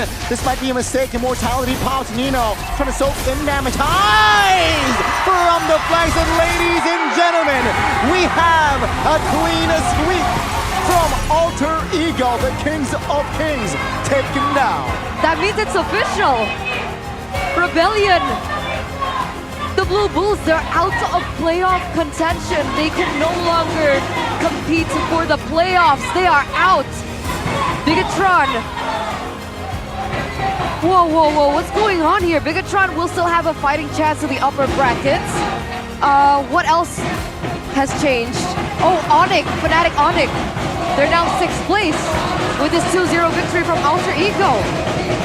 Alter Ego with a win 2-0. Anticlimactic with the way it was shown, unfortunately, folks. But a win for Alter Ego here. You heard it from Eterna. Those are the stakes at play. Rebellion say goodbye to the playoff contention. Goodbye. Fnatic Onyx say hello to 6th place to the gatekeeper role. Then Alter Ego, 4 tough matches were ahead of them. With this win, maybe they got 4 easy matches. Woo! Surprise, surprise. So I don't know what happened, but we fast forwarded after the Lord fight. So I think Alter Ego won the fight. RQ got the Lord. Yeah. I wonder what happened. I'm pretty sure we're going to get a replay later on, ladies and gentlemen. Okay, we do get confirmation that there will be a replay as to what happened earlier on. So Miracle can break it down for you guys. But again, this is so surreal. What has been happening at MPL ID? Just when you think you know the outcome, some of these teams, they go back and tell us otherwise. Okay, this is the replay of what happened. Yeah. So this is when they unpaused. Stun. Oh, revitalize. Yeah, okay. Oh, the initiation onto Owen. And like I said, they just got to be very decisive, man. They have to be very decisive. Nile has to come in the end. And they did everything perfectly. They got Owen to soak in damage. They had the first initial initiation go all in, and then Nile came in at the very last second to clean up with the Tempest of Blades. But the Lord was still taken by RRQ. All right, GG, well played. What a match. Let's talk to the victors, ladies and gentlemen. Let's hand it over to Bude Clara Mogstar and Alter Ego. Alter Ego, go, go, go! Akankah dengan kemenangan ini akan lanjut go Bandung? Semoga Bude. Semoga Bude, tapi kalian hadir di minggu yang ke-8 ini dengan memukau. Kalian ngedua-kosongin tim yang ada di pucuk hierarki Housey. Apa nih yang berbeda dengan Alter Ego di minggu ini? Berbedanya apa ya? Nggak ada yang beda sih. Bude mungkin semangatnya aja sih. Semangat dari anak-anaknya, dari coaching staff juga kayak gak mau lah kita kayak di bawah kayak gitu-gitu. Jadi kayak semangatnya kebentuk lah dari situ. Semangat kebentuk dari situ. Dan kalian, ini tuh dengan match ini banyak banget yang terjadi. Upper bracket RRQ ditunda lagi, peluangnya jadi semakin besar untuk tim-tim lain. Lalu, Rebellion, kalian menutup chance Rebellion untuk berjuang ke babak playoff. Bagaimana kalian menghadapi match yang menentukan nasib banyak tim nih? Waduh, gak tahu Bude, gak mikirin nasib orang lain, kita mikirin nasib diri sendiri aja gak sih? Iya sih, nasib kalian aja masih dagdikdukser ya? Iya, masih kayak naik turun gitu loh, kayak deg-degan tipis lah, tipis. Tipis aja. Tipis. Banget sih padahal. Tapi Nino, ngelihat kamu berperform hari ini kayaknya lebih versatile dibandingkan dengan melawan RRQ di leg yang pertama. Hero-heromu sekarang kayaknya, waduh, tadi udah pakai sobat gurun tuh. Iya, Khalid. Pakai Khalid. Iya. Apakah karena terinspirasi Darren di RRQ tuh bagaimana? Nggak tahu sih tuh hero nyebelin banget Bude, udah kayak naik mobil Johnson gitu loh larinya, kenceng banget. Oh. Jadi tujuanmu pakai Khalid biar lari kenceng aja? Iya, lari-lari. Tadi kan main game 1 cuma lari-lari doang, digendong teman-teman aku. Fungsimu ada lari-lari mengecoh musuh? Iya, lari-lari doang, nggak guna. Enggak kok, tadi ada momen yang Nino berikan, ngebait, dan apakah memang kayak kamu ditugaskan untuk, oke, Nino bait. Kunci melawan RRQ, Nino jadi bait, gitu kan? Disuruh buka Lord sih, dan kebetulan ditarget kan nama RRQ. Dan ya di situ numpuk 3 orang ya Nino ulti aja. Habrekin aja? Ya jadi menang gitu loh. Nggak tahu itu juga shock sih kenapa tiba-tiba menang, kayak ya aneh aja. Yang ditarget bisa menang gitu loh. Wah, emang ini keren banget Nino. Zaman now apalagi Barats kamu pakai. Itu gimana? Ada Barats muncul tiba-tiba di XP lane. Zaman apa ini? Nggak tahu, kayak inget Pai aja. Jadi pengen pick Barat gitu tiba-tiba tadi waktu drop. Inget Pai jadi pengen pick Barat. Oke. Tiba-tiba aja wajah Pai. Ya tiba-tiba keinget wajah Pai aja sih. Jadi Dan pick Barat. apakah ini akan menjadi hero yang populer di sisa-sisa regular season ini? Harusnya masih bisa dimainin orang lain juga sih. Seru sih mainnya, kayak roket-roket gitu kan, musuh kepental, kayak seru aja. Oke. Memang banyak banget yang seru, apalagi tadi. Wow, ada Gatot Kaca di 2 match ini. Apakah kunci kemenangan kalian dengan 2 kali Gatot Kaca? Wait. Owen, semuanya langsung teriak, Budi kaget. Owen, Gatot Kacamu ini, bagaimana? Kamu memang sudah berfokus Gatot Kaca menjadi kunci kemenangan lawan RRQ kah? Atau bagaimana ini? Draftnya udah disiapin sih Bude, sama coach, jadi tinggal pakai aja. Disiapkan, dan bagaimana persiapanmu untuk melawan tim RRQ yang terkenal, apalagi dengan duonya, dengan Rins dan Idok? Kita nggak ada libur sih Bude, jadi mungkin ini bisa ngebales hari libur kita dipotong terus menang gitu. Latihan kalian dimaksimalkan dan tanpa libur menghasilkan sesuatu sepertinya akan kita munculkan bersama-sama. Ada apa nih? Ada yang spesial kayaknya. Budi juga penasaran, Budi dibisikin bahwa ada bentar, Alter Ego di posisi 5 menggeser Fnatic Onyx. Nail, lihat nih. Alter Ego berada di tengah-tengah Geek Fam dan juga Fnatic Onyx. Kamu nempelin Geek Fam terus sepertinya ya. Bagaimana? Dan menurunkan Fnatic Onyx kayaknya. Kapan ya Alter Ego di atas Onyx ya? Ada nggak Nino? Nggak tahu sih, terakhir yang Maman itu kan. Iya lama banget ya. Terakhir Maungji season berapa itu? 6. Aduh buset lama banget. Ya lama banget. Tapi gimana Nail? Posisimu sekarang di posisi 5. Masih harus menang terus ya Bude. Biar playoff. Masih harus menang. Jadi ini belum bikin tenang ya buat Nail? Belum. Dengan melawan RRQ, kita bisa tahu bahwa sisa match dari Alter Ego adalah tim-tim yang berada di papan atas, tim-tim yang bisa dibilang sangat kuat.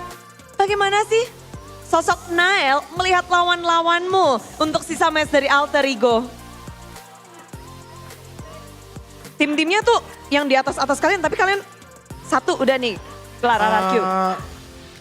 Mungkin cuman itu aja sih, bilang ke teman-teman gak usah nganggap klasmen atau apa, kayak main aja gitu. Jadi buat Alter Ego dan khususnya Nail, klasemen itu nggak berarti. Ya benar. Jadi mau lawan atas, lawan bawah, semuanya sama. Sama. Sama aja.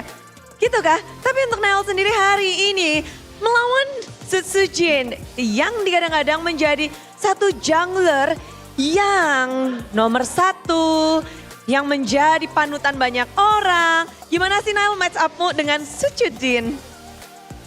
Jago lah dia, apalagi tadi sama-sama banyak ngekill lah.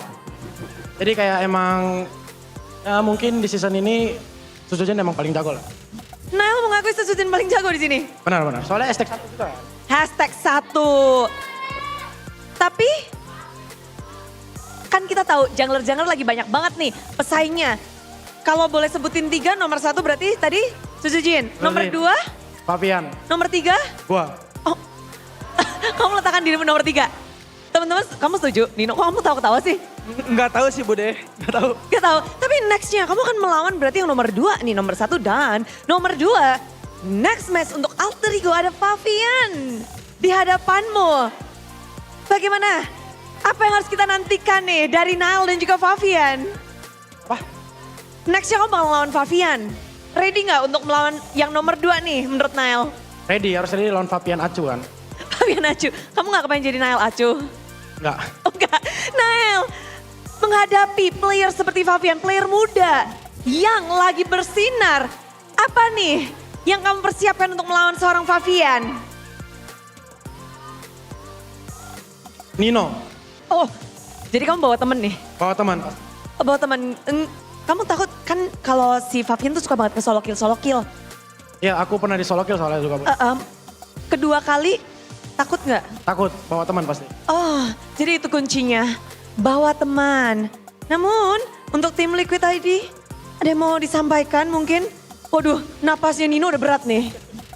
Tremor. Sampaikan, nggak ada sih good luck Heaven lagi panas-panasnya dia gokil. Kalian pun juga? Tipis. Tipis. Oke, ini belum panas nih. Dari Hais gimana Hais? Kenapa? Bagaimana dengan hasil hari ini? 2-0, apakah performa dari Alter Ego ini yang kita nantikan? Udah udah mantap. Masih belum sih, masih banyak yang harus diimprove. Oh iya? Ya. Soalnya kalau lihat dari scrim emang beda sih Bude sama yang hari ini. Jadi bagus scrim atau bagus hari ini nih? Scrim tetap. Scrim kalian lebih bagus daripada di panggung? Coach kita manggil kita L scrim karena cuma jago di scrim. AS scrim katanya. AS scrim. Oke. Haruskah kita menantikan Alter Ego yang bukan AS scrim ini? Apa nih beda yang kalian akan bawa nih di panggung? Jadi L panggung, L MPL. Bawa itu sih, Komsen Nino tetap. Komsen Nino. Ya Komsen Nino, yang sabar. Sabar. Bentar.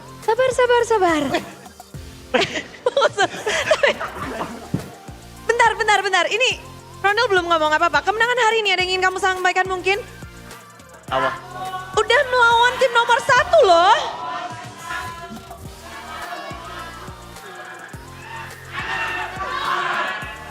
Ya buat Alter Champ tetap dukung kita lah, mau kita di atas atau di bawah. Intinya kita bakal berusaha kasih yang terbaik lah di setiap match. Sekian. Terima kasih. Terima kasih. Terima kasih. Alter Ego, Alter Champs, inilah dia. Performa yang begitu luar biasa, 2-0 mengalahkan Arceus yang berada di pucuk. Beri tepuk tangan untuk Alter Ego. Caster, please break it down.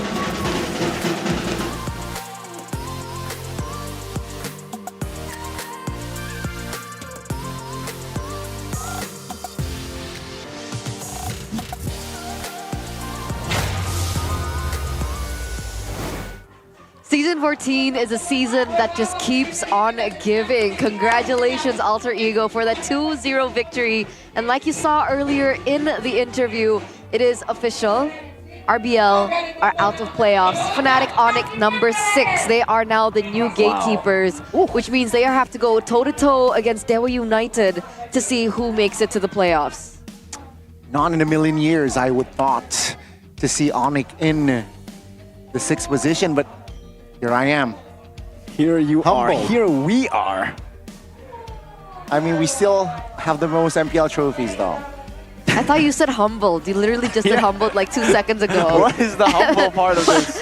Flex, man. I was taking a step back, and then moving 4 steps forwards, man. Yeah. Okay. 4 Pete. 4 steps forward. I get it. Yeah. Okay. Okay, Gani. You know, let's give it Alter Ego. Let's not take away from their win here to talk about Fnatic Onic. Alter Ego really surprised. And again, I think it was everybody really was surprised by this performance from Alter Ego, especially considering RRQ dominated Dewa United just yesterday. And Dewa were actually able to make it very competitive against Alter Ego. A lot of teams have been able to win against Alter Ego, but not RRQ, not today at least. In the first leg, they were able to, and I gotta just shut up for this one. Just watch it. Just watch it again. Oh my God. That was beautiful. He was 3 steps ahead, 4 steps ahead. Miracle's crying. That was beautiful, man. That was... It's okay, you need tissue? No. Oh my God, look at the reaction. Oh, yeah, that's cute. that is accurate. Oh my... Aldo with the face of disgust. Hey, what is that? I agree, man. I had the same look on my face when I saw that play. That was just ridiculous, brother. Niall? How? Player of the match presented by the official tournament smartphone Samsung Galaxy S24 series. Man, I don't know. I think he's gonna have a big target on his back after today. I don't think the Ling should be left open for this guy. And let's see whether or not he's gonna be able to have the same performance on a different assassin. But again, one of the main winning conditions for Alter Ego is Niall. Still, for sure. Again, it's like RRQ's arc, but Alter Ego went through that arc in one season, right? Where RRQ went through the arc the entire season, and then finally here they were able to improve. It was Skylar Esports last season, but now they have many ways to carry the game. It was Niall Esports just a week ago, and now for Roundo steps up, High steps up, Niall's still a god. That hasn't changed at all, and man, he chooses to be the main character when he needs to. I think that was honestly because of this. Like, if you didn't get Niall this angry, he wouldn't have done that, right? It was because he got baited. Susujin probably was like, ha, gotcha. And then Niall got anger. Remember, that's not the angry, he got anger. And after that, I just can't believe it. We're gonna have to see it again. Alter Ego got wiped here. Nino got wiped, Owen got wiped. I was thinking, it's over. RRQ are gonna do it. And then Niall walks in. I was still saying, it's over. Oh, dodges the wall charge. Boom, boom, boom. Ugh. Just shut up. Whenever this play plays, everybody just shut up. Just let the game speak for itself, because that was just pure MLBB cinema right there. And in the final fight, this was unfortunately during the pause that we didn't get to see live, but Gatot Kaca was able to zone. They were able to be very decisive, getting the combo down, and then Niall coming in at the very last second. They played the win to their win conditions perfectly in that final moment. And this was it. I don't think Skylar was enough to be able to save that game. But let's take a look at the comms for Alter Ego with the best of the moment. Gua jalan bro. Guys, bukain gak sih guys? Lihat gua. Gua. Dehit. Dia mau burst kayaknya, lihat Aro tadi sini nih. Ayo guys, pede gak sih? Maju tipis. Ayo guys. Nice no. Gua digas nih. Ada bang. Kena semua. Gua tarik. Lagi. Lihat gue feeling ya. Ini dulu. Nice. Mid. Bisa. Dia tolong ada bang. Hai ulti ya. Lihat bisa. Lihat Harit. Ulti. Harit kena sama gua. Harit mati. Lihat. Lagi. Valen guys. Guys, posan Arot no flick aman gua. Lihat hai ulti. Oh, mati sih gua. Gua mati. Arot dulu bisa enggak? Ayo. Lihat gua. Valen enggak ada flicker. Mati. Saya makan Arot. Taruh. Sama. Lihat gua. Gua aman. Lihat Arot tuh guys. Ada makan enggak? Enggak ada. Sabar dulu guys. Gua santai. Bisa bersuara guys. Dengerin gua guys, tarik napas dulu. Ada Lota. It was... Sabar. Take a deep breath. Yeah. Okay, it was a chaotic comms, Yeah. but yeah. But they still managed to get the dub, so maybe again, Alter Ego equals chaos, question mark? That's just always been Alter Ego for the longest time, right? Even back in the Udil, Selly Boy, Pai, Leo Murphy days, it was always just chaotic. They were a team known to be chaotic. And I mean, there were so many moments in this game, mostly from Alter Ego, but it kind of reminded me of the Season 6 Grand Finals in a way, right? The defense, Roundo alone, clearing out the minions, and then that Niall play. So many fantastic moments. A Scouts person would say fantastic moments here in this game. Do we even need to talk about? Can we just see the replay again? I just honestly want to see that play, like just in reverse, and then back again in normal, and then 2 times speed, 0.5 speed, and then 1.5 speed, and then just can we get that set of the items here? Because in the item build department, especially late in the game, people are already starting to sell their items already. The power specs are already there for most of them. But like I said, that Winter Crown played a big effect. When Lunox went in, Winter Crown, no one could retaliate. Not even Setsujin, and especially not Setsujin on the Hayabusa. That's a way to counter the Hayabusa. And I think this game, I said it in the draft, but I really liked Alter Ego's draft, mainly because they forced that Harith pick. No other pick would have been good there except for the Claude and Natan, because those are the only 2 picks that have blinks to escape from the decisiveness of this crazy initiation / teamfight composition that Alter Ego have. Harith was picked, and it's not... at that point, anything they chose would have been the worst. That was the forced error that was played in the draft itself. Forgot his name, is the analyst, Styx? Is it Styx? Is Styx? Styx and Wrecked? I doubt it. Styx and Wrecked. I was like, no Aldo, what? No Architect, what's going on here? But seems we gotta give credit where credit is due. Wrecked and Styx, what have you been cooking in that kitchen of Alter Ego's game and house? Okay. That was the evil laugh of Styx and Wrecked. Thank you for that. Goni, anyway, yeah. Yeah, exactly. It's so weird because I would have thought that this entire time Aldo was like the foundation of the success that Alter Ego have brought. But it turns out without Aldo, Alter Ego find a 2-0, by the way, a 2-0 win against RRQ. Do you think Aldo's presence gave the kids too much pressure? Yeah. I mean, that's what we've been hearing a lot, right? I mean, Aldo is a brilliant guy. He's very intelligent, but he is very... vocal? Yeah. That sometimes it like... He's a little too like... confrontational. Maybe, yeah, okay, Yeah, I'd maybe. say that word. Yeah, too confrontational, very strict. And maybe that gives added pressure towards the kids. I don't know what's going on, but with Styx happening and coming back in with Wrecked as well. Is this what Alter Ego's been looking for? So far, yes. Let's not get ahead of ourselves though, because they have still a road up ahead. And Bigatron? if Dewa win against Rebellion, they're gonna still be tied 6 match points. So Alter Ego, Liquid, BTR, Onic. Well, speaking of sticks and stones may break your bones, but Styx and Wrecked actually broke RQ's bones. Ooh, the foundation to the rebuild. I hope not literally, but how will RRQ bounce back in the next match? According to @Han, Triple N, RRQ lacked respect for Owen's Gatot Kacha. Okay. And the hero pick of Harith in the gold lane matchup against Lunox, with Yves in the mid lane, was outside of our expectations. For the future, the message for RRQ is to optimize their draft strategy, hoping they can secure a spot in the upper brackets.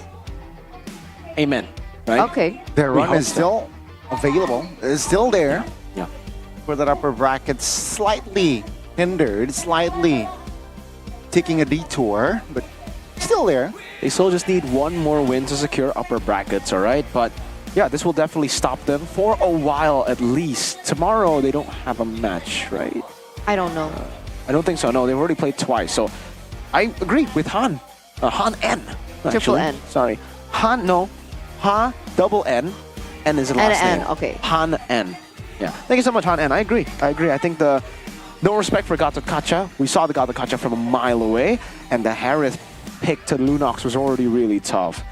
If I can add another thing, it would be leaving Ling open against Nile, right? Because in game 1, they banned, or picked away the Ling rather, and they were okay. They almost came back. One moment from Nino brought everything down upon them. But in game 2, giving Nile a weapon like Ling. Sorry, giving Ling a weapon like Nile. Yeah, we saw it for ourselves, folks. Yep.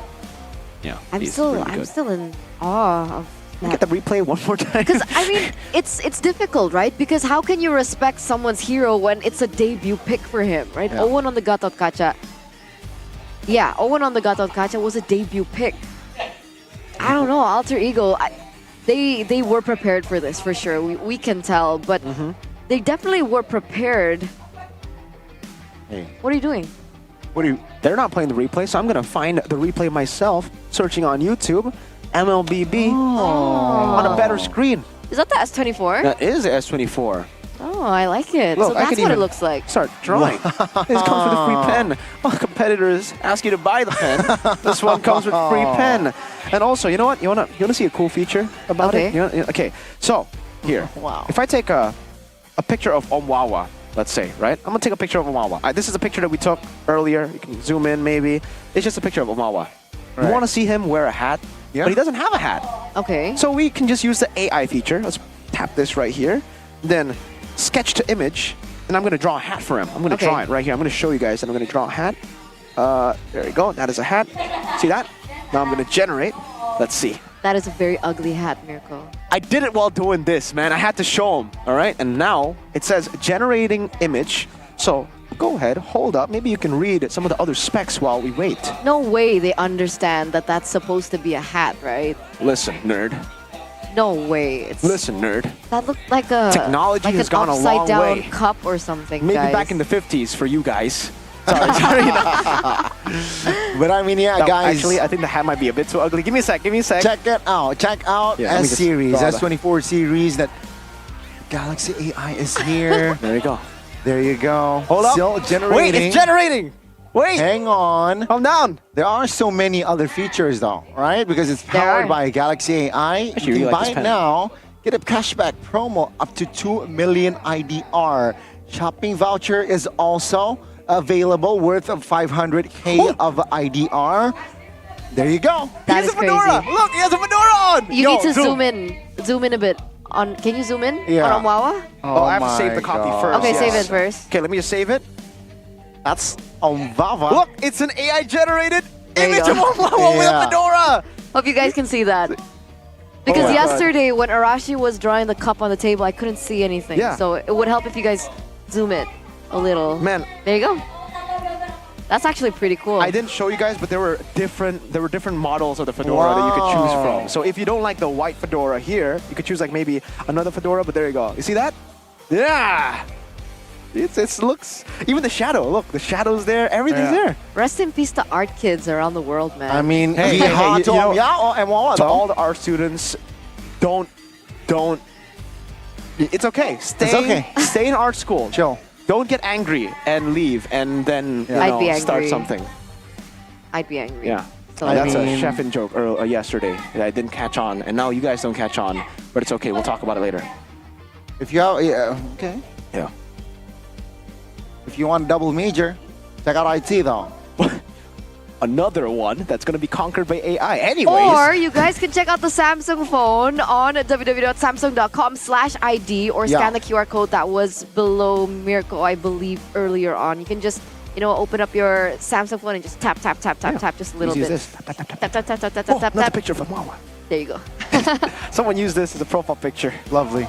Dude, this is so meme. I'm wondering, like the AI generation was, a little bit delayed. Are you using IndieHome? Actually, no. You think I should? That's why. Because if you're using IndieHome, that would have been an instant process. Guys, hear me out, all right? If you guys aren't using IndieHome, you guys got to fix that. You guys got to check out IndieHome because for only 375,000 rupiah, you guys can get internet with up to speeds of 100 Mbps, which is super huge. You can even use that for streaming. So subscribe now on my Telkomsel or tcell.id/nacional to get more information on that and to subscribe to it as well. 375 is so affordable, guys. Very for much so. 100 Mbps, it's like double the price with Yeah, other I mean- providers. Yeah, you will definitely miss out. So if you ever move to Indo, if you're ever in Indo, check out IndieHome. All right, so worth it. I personally use it myself, Hey, we have a lot of Indo viewers too. and also you Indo viewers. tcell.id/national. He's still busy with the drawings. Hey, I would too.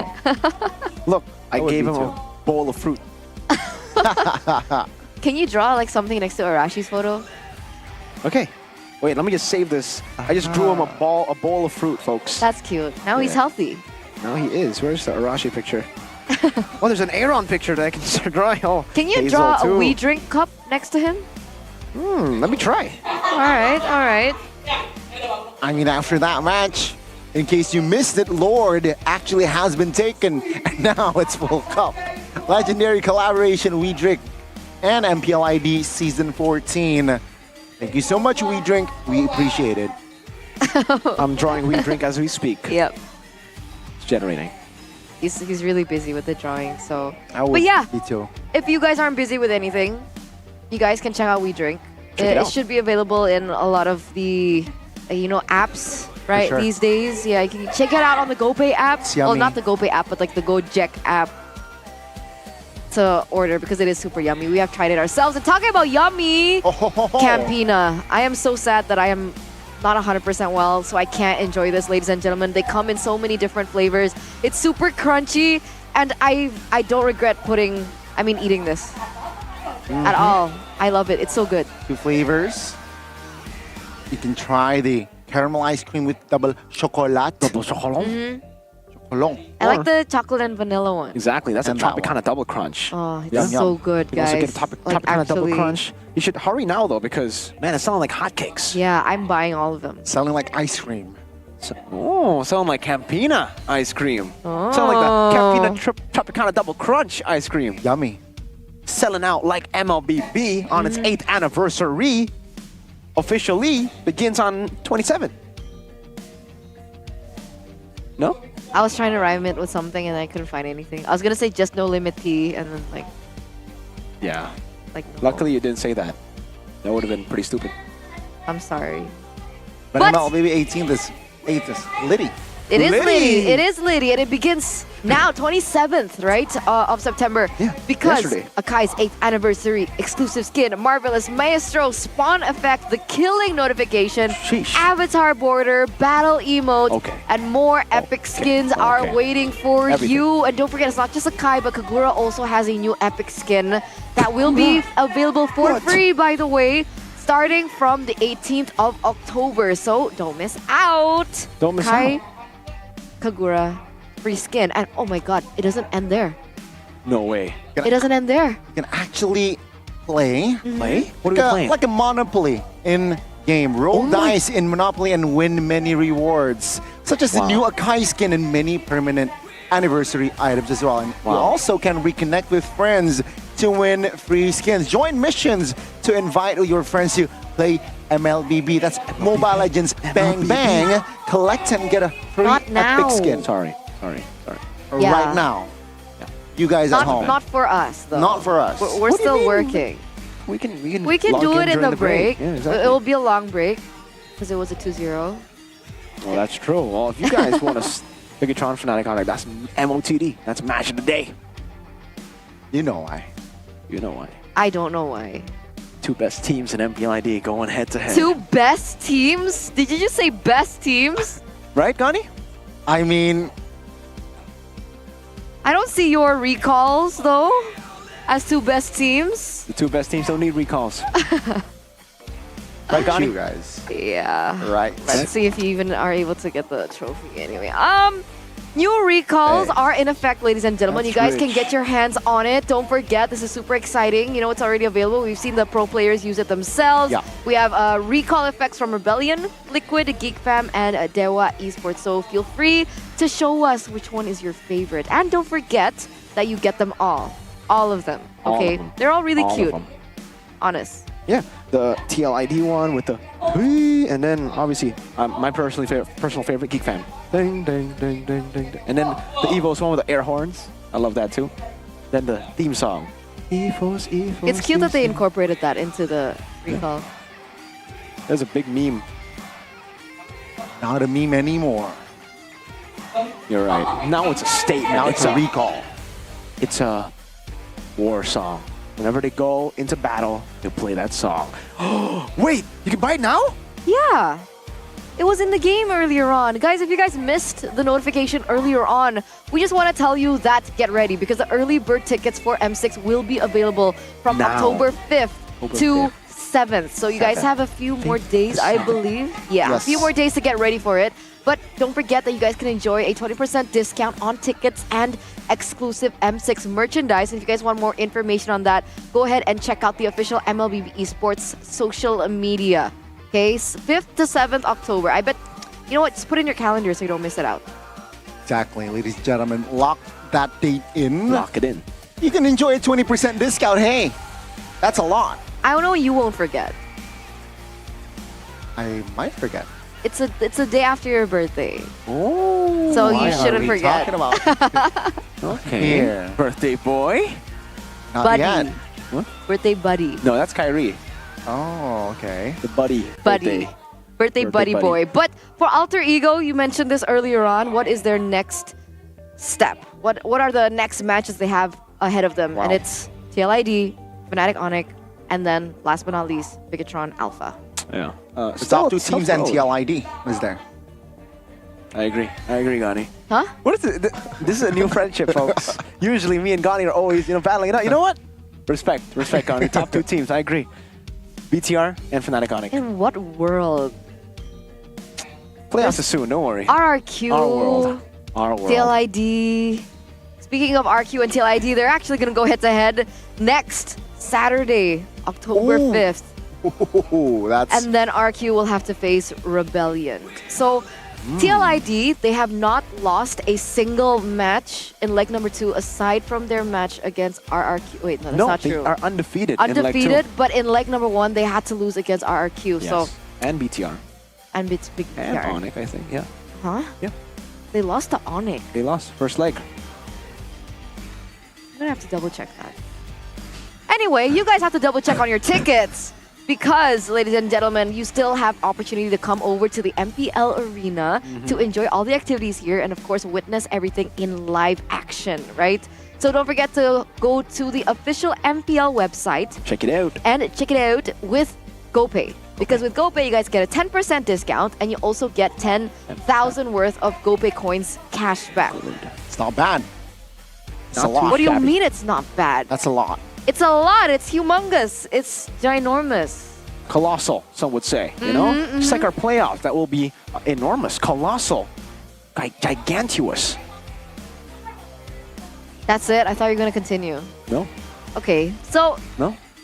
playoffs going to be colossal, going to be gargantuous. So don't forget to get your tickets as well. Same goes. Check it out on the official website. Gigantosaurus. All right, make sure you buy it from the official website. Don't forget. Okay, guys, official website. Official website, Official all website. right? Check it All right, out. the official website. And also, you guys can find out the answer. Who's going to win? It will be Bigatron or Onyx? I swear, if both of those teams don't make it to top 2, Hey, we're talking about next match. Who's going to I win? will not let you guys live it down. You know what, Gani? Okay, If I will not let TLID you live it down.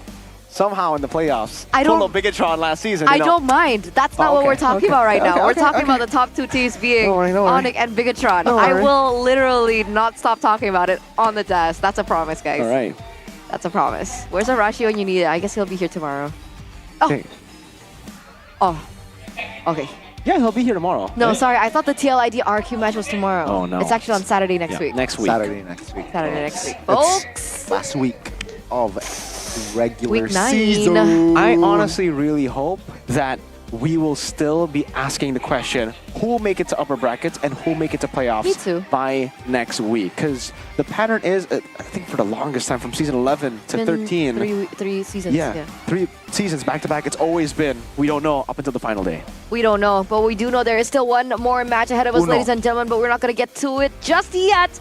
We are going to go on a short Chotomate. break, so, stay tuned. Don't go Chotomate. anywhere. Pick up your snacks, pick That's up Japanese. your Oraimo, and chill for a bit, because we'll be back very soon. See you guys. Be right back. Be right back. Stay tuned.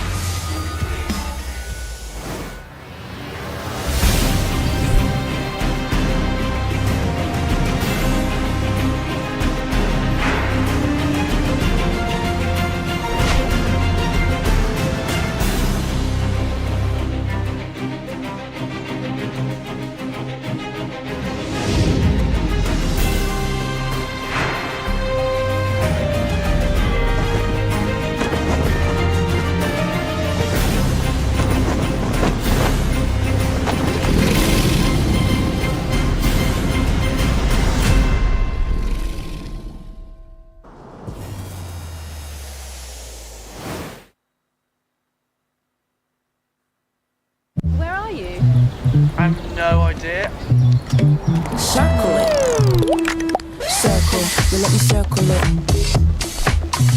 I can find anything if I circle it. So let me circle it.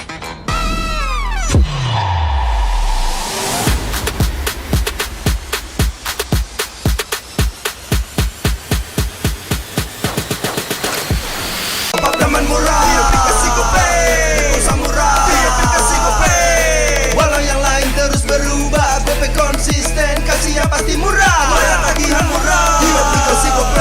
Gratis transfer, 100 kali per bulan. Ikut selebrasi MPL pasti dapat hadiah. Download aplikasi GoPay baru, nggak pakai lama. Dompet andalan gamers banyak damage-nya.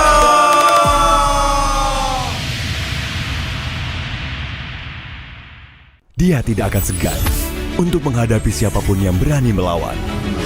Dia mewarisi perjuangan karena di tubuhnya mengalir darah seorang pahlawan. Pedangnya mengukir takdir kemenangan, menghadapi segala tantangan. Penuh keberanian untuk terus berjalan menuju masa depan. Raihlah masa depan, nabung mulai dari hobi. Koleksi terbaru UBS Gold X Mobile Legends Bang Bang edisi spesial MPL ID Season 13.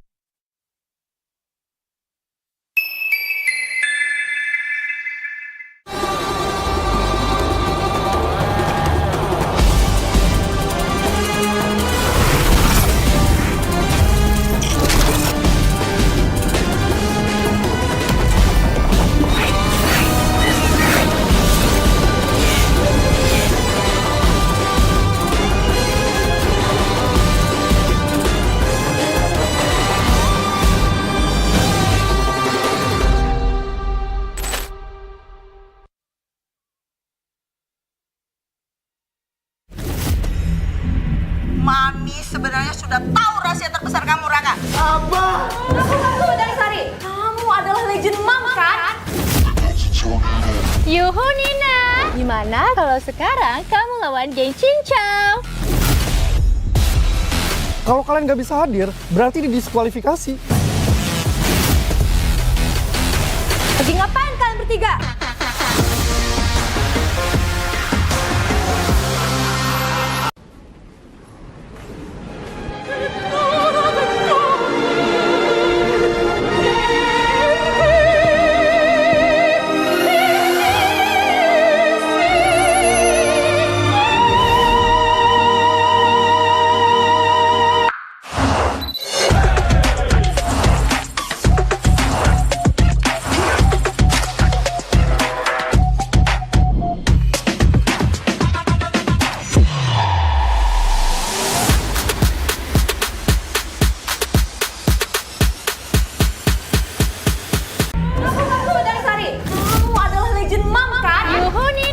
Gimana kalau sekarang kamu lawan geng Cincau? Lagi ngapain kalian bertiga? Kami dari panitia kompetisi MLBB, visi tim kami dimajukan menjadi hari ini.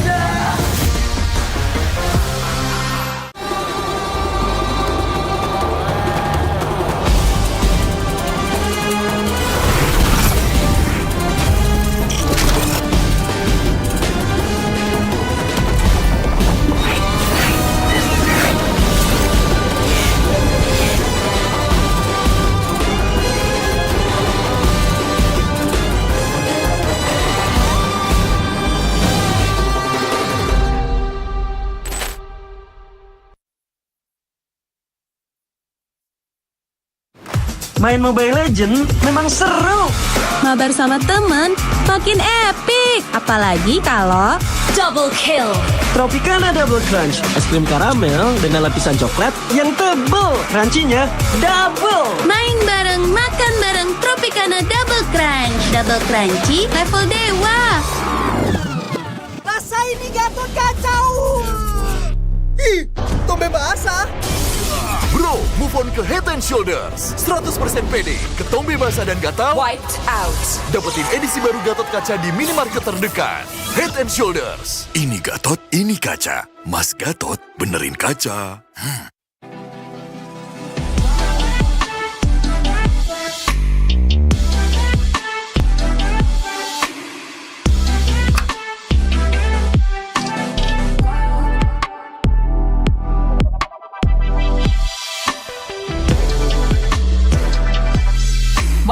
Finished. See you later. Time to go. Okay.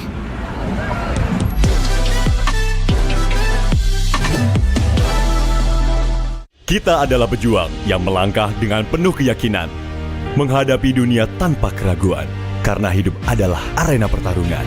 Kita adalah pejuang yang tak akan gentar oleh segala tantangan, menghadapi lawan tanpa ketakutan, karena kita terlahir untuk meraih kemenangan. Raihlah kemenangan dengan koleksi terbaru UBS Gold X Mobile Legends Bang Bang, edisi spesial MPL ID Season 13. Saatnya nabung dari hobi bersama UBS Gold.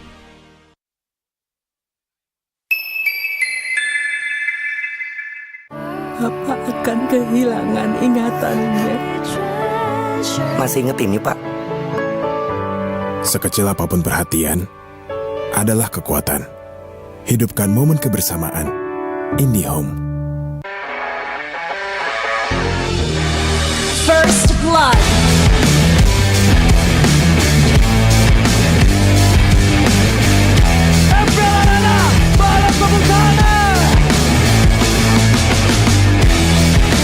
Mendapatkan 2 momen pentungan yang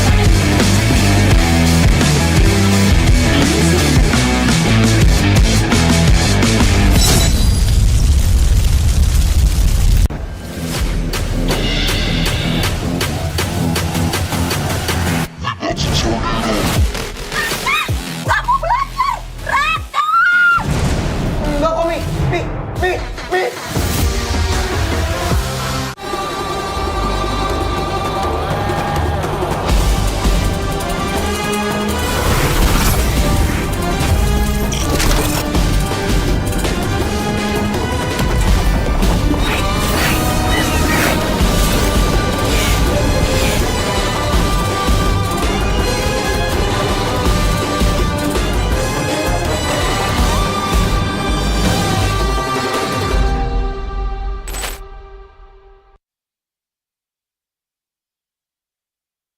Pengen belanja banyak barang kebutuhan tapi malas keluar rumah. Untung aja pakai aplikasi Klik Indomaret. Cuma tinggal klik bisa belanja online seperti di toko. Beli ini, itu, jadi mudah banget. Produknya lengkap, banyak promonya. Gak perlu pusing, bisa pakai alat bayar apa aja. Wah, 1 jam udah sampai, gratis ongkir lagi. Untung aku pakai Klik Indomaret, belanja online seperti di toko. Klik Indomaret. Kini, Indomaret telah menghadirkan varian baru, soto dan rawon yang wajib kamu coba. Dibuat dengan daging sapi pilihan, dimasak dengan rempah-rempah khas Indonesia, sehingga menghasilkan rasa soto dan rawon yang otentik khas Jawa Timur. Diolah selama berjam-jam sehingga menghasilkan kaldu yang gurih dan daging yang empuk. Bisa dihangatkan di toko atau bisa untuk stok di rumah. Soto dan rawon daging sapi Indomaret, enak tenan rasane.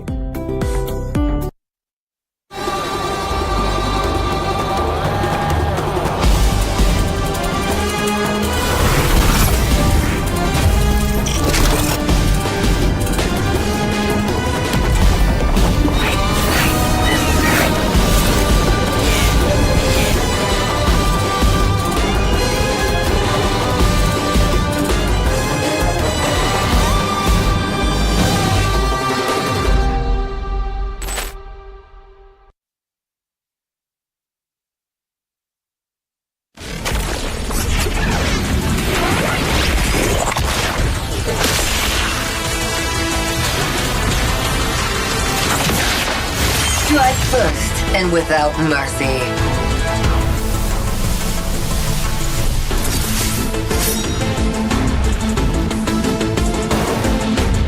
Where I tread, death follows. Enjoy your last breath. Deploying smoke. Going dark.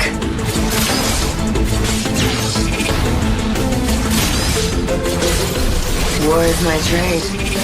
Death is my craft. Backup plan? I am the backup plan. My destiny is what I make of it.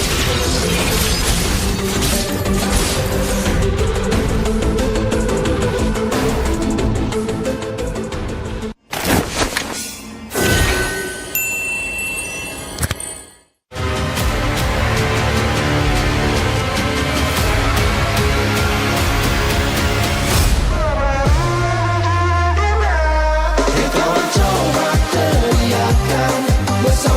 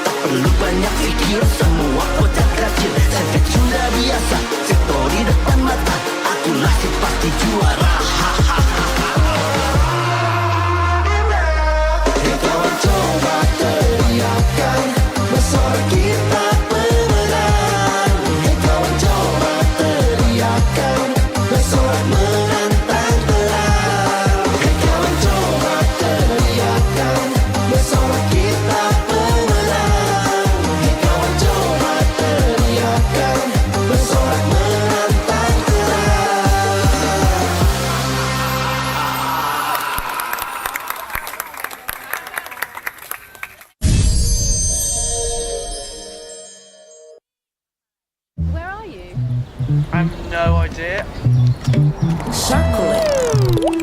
Circle, you let me circle it. I can find anything if I circle it, so let me circle it.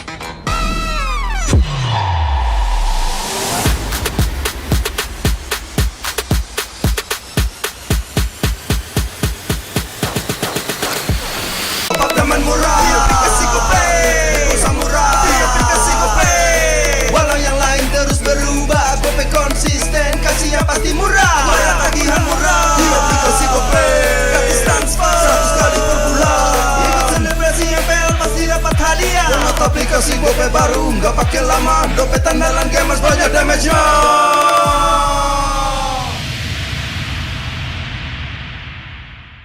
Dia tidak akan segan untuk menghadapi siapapun yang berani melawan. Dia mewarisi perjuangan karena di tubuhnya mengalir darah seorang pahlawan. Pedangnya mengukir takdir kemenangan, menghadapi segala tantangan. Penuh keberanian untuk terus berjalan menuju masa depan. Raihlah masa depan, nabung mulai dari hobi. Koleksi terbaru UBS Gold X Mobile Legends Bang Bang edisi spesial MPL ID Season 13.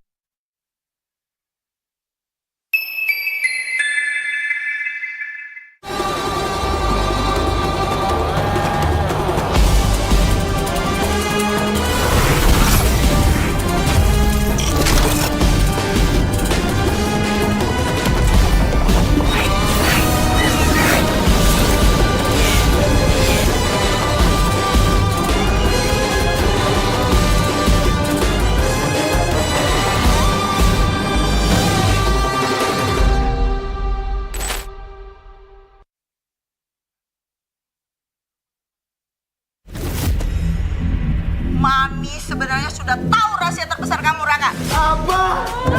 Dari Sari, kamu adalah legend mama kan?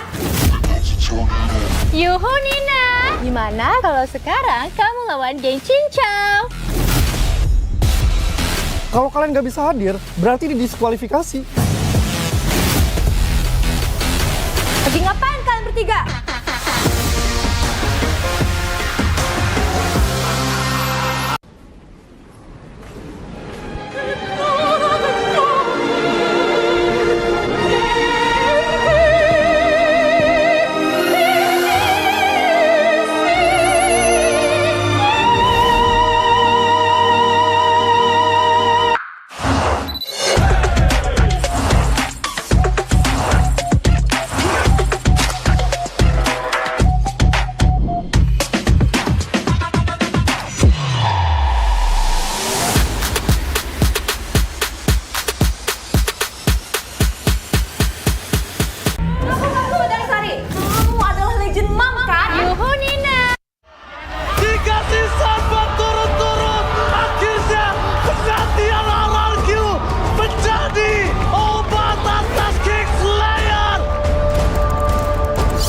Kalau Arki, gue juga kaget mereka bisa sejago itu karena Man of the Meats, MVP of the Meats. Mari kita sambut, ini dia, Fabian!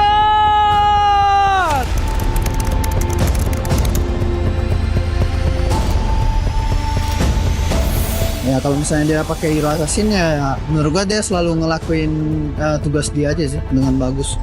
Gue udah tahu dia lama sih, maksudnya udah lihat dia lama, emang player assassinnya jago banget.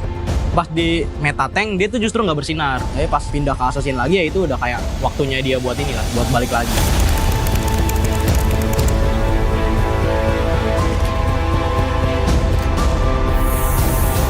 Masa ya gue nggak bisa sih kayak gue gitu. Gue dulu tuh denial banget kan orangnya. Soalnya emang bener-bener dulu gue kayak nge-stuck gitu kan. Ternyata emang dari diri gue sendiri.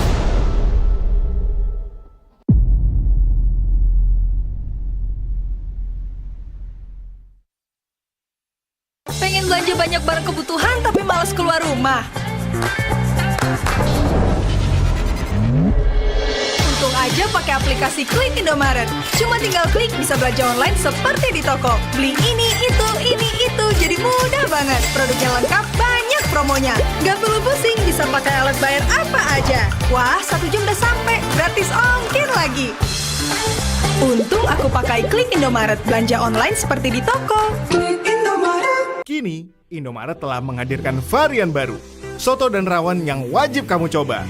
Dibuat dengan daging sapi pilihan, dimasak dengan rempah-rempah khas Indonesia, sehingga menghasilkan rasa soto dan rawon yang otentik khas Jawa Timur. Diolah selama berjam-jam sehingga menghasilkan kaldu yang gurih dan daging yang empuk. Bisa dihangatkan di toko atau bisa untuk stok di rumah. Soto dan rawon daging sapi Indomaret, enak tenan rasane.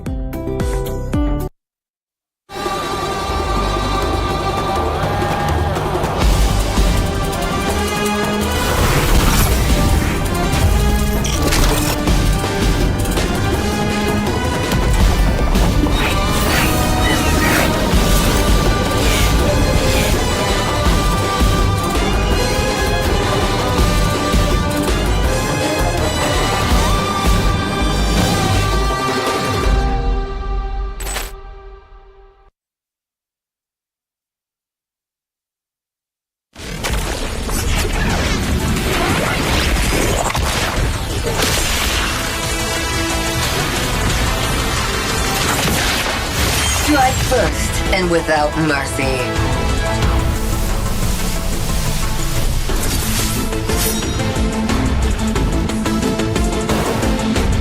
Where I tread, death follows. Enjoy your last breath. Deploying smoke. Going dark.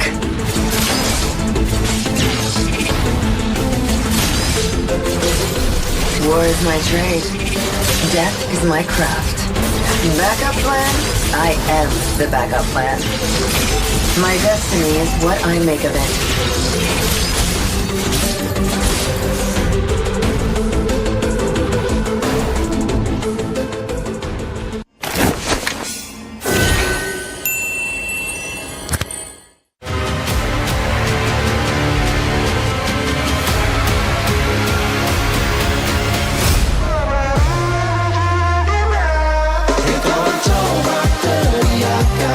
Bersama kita pemenang.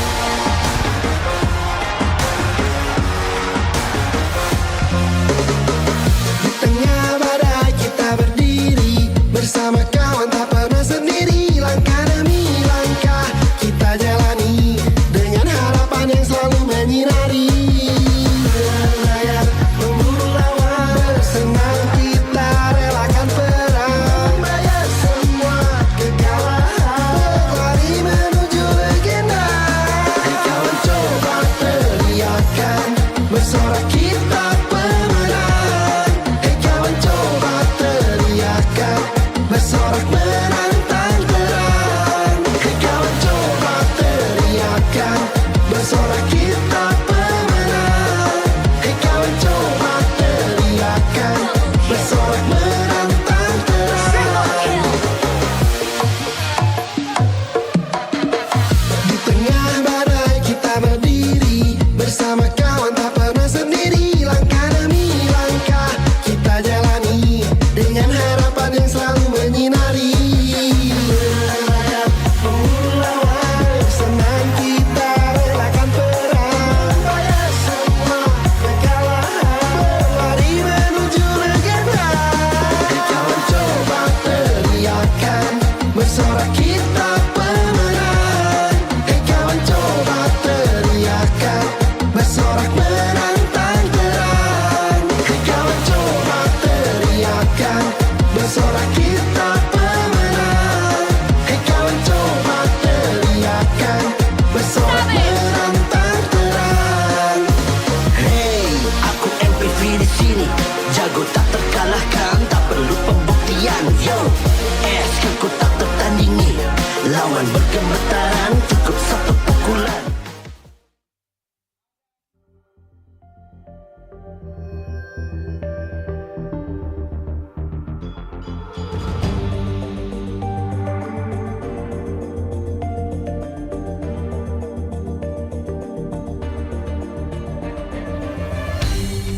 Aku kan berdiri dan terus berlari, terus ke arah puncak tertinggi.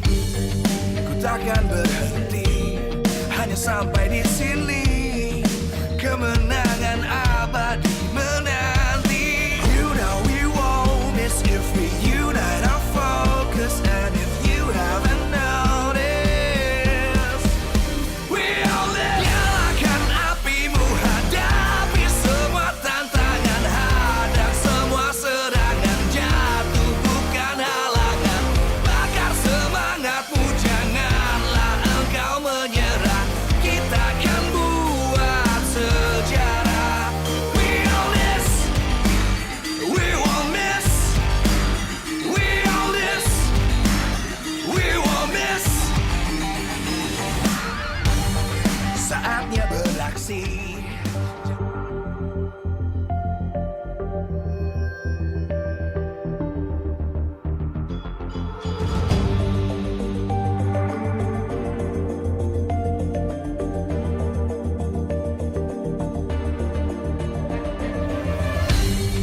Aku kan berdiri dan terus berlari, terus ke arah puncak tertinggi. Ku takkan berhenti, hanya sampai di sini.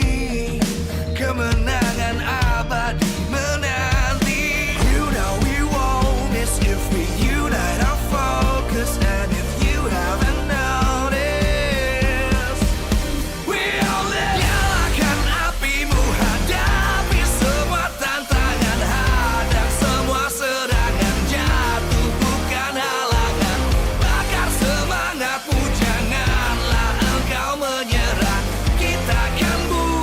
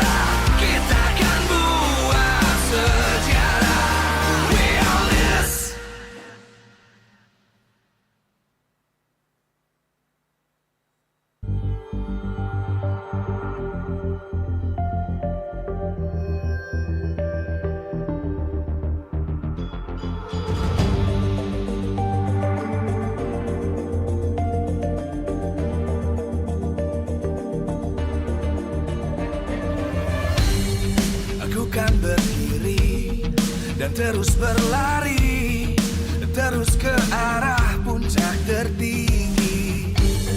Ku takkan berhenti, hanya sampai di sini. Kemenangan abadi menanti. You know we won't miss if we unite our focus. And if you haven't noticed, we all live. Nyalakan apimu, hadapi semua tantangan, hadang semua serangan, jatuh bukan halangan. Bakar semangatmu, janganlah engkau menyerah. Kita akan buat sejarah.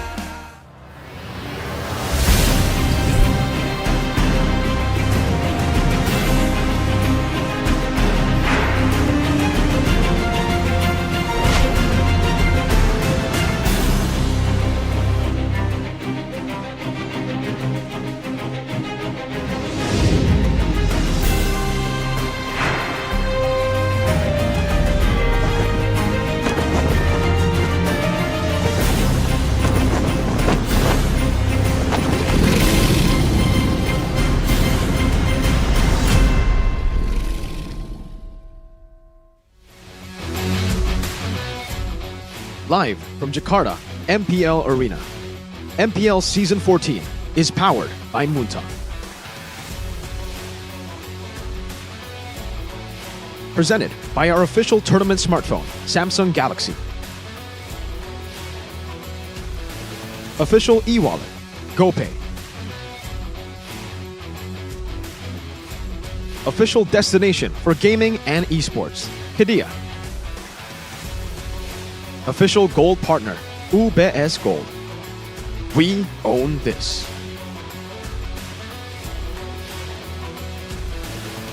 Dari 3 tim yang memburu tiket upper bracket, Bigetron Alpha telah hadir di MPL Arena untuk menantang Sang Raja Langit.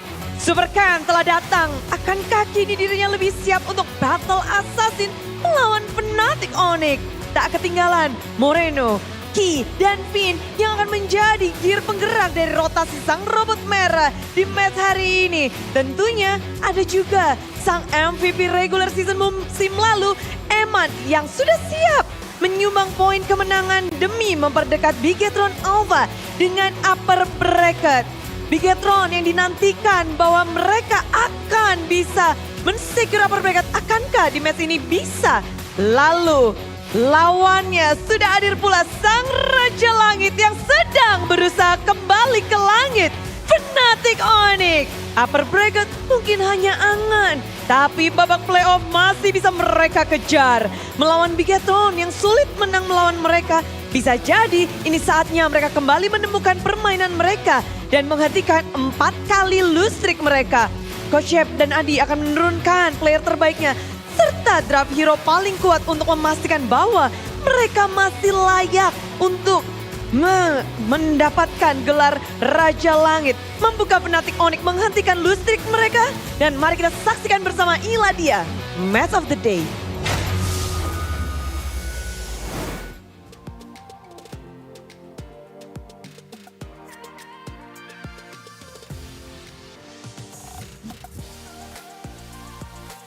Memasuki Match of the Day, penutupan untuk hari yang kedua, minggu yang ke-8. Ini adalah pertempuran yang kita nantikan karena Fnatic Onyx dan Bigetron Alpha akan bertarung untuk leg yang kedua. Superfans sudah harap-harap cemas untuk menyaksikan pertarungan dari dua tim yang memang punya performa apik dari historinya. Kita melihat Bigetron Alpha yang sedang berjuang untuk mengamankan upper bracket. Ditambah Fnatic Onyx mungkin sedikit berbeda. Mereka mengejar tiket untuk babak playoff. Dan tentu saja ini adalah pertarungan yang mendebarkan dengan mempertemukan dua player yang menyabet gelar MVP regular season di season-season belakang ini. So, sebelum kita memanas, Bude Clara ingin kita semua menyambut dua player yang menjadi MVP regular season sebelum-sebelumnya. Mari kita sambut untuk mereka bercakap-cakap terlebih dahulu sebelum bertarung. Inilah dia, Kairi dan juga Eman. Waduh. Udah langsung semuanya tersenyum ya. Melihat dua player ini. Dan how do you feel, Eman, for this leg 2 fighting against Fnatic Onyx? I'm excited. Yeah. Bersemangat. Why you're so excited? Because we have chance to get to upper bracket also, so we're excited to fight against them. Oh, jadi memang ini adalah untuk mendapatkan upper bracket. Dia semangat pastinya. But how about you, Kyrie? How do you feel about this leg 2 fighting against Bigetron? Semangat juga, Bude. Semangat. Semangatnya apa nih? Buat kejar playoffs. Baru ya rasanya, baru biasanya kejar upper bracket. Pertama kali. Tapi tetap dari Fnatic Onyx bersemangat semuanya. Pasti. Pastinya. Ada dua MVP regular season. Regular season ini agak sedikit berbeda ya untuk Kyrie. Tapi Eman pun kita akan melihat bersama-sama sesuatu yang spesial untuk kedua player ini. Mari kita cek ada apakah? Mengejar regular season dari Eman dan juga Kyrie. Kyrie ada di season 10 dan season 12 menjadi regular season MVP. Sedangkan Eman ada di season 13 baru aja kemarin. Dan kalau di season ini terlihat banyak wajah-wajah baru nih. Sujujin, Favian, ada juga Scalar, Moreno dan juga Eman. Eman ada di posisi 5 sih. But how do you see this regular season standings? Eman?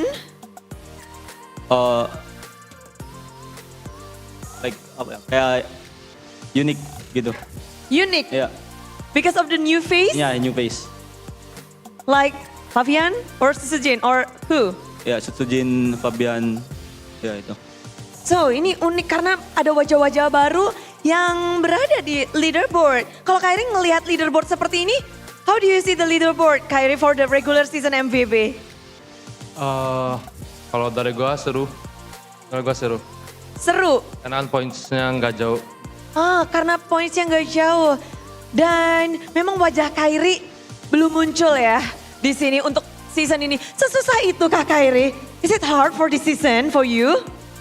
Ya kan kita aja belum masuk playoff. Aduh, bener juga Kyrie. But Eman, you say that it's really unique because of the player. And do you think that the players that is coming to the rookie is affecting their leaderboard? How do you see the rookie in this season? They are good because they have their own gameplay. Yeah.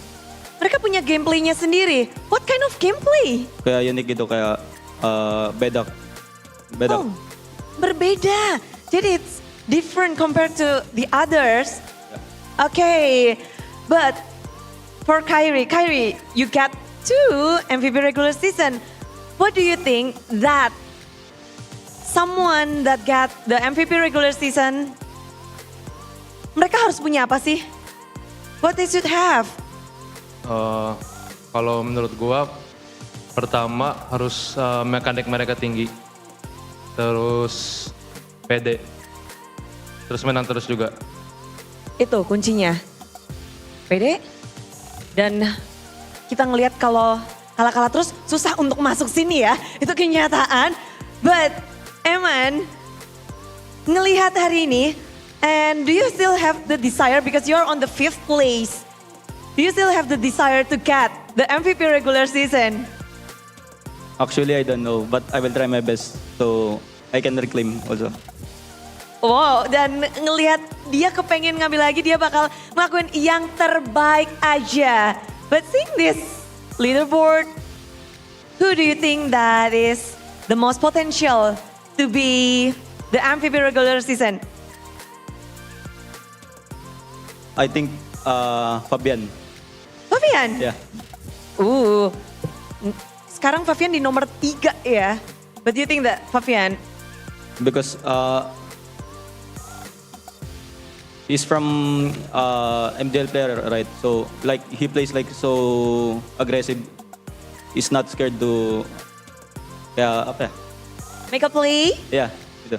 Jadi memang dari MDL juga udah kelihatan Fabian bisa jadi contender untuk Eman untuk mendapatkan MVP regular season dengan permainannya yang berani. Tapi how about you Kyrie? Who do you think that get the regular season MVP? Kalau gue ada 2 orang, Susujin sama Fabian. Susujin dan Fabian. Eman tutup kupingnya dulu, close your eyes first. Why these 2 players? Ya karena mereka jago, terus mereka juga kan di nomor 3 paling banyak points. Jadi memang kelihatan dari leaderboard dan permainannya juga.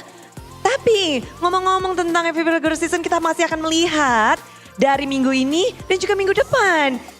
Untuk sebelum itu pastinya kita akan menyaksikan pertarungan dari kedua tim ini. Akankah ada balas dendam ataukah ada pembuktian? So for this match, any words for this match Eman? Good luck, have fun aja. Terus No, good luck Eman. Oh, ada terusnya. Ada.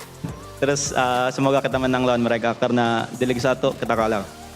Pembalasan dendam yang diharapkan oleh Eman. But for you, Kyrie, do you have anything to say for this match? Sorry? Anything to say for this match? Good luck, have fun. And then? That's all. And then? Thank you. Ya, thank you. Thank you Kyrie, thank you so much. So kasih tepuk tangan untuk Eman dan Kyrie. You can prepare yourself guys. Good luck, have fun. Berdua memang ya. Tapi spesial banget pastinya karena kemenangan tentu menjadi salah satu faktor untuk mendapatkan MVP regular season. Eman berada di posisi yang cukup nyaman, di posisi 3. Dia bisa saja mengejar dan back to back untuk menjadi regular season. Dan mengingat bahwa kompetisi begitu ketat untuk mengamankan upper bracket dan juga tiket playoff. Semuanya masih berjuang, semuanya masih berusaha. Dan kita di sini hanya bisa mendukung dengan sepenuh hati.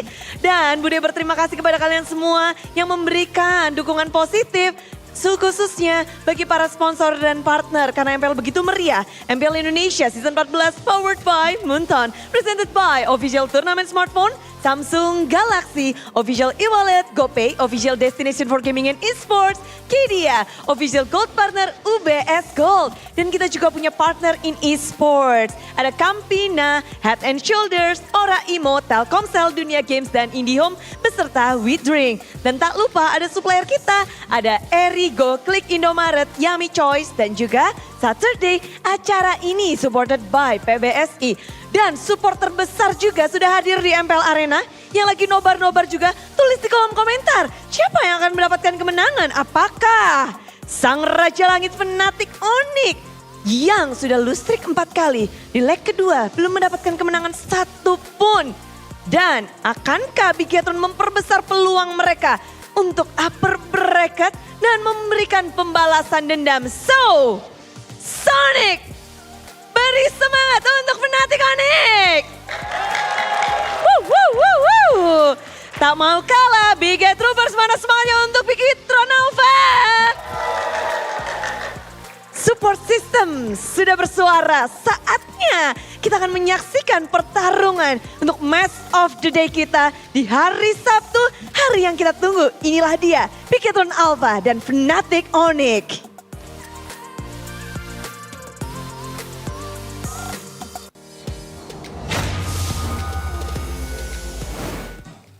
Here it is, ladies and gentlemen, the match that you have been waiting for, the highlighted match of the day as Bigetron Alpha looks to go head-to-head against Fnatic Onyx once again. In leg number 1, it was actually Fnatic Onyx that was able to beat Bigetron 2-1. So will Bigetron this time around claim their revenge? Welcome to the English broadcast of MPL ID Season 14 with me, Eterna, alongside with Gani as well as Mirko.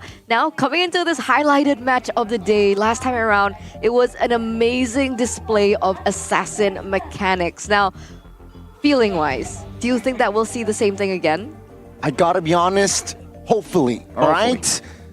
I'm a fan of MLBB, I'm a fan of high-quality MLBB, and those 3 games at leg 1, we saw great quality of jungle v jungle, assassin versus assassin.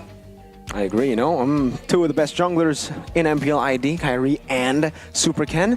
Two of the best teams in MPL ID, Fnatic Onyx and Bigatron Alpha going at it right now. Like Kryptonite though, can Fnatic Onyx defeat Bigatron? Because they're on a 4-match lose streak, folks. The first two, you can say, okay, we did this before already. The third one is like, oh, that's a bit weird. And then losing to Rebellion, that's the shocker. Truly is. So the question is, with that being said, is it the end of the Sky King era? Wow. I mean, for how many seasons is this? 6 seasons. Is it 6? 1, 2, 3, 4, 5, 6, 7. 7 seasons in a row. Fnatic Onyx have always been either first or second place in the regular season. And for 4 of them, they were actually back-to-back champions. But here in MPL ID Season 14, this is the first time we've seen them in 6th place. And they have a 0% chance to the upper bracket. So already turning a new leaf for the Kings. Just earlier with a win, Alter Ego actually put Fnatic Onyx at 6th place. So we're talking about chance to upper bracket, but their chance to playoffs, it's not looking good, especially if they lose here today. Will they still make it? Probably. It's Fnatic Onyx, Not making it to the upper brackets? Sure. Not making it to playoffs? That will be a real shocker for Fnatic Onyx. That will be the first time in history, right? Yeah, that's true. I don't think they've... Yeah. They have never... Onyx has not missed a playoff before. Bigatron also. So now it's between... Wow. Dewa United, right? If we're circling back to the standings, it's either Dewa United or Fnatic Onyx. And Alter Ego still. And Alter Ego still that don't make it to the playoffs. And I guess we might actually go all the way to season 9. Week 9 to figure out who actually is able to make it to the playoffs. And it's going to be very bloody indeed. Let's see though. I mean, in Bigatron, they are very, very form-wise, very consistent. Leg 1. Leg 2 though, kinda iffy. What happened to Bigatron? I feel like they are just risk takers, right? In the games, even when they won in leg number 1, some of the games it looked very shaky. Up against Team Liquid, when it was still Yaoi and James, they played the yin and they were able to get the dub, right? And it was a comeback game as well. It definitely feels like amongst the top 6 teams, Fnatic Onyx and Bigatron Alpha are the ones that take most of the risks in their matches. They are willing to take those risks and they are confident enough to make those risks work sometimes, right? Unfortunately, recently, not so much for both Bigatron Alpha and Fnatic Onyx. Fnatic Onyx on the Joy twice, failed. Cho twice, failed as well. Bigatron Alpha, Cho as well for Luke, unfortunate. And then the Ruby, Lu bukan baloy, you're not baloy moment when you try to read people out and TLID. Didn't work out as well. So I would say for both these teams, they gotta keep it simple. But also, you know what? In this match, let's go. Let's just fight it, man. Okay. I mean, it is our highlighted match of the day, and a lot of people have been anticipating this matchup. So with Rez, Kyrie, Sans, Keyboy, as well as CW, Fnatic Onyx, they have got a high hill to climb. But if anyone can do it, they can. Let's see if they can do it. The Sky Kings on a mission to reclaim what was once theirs. Ladies and gentlemen, this is the match of the day, and let's welcome Fnatic Onyx. Looking confident, looking serious as well.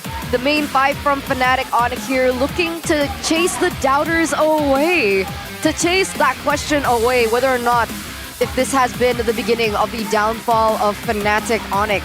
They still have a high mountain to climb once again, ladies and gentlemen, because this time around, they're going to be battling against one of the best teams at MPL ID, and that's Bigatron Alpha. Let's whip out their official team lineup here. Will it be Key or Finn? Turns out it's going to be Super Luke, Super Ken, Moreno, Key, as well as Emon. Especially seeing now that the Atlas was used by just Mr. Dreams, who was an ex-Bigatron, by the way. El Momento might be looking to bring it up himself. So, programmed to win, but against the Yellow Porcupines, can they deliver? This is Bigatron Alpha! Fnatic Onyx fighting for their playoff run, but here, very similar to Game 1 and Game number 2, Bigatron Alpha are looking to get that coveted spot of the upper brackets. Not one team in MPLG has actually secured it just yet, so Bigatron want to try as best as they can to win this point to be able to get a step closer to that second life in the playoffs. comes down to this, folks. Bigatron Alpha were able to top the regular season just last season, but that was with Keskute and NMM. A swap in the coaching staff and an addition in the XP. Ura, Theonile, Mr. Super Luke. With Fnatic Onic also struggling, but with the same exact lineup. Hey, hold up. No, Lutpi got demoted to MPL, and Rez so far has been entrusted by Baba Yaga. It's going to be very interesting to see what will happen in that EXP. Luke, very, very dangerous in leg 1, but leg 2, overextensions, overcommitment. So perhaps Rez can definitely exploit that fact. Honestly, if we're talking about overextensions, the same can be said about Super Ken, especially the last time that both of these assassin users have met. And that's why they are the rival showdown highlights. Let's talk a little bit more about them right now. Very rarely, or I would say actually we have never seen a Ling Fanny aside from this matchup here. Fnatic Onic and Bigatron Alpha both brave enough to leave the Ling and the Fanny to trade it around. And we were able to see a very, very stellar match. Total kills, number 3 for Super Ken, number 7 for Kyrie. Super Ken has had a better road, I would say, in the regular season, but not in the matchup head-to-head. Head-to-head-wise, Kyrie was able to beat Super Ken on the Ling, despite Ken able to get a few of those solo kills by himself against Kyrie. I think in that first matchup, it was also still a Fnatic Onic that was really, really good at enabling Kyrie, at playing their game, but for some reason, in their last 4 matches when they are on that lose streak, it feels like it's just different. It feels like Fnatic Onic have gone back to M4. Those were not really the glory days of Onic. They need to try to replicate what they did at MSC. CW on the weak side, and maybe a bit safer this time around. I don't know what's happening, but CW has been solo killed twice. Matt, and also by Aaron Shiki. This man never gets solo killed, never before. Meanwhile, for the side of Bigatron Alpha, everybody has really been performing, but like you said, overextension, overcommitment seems to be the problem for BTR. He, Super Ken, Super Luke. Supers need some repairs here, seems like. And this is going to be their keys to victory. Let's take a look at it. Presented to you by Samsung Galaxy S24 series, Bigatron Alpha, Eman. Punish CW's laning phase. CW has been punished before by Matt, by Aaron Shiki. If we know Eman, yeah, it's pretty damn good at actually taking the laning. Minimize Luke's desperate moves. Luke makes a lot of 50-50 gambles, but honestly, in a winning game situation, you probably shouldn't go for these matchups. You probably shouldn't make these random and desperate decisions. And finally, optimize El Momento Key with a Moment Hero. We saw the the Atlas just earlier. The Tiger's been pretty good too. Maybe if we can get Mr. Key on those heroes, it'll be great. But this is it for Fnatic Onic as well. Avoid the Kyrie-centric playstyle. It seems like they're back to M4. Kyrie Esports was a theme back in M4. And if they want to do well up against top teams, they must escape that Kyrie-centric playstyle. Keyboy must step up.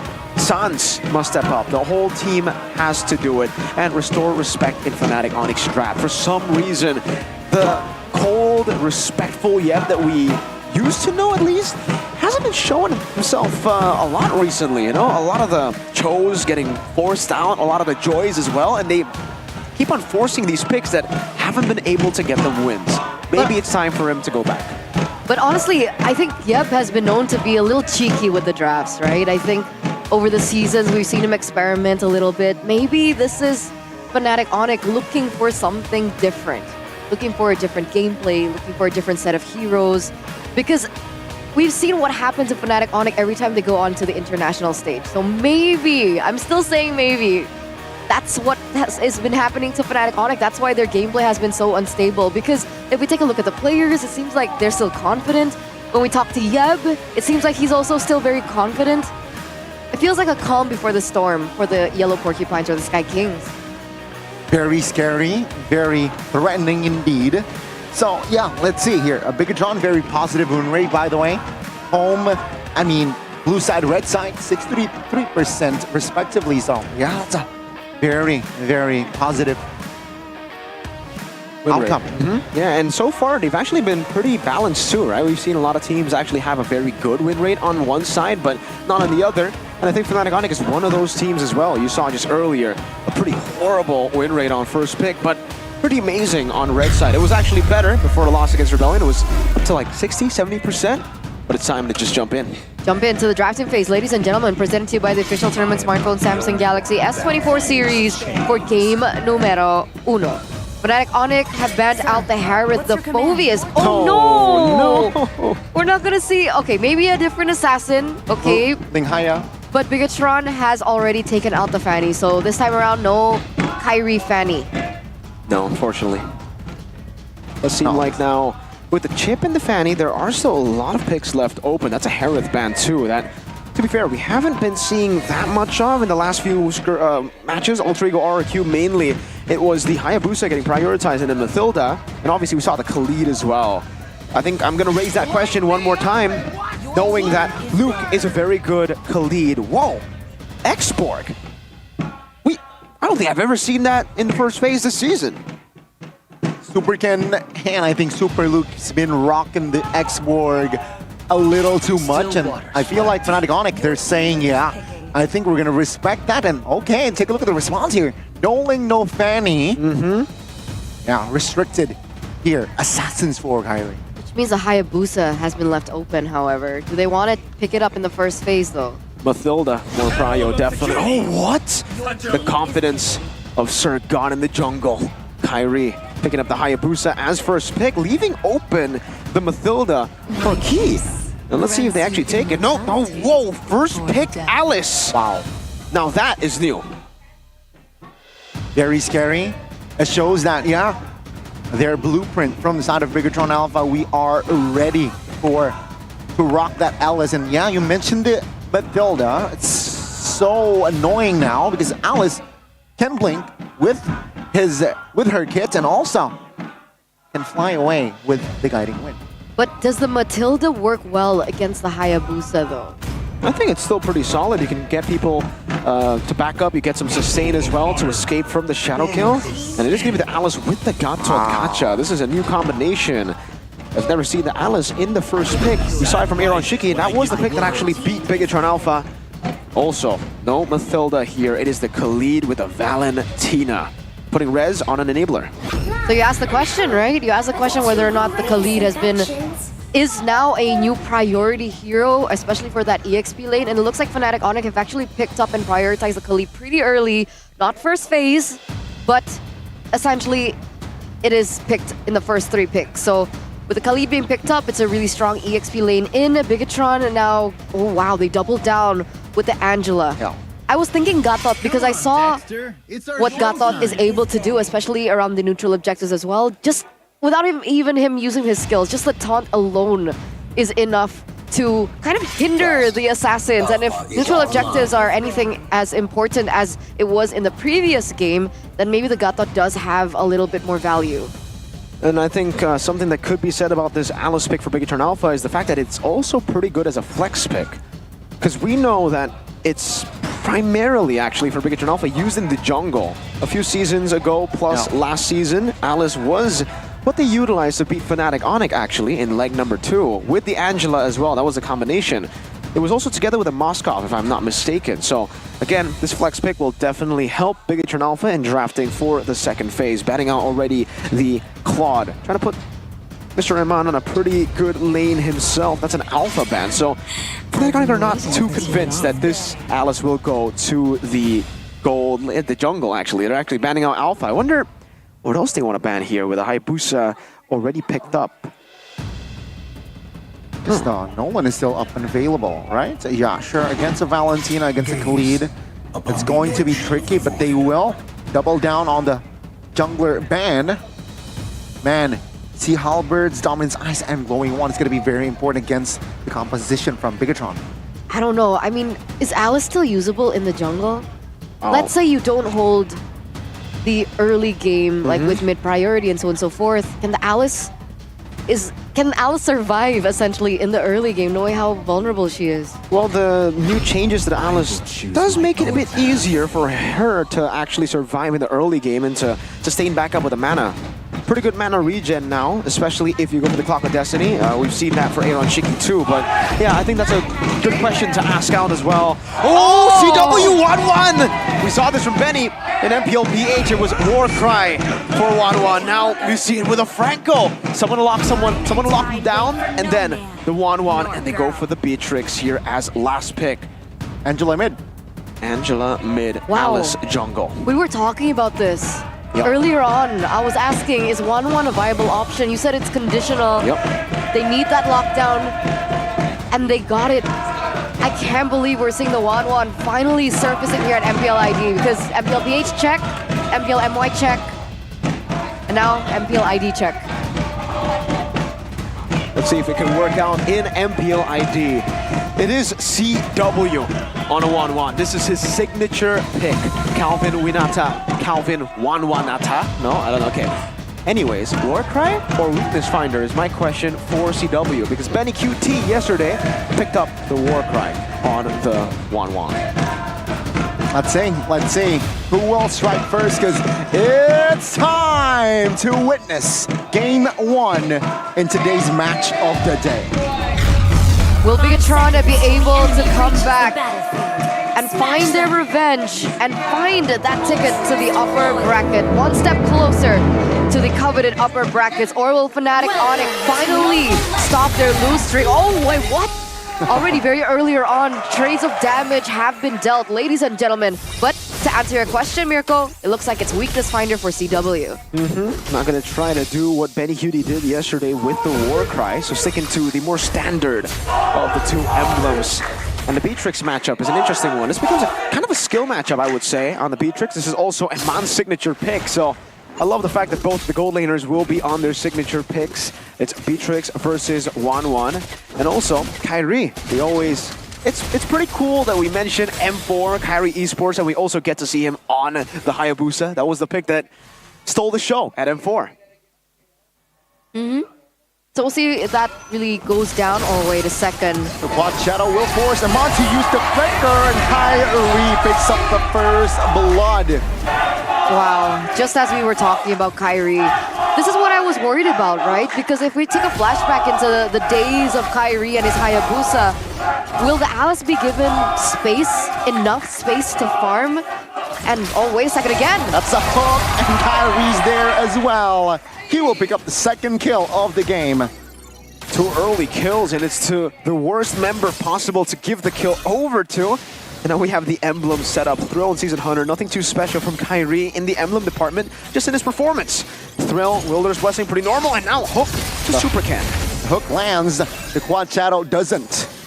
That will be Supercan disengaging. But remember, that's already some time being bought out by Keyboy. And are we getting flashbacks to the old Keyboy as well? The aggressive Keyboy, the annoying Keyboy that can really hinder the enemy jungle? Because so far, he has been very active on his Franco. Does look like up top too, Fnatic Onyx have been able to actually enable Rez. That's level 4 on both Sans and Rez, who are already setting up for the neutral objective. Keyboy's level 4, Rez. Good denied rotation. That's Super Luke caught in a 3v1. Now FNOC. This should mean that the turtle is 100% for their side. Supercan though, will he deny it? He taking some heat from Rez. Seems like Kyrie is still too comfortable. He opening up vision, and Supercan is in no position to contest. Oh! Avatar connect with that low health as well. It's gonna be Key going down now with Angela. Supercan pops a blood. Oh, looking for Keyboy, who has no flicker. Super Luke is there, and Super Luke will pick up the kill.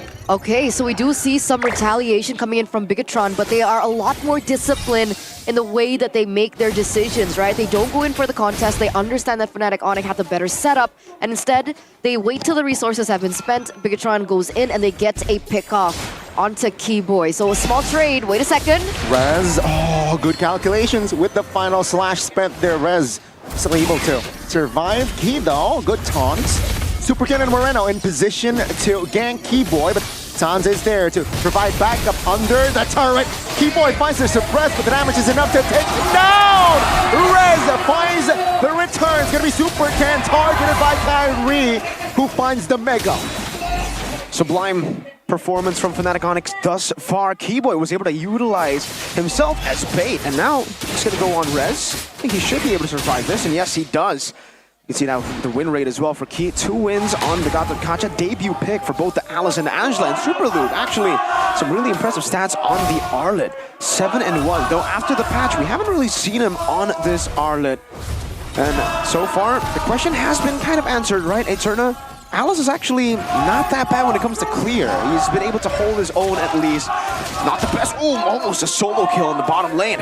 I think we can trust Super Ken, right? I think from his debut season, he's been very effective when it comes down to farming and rotations, and he's only a level below of Kyrie despite how aggressive Fnatic Onyx have been. Okay, Rez forcing that out away from Super Luke. Wait a second, what's going on in the bottom lane? The Brute's Passion doesn't land on CW. Kyrie though, oh good spacing from Iman. Dodging that quad shadow. Now it's gonna be the turtle. Super Ken, Luke, and Key is on it as well. Sans now from another angle, but seems like Bigatron, they are going to initiate this turtle. Good terrify. Oh, the hook doesn't land. So it's going to be a reset here as Bigatron also taking their time here. Doesn't want to commit on towards the turtle just yet. And Rez providing vision. Kyrie's also hovering over. Quad Shadow connect, that's the suppression. Hunt connected. Now it's going to be Super Luke trying to find an angle as Kyrie finds the turtle. Now it's going to be an all-out fight. Rez jumping in as well, though. Rez seems like using the Raging Sandstorm to defend himself, but it seems like the damage will be enough to take him down. Super Ken picking up the kill. CW from another angle. It's going to be Super Ken very low as Kyrie picks it up. CW with the ult as well. It's gonna be Key isolated, and CW picks up that kill. Yeah, 1-for-2 trade at the end, but it was very interesting, right? Because I don't know, what do you think about this Miracle? What do you think about the... Oh, wait a second, Kyrie! Okay, he's gonna be fine. What do you think about 5v5?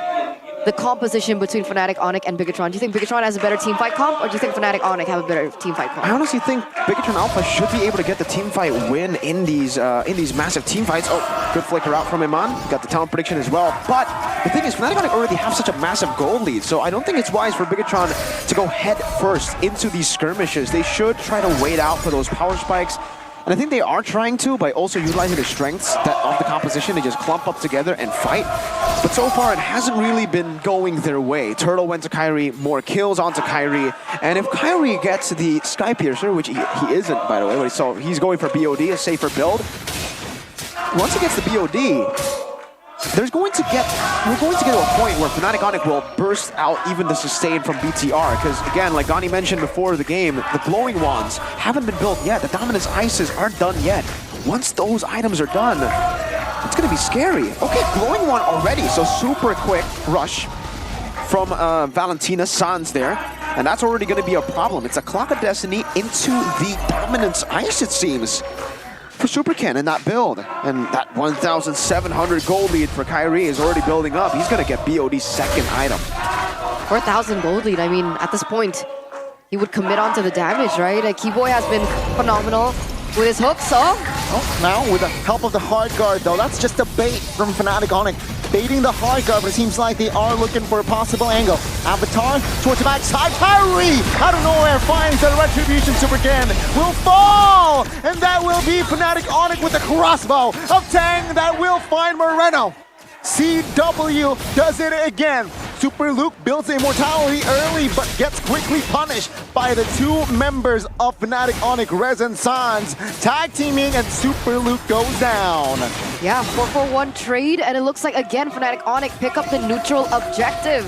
This is comfort right here for Fnatic Onyx. They're not experimenting with their drafts anymore. It looks like Fnatic Onyx, they're in it to win it. There really are nothing left to lose for them, honestly, right? It's all about the playoffs now. Game fact by GoPay, though, for Wanwan. This marks Wanwan's debut in MPL ID Season 14 after previously appearing in MPL PH Season 14, where she was used by TLPH's Betty Cutie to secure a victory against RSGPH. And it looks like maybe this Wanwan will also have a good win streak here, a good win rate, rather, with the hands of CW. So far, so good. Keyboy, oh, get the hook. The hook, that's one member, and that will be Super Luke punished. Will it be crossbow? A Tang will lock him down. Keyboy will be the sacrificial play, though. Rez And for an angle, Raging Sandstorm finds Till. The damage will not come through anymore. It's gonna be 1-for-1. Here's the thing though, Miracle. I do have a big question. We're only in the 8th minute of the game. Let's say Bigatron are able to extend it. 1, do they have a chance to?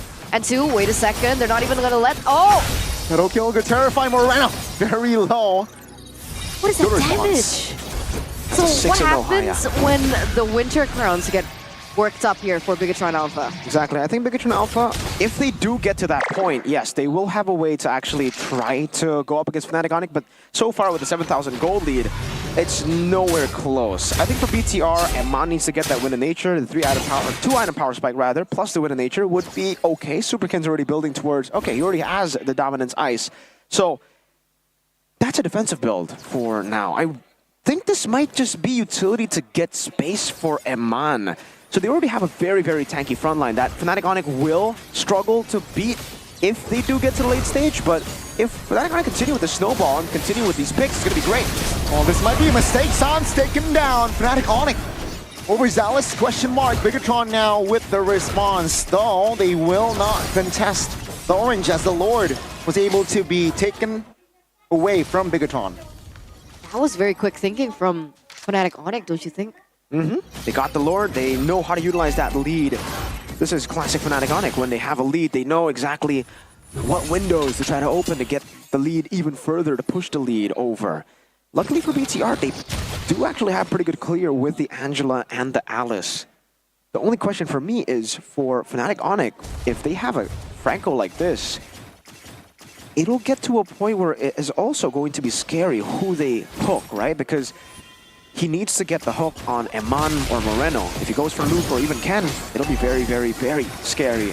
Because then the Heart Guard comes in, and then Super Ken with the tanky-ish hybrid build should be able to maybe turn the tides around in these skirmishes. But so far, First Lord, BTR just turtling inside of their base.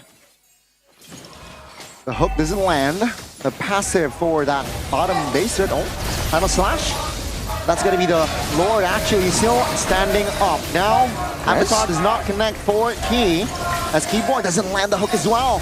So that will be Bigatron defending their 3 base turrets. Did Sans flicker in to look for a final slash? Yeah, he went for the final slash flicker. In typical Sans fashion, unfortunately, he wasn't able to find it, but still, when you're ahead by 10,000 gold, you can afford to actually make those plays and maybe come out on top. That's a final slash onto his Keyboy though. Flicker out, no immortality for him. He is okay! Crossbow attack onto his 2 members. Super Luke loses immortality. Rez as well, but that's gonna be key punish alongside CW and Rez. Bigatron Alpha, they have found their jam. Man, I mean, Super Ken plus the Angela Heart Guard, that is so much sustain. The question is, how will they be able to pierce through it? It didn't seem like the crossbow of Tang will be enough to burst him down. No. They need something else. Not at all. That's why I'm saying once Super Ken gets to a point where he's very tanky, the sustain is not going to be a problem here with the Angela, at least for now. And again, yes, Kyrie has a lot of damage, some ridiculous damage. But even then, Kyrie wasn't able to burst through Super Ken with the help of the Angela. And on top of that, there's 2 more frontliners to deal with. And like I said, Emman, 2-item power spike, the OD Malefic Roar, now the Win of Nature. That's the power spike, and now Bigatron Alpha should still be able to control the game. It was all about damage control for BTR to get to this point, to also defend so that none of their base turrets get taken down. Because if they lose a base turret, then it would have been tough. Now that the base turret is still alive in the bottom lane, that's a slow push built up for Fnatic Onic in the bottom lane, but they always have that Angela to play the macro game, and BTR are actually the ones starting up the Lord. I think BTR should look for fights, not for neutral objectives though, because this Alice is 2 levels down of Kyrie. Maybe it's a bait, right? Maybe that's exactly what they're looking for. They're looking for information here to open up potential baits over onto Fnatic Onic, because again, with so much sustain from Super Ken, they can actually utilize the fact that Fnatic Onic are very reliant on the ultimates. Yep, it's gonna be Raging Sandstorm finding him on. That's gonna be a Mon targeted, but Sans finds the Lord. Wind of Nature pop, but Kyrie will secure the kill. CW falls key as well. It's gonna be Kyrie actually taken down, shut down for Super Luke, and that's gonna be a res isolated, trying to buy time, as Sans and Keyboy will be able to survive from that fight, but the Lord goes to the yellow porcupine. 3-for-3 trade, 3-for-3 trade. They lose 3 members, but Fnatic Onyx are still able to pick up this neutral objective. The Lord is marching, but in terms of that, Bigatron, they should be fine. 7 seconds left for Amon to spawn back into the game. This is such a disgusting draft now that I look at it again. Bigatron are 6,000 gold behind, yet it was a 3-for-3. Yeah, the Lord was taken by Sans. Amazing by Fnatic Onyx, but Bigatron are fighting where they really shouldn't be winning. They are winning when they shouldn't be. This composition is letting them get away with so much. In that skirmish, they didn't play clean at all. Emon was targeted. That front to back was not a front to back. It almost seemed like they wanted Emon to die as a sacrifice so that they can actually just bait all of them into the Blood Ode, into Super Ken. And then they just out-sustained Fnatic Onyx. Super Ken lost more mana than he did HP in that skirmish. Avatar popped King, taking some heat, but is able to reposition to a safer position. Now Fnatic Onyx, they are still on the offense, looking for that base turret in the bottom side. Gets it, and they will back away. No resistance whatsoever. They should be able to find a comeback though. Again, because going back to the point, right? Kyrie's reliant on his ultimate, right? CW is reliant on the crossbow of Tang. We have Rez. There's like not enough sources of DPS, I would say, that Fnatic Onyx have in their composition to scrunch through how much sustain and how much damage Super Ken is able to absorb alone. And on top of that, if the hard guard comes in, that becomes a completely different story altogether. So what do Fnatic Onyx do? Do they completely ignore Super Ken? Do they go for Amon instead? I mean, even if they do, they still have to think about Super Ken. What's the decision that they should make here? How do they win these team fights? I think at this point, they play with their advantage, which is tough. Don't get me wrong. Their advantage is just 3,000 gold lead, but they have a base turret down below. So they can try to play the macro game, but even then, it seems as though BTR have that covered too. Kyrie was able to steal away the purple buff, but with the new Alice change, so far, it actually doesn't seem like it will impact him that much. He's going to have to be more conservative with the mana usage, but still, that mana regen is actually disgusting, and that's a full tank build on Super Ken. He's been relying on just base damage, folks. On the Clock of Destiny, okay, a little bit of magic damage, but yeah, just base damage there. Dominance Ice, Winter Crown, an Oracle, and a Dreadnought armor that will build to an Anti-Curse. So yeah, BTR have it covered in the bottom lane because they have an Angela. They have someone with a global ultimate, and BTR can just constantly look for fights on the other side of the map. And now they're... Fnatic Onyx don't have the lead that they had before. It was 2 levels for Kyrie, now it's a 50-50 on the red tree. See here, Bigatron has the info that no quad shadow for Kyrie. He used it earlier. Let's see though. Now, what will Bigatron do? I think Kyrie has the quad shadow quite soon enough. In the bottom side, it's more right now. Waiting for the right time. Hook doesn't land. Wicked Super Ken though. It's gonna be CW finding the Lord. Avatar popped as well. Sound stuck, isolated, taken down. That will be more Emon actually very, very low. So that's a response 1-for-1 yet again. Did you see that? Sans was positioned. He wanted to go for the assassination onto Emon, but he was holding on to the hard guard. I think if he chose something different, he could have looked for a play onto Emon. But with the hard guard, was he looking for an easy, a fast escape? What was the plan there? The thing is, I don't think there's any other ult that he can take. Maybe the Avatar, but that wouldn't really help him in a front-to-front.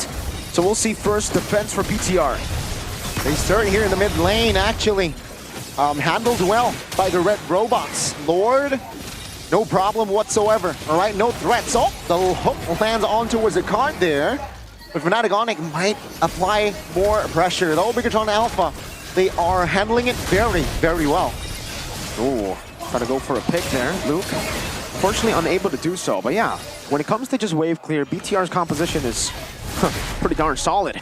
Actually, with the Bennett of Eman and Ellis, you clear the wave super fast. So these Lords actually have been getting Bigatron a bit more advantage than it has for Fnatic Onyx. That 4,000 gold lead is now down to 3,000. And if BTR continue to just clear out these waves, they are going to get to level 15 on all their members and full items on all their members very soon.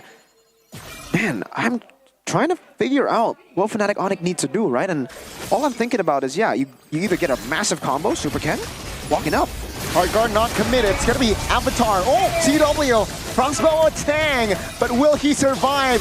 Now, in a clumped up situation, he will fall. Super Ken again with the help of Moreno in the back line is actually Rez as well. Caught. Mortality popped. Super Luke trying to buy time. Loses the mortality as Rez will fall. 2 members of Fnatic Onyx down and out. And it was just the immortality that gets popped. They don't even lose a single member from Bigatron. We saw what happened, right? Bigatron, they were so great at making things messy for Fnatic Onyx that they were separated. And unfortunately, in that particular position, there wasn't much that even Kyrie could do, even despite the damage that he has. Is this just checkmate from the drafts? I don't know. Fnatic Onyx played that team fight so well. CW kited forever. Super Ken, Super Luke, he are just unkillable. And what? The gold lead is gone. 7,000, I think it was, at a certain point. And that was all with no purple buff for Ken. Now he gets a purple buff.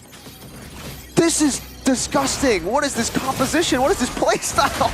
Oh, this might be a mistake. Final slash. Keyboy receiving a lot of damage, loses mortality, and he will lose his life. Kamon secures it! Key finds the big play, but Fnatic Onyx, they will be able to go back now. Sounds face checking! That's a mistake! Double kill for Iman, looking for the triple as Kyrie in the backside. Win of Nature to save Iman. Now in the Beer's fashion, looking for a member as Win of Nature by CW pops as well. Lord is up as Bigatron. They neglect the Lord. They want the base turret and they will get it. With hard guard, they will jump back, looking for the end. Rez taken down. Now Fnatic Onyx looking for the clear. Kyrie, will he be able to? He will. But now it's going to be Bigatron with the wipe out. Wiped out, all 5 members taken down. Ladies and gentlemen, this was a Fnatic Onyx game in the early portions, but Bigatron come back and look for a different trade altogether. This is the end angle that Bigatron have been looking for.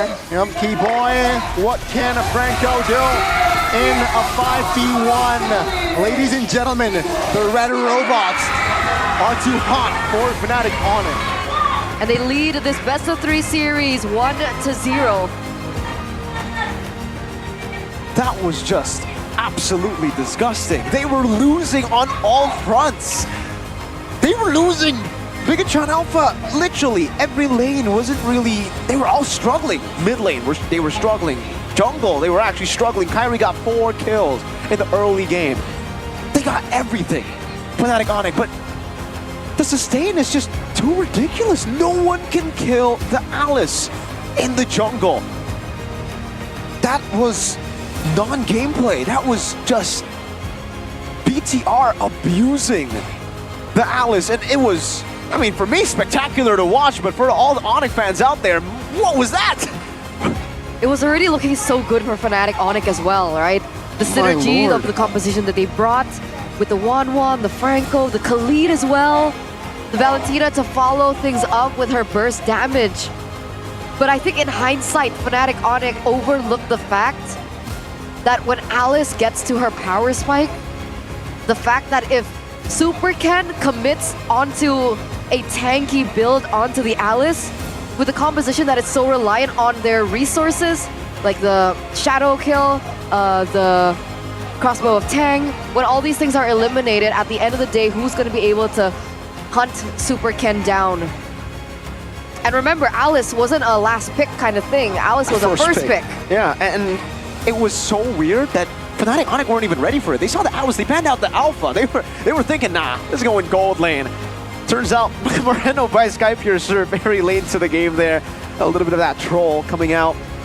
But usually we would be able to say something about Fnatic Onyx, like they choke, maybe they threw a lead, maybe we would find solutions. But I honestly can't really pinpoint a problem for Fnatic Onyx. I think the biggest problem was maybe, yeah, just the drafts there, because they were winning. They got everything that they needed to in the early game, all the way to a base turret, and they didn't choke. They played really well in these team fights.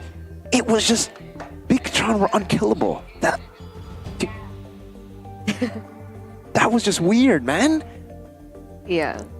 I think Fnatic Onyx, they had a small window of opportunity. For sure. Right? There was a countdown for them to close out the game. A very short one. Very short. Pre-Winter Crown Alice, I believe.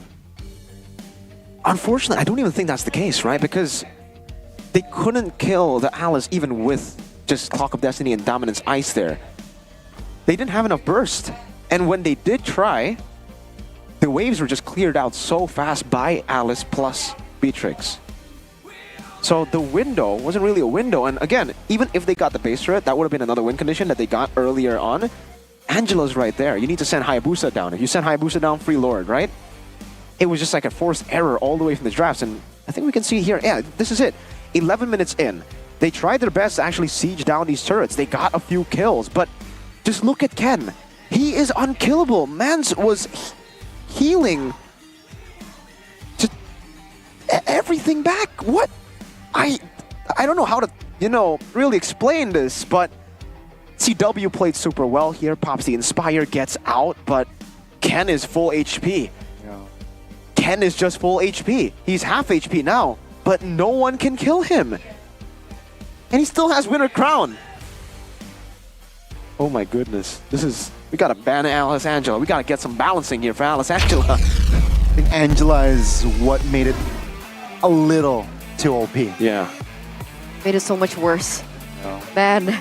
And obviously, the player of the game, Super Ken, presented to you by the official tournament smartphone Samsung Galaxy S24 series.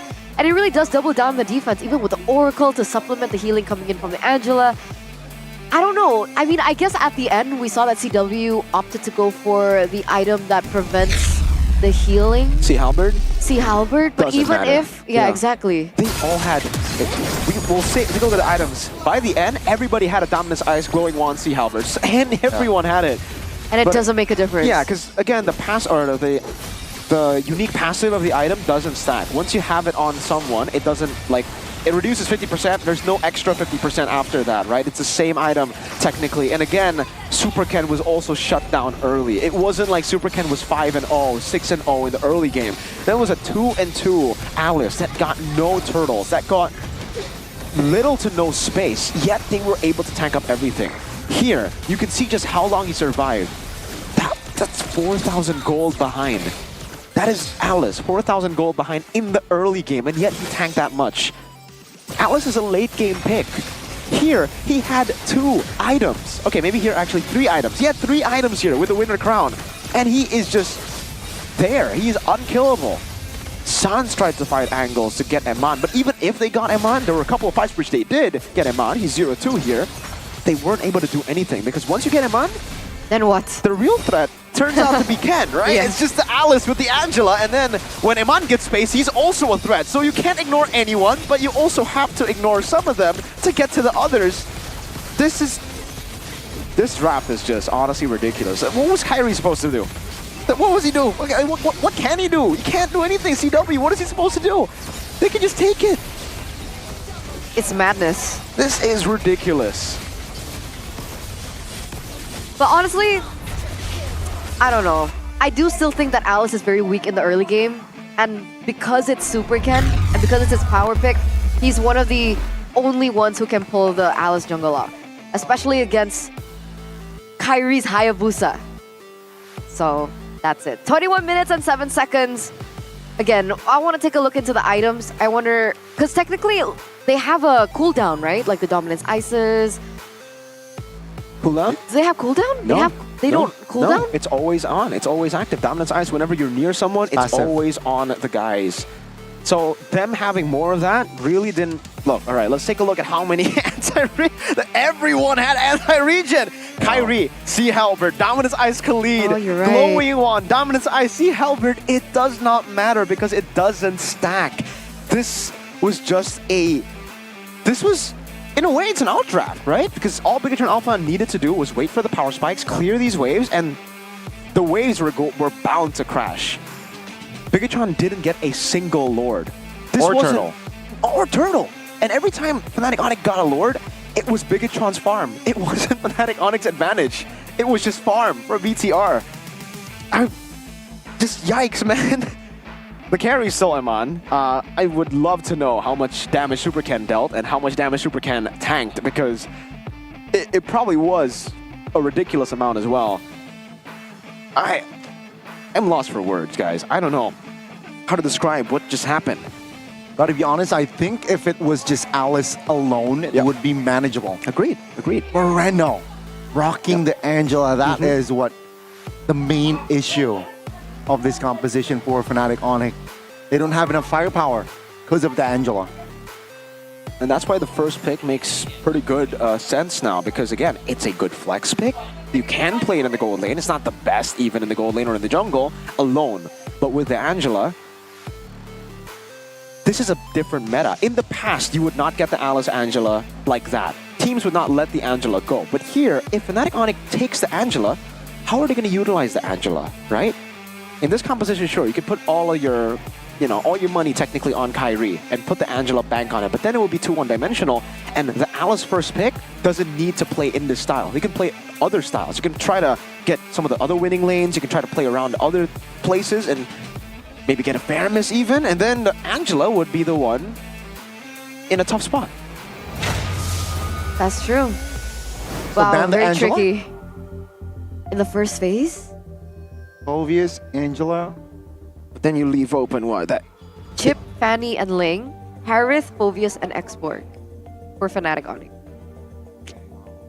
But I guess it depends. Do Fnatic Onyx want to pick up blue side or red side this time, right? They do have the option of choosing, but what you guys don't have the option of choosing is the best in the biz, right? If you guys want full value, there isn't any choice because there's only one choice. It's GoPay app, the gamer's wallet that packs a punch. With GoPay, you guys can vote for the winner of each MPL Season 14 match and guaranteed to get GoPay coins on your first vote, plus 1 token with every vote that you take. And all these tokens, you guys can collect it and you guys can actually exchange them for free skins, GoPay coins, gaming smartphones, and even electric motorcycles. Do you know how much electric motorcycles cost? A lot. A lot. Imagine you guys get that for free. It's by downloading the app, right? Why not? Scan the QR code, and also, you can also buy the latest skin to look cooler while you're playing, of course. And where do you top up? GoPay, all right? You can top up your diamonds, pay with GoPay app, get 20,000 worth of GoPay coins for that cashback. Yummy. Yummy. Yummy cashbacks, man. And on top of that, you can also just, get yourself some essential ammunition for all you gamers out there. What? You don't know what your essential ammunition is? Well, it's that phone credit. So you can keep playing smoothly, and in MLBB, you can turn on Wi-Fi plus that quota, the signal, the phone thingy-majiggy, and you get better connection. In the GoPay app, as simple as that, you can buy phone credit at the lowest prices. And if you make a lot of transfers to different banks, well, you don't need to care about admin fees here with GoPay. 100 transfers per month to anywhere without any admin fees. And also, if that wasn't enough for you guys, if you go out with your friends, you eat food or you do whatever that requires you to split the bill, you don't need to do it manually. You can just take a picture of the bill with the GoPay app and it'll split the bill for you. Wow, it has so much value. It's actually making me value, tear up. Dude. Tear up? Yeah. What? I'm tearing up. It's so much value right now. Are you okay? Are you handling it okay? Oh my okay. God. So much value. There's more. There's more. There's more. Really? Yeah. You're already crying for this? What about I can't handle with it. the best? What's that? That's when you can brawl with Kai. Wait, or Donnie's favorite, Zetsuna. Oh, they're gonna say highs. Oh, that would have been a good one too. At highs earlier. So how do I brawl with the best of the best? Hey, super easy. Super easy. Just download and register the GoPay app on your phone, and then you can just head straight to the GoPay booth here, right outside, offline, right outside. Participate in the lucky draw for a chance to win a golden ticket. And then you will exchange that to the lady or the sir in that booth, to have a chance to play Brawl. Oh. I actually have a picture to prove to you guys that they played Brawl together. This right here on my Samsung phone. That's Hazel together with the lucky people who got the lucky draw. Oh, that's super cute. And then... Did you take that picture? This is Aaron playing Brawl with the best. Yeah, I took this picture. I missed out. Lucky. I missed out. But, ladies and gentlemen, please don't miss out on this. What right? is this? BBG. What is BBG? It's not Baby Girl. I wasn't thinking Baby Girl. I was thinking it's not Baby Gani either. Evo's MDL coach in season 5 MDL or season 6 MDL. Not that too. Oh, no? What the, you wanna know? Is BBG? What? Bagi GoPay. Hey. English, please. English, please. What is What's that? that? Giving out GoPay. Oh, wait. They're going to give away GoPay? Yeah. How? There's an event. Okay. So GoPay will be giving away a total of 50 million 50 GoPay million. coins to lucky winners. So make sure to download the GoPay app right now. And all you need to do is, download the app so you guys can redeem free GoPay coins. Value. And it's only in this match. It's gonna be So it's time, happening. guys. Yeah. It's gonna be happening this match. But yeah, Fnatic Onyx, they're down a point. They are. If they lose again, that would be 5 LS. Surprise, surprise. Oh, and Gani, they will cement themselves at 6th place. Not Being safe from the playoffs. gatekeeper. Being the gatekeeper, and if Dewa win against RBL, oh man. Big yikes. Fnatic Onyx don't make it to playoffs? I don't see how that's possible. What's the There's a head-to-head? possibility. There's a possibility, but Dewa knowing Onyx head-to-head. Dewa Onyx head-to-head. Alter Ego, they're not safe yet too. Yeah, true. Alter Ego are not safe. Dewa are not safe. I don't think there's a world where Fnatic Onyx actually doesn't make it to playoffs, right? I mean, are you jinxing it, my boy? I'm not, my boy. I would love to see Onyx and BTR, the two best teams in MPLID, to make it to the grand finals. But we do have this. Here. Whoa. Wow, needing a win. Is this you, Gani? Let's say how FNOC can win in game 2. Forcing Ken to fight Assassins. 51%. I mean, if you really think about it, right? Assassin v Assassin, Harry has an edge over Ken. So yeah. Whoa. 51% agrees. Oh, Gani. Yes, Fanny was able to win the game, but who got the solo kill, right? Let's not forget that, man. It was Mr. Ken. I thought you guys were friends again. Oh yeah, we are. We're just having friendly banter here, right? okay. Like two best teams, of course. We get to talk about it, right, Gani? But also better setup end game and aggressive but calculated. I don't know what that means. Aggressive but calculated. Maybe they felt like Fnatic Onyx were too passive? It's just composition, I feel like game 1. I think it was just like an unfortunate outdraft because... But they were aggressive. Exactly. They were super aggressive And they were in the early calculated game. too, in a way. They Yeah. always try to kite back. They did what they were supposed to do, but it was an Alice Angel that's unkillable. Oh, okay. Still the same. Fnatic Onyx decided to stay on blue side. First All right. pick. So at least there, they'll stay, but looking at the win rate, it does seem like, Fnatic Onyx have been able to find more success on red side compared to blue side, but still sticking on blue. And also, it's a lot less threatening if you're on a Franco. That is leading. Because you're just basically relying on those hooks. If it doesn't land, yeah, there are technically no initiator per se. And that is just Bigatron increasing their odds or increasing their win rates on the red side. Okay, we've been talking about a couple topics so far, but can we address one thing? Yes. 1-1. Is she honestly a viable pick in this meta? Against an Alice. Against the Alice Angela, I don't think so, right? The 1-1 doesn't have enough burst, and the DPS isn't big enough to a point where it can actually shred. I think a better option against the Alice Angela would have probably been something like a carry, right? But obviously, they didn't take into account of that possibility of the Alice just being 6,000 gold behind and still unkillable. Yeah. So, I think the 1-1 is viable. You can play her, not in every situation. It's still very situational. But that game was just purely... okay, not purely, but it was unfortunate, definitely. There's a part of unfortunate there. Super. So let's see. The drafts played a heavy part in the way that game number 1 went. So this drafting phase is going to get a lot more interesting. Presented to you by the official tournament smartphone Samsung Galaxy S24 series. We do see the Heron, Phobias, X-Borg banned out, still the same bans for Fnatic Onyx. Meanwhile, Bigatron go for the Chip, Fanny, and the Link. So Exactly the same. Fnatic on to pick up the Hayabusa again. Angela Alice now. Yeah. Oh, Yeah. that's true. That's the change that they can make. It was Angela Gatot, and then... sorry, it was Alice Gatot. But now it should probably just be... Oh no, they're just gonna go Alice Gatot because again, right? If they go Alice Gatot here, will we actually see Fnatic on it go for the Angela? I don't think so. Yeah, they go Valentina. So far, nothing has changed. And they go Khalid. This is an... Gani. Redraft. Gani, this is the same thing, and... Oh, I don't know about this. What are they going to change? Are they going to go for Lunox, maybe? Carry? I think they will change the Frango. Yeah, but with what? What is going to be good enough to lock this guy down?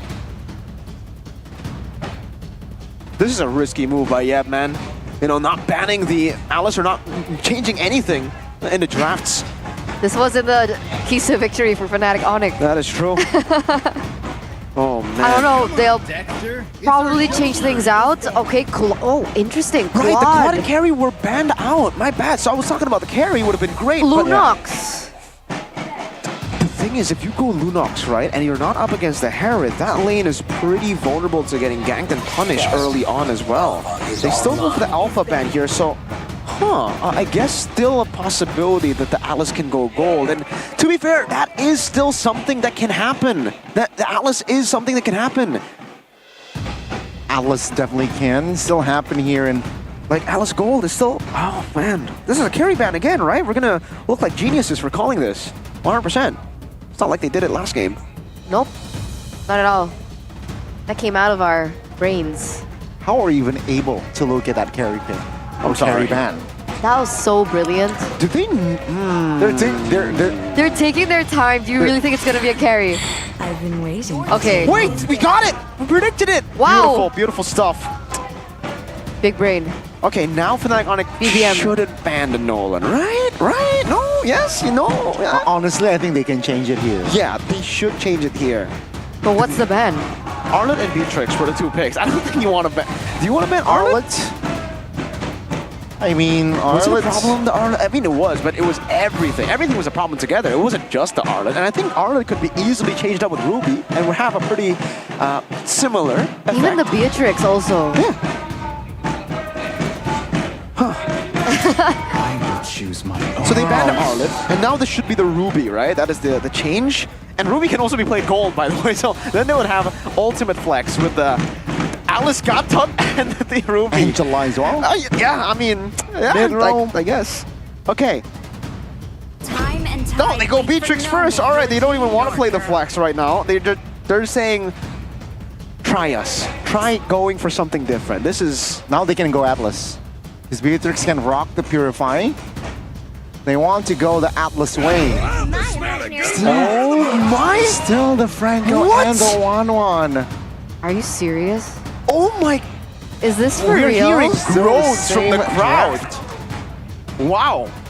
That I've never heard that before. The Sonics are scratching their heads right now. People were literally like groaning in confusion. This is the first time I think... What, Ruby, right? It has to be Ruby. No? Guys, remember, this is not like Honestly, a match that Fnatic Onyx can just wing it, right? Oh, they man. are still very close to not making it to the playoffs. How confident do you have to be They had... to redo the same draft that did not work against the same composition? They had no damage. In the draft, we were all saying that the draft... Oh, this has to be a Ruby, right? Additional system. It's not. Thamus? Terizla. Okay. The voice line is... I mean, it's another ridiculous tanky lineup. They were ahead 4-0. They are saying right now, Fnatic Onyx are basically saying that they can get a bigger lead at the start of the game. They are racing to get that bigger lead. Because if they don't get a bigger lead, what's stopping Bigachon from doing the same thing? What's stopping them? Trust. All they need to do is just weather the storm early. Trust and faith. Trust and faith. Trust and faith in Fnatic Onyx. Man. Okay, this is quite confusing, yes, and we did talk about that window that you said was barely even a window. So Fnatic Onyx are working against timers right now. Maybe they saw the mistakes that they did in game number 1 and they want to redo it. Okay, maybe they want to finesse the mistakes and finesse the timings in game number 2. But again, ladies and gentlemen, to remind you, Fnatic Onyx, they need this. They are inches away of falling into the red zone and not making it to the playoffs for the first time in MPL ID history. So with that, let's see, ladies and gentlemen, as we enter the land of dawn, already so much aggression happening between both of these teams. You can see the adjustment instantly for Fnatic Onyx, which is try to invade the purple buff early, but even then, Moreno, Key in this mid lane. This time it's different, and Terizla, actually, you're more of a force to be reckoned with in the early game than an Arlet, I would say, right? So they've kind of built on their own weaknesses too, Bigatron. Okay. So in this 1v1, with Khalid being very dominant in the XP lane, the Terizla still wins it out? It's a non-lane. Okay. It's a non-lane.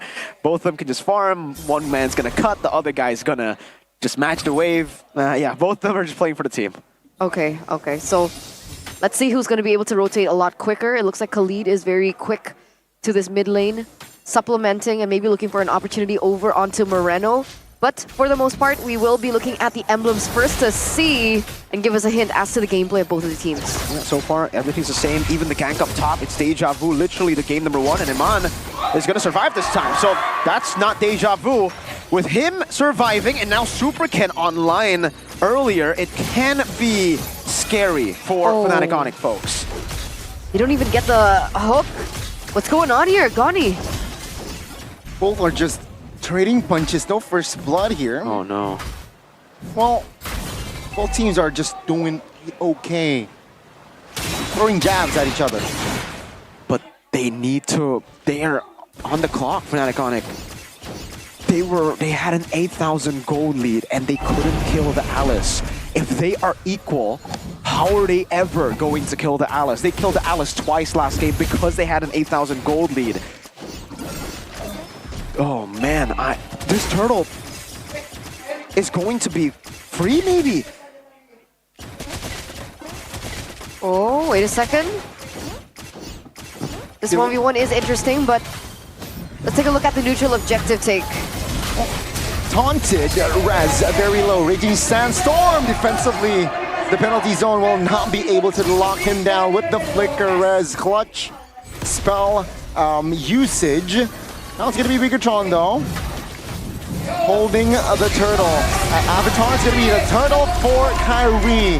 Very good steal with the Quad Shadow available. That's a Terrify as well. Sans was able to find and deal damage, but in top lane 2v1. Moreno finds the kill. Was that a worth it trade? The turtle for CW's life. Here, I'll give you a situation.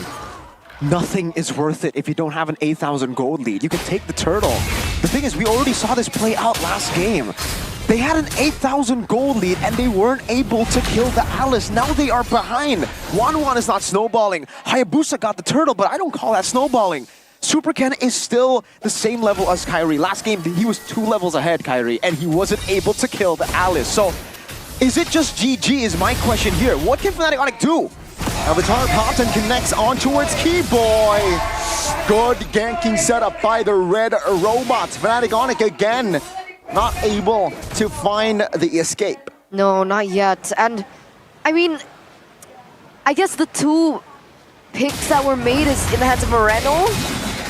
Vitalize is there for Key. Hard guard hovered, not yet committed though. And with Key's escape, they will not need the hard guard for Key. No, Terizla. Sans with a dash. Super Ken eyeing Sans down. Doesn't able to find the stun, wasn't able to. And Bigatron, they will not be able to find the siege mid lane. They got the flicker though. They got the flicker. And again, these trades, I cannot stress this enough, man. I've been saying the same thing. It almost sounds like I'm a broken radio, but yeah, if there's no lead for Fnatic Onyx, Avatar. Again, with the Avatar of the Guardian to find Keyboy, and Amon secures it. It's so peculiar because if they're relying so much on Keyboy to make these plays happen, they need to find something else, right? Because Bigatron have been heavily targeting Keyboy. He's at 0-3-0 right now. And Rez in this 1v1 against Super Luke doesn't look like he's trading very well. Should be able to sustain back up though for this next neutral objective. Let's see if Kyrie's able to steal it this time. Raging Sandstorm with the flicker, wasn't able to find Moreno. Good timing on his flicker, but Rez wasn't able to lock him down as the hard guard to escape. Kyrie now caught in the mid lane. That's a suppression from the Hunt. Revitalized to buy time, but Super Luke falls. Gonna be Rez dealing damage, taking damage as well, but that will be Super Ken going down as well. Moreno is next in the chopping block as Key is able to get out from that situation. All right, so that's a 3-0 trade for Fnatic Onyx. The Sky Kings are coming back slowly but surely. Oh, wait a second. Amon spotted, but Rez is quite low as well. They need to be careful here. Amon might find the outplay. Boy, whoa. Almost with a runner. That was close. Still Kyrie able to shut down Super Ken again though, despite, you know, it being different this game. It's a 2,000 gold lead, so Fnatic Onyx are able to get some deja vu to game number 1. At least now they have the lead back. It's not as big as it was game 1, and that will give BTR some avenues to actually get to a comfortable spot. And yeah, we have to remember that for BTR, they can't just keep getting away with everything in the early game. They can do that once Super Ken has the Clock of Destiny, Dominance, Ice, and Winter Crown. That was the timing for BTR. The fact that they forced that fight, yeah, you can see how Fnatic Onyx really punished BTR there. That got definitely overzealous. So BTR, them just being 2,000 gold behind, if they continue to farm and wait for those power spikes, there will come a time where BTR will not be able, none of their frontliners will be shredded down by Fnatic Onyx. And that's if, right? That's if Fnatic Onyx let that slide. I mean, right now it looks like they are hungry for this win. They are hungry to looking for the next trade that they can get. And it looks like Kyrie and Keyboard are already very quick to the job. Hard guard to save Amon's life and buy time, but the damage will be enough to take Amon down. Shadow kill and the shurikens locking him in place. Now, but terrifying. But that will be Fnatic Onyx just looking for the siege top lane with the clear. Super Ken though. Oh, cheeky. Will not commit on towards a fight just yet though. Yeah, and back again for BTR. Kyrie is getting kills, which is solid. They are getting turrets as well. But we saw this in game number 1 too. What will be different? Will BTR make a mistake? Will Fnatic Onyx force that mistake? Oh, Sans avatar pops. The purple buff was taken away with the hook from Keyboy. So back again, it's just farming, right? And wow, they actually still want to contest the turtle, BTR, despite being 4,000 gold down. Is it okay for them to contest? Can they win the contest despite being so far down? Super Ken's mana might not be able to actually handle the... Okay. It's gonna be Rez taking heat, Raging Sandstorm with the flicker. Will he be okay? No. Avatars of the Guardian now will find no one, but that's gonna be an immobilization on towards Key. Crossbow tank pops as well! Super Ken with the help of the hard guard will initiate the fight. Sans will deal enough damage as Keyboy is able to escape, but now Sans against 3 members of the Red Robot. Oh, Keyboy trying to be cheeky, but it's actually Amon securing the turtle. Oh no, that's a 4-4-2 trade. I mean, if Fnatic Onyx were holding any lead earlier on, it's now shriveled down to only 700 with Bigatron picking up that favorable trade. Plus, they were still able to get the turtle too. I don't know, whatever you talked about earlier on, Mirko, I mean, things are getting even more grim for Bigatron now. That actually, the gold lead has completely been taken away. Yeah, because BTR losing in the early game is normal. Like, they are okay with it because their composition works in the mid game. And there you go, yeah. Clock of Destiny, Dominance, Ice. That's why they decided to pull the trigger.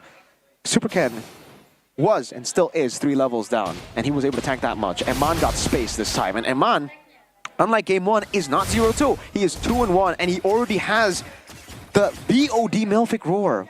I was already mentioning this in game 1. If he gets to the 2-item power spike plus the Wind of Nature, that would kind of neutralize Kyrie. He's getting there, now in the 9th minute. So, he's going to be online faster. There's no 8,000 gold lead. By this time, Fnatic Onyx actually already got the tier 2s dealt with in game 1. Then they got the Lord, and then they were able to go for the base turret. Now they might not even be able to get the Lord because the team fights are already pretty good for BTR. So these timings aren't favoring Fnatic Onyx right now. But it looks like the gold lead is coming back to Fnatic Onyx. Oh no, Amon picks up the Wind of Nature, so it's going to be a lot more difficult for them to actually penetrate to the back line. Maybe Sans is able to find that opening with the magic damage that he has. But other than that, it is going to be a lot tougher for Kyrie especially. They're all already banking on Sea Halberd, but having 1 or having 5 Sea Halberd is almost the same thing. You don't get more value from having 2. It doesn't stack.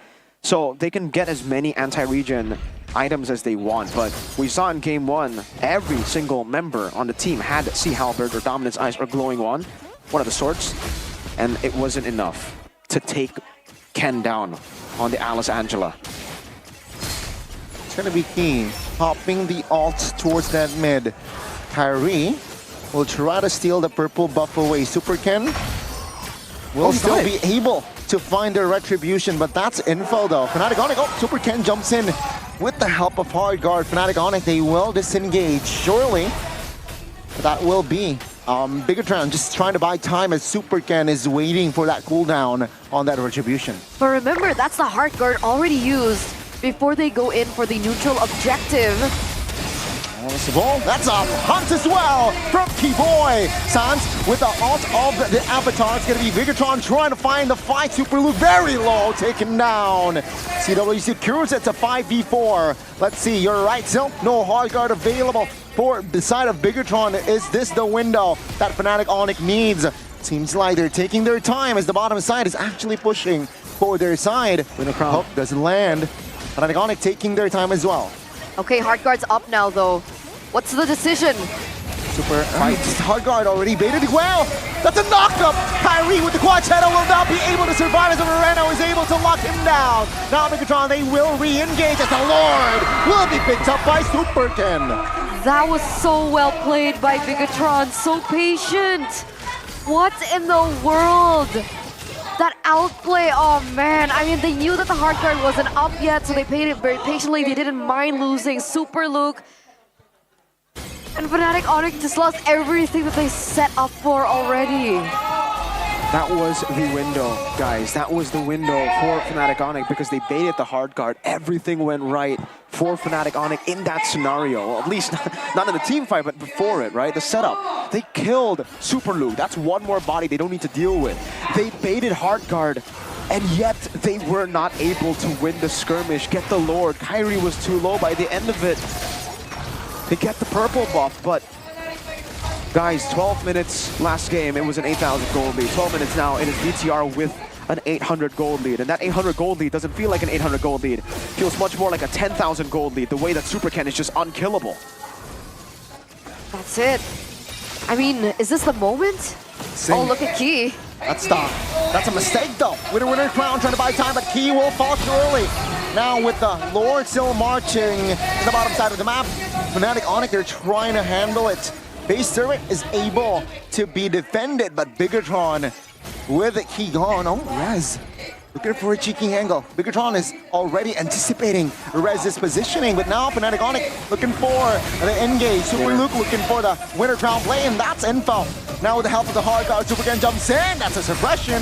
Will the damage be enough? Oh, nasty, disgusting by Amon, who finds the kill on towards Kyrie, and Rez now isolated. Imperi's passion will find its mark, and Rez will fall surely with the flicker to shore the kill, and CW will find the trades. A 2-for-1 still favoring the red robots. Fnatic Onyx, they have defended though. I loved how they played that.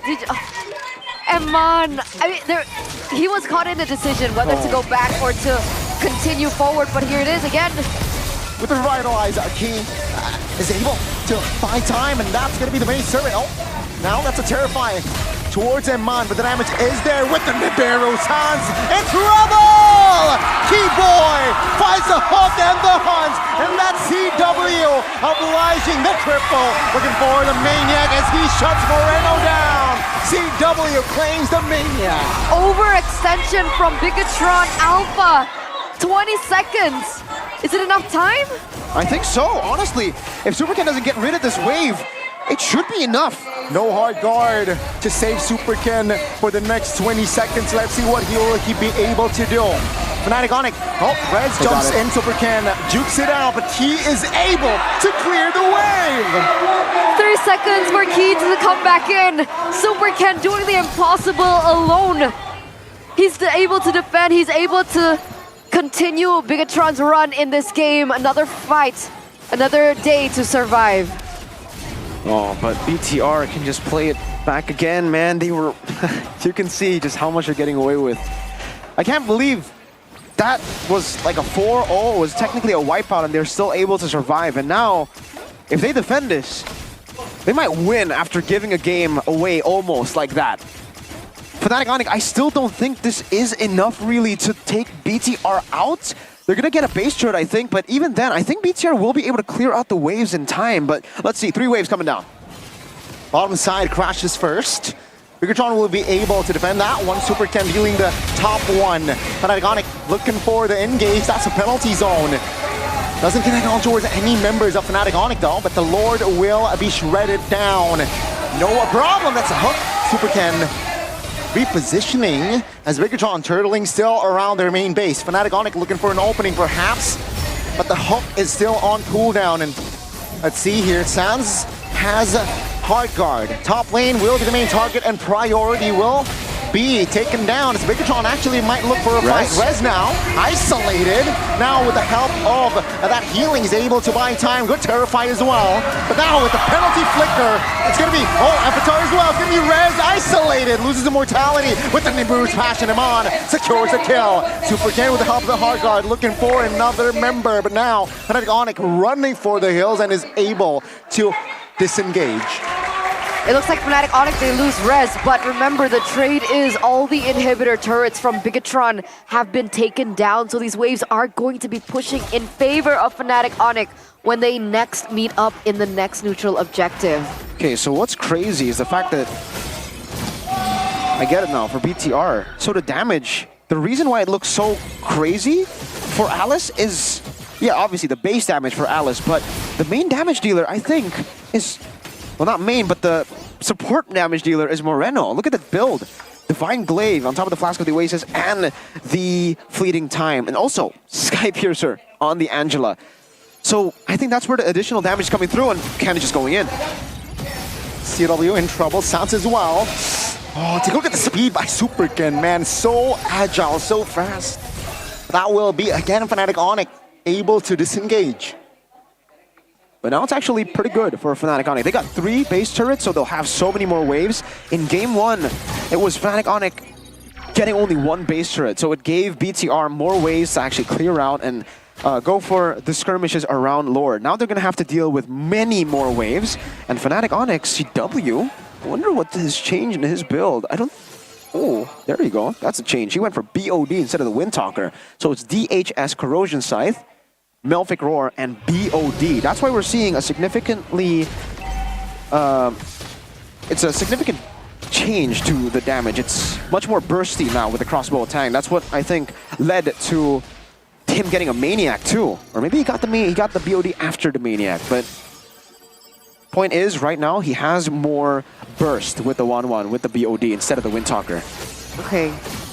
So now it's a reset for both of these teams. Look at the way that Fnatic Onic are positioning. The 1-1 is in the top lane right now. Rez is looking for information here in the bottom. This is so nerve-wracking with the way things are going right now. It only takes 1 pull of the trigger from Rez or even Super Luke here with the way that he's situated. Yo, carry's low. There it is. With the conceal now, let's see. Fnatic Onic, yep, well, find the Lord with the Shadow Kill as well. Supercan a little bit late now. I bet Fnatic Onic will run for the hills with the Lord already in play. All right, there it is. Best case scenario for Fnatic Onic, right? They get the Lord, they don't lose anyone in return. I don't know. We thought that maybe Fnatic Onic would not be able to find the success with the same draft that they were able to bring in game number 1. But this is a situation that is being dealt. BTR definitely overextended a bit too much in that fight, and with 3 base turrets down and an Evolved Lord, this is actually the window for Fnatic Onic to force a game 3 with the same draft. All spells are up now with the flicker penalty zone. Super Luke is able on the backside. Rez finds use the two main damage dealers, but Rez gets taken down. The base turret will be exploited. And ladies and gentlemen, in the match of the day, we'll have to say, welcome to game 3. Welcome to game number 3 as Fnatic Onyx are able to fight back from game number 1 that Bigatron were able to win out. With the same drafts, there are a little bit of changes here and there. The Terizla for the Arlet. But Fnatic Onyx, with better execution, more discipline as well, they were able to win it out in this second game. Now we're back to a best of 1 between both of these teams. I don't think we've ever seen that, man. The same exact draft, but this time Fnatic Onyx were able to come back. It was actually a bit different in a way, right? Where in the early game, they were dominant in game 1, but the comeback from BTR sent them back, and now it's actually a comeback from Fnatic Onyx through a overextension from BTR in the mid lane. It sent them back, and now we have a 1-1 stat line. I just can't believe, man, that BTR were able to get away with that much. It was just ridiculous. This tanky lineup almost got them a win through throwing the game, getting a Maniac over to CW. But Fnatic Onyx were able to finally just punish that.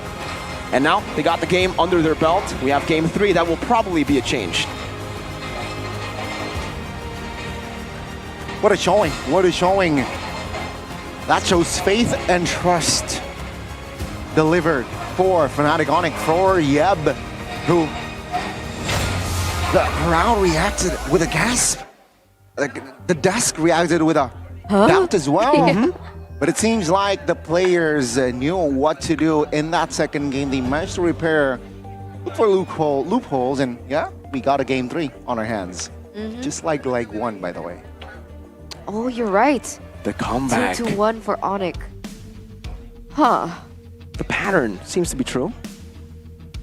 A little too similar. So far. So far. Even Gani was sweating there. I was looking at him and it was like, whoa, whoa, whoa. But yeah, they were able to pull it off again in this game. I think MVP, I'll definitely give it a CW over. Getting that Maniac in the almost final moment that turned the game around. But it was just strange, right? For the side of Fnatic Onyx going for the same drafts and ultimately winning there with BTR overextending. I agree. Right? I don't think that draft should have worked. If Bigatron had been a little bit more patient with the way that they encountered that last moment, I hope we get to see that replay because that didn't have to happen. Really Bigatron, that should have been yours to win. So I don't know. Again, it's a big question about Onyx drafts once again. What is going on with Yeb and Adi? Well, if it works, I don't think we can say that. Yeah, I mean, I'll still say that game was a bit of a throw, actually a big throw, not a bit of a throw from Bigatron Alpha. But Fnatic Onyx, even in game 1, they were already playing it well. They were playing it in the way that they were supposed to. It was just in game 1, BTR made less mistakes at the later stage of the game. And here, in this game, once they got the lead, they went super overzealous. They tried to 4v5 it with Super Ken being dead, and them utilizing the hard guard on Eman. And then in the mid lane, when they were trying to siege the base turret, it was Fnatic Onyx that came back to bite them with the crossbow attack that was just let loose. And at that time, Winter Crowns have already been depleted. Super Luke built that very, very early, but he already used it before the fight. Do you think the Arlet Terizla swap out was a big factor as well? I think in the chase department, yes. Like the Arlet is just really good at chasing, right? Because you have constant resets with the CC, and especially with Super Ken and Moreno constantly jumping to the back and getting the CC, the Arlet Vengeance was always there to follow up. But this time with the Terizla, what you have is better setup for just neutral objective fights, and if the fights go and happen and end at the same place, but when it comes to chasing, they lack that. Okay, that's true. Because like the Terizla is a very committing type of hero, right? You go in, jump in once, and that's it. But for Arlet, it's a little bit more elusive. Elusive. Hello, Arashi. How are you doing? Am I rushing? Elusive is his signature word. Signature word. I know. I'm a kingdom because I'm a Rush. What about Onyx though, Gani? Yo, for game 3. Do you think they should stick again to the same draft? I think BTR will choose the red side. So I think a similar approach might come through once again. Like But same drafts again. if they really like the Arlet, maybe they might explore it in the first phase. Yeah. But even then, right? They had the They lead, so can't, yeah. it was different in a way where, yeah, you don't have as much chase, but I think if... Here, let's talk about the overextension first, because this was definitely a moment where it was just weird. Luke went in with the penalty zone, didn't connect onto anyone, and instead of backing away, they're actually chasing for these individual members. CW got the ult, the hook landed for Keyboy, and everything turned around because Fnatic Onyx got the base turret. And this, in the end, became more value because they got the base turret, and the base turret super minions was able to zone them and, kind of distract them for them to get the Lord for free. And then after that, they got 3 base turrets. If it was only 1 in the mid lane, that was probably still going to be BTR with a win. But they got Lord and they got 3. Now that was already tough. Because in game 1, they had 1 far lane, but Moreno can always just be there with the Angela. No one can match the Angela there. If you do, then Super King gets a free red tree on the turtle, or Lord. True. Dude, it just... What are the chances that Keyboy's hook lands anyway? Like, I mean, I would say that Amon is a very calculated player. Rarely does he make mistakes. So he knew when he went in, dashed forward to get Sans, that would have been a sure kill. Yep. So what were the chances that Keyboy lands that hook onto Amon? Clutch moments. Yeah, I mean, we were highlighting CW's play there, but honestly, that wouldn't have happened without Keyboy either. That's true, and that's why the 1-1 and the Franco works together in unison. And you can see when someone is locked down like that, the crossbow tank gets the execute. Unfortunately, actually, everybody was low. But let's take a look at the game again, right? Because I will have to say, again, Fnatic Onyx won, but I think I'll still have to talk about the criticism toward Fnatic Onyx, which is going for the same exact draft. The game was going much smoother for BTR this game with the winner crown, even with the bloody hunt, and then this was the moment where all of us were surprised because Eman went with the Wesker, flickered forward, and it looked like they were going to end the game. Superken went on very overzealous here, not able to get the flowing blood, and then they got the base turret, which should have just been worth. Even if they lost Key and Luke here, it would have been worth. But then they kept on going. They wanted to go for more. That's the hook that saved Sans, and in the end actually they were able to get CW back as well. And he popped in the Inspire on top of the crossbow tang while everybody was low. So it was execute. The longer duration for the crossbow tang. They got the mid turret, got the Lord, and then they used the Lord to get the 3 base turrets on the side lanes as well. And at this moment, it became just a really tough defense. You need to have some lanes be cleared up a bit. The lanes have to come in staggered for the Beatrix to actually clear out the ways together with Alice, right? And with all of the lanes came in together with the Evolved Lord, it was a bit too much. I would say I agree. Overwhelming for the side of Bigatron, and from that last push. Wow. I mean, Fnatic, I expected the Franco pick, but he delivered. Keyboy delivered, man. My man always delivered. Your man. Oh, okay. Your man. Well, I don't know. Is it Heis? Is it Keyboy? It changes from time to time. It depends on the match. Depends on the... Now it's Keyboy. Yeah. What time it is? Previous match it was Heis. Yeah, it's Keyboy time. Keyboy time. We saw Heis earlier. Got the dub. Oh. Is it a Gani blessing? You have to be Gani's boy or Gani's man, right? Gani's man. To get the dub. Keyboy. Okay. Let's see. But yeah, back to a best of 1 between Bigatron and Fnatic Onyx. And I honestly am not disappointed. No, I think game 1 was very anticlimactic. I would agree. Because the game was just like, it felt like they couldn't do anything despite having an 8,000 gold lead. I understand that part, but it was like a mind-blowing moment for me when we saw the result of the drafting phase. Because we thought that maybe with the Hayabusa and everything that Onyx brought, that they would have been able to get a little bit more value. Yeah. But I didn't know that the draft coming in from Bigatron would have worked that well. So it's anticlimactic, but I'm still happy with the result. Yeah. And then in game number 2, we also still thought that it would go a certain way, and yet it didn't. Twist. Plot twist after plot twist after plot twist after plot twist. Now, the main plot twist. Who will win? Who will have the red side now? That's a good question. BTR again. BTR again? Did Bigatron like red side or blue side more? I think it's pretty even, right? 66%, 62% for blue and red. So far they've been able to make both work. But if they want to try to replicate game 1, game 2, red side. Okay, and with that, before we get into the last match and last game of today, we are going to throw it over to Budi Clara Mongstar. What's she doing on the stage? Budi.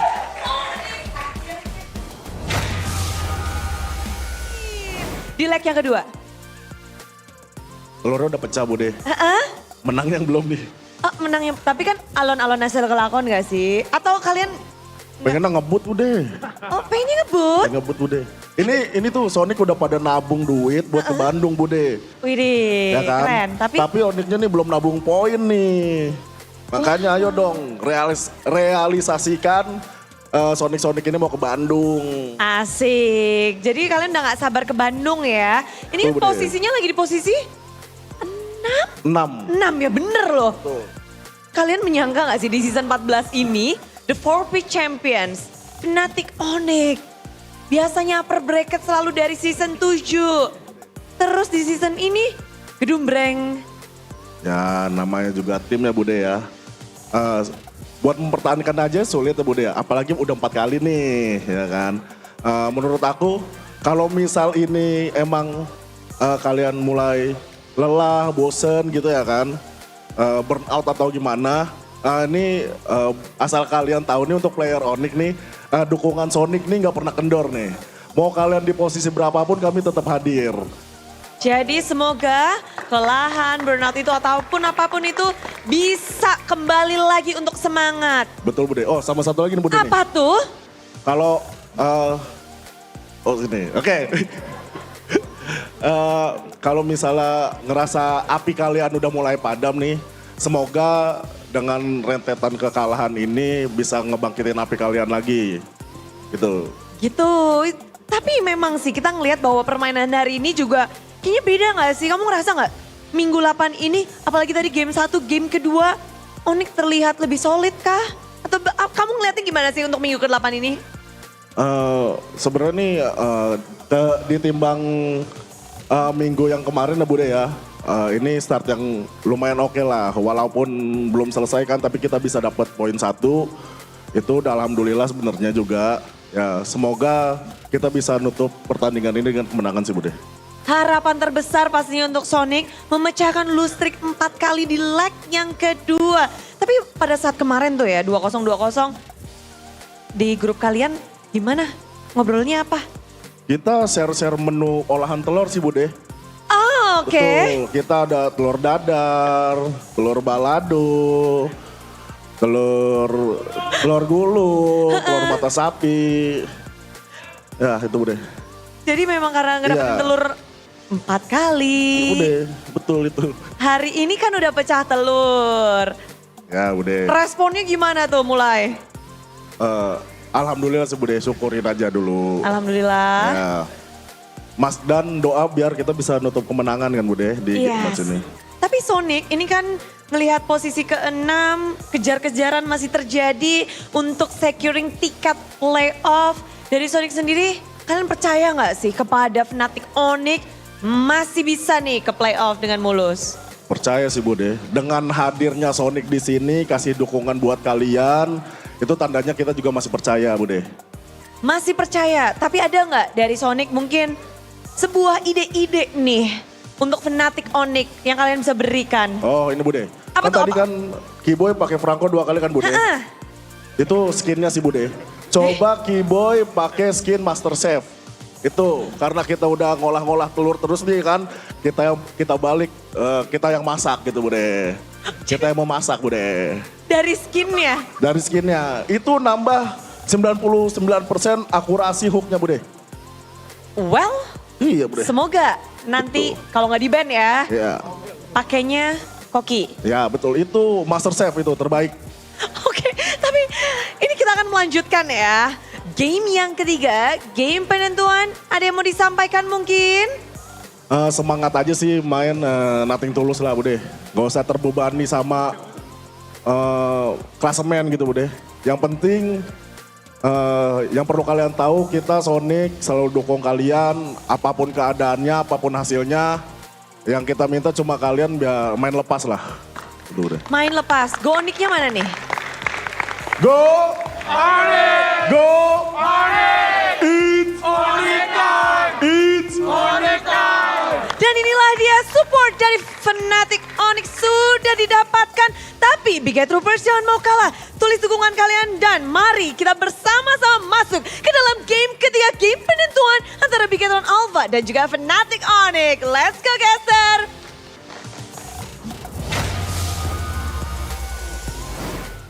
Faith and trust are the two keywords now for Fnatic Onyx, and even the Sonics out there and the Sonics in the building, they have faith and trust that Fnatic Onyx will still be able to make it to playoffs and still will be able to win out this series. You heard them. It's Onyx time. So Onyx time. 1-1 based on their chance. It's not just me, right? You heard E, right? I also, I was wondering where this was going. Yeah. I thought And it was then a when new they said chant. Yeah. Onyx I time, was like, oh. E Onyx time. I like it. It's because like Onyx PH has its Onyx time. Maybe Indo could be E Onyx time. I like it. I like it. Oh, there you go. 1-1 though. Miracle likes it. I'm a fan of E Onyx. Maybe we could go E Kyrie time too. Very, very soon. Where did that come from? Anyway, back to a best of one between both of these teams. Now that Fnatic Onyx have replicated the exact same draft, do you think we will be seeing the same thing happen again? I don't think so, man, because they were losing. They were losing pretty hard too. Even though, yeah, they won ultimately, but honestly, if we gotta be honest here, no sugarcoating. It was more of a Bigatron here. Let's overextend. It's like free base turret, Lords coming up in 30, decided to fight in the base with CW, not targeted. They got for Suns, right? It's like it's a discipline issue for BTR, and the coach has been saying this for a while now in the loser's interview. Discipline, we're working on it, we're working on it. That was the worst offender, I think, when it comes to discipline, because, well, that was weird, it was weird. Yeah, and even the audience agrees, Okay, right? yeah. Here's how Bigatron can come back in game number 3, be more disciplined, 50%. So, I mean, you know, if Bigatron do make top 2, and they do represent Indonesia, MPL ID in M6, this discipline issue has got to stop. Yeah. So maybe it's a good thing that they lost game number 2. I agree. Hopefully it'll wake them up, you know, give them a wake-up call, slap in the face, and be like, hey, you know, just because you've won convincingly in game number 1, just because the draft favored you a little bit more, doesn't mean that you can still make these unnecessary calls, honestly. I agree. I think, you know, making those mistakes is, you won't be in a world-class team with those mistakes, right? And especially with Fnatic Onyx punishing you every step of the way. Up against these top teams, you can't afford to make these kind of mistakes. You make any sort of mistake and you'll get punished. Fnatic Onyx, you make a mistake an inch and they'll take a mile. Oh. It looks like Bigatron want to replicate again. So far, yeah. Bigatron. Game 2? Oh, deja vu, Replicate deja game vu. 2? Or replicate game 1? Deja I think vu, deja vu. replicate game 2's early game, game 1's late game, right? Best of both worlds for them. But if they replicate game 1's early game and game 2's late game, that'll be a stomp. That's what you want. That's what what I Mr. want. Gonic. That's what I want, man. Let's see here. Let's see. So I'm wondering, with Fnatic Onyx on blue side, will they still ban out the Harith, the Phoveus, and the X-Ward? That's a good question. I don't know. I don't know if Yev actually wants to just double down again and go for the exact same draft again. Win is a win. Maybe they'll do. Okay, there you go. All right, so there is a change in game 3. Now maybe they won't be able to replicate it exactly the same because the Gatot Kacha will be taken away. That means... What was changed? X-Ward. X-Ward. When I give the He'll lead first pick. Yep. Okay, finally some changes. Ladies and gentlemen, as we enter the drafting phase for the final game of today, presented to you by the official tournament smartphone Samsung Galaxy S24 series. Let's see here the response, right? Will it be another Alice Angela, or will it be Alice Arlet this time? Remember, Arlet was banned out in the second phase, so maybe Bigatron, you know what? Let's pick it up early, secure a hero that is so annoying, and rock and replicate the first game. But if they go for Alice this time, isn't Export really like it can work against the Alice? The X-Borg? Yeah. But then where would they put it? Jungle? Jungle X-Borg? Because they already picked up the Khalid, right? So the only other role that the X-Borg could fit in would be jungle. True. I don't know if you want to put Kyrie on a pick like that. It's not like it can't work. It still can work, but okay, it's actually going to be pretty similar. Khalid, Valentina. Now, will it be a Hylos now for BTR later on to try to replace the Gatot? So they'll go Angela, right? And then they'll go Hylos, maybe? Maybe, or even Fnatic Onyx. They have a chance to pick up the Hylos themselves, technically, right? Yeah. Is it good? Against Alice, maybe. It's gonna be the Hayabusa song. Your team It's just a switcheroo. Hayabusa first pick, but now Hayabusa third pick, technically. Okay, so it's the same draft in a way. Angela. You're really gonna make that call, guy? That's a bold one right there, man. I don't know. I think it's out of the question. I mean, it's a triple A, right? It's Alice and Angela. That's just my hunch. Just a hunch, though. That's a hunch. Just a little bit of a tease, maybe. We haven't seen Angela in quite a while as well. Oh, wow. Got it. What? Absolute You're right. genius. The triple A. How did you know?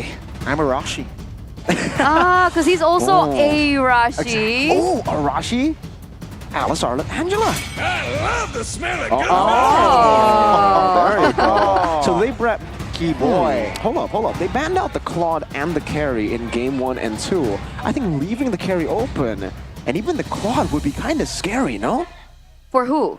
For Bigatron. Yeah, if they leave the carry open, if they leave the Claude open, I think it'll be quite scary. Maybe they're picking one of the other for themselves? I think... Ban one of them here? Yeah, they ban carry, I think. That should be the better ban up against a competition like this. to protect lives. Okay, so the Hylos gets read out there. Really well played there by Fnatic Onyx and Yeb. But, can you replace the Franco still with a Kaja still? I think that's possible, right?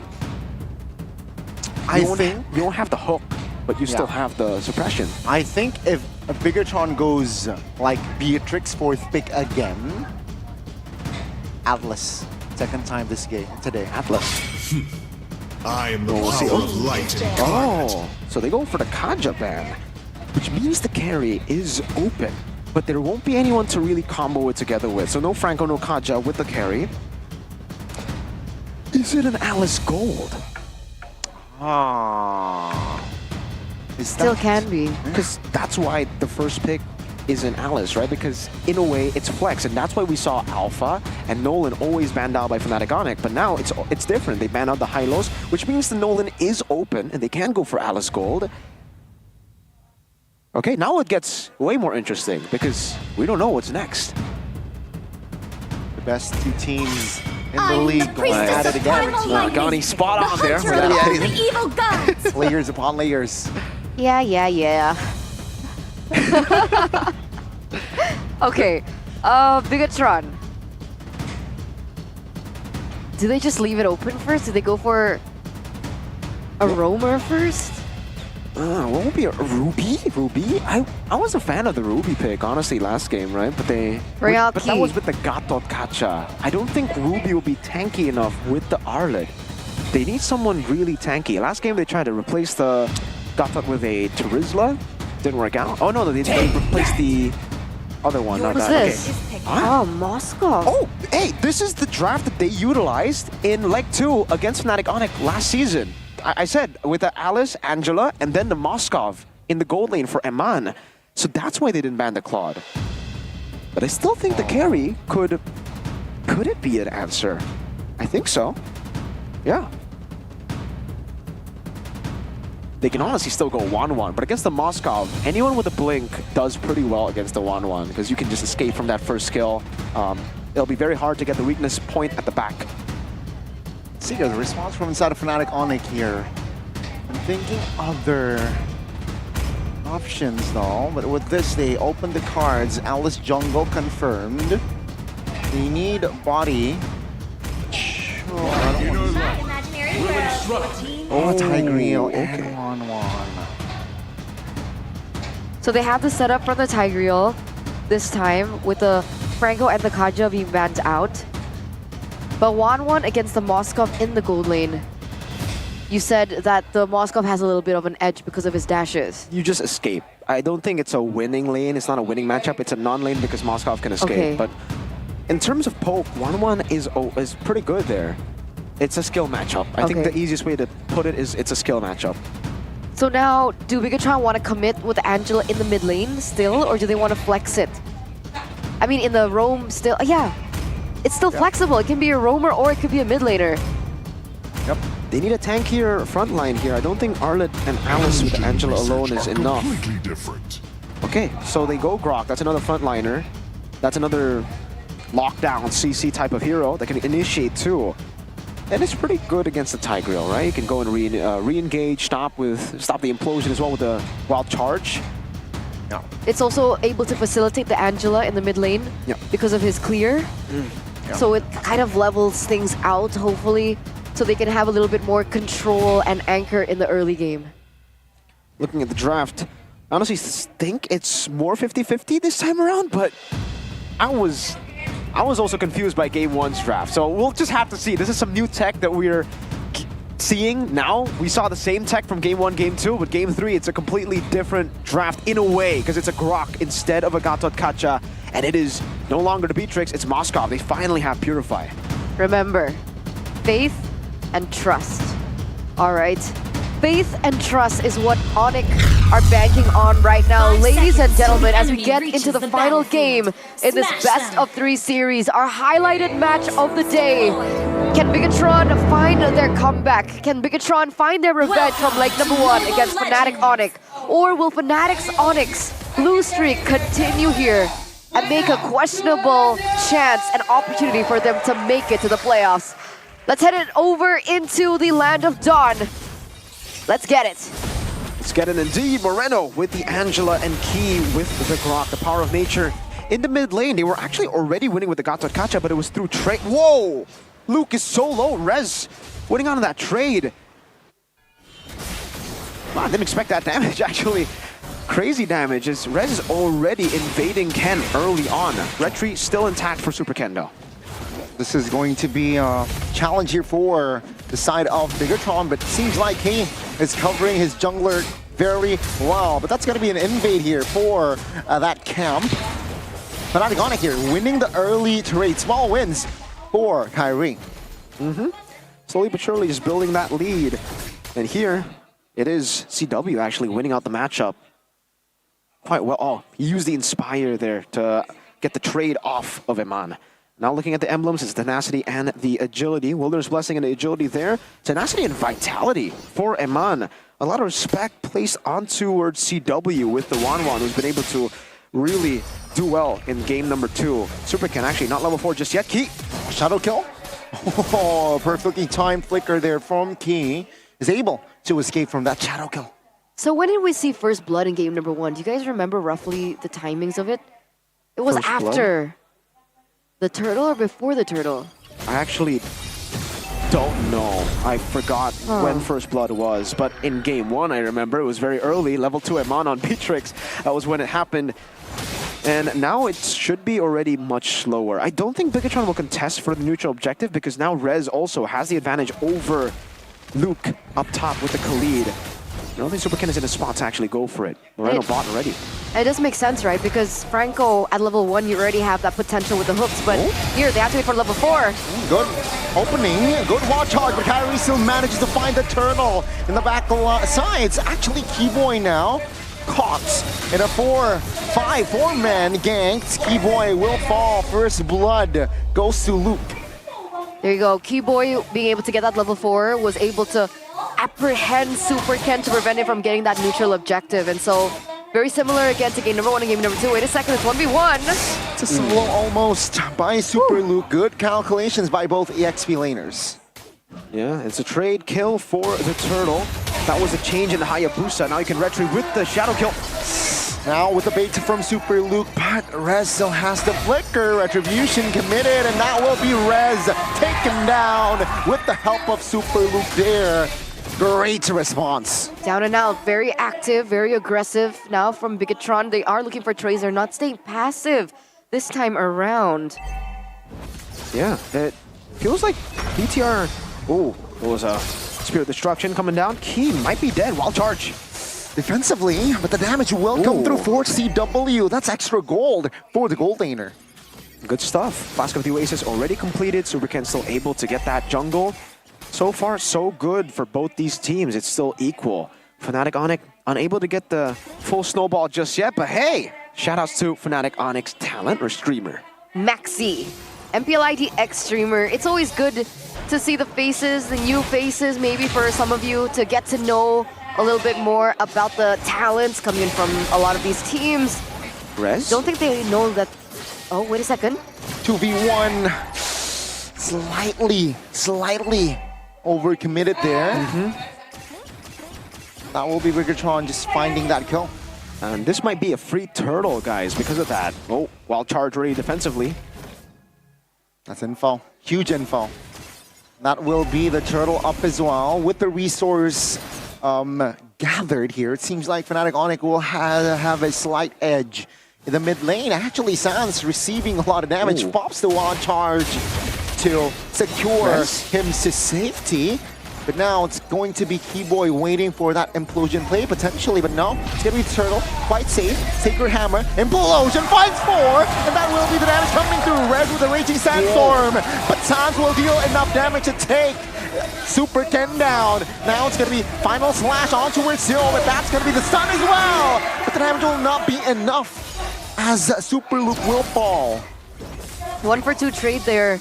And again, right, Alice, Super Ken, he was a level below of Kyrie, and unfortunately, with so much going on, even with the CC as well, he was unable to get that down. So still a perfect neutral objective take by Fnatic Onyx. But again, this is very similar to what we saw in game number 1 and 2.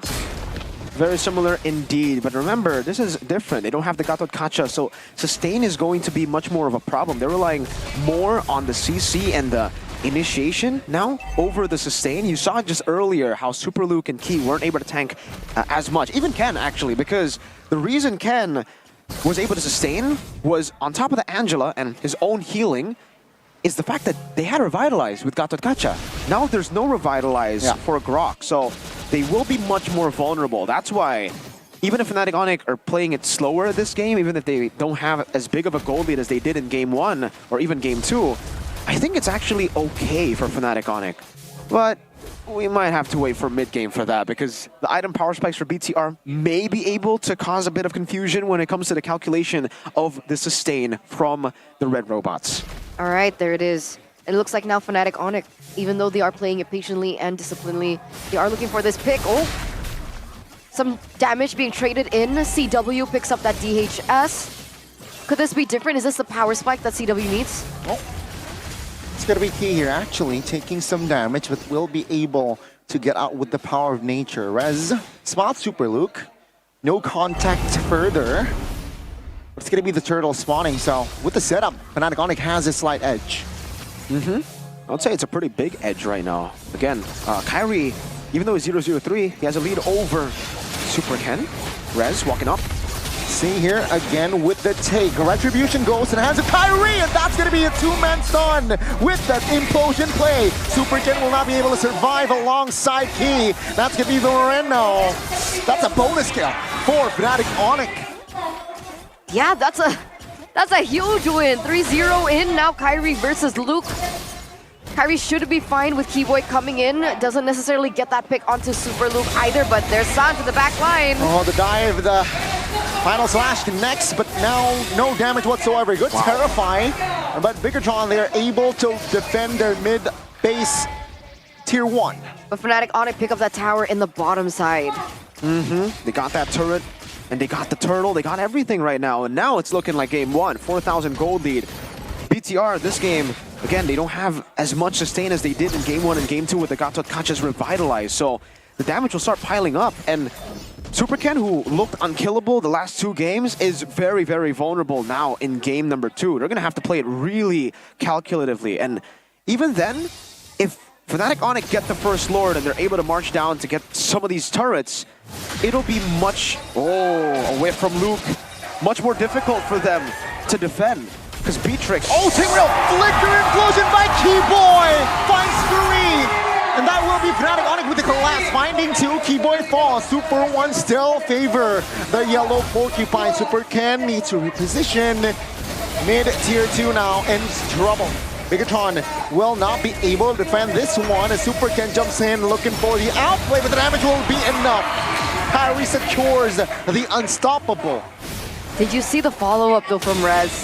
That was very quick. Again, that's a lot of trust in your teammates, a lot of chemistry and synergy happening for Fnatic Onyx as well. And despite the power spike that we were talking about for Super Ken that you mentioned, the 2 items, the COD and the Dominance Ice, without the Angela, and the Angela coming in a little bit too late, he wasn't able to sustain through the damage that was placed by Fnatic Onyx. So already a very different story now. And with that being said, Kyrie is going to be able to take this Lord no problem.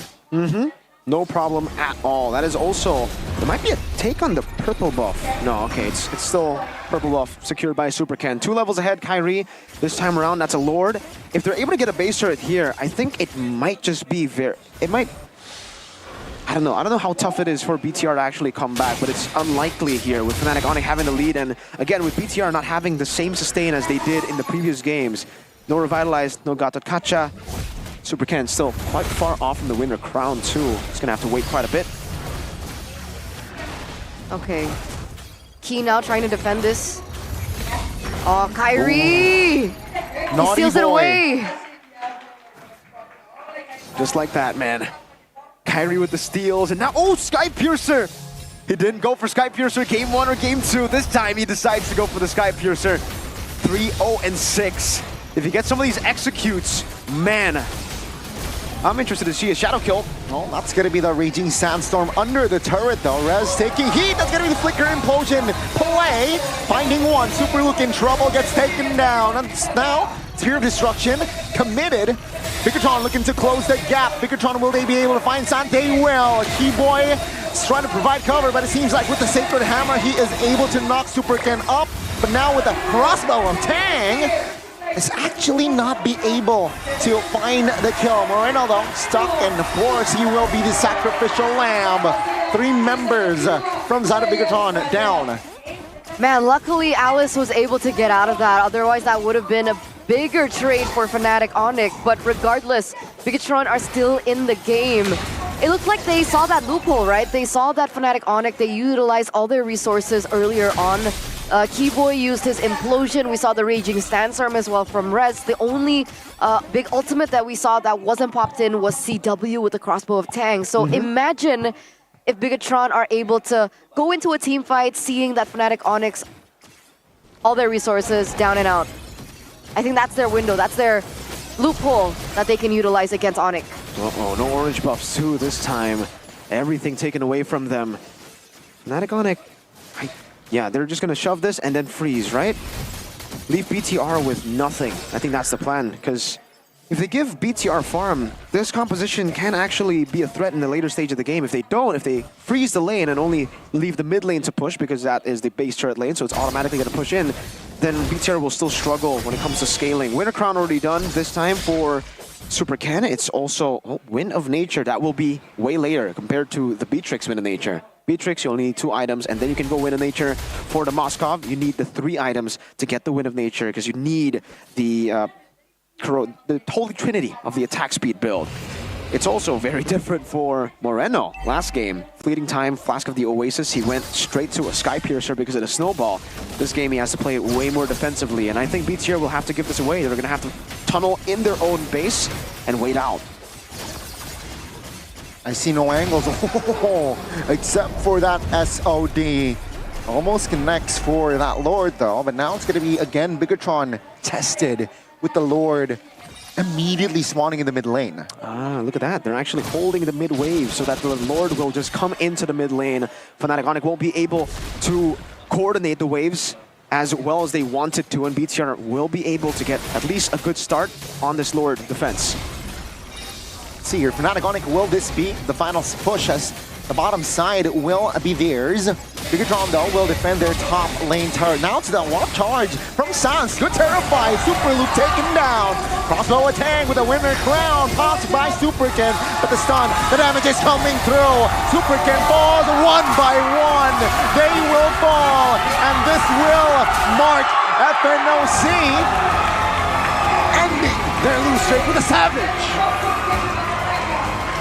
Always a great time to go out with a bang, and of course that bang of that lose streak is the savage, the cherry on top. Earlier on we saw the interview from Niall, I believe, didn't even place Kyrie in top 3 best junglers in ID, and Kyrie casually savages his way out of that lose streak. What a comeback by Fnatic Onic. Deja vu to leg number 1. Hayabusa with a savage, as Keyboy put it, at M5. Oh my god, Kyrie, Hayabusa! That's what you get when you put Kyrie on the signature pick, an assassin in the jungle. You ban out the Ling, you ban out the Fanny, but you cannot ban out everything. At the end of the day, it's Kyrie still leading the team, despite losing out in game 1, no problem. Composure and the mental still there for the god in the jungle. And for BTR, oh, I think that game 2 throw will haunt them for a while. They'll haunt you for a while too. Definitely.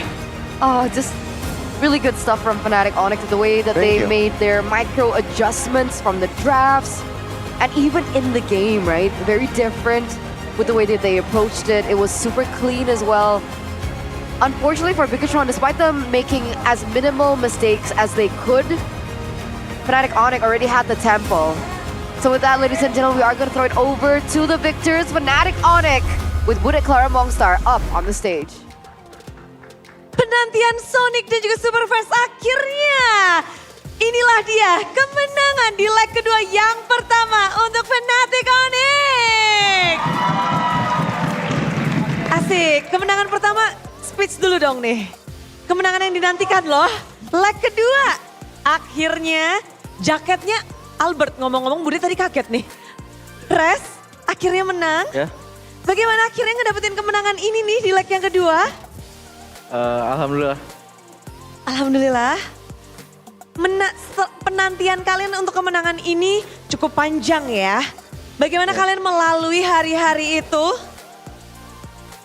Ya, banyak belajar lah. Banyak belajar. Apakah belajarnya sudah cukup dengan 4 match sebelum ini? Tetap harus belajar. Tetap harus belajar. Tapi abang-abangannya ini malah sibuk ngobrol ya. Ketawa-ketawa sendiri nih. Kalau dari Sans sendiri, perjalanan Sans yang biasanya kayaknya tuh enak gitu ya untuk Fnatic Onic. Untuk season 14 ini kayaknya cukup struggling. Sans ngerasa struggling gak untuk season 14 ini? Ya pasti ngerasa juga. Cuman ya kembali lagi tim bakal ngejar terus kan. Emang di season ini emang semuanya kuat. Jadi ya kita kasih yang terbaik aja sih setiap match. Emang tim season ini kuat-kuat juga. Jadi memang terlihat bahwa hasil dari kemarin tuh kalian susah banget. Bahkan ngedapetin game pun enggak loh Sans. Ada yang bisa dikasih tahu nggak kalau dari Fnatic Onic sendiri tuh kenapa sih kayak makan telur terus pesta telur nih 4 match sebelum ini? Kurang tahu sih. Penyakit kayaknya, penyakit 2-0. Dan sekarang udah sembuh, jadi udah menang. Wow, sembuhnya pakai cara apa tuh Sans? Ya seperti biasa sih kayak reset, terus berlatih lagi lebih keras. Dan ya di turnamen kita kasih yang terbaik. Memberikan yang terbaik. Dan ngelihat hari ini juga kalian akhirnya berarti ngedapetin kemenangan plus ini menekankan lagi nih ke Bigatron kalau kalian mendapatkan kemenangan lagi lawan mereka walaupun mereka posisinya di atas kalian. Kyrie, how do you see your battle in this leg 2 with Supercan? Ya, nggak tahu. Tapi ini kan ngelihat kalau you are with your Hayabusa 3 times and also Super Ken with Alice. There is no assassin battle in this match. How do you feel about that? Kalau sekarang menurut gue biasa aja karena kita sekarang kan mau kejar playoff dulu. Jadi kejar, nggak terlalu mikirin assassin lawan assassin. nggak mikirin. Tapi melawan Alice 3 kali berturut-turut. Bagaimana sih ini kan sebelumnya kita ngelihat di gold lane, di mana ini sekarang dipakai di jungle dan kamu harus melawannya. Hero yang baru populer setelah patch. A new meta heroes. How do you face a meta hero like Alice? Mungkin main kayak biasa aja. Soalnya kan si Ken juga pernah main Alice. Kalau nggak salah season 12 atau 13. So you already knew how to fight against Alice. Ya main kayak biasa. Main kayak biasa aja. Dan hal yang tidak biasa pastinya cewek mungkin kita bisa ngobrol ya We ya. Biasa. Di sini Fnatic Onyx dari upper bracket. Kali pertama nggak dapat upper bracket nih. Ya belum rezeki lah Bude. Belum rezeki. Iya. Tapi dari Fnatic Onyx sendiri kalau nggak dapat rezeki seperti ini responnya gimana sih? Ya berusaha aja sama yang ada sih. Jadi dikasihnya apa ya udah kita pakai aja ntar di next pertandingan gitu. Terima aja. Ada rasa sedih nggak? Enggak sih. Kan masih regular season kan? Upper bracket nggak dapat nggak apa-apa. Ya belum rezeki berarti. Belum rezekinya tim lain berarti. Memberikan rezeki. Jadi bagi-bagi rezeki ini kayaknya nggak ada untuk Fnatic Onyx. Nggak apa-apa, nggak masalah katanya. Yang penting menerima apapun yang ada di depannya. Ngomong rezeki, kayaknya Kiboy ada feng shui katanya. Apa nih feng shui hari ini Kiboy? Apakah hari ini feng shui-nya bagus untuk Kiboy? Bisa ngedapetin 2-1 kemenangan pertama di leg yang kedua? Soalnya tadi si Res banyak makan, jadi ya lebih semangat lah dia. Pokoknya intinya banyakin makan untuk rest. Dan tadi seru banget kita ngeliat dari pick-pickan hero kalian. Game pertama dan game kedua sama plek kejiplek. Kalian apa tuh? Maksudnya apa yang kalian bicarakan sebelum game yang kedua? Emang udah oke, coach kita pakai yang sama atau seperti apa? Kalau soal itu lebih ke arah coach sih. Cuman kebanyakan juga cewek juga sering bahas draft juga, jadi kayak Oper terus boy. Oper terus. Nggak ada sih Bude, emang tadi dapat bisikan dari Res aja sih. Jadi memang game pertama, bentar. Game pertama yang draft coach Cep. Terus game kedua Adi kan, game ketiga tuh Res. Loh. Coba tanya aja. Tapi ya cewek, apakah kalian ingin menunjukkan bahwa game pertama kalahnya itu bukan karena apa-apa? Ini kalian membetulkan game yang pertama atau bagaimana tuh? Kata Kiwe sih hooknya sih. Hooknya. Kamu tuh hari ini memainkan hero yang bikin Papulung teriak-teriak juga. Ini hero favorit Papulung dan juga hero yang gak pernah muncul di season 14. Wan. Iya. Ide dari mana cewek? Apakah melihat Benny Cutie atau memang sudah sebelumnya nih atau dari mana sih We? Iya lihat Benny Cutie kita. Kita copy dong. Oh. Ini lalu bagaimana kamu setelah mengimplementasikannya di MPL Indonesia? Dan tadi kan dia menang kan, jadi kita kayak lihat Wan bagus nih, menang nih kayaknya. Ya udah, kita coba menang. Game 2? Game 2 kalah. Game 1 kalah. Game 1 kalah, game 2 baru menang. Yoi. Tapi setelah kalah di game pertama, apakah kamu ada keraguan, waduh Wan susah nih. Atau emang akan bagus banget nih untuk season ini? Nggak tahu sih mungkin emang lagi bagus aja sih draftnya. Buat pick 1-1 gitu.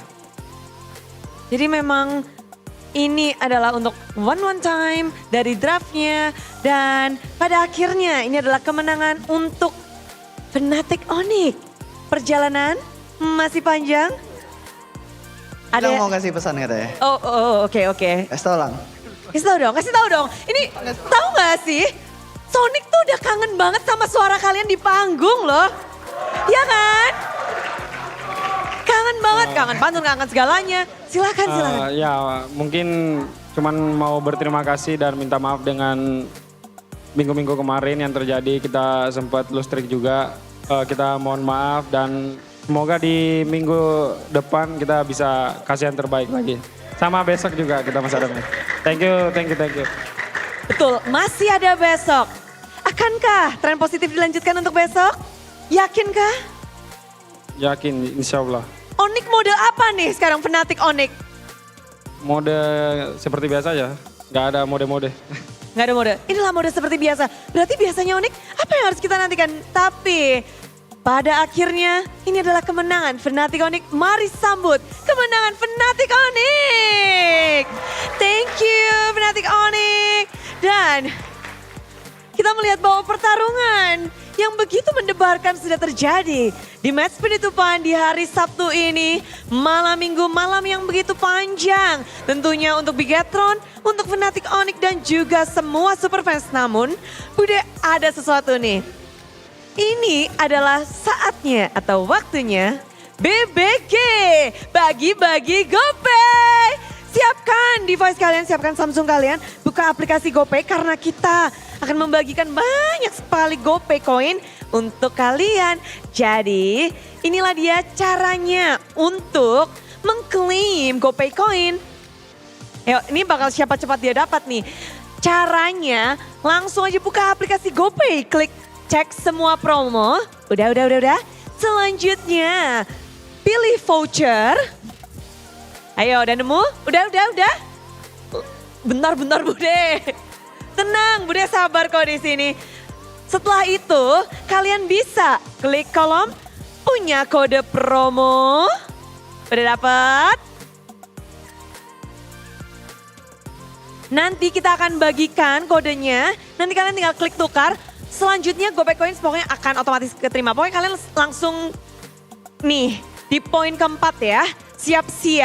Siap-siap karena inilah dia.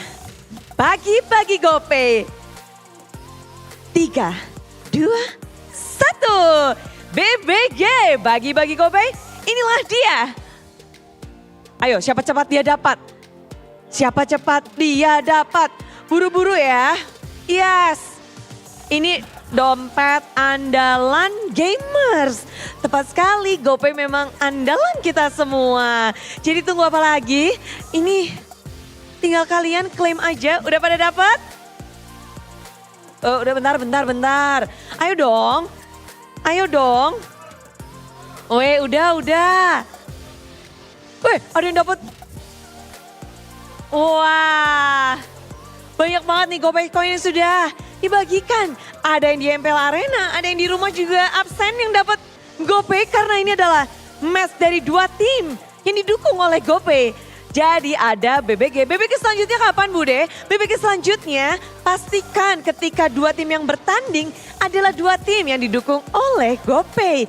GoPay memang baik banget selain menjadi andalan para gamers. Juga kita kecipratan baiknya nih. Dompet andalan gamers. Sudah ada yang angguk-angguk, ada yang jempol. Tapi inilah dia BBG kita yang udah banyak banget. Nantikan BBG selanjutnya. Dan besok masih ada karena ada 2 tim yang juga disokong oleh GoPay. Untuk sekarang kita menyaksikan bahwa pada akhirnya perjuangan upper bracket dari Bigetron masih berlangsung. Begitu pula dengan Fnatic Onyx untuk mendapatkan tiket playoff masih berjalan. Kedua tim sudah memberikan hal yang terbaik, tapi kita masih penasaran bagaimana cara Fnatic Onyx memecahkan lose streak mereka. Para caster sudah bersiap. Dan kita akan langsung lemparkan kepada para caster untuk membedah semuanya. Monggo caster.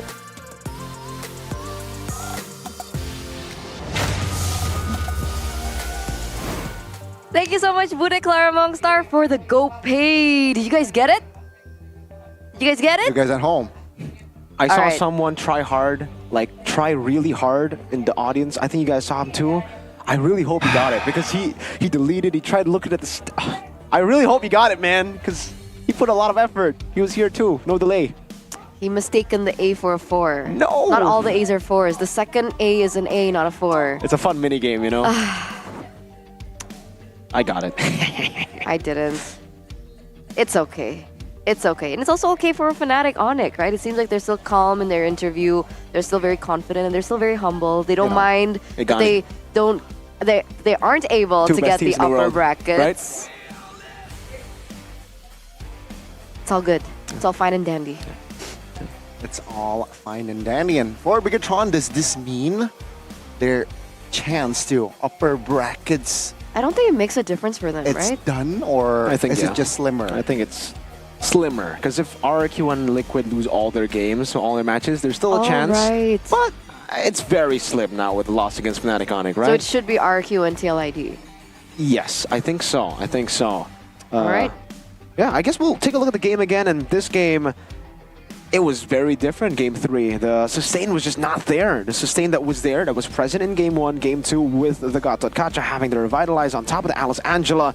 And it seems this Tigreal was an amazing pick. Even with the Wild Charge, even with the power of nature, he was unable to stop Keyboy from getting those Keyboy moments. Yeah. That's real. That's real. Facts. No fake.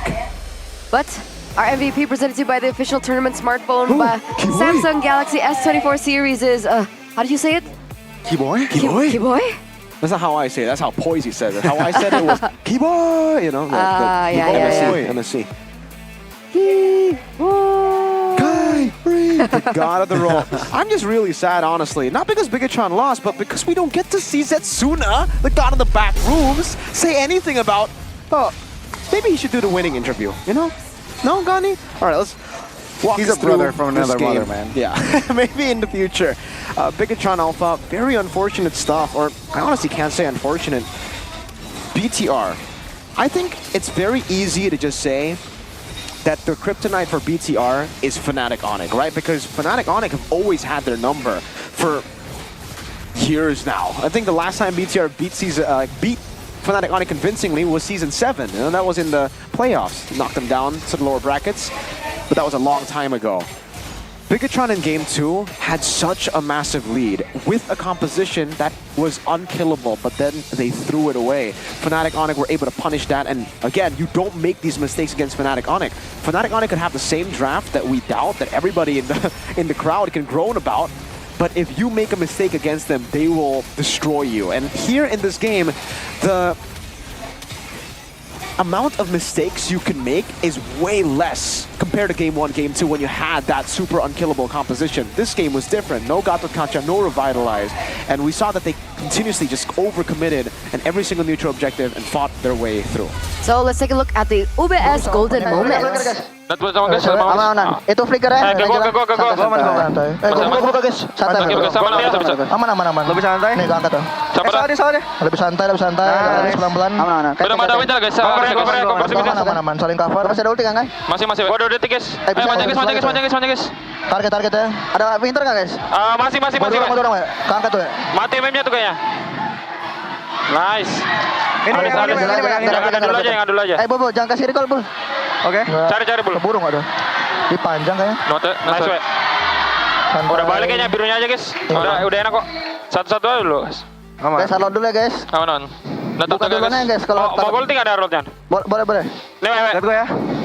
Soalnya bisa. Kotor. Nih. Yang ada aja, guys. Udah winter, guys. Gold nih. Gold 3, guys. Nih. Masuknya. Lihat gue ya. Moskov, guys. Nice, bro. Rata, bro.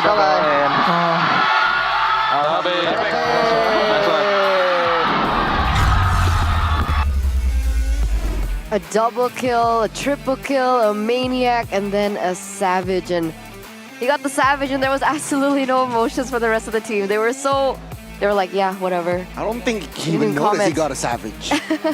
It was just another day. He left. He took his headphones off before the notifications come through. But yeah, 13 minutes. It's all it took for Game 3. You know what that was? That wasn't just any savage, boys. That was a Buddy Savage. Shout out to Kyrie, Buddy, 9-0-6, and yeah. When he got the Sky Piercer, I was already like, all right, if he gets these stacks, I want to see the Shadow Kill. And we saw the Shadow Kill in the end. Savage. Boom. Right? With the help of the Sky Piercer, That's the normal rank build. So if you have a snowball like that, it just makes it so much easier. For Bigatron Alpha, they were not able to get away with it, even with the winner crown, even with Moreno on this Angela.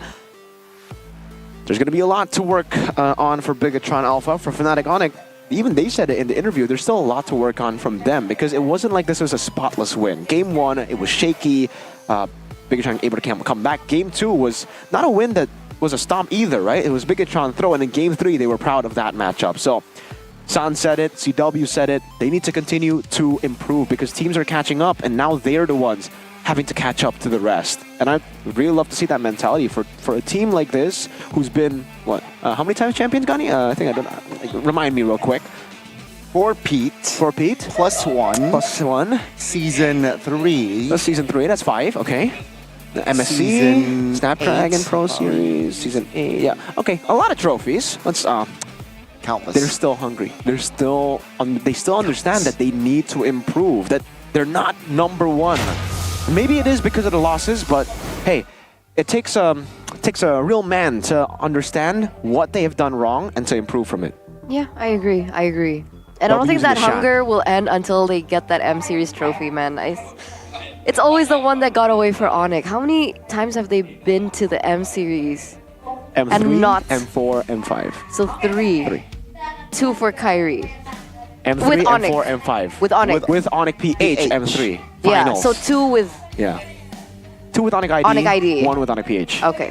What about Burhanuddin, though, right? What does he think that Bigatron should do This to should just be bounce Miracle. back in the next match? Man. BTR's draft is already good, but they rushed to follow their egos, leading to blunders that Onyx capitalized on. Next, improve again and stay motivated. Solid.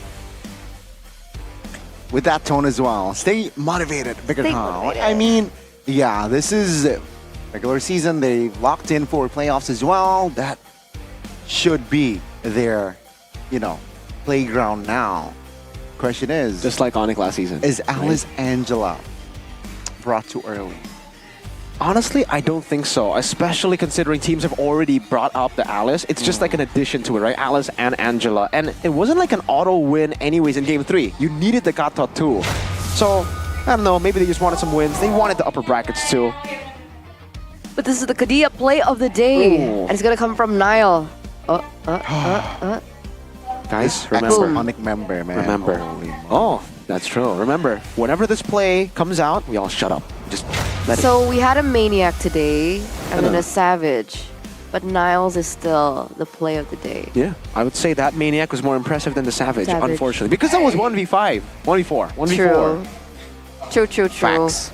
And the Savage was at the end, so regardless, they still would have won anyway. That's Factos. All right, standings though, Factos 2, presented by the official tournament smartphone Samsung Galaxy S24 series. All right, with Fnatic Onyx being able to secure that win earlier on against Bigatron, they do move a level above. They were 6th place earlier on, now they've been brought up to 5th place. Another, alert for you guys who missed it, Evo's Glory and Rebellion Esports have now officially been declared out of the playoffs. So, RQ and TLID, they're actually tied in match points. So we'll see the schedule for tomorrow.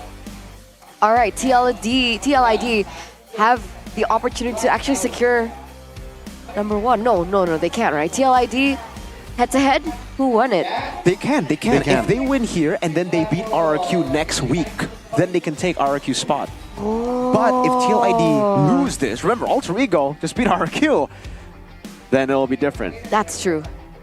And we got FNOC against EVOS Glory tomorrow. Rebellion and Geekdown will go at it. So EVOS and Rebellion, even though, they will not have their playoff chance, they can actually shatter some win rates.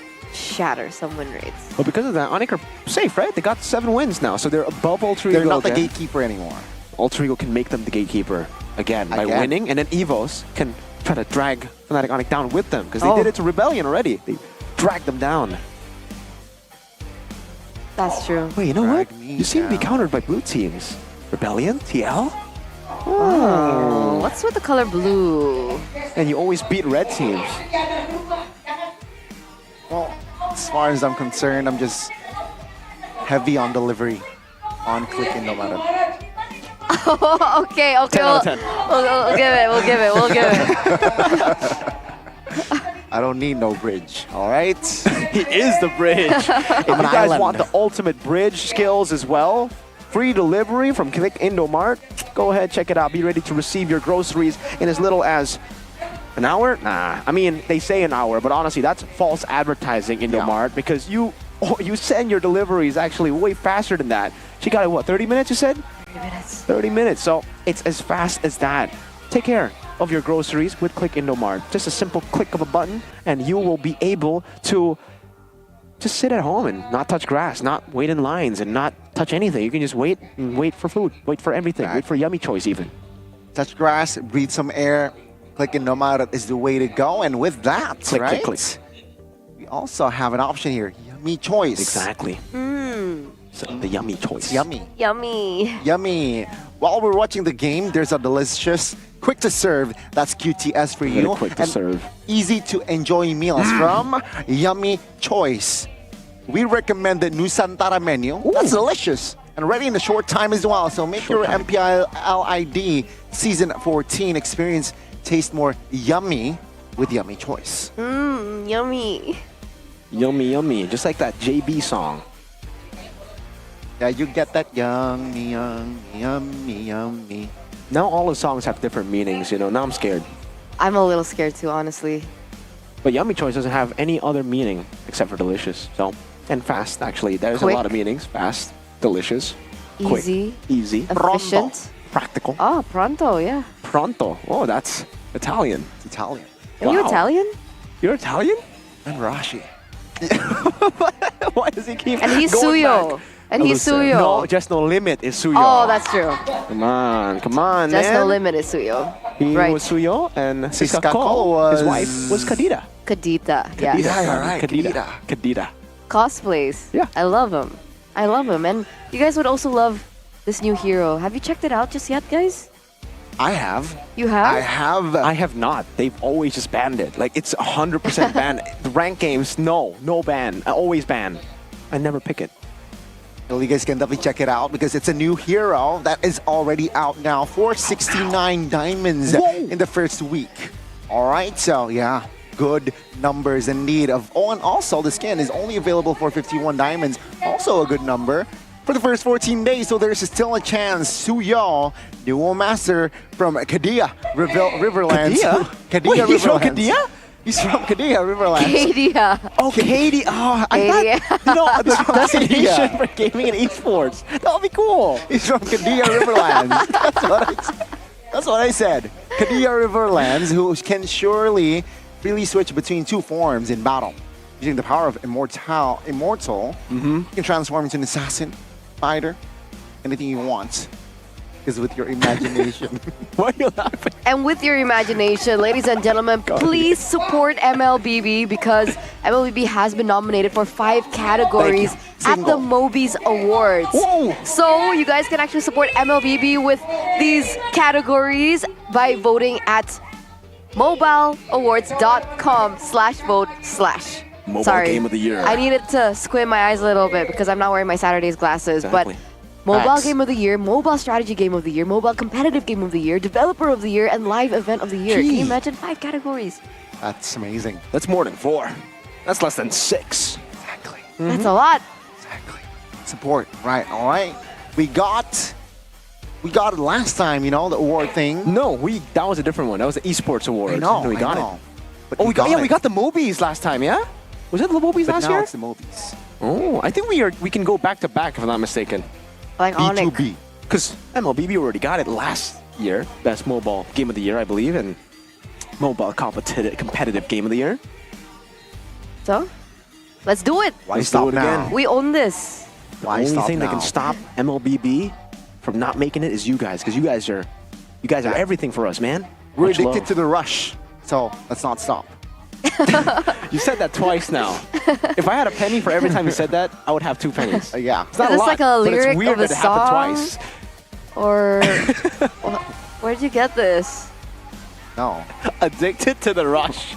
I'm gonna use that tomorrow, guys.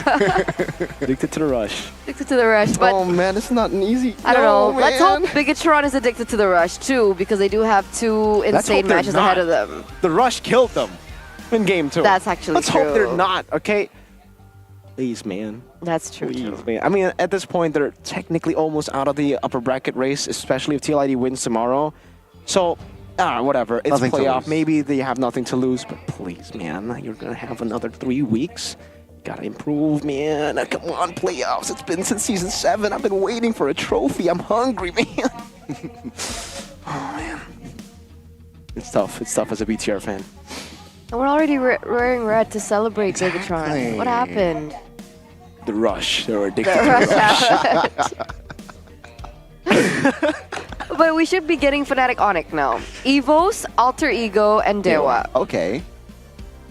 So tomorrow and 2 more matches next week. Ooh, Fnatic Onyx and Dewa.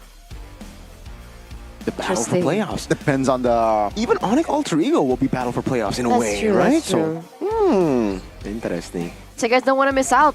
Buy your MPL ID Season 14 tickets now for the regular Right now. season because after today, there's still tomorrow for week 8 and then we still have 3 more days of week number 9. So you do guys still have an opportunity to come over to the MPL Arena and buy your tickets on the official MPL Indonesia website. Don't forget to use GoPay so you guys can get a 10% discount and of course a 10,000 GoPay coin cashback.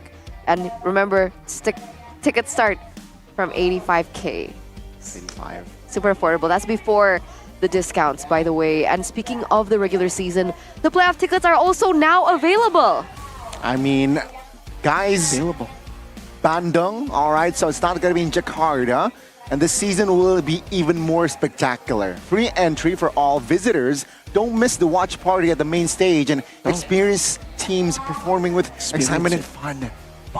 Visit teams' booths as well. Special merchandise. You can buy jerseys. Meet Arashi. Question everyone has been waiting for though. MCNC. Will they make a comeback? Find out the answer, of course, by coming to the MPL ID Season will. 14 playoffs. What's MCNC? Magic Chess. National Championship. Oh, It's coming back. see. Last time they got KB as a commentator because Moonton were too scared to let KB play because then he would just win. That's Easy true. dub He for really KB. is. So now they're Really making him good. cast again because then KB would just win. You know, gotta stop this guy. Just gotta stop. It was him. pretty fun No. watching it actually. I remember everyone was like sitting around and it was Yeah, it was outside in the it was a fun festival community. area. Yeah.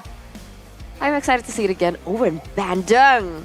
Bandung, man. Shepard Bandung. calls it the Sea of Fire because of history. Yeah, we'll talk about it later. Okay. See. Today's done though. I thought I got it and then no, I didn't get it.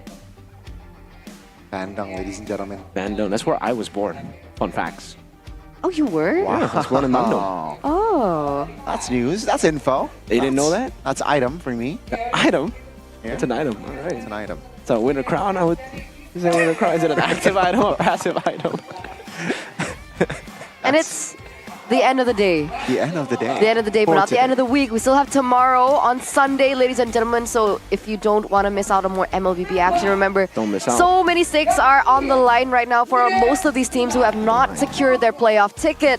So we'll see you tomorrow for the final day of week number 8. My name is Eterna, and here is Donnie. And Mirko. And we'll see you tomorrow. Bye-bye, guys. MPL ID Season 14. We own this. Bye, guys. Yang mungkin tak disangka-sangka. Banyak kejadian yang menarik, tapi hari ini dengan match-match yang berlangsung membuktikan bahwa banyak sekali possibility yang bisa terjadi di season 14 ini. Mengingat dua tim masih tidak bisa untuk menuju ke babak playoff. Dan dari EVOS dan juga Rebellion, mereka harus bisa memberikan dan menunjukkan performa terbaiknya walaupun tak bisa melanjutkan lagi perjalanan mereka ke babak playoff. Tapi kita menantikan dari gameplay menarik dan semangat juang mereka yang ingin mereka berikan untuk lawannya. Dan tentu saja 3 tim yang masih berjuang untuk upper bracket hari ini, mereka nggak ada yang mendapatkan kemenangan. Upper bracket masih terbuka Dan tentu saja match hari esok masih akan ada 3 match yang menantikan kita. Dan juga Budi ingin berterima kasih kepada para sponsor dan partner karena MPL Indonesia Season 14 powered by Moonton. Presented by Official Turnamen Smartphone, Samsung Galaxy, Official e-wallet GoPay, Official Destination for Gaming and Esports, Kidia. Official Gold Partner UBS Gold. Dan kita juga punya partner ini Sports. Ada Campina, Head and Shoulders, Ora Imo, Telkomsel, Dunia Games, IndiHome, dan WeDrink. Tak lupa juga supplier kita ada Erigo, Klik Indomaret, lalu juga Yummy Choice beserta dengan Saturday. Acara ini supported by PBSI. Hari yang sulit ditebak dengan hasil-hasil yang mungkin membuat kita terbelalak. Esok hari 3 match akan seperti apa? Kita hanya bisa menjawab dengan performa dari para pejuang yang ada di MPL Indonesia Season 14. So, hari ini, di malam minggu ini, izinkan Bude mengucapkan terima kasih dan selamat malam. Sampai jumpa di hari esok, hari yang ketiga, minggu yang ke-8 MPL Indonesia Season 14. We on this. See ya!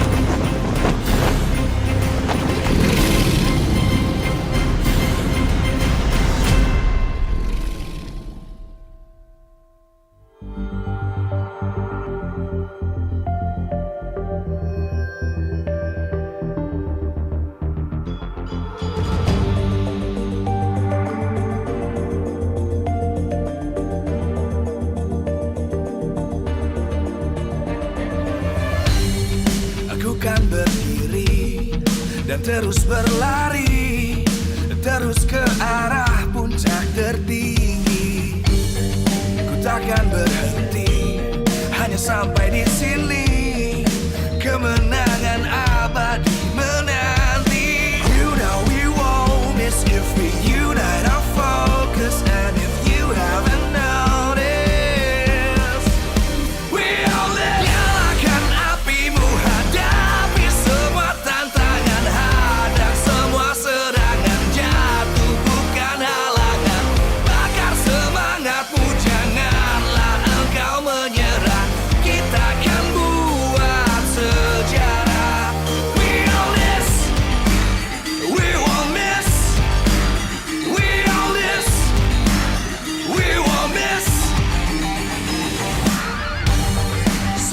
beraksi, jalani ambisi.